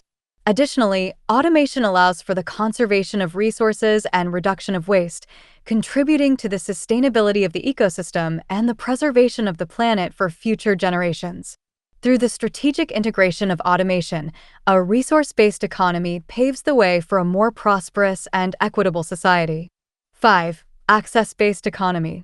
In an open-source society, the transition to an access-based economy represents a fundamental departure from traditional notions of ownership towards a system where goods and services are universally accessible through efficient distribution mechanisms. By prioritizing access over individual ownership, resources are shared among community members, promoting collaboration and fostering a sense of collective responsibility. This paradigm shift reduces disparities in access to essential resources, ensuring that everyone has equal opportunities to meet their needs and pursue their aspirations. Through shared ownership and collaborative consumption, the emphasis is placed on maximizing utility and minimizing waste, leading to more sustainable resource management practices. Moreover, an access-based economy cultivates a culture of sharing and cooperation, strengthening social bonds and promoting the well-being of both individuals and communities. In essence, the transition to an access-based economy in a resource-based society reflects a commitment to equity, efficiency, and collective prosperity. 6. Collaboration instead of social competition. In an open-source society, collaboration takes precedence over social competition, fostering a culture of cooperation and mutual support. This shift offers numerous advantages, starting with the acceleration of innovation. By sharing knowledge, expertise, and resources, individuals and communities can collectively build upon existing ideas and discoveries, leading to more rapid advancements and breakthroughs across various fields. Additionally, collaboration promotes inclusivity by ensuring that resources are openly accessible to all, regardless of socioeconomic status or background. This empowerment enables individuals and communities who might otherwise be marginalized or excluded from traditional competitive systems to actively participate and contribute to societal progress. Moreover, collaboration cultivates a sense of shared responsibility, where everyone is encouraged to contribute to the common pool of resources for the collective benefit of society. This collective approach not only fosters greater social cohesion, but also enhances the resilience and sustainability of the open-source society, creating a more equitable and prosperous future for all. 7. Abundance instead of scarcity. In an open-source society, the foundational principle of abundance supersedes the traditional notion of scarcity. Unlike conventional economic models driven by scarcity, which often perpetuate competition and inequity, An open-source society operates on the belief that there are more than enough resources to meet the needs of all individuals within the constraints of sustainable management. By harnessing advanced technologies, scientific knowledge, and collaborative efforts, an open-source society strives to unlock the vast potential for abundance that lies within the planet's finite resources. Through efficient resource allocation, innovation, and shared ownership, scarcity is transformed into abundance, where the focus shifts from hoarding and competition to cooperation and equitable distribution. In this paradigm, access to essential resources becomes a universal right, enabling individuals and communities to thrive without fear of deprivation or exclusion. By embracing abundance as a guiding principle, a resource-based economy paves the way for a more just, sustainable, and prosperous future for all. By shifting away from the traditional monetary exchange system, we can create a more equitable and sustainable society where resources are shared for the benefit of all. While not without challenges, an open-source society offers a promising alternative to our current unsustainable practices. An open-source society is a direct response to our scientific understanding of the world. It would use this knowledge to infer how to best meet human needs in the most efficient and sustainable way. Just like open-source software development, this society would be based on collaboration and freely available information. With this approach, there would be little need for individual opinions if our collective goal is to maximize sustainability and economic efficiency. An open-source society is not a utopian ideal, but a call for a new economic paradigm. It is about fostering a collaborative spirit where knowledge and resources are viewed not as tools for individual gain, but as building blocks for a more prosperous and equitable future. By embracing this open-source approach, we can unlock the true potential of human ingenuity and create a world of abundance for all. Overall, an open-source society represents a departure from traditional socioeconomic models, prioritizing sustainability, collaboration, and equitable access to resources. By embracing these principles, it aims to create a more resilient and inclusive society for current and future generations. The following websites advocate an open-source society or resource-based economy. The social atmosphere movement is the open-source version of the Zeitgeist movement. This video is not under copyright, it is under Creative Commons. To promote an open-source society, I invite you to download this video and re-upload it to spread the idea to promote a better social atmosphere. Thank you for your attention.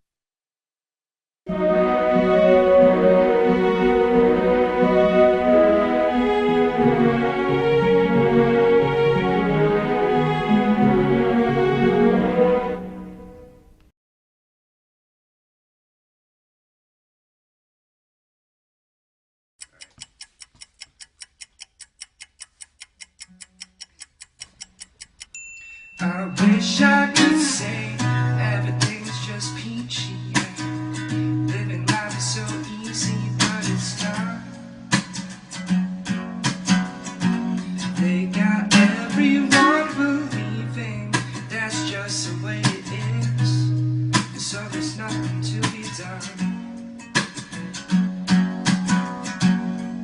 And so perpetuate a culture of cutthroat competition.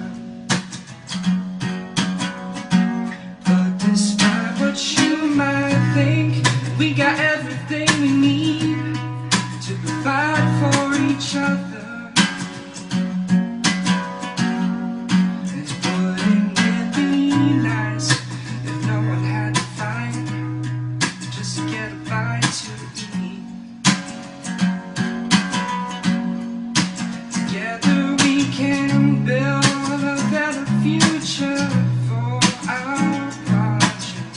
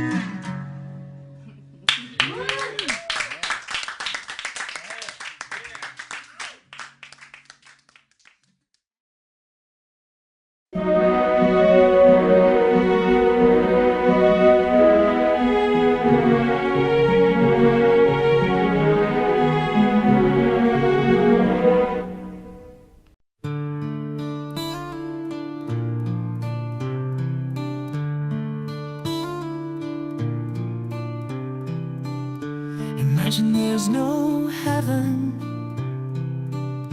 It's easy if you try. No hell below us, above us only sky. Imagine all the people living for today.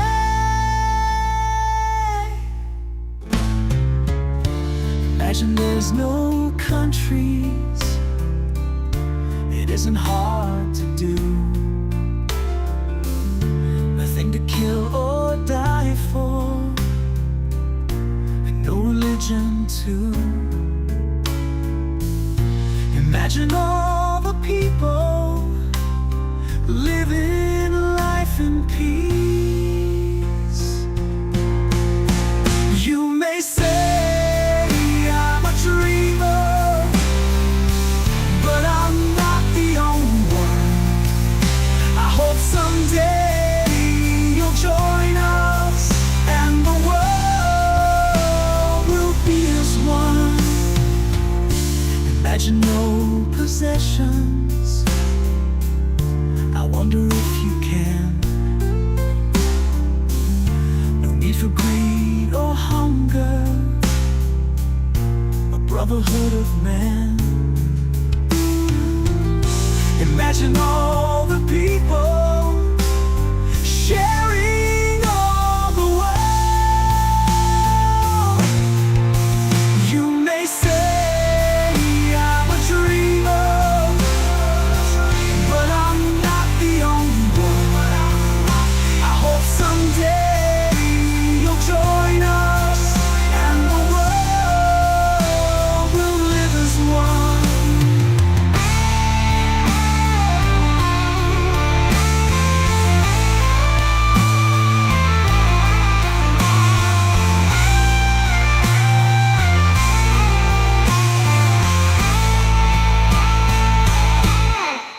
You may say I'm a dreamer, but I'm not the only one. I hope someday you'll join us, and the world will live as one. We'll live as one. We'll live as one. We'll live as one.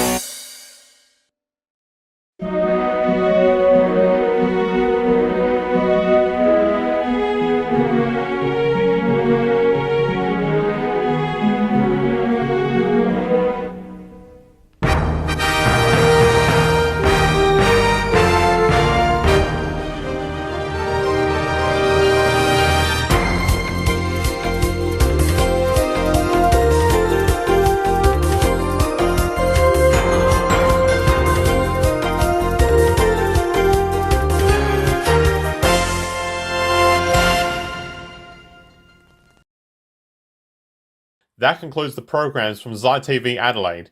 We hope you enjoyed our telecast and that you'll continue to join us for more insightful, Zeitgeist-related programming on this channel when we resume. But for now, wherever you are in the world, good afternoon, good evening, and good morning. We'll leave you with the Zeitgeist Movement's anthem.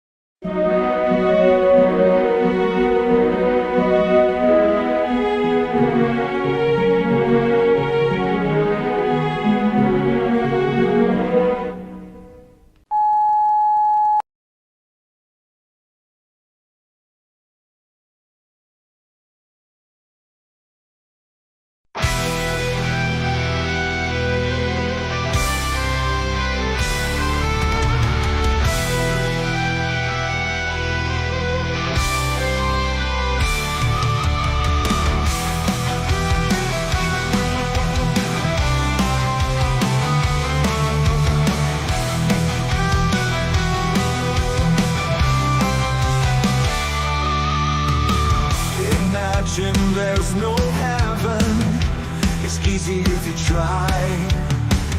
No hell below us, above us only sky. Imagine all the people living for today. Imagine there's no countries, it isn't hard to do.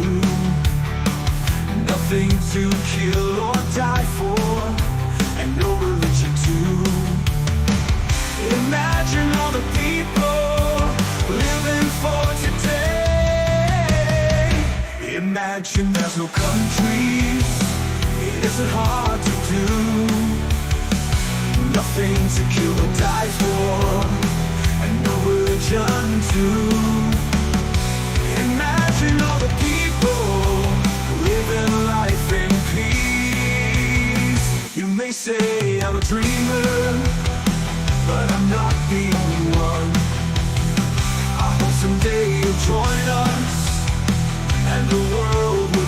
became one.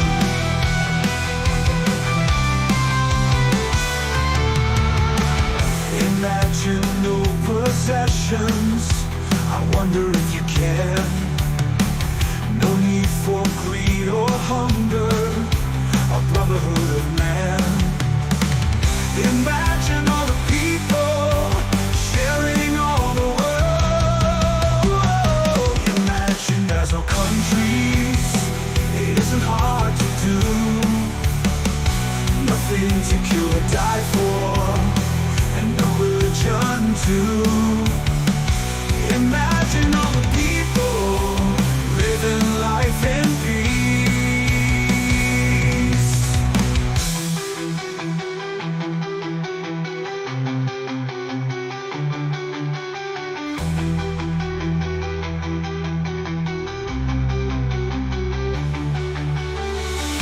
Imagine no possessions, I wonder if you can. No need for greed or hunger, a brotherhood of man. Imagine all the people sharing all the world. Imagine there's no countries. Imagine there's no countries. It isn't hard to do. Nothing to kill or die for, and no religion too. Imagine all the people living life in peace. You may say I'm a dreamer, but I'm not the only one. I hope someday you'll join us, and the world will live as one. Live as one.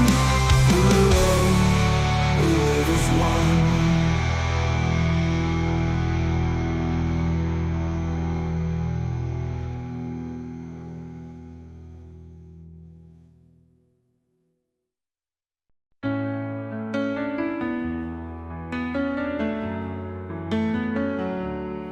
We really must take into account the totality. This isn't just a human experience. On this planet, this is a total experience. And we know we can't survive without plants and animals. We know we can't survive without the 4 elements. When are we really gonna start taking that into account? Imagine if the Zeitgeist movement and the Venus Project succeeds in accomplishing a resource-based economy. Imagine a peaceful world without war or religion. It would be wonderful, a world where human needs are truly met. Once we understand that the integrity of our personal existences are completely dependent on the integrity of everything else in our world, we have truly understood the meaning of unconditional love. For love is extensionality, and seeing everything as you and you as everything can have no conditionalities. For in fact, we are all everything at once. It's only me out there, so what is there to be afraid of? What is there that needs solace seeking? Nothing. There is nothing to be afraid of, because it's all us. Imagine if the Zeitgeist movement and the Venus Project succeeds in accomplishing a resource-based economy. Imagine a peaceful world without war or religion. It would be wonderful, a world where human needs are truly met. Fact is, society today is backwards, with politicians constantly talking about protection and security rather than creation, unity, and progress. Our true divinity is our ability to create, and armed with the understanding of the symbiotic connections of life, while being guided by the emergent nature of reality. There is nothing we cannot do or accomplish. Imagine if the Zeitgeist movement and the Venus Project succeeds in accomplishing a resource-based economy. Imagine a peaceful world without war or religion. It would be wonderful, a world where human needs are truly met. The circumstances of one's birth are irrelevant. It is what you do with the gift of life that determines who you are. I believe that unarmed truth and unconditional love will have the final word in reality. When the power of love overcomes the love of power, the world will know peace. The revolution is now.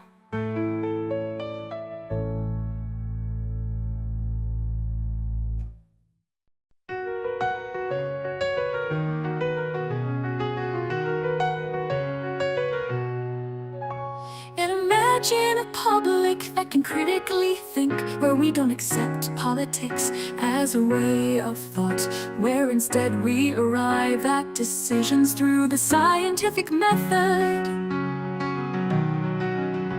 Imagine a world without war, a peaceful world with no conflicts or fights.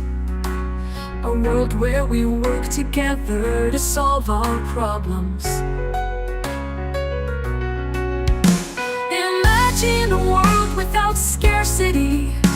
The market is a lie and it's not based on science. Science which is too good is actually counter to the market religion. Imagine a world without inequality. According to the book, the spirit level, the greater the gap between rich and poor, the worse the health of society. Imagine a world without ugly art.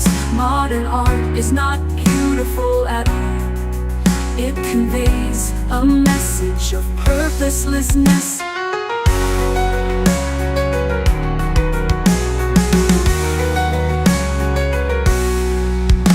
Imagine a world without religion. There are no sincere believers in Jesus Christ. Anyone who believes in Jesus has been tortured to believe in Him. Imagine a world without pollution. Science should be put at the forefront of society, so we make technology that does not impact our environment. Imagine a world without poverty. A world that cares about our fellow human beings. Our problems in life are technical, not political. The Zeitgeist movement and the Venus Project invites you to a resource-based economy, which is the scientific method applied to social concern. Join the movement and promote a peaceful, reasonable world.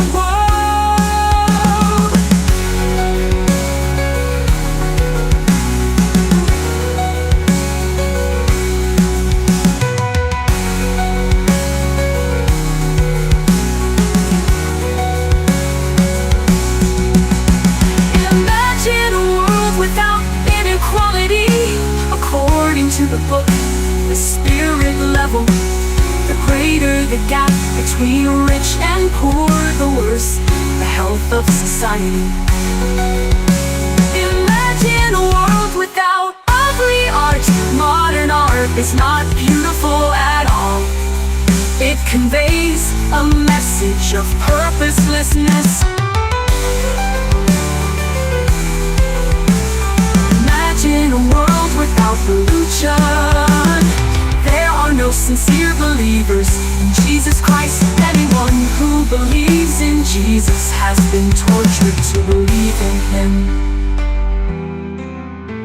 Imagine a world without pollution. Science should be put at the forefront of society, so we make technology that does not impact our environment.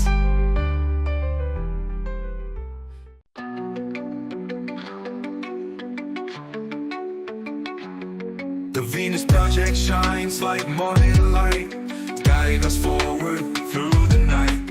A systems approach to solve and end, prevention over cure, our journey to amend. A new dawn breaks for all to see. Resource-based economy, our destiny.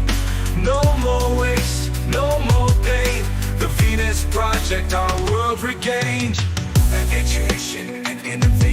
entwined. High quality products of sustainable design, adapting to change with resilience strong. A world of collaboration where love belongs. A new dawn breaks for all to see. Resource-based economy, our destiny. No more waste, no more pain. The Venus Project, our world regained.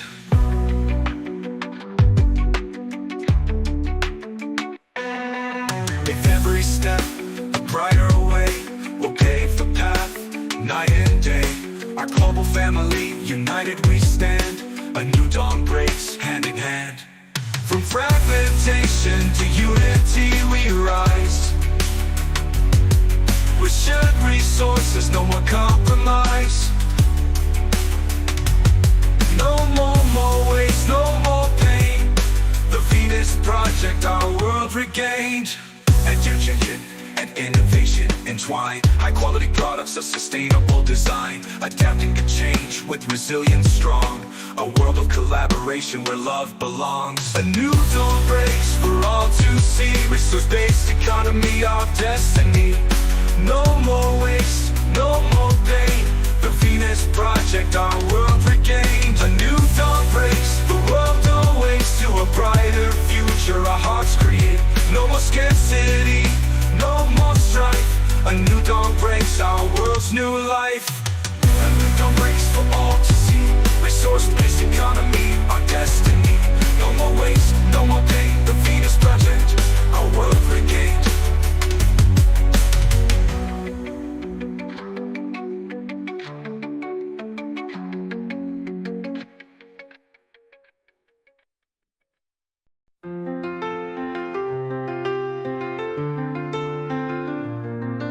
A great awakening, an educated public that can critically think, love and positivity.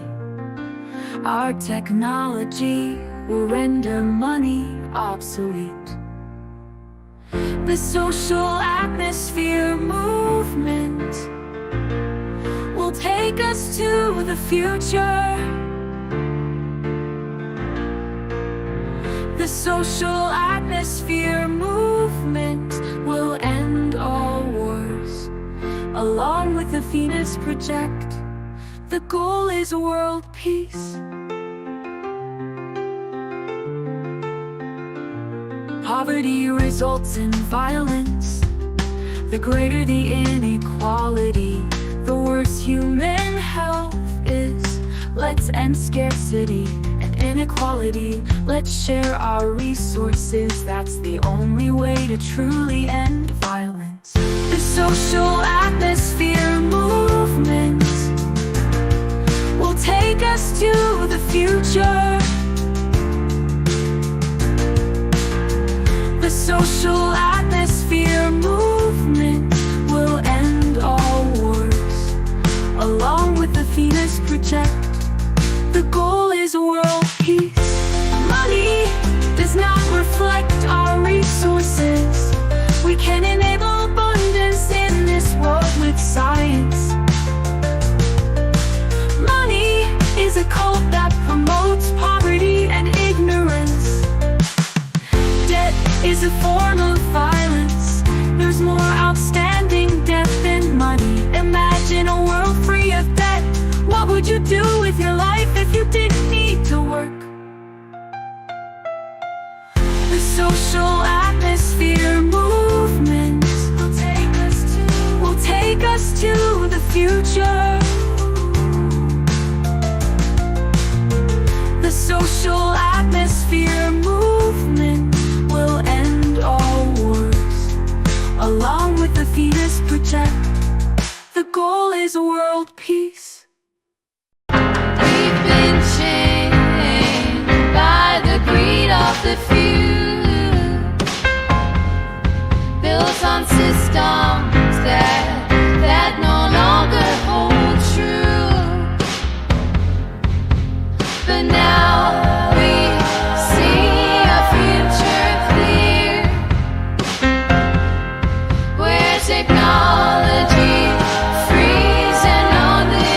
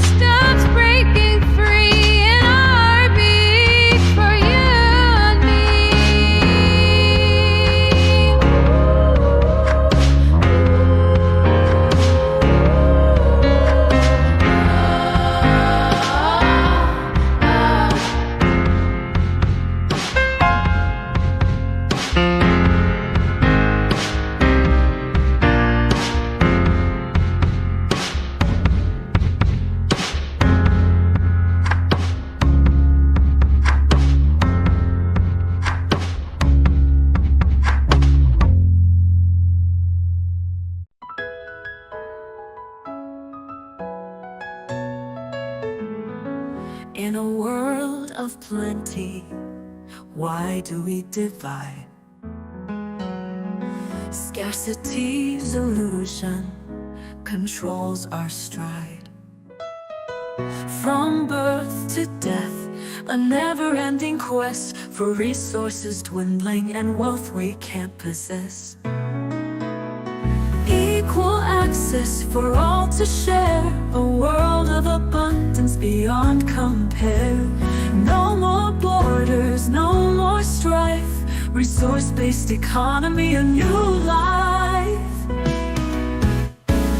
Technologies advance, automations rise, could free humanity from labor's disguise. But in a system built on profit's might, we're trapped in jobs without end in sight. Equal access for all to share, a world of abundance beyond compare. No more borders, no more strife, resource-based economy, a new life. The earth provides for everyone's needs, clean air, water, food, and all that precedes. No more waste, no more decay, in harmony we'll find our way. The Venus project, a vision so grand, a global system where all can stand, united and free without fear or shame, with access to resources we all proclaim. Ooh, equal access for all to share, a world of abundance beyond compare. No more borders, no more strife, resource-based economy, a new life. Join hands, unite as one, for a world of equality just begun. No more scarcity, no more pain, equal access, our future to gain.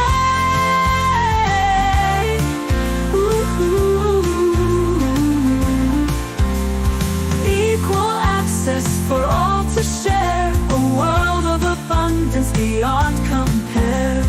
No more borders, no more strife, resource-based economy, a new life.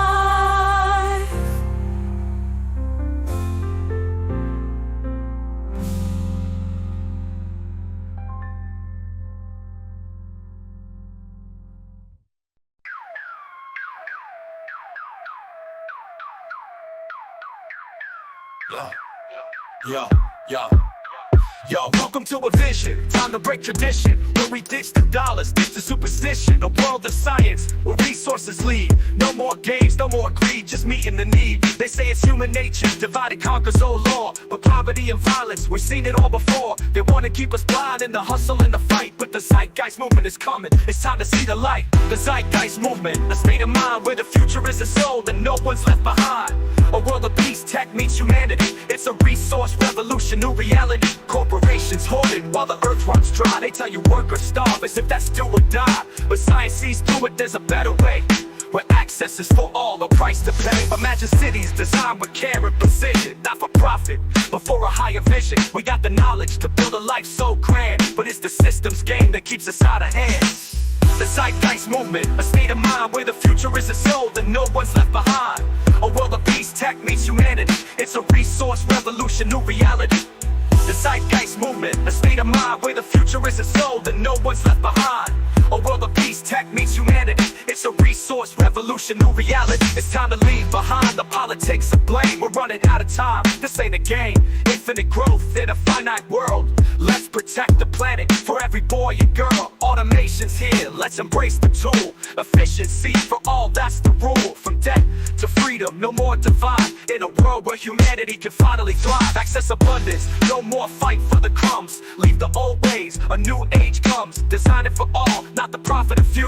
It's the future of science, now it's up to you. Education, energy, food and health could all be free, it's humanity's wealth. Step aside from the lies that keep us enslaved. The Zeitgeist movement is here, it's time to be brave. So open your mind, let the shackles break. It's our time to decide, it's ours to make. One world, one people, all aligned. In the Zeitgeist movement, a new world defined. The Zeitgeist movement, a state of mind where the future isn't sold and no one's left behind. A world of peace, tech meets humanity. It's a resource revolution, new reality. The Zeitgeist movement, a state of mind where the future isn't sold and no one's left behind. A world of peace, tech meets humanity. It's a resource revolution, new reality.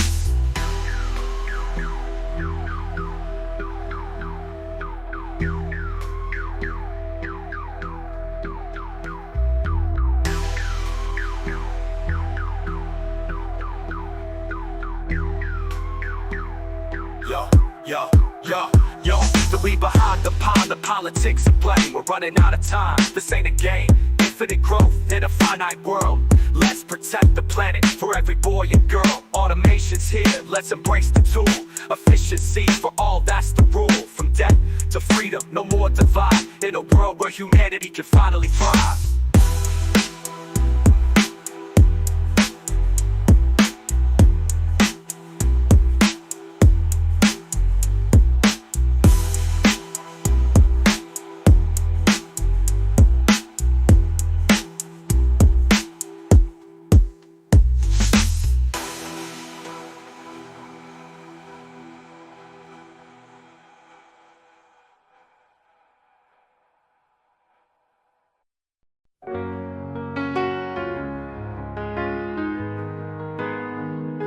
In cities green, where tech meets need, abundance flows, no scarcity's creed. Renewable energy for all to share, a global village with no borders there. Unite the world with hearts as one. Global citizens rising, the future's one. Citizenship for all, no divide. Education's key to a world inside.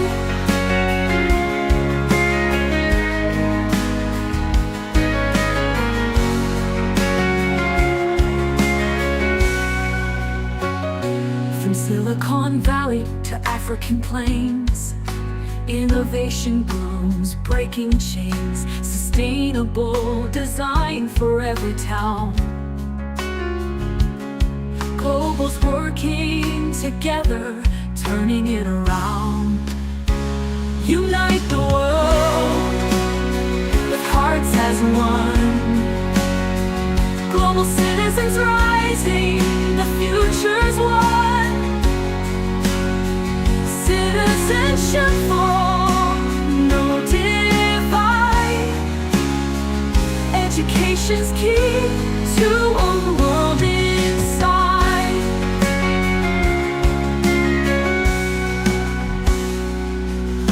The Venus Project has presented the vision.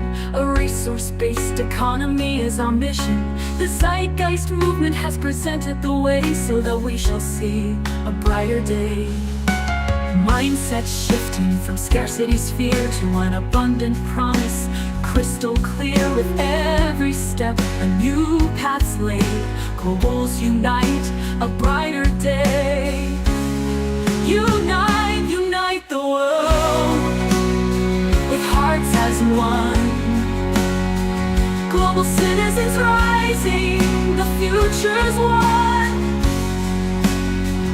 Citizenship for all, no divide.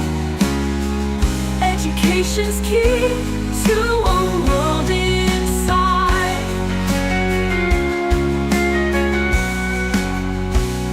We'll break the mold of outdated thought and forge a new world where love is brought to every table, in every place. A world of collaboration, a smiling face. The Venus Project has presented the vision.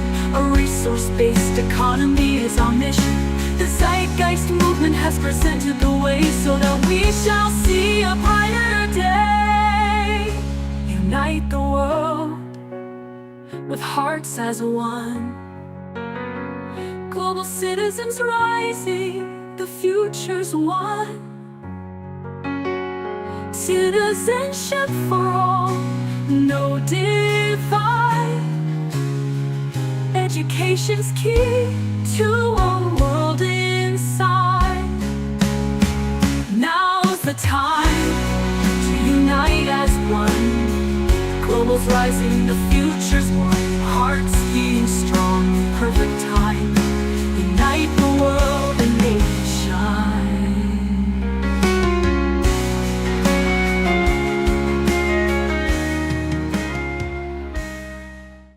Yeah, we talking about change, real change. Jacques Fresco, the Venus Project. What a name, a new world, resource base, no greed.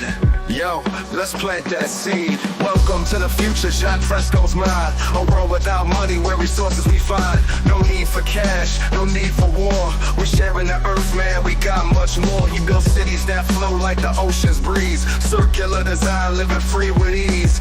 Automated systems, tech on the rise. No poverty, no lies, just clear skies. Venus Project's more than a dream. It's a blueprint, future supreme. No politicians, no games, no tricks, just science and tech. Yeah, that's the fix. A resource-based economy, it's time to see. No more change, just equality. We break it free, Jacques showed the way. The Venus Project, a brand new day. Resource-based economy, yeah, that's the key. Building a world where we all live free. Technology works, no more divide. Together we rise, in peace we ride. No more profits, no corporate greed. We build with intention, give people what they need. Automation works while we live our lives. Energy from the sun, watch it thrive. Cities built in harmony, no waste. Tech and nature together, no haste. We feed the world with crops we grow. Fresh water clean, let it flow. It's not utopia, it's a plan we make with science and reason for humanity's sake.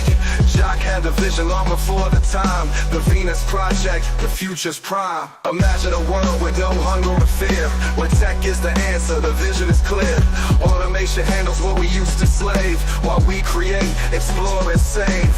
We use the earth's resources right, in balance with nature, no need to fight.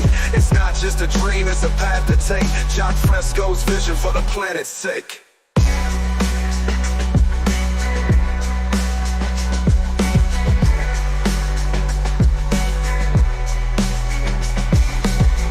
Raise your hands, we can make it real. The Venus Project, we break the wheel.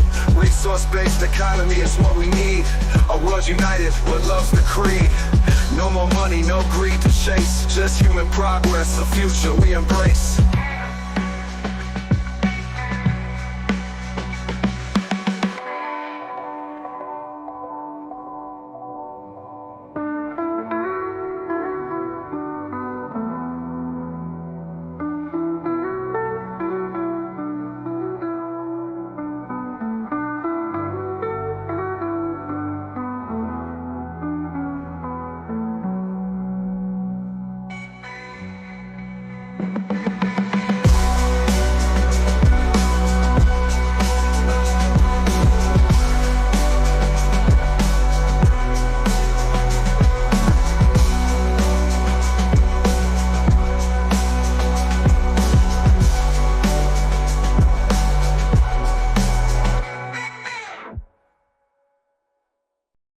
In a world where money fades and human need is the aim, resource-based the dream we chase, where we live without the blame.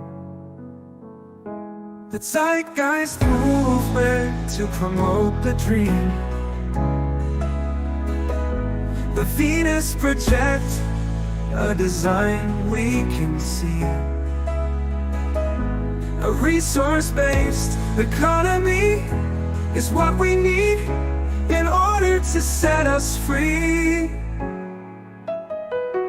Machines work and nature breathes, a system built on what we need.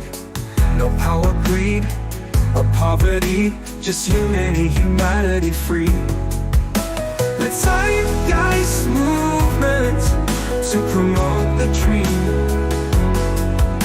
The Venus Project, a design we can see. A resource-based economy is what we need in order to set us free. The Zeitgeist movement to promote the dream. Venus Project, a design we can see. A resource-based economy is what we need in order to set us free. Together we rise beyond the fight, in a world where wrongs turn right. For the earth, for us, we trust in the future of us.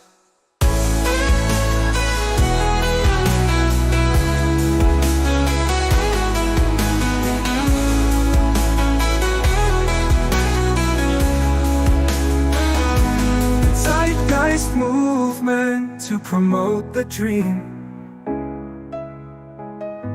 The Venus Project, a design we can see. A resource-based economy is what we need in order to set us free.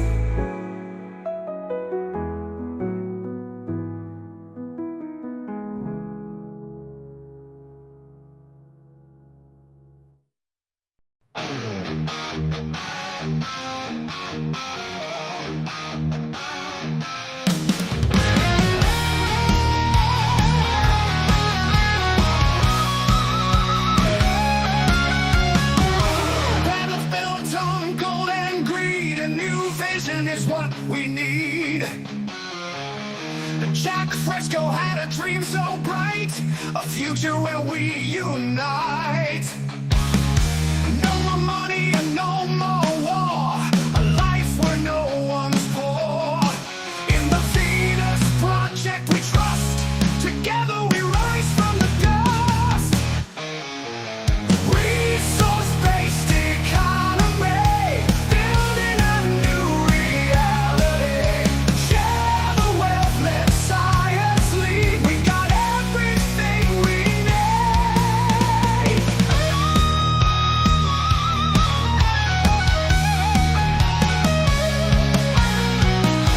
No politicians scheming lies, no hunger in children's eyes. With technology we break the chain, ending the cycle of human pain. Blueprints drawn by wiser hands across these ever-shifting sands. No more profit, no more strife. Jack's vision brings new life. Resource-based economy, building a new reality. Share the wealth, let science lead. We got everything we need.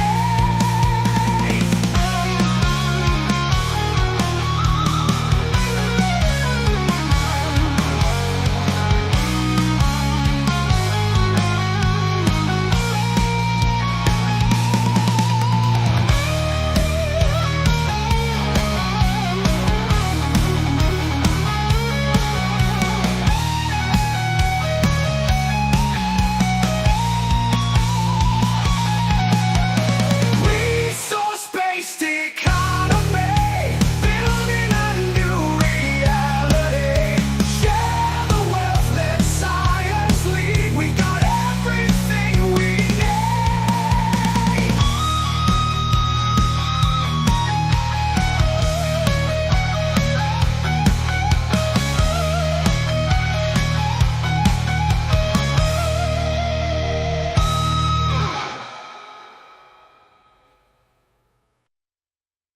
No, more great. Drop carbon 90, and no more war. A life where no one's poor. In the Venus Project we trust. Together we rise from the dust. Resource-based economy, building a new reality. Share the wealth, let science lead. We got everything we need.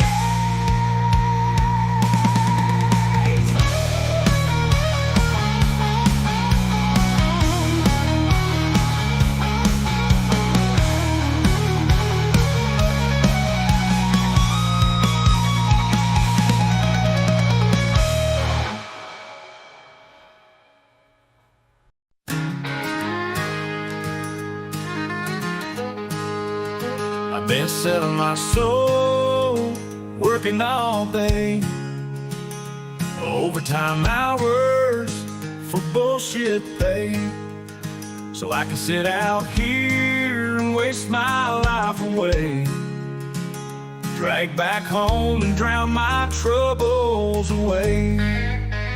It's a damn shame what the world's gotten into, for people like me, people like you. Wish I could just wake up and it not be true, but it is, oh it is. Living in the new world with an old soul. These rich men north of Richmond, Lord knows they all just wanna have total control. Wanna know what you think, wanna know what you do. They don't think you know, but I know that you do. Cause your dollar ain't shit and it's taxed to no end, cause the rich men north of Richmond. I wish politicians would look out for miners, and not just miners on an island somewhere. Lord, we got folks in the street, ain't got nothing to eat, and the obese milking welfare.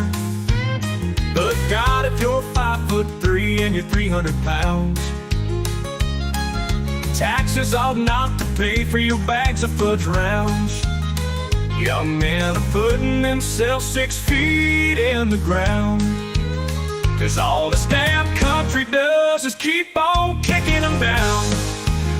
Lord, it's a damn shame what the world's gotten to, for people like me, people like you. Wish I could just wake up and it not be true, but it is, oh it is. Living in the new world with an old soul. These rich men north of Richmond, Lord knows they all just wanna have total control. Wanna know what you think, wanna know what you do. They don't think you know, but I know that you do. Cause your dollar ain't shit and it's taxed to no end, cause the rich men north of Richmond. I've been selling my soul, working all day, overtime hours for bullshit pay. Lord knows I've been selling my soul, working all day, overtime hours for bullshit pay.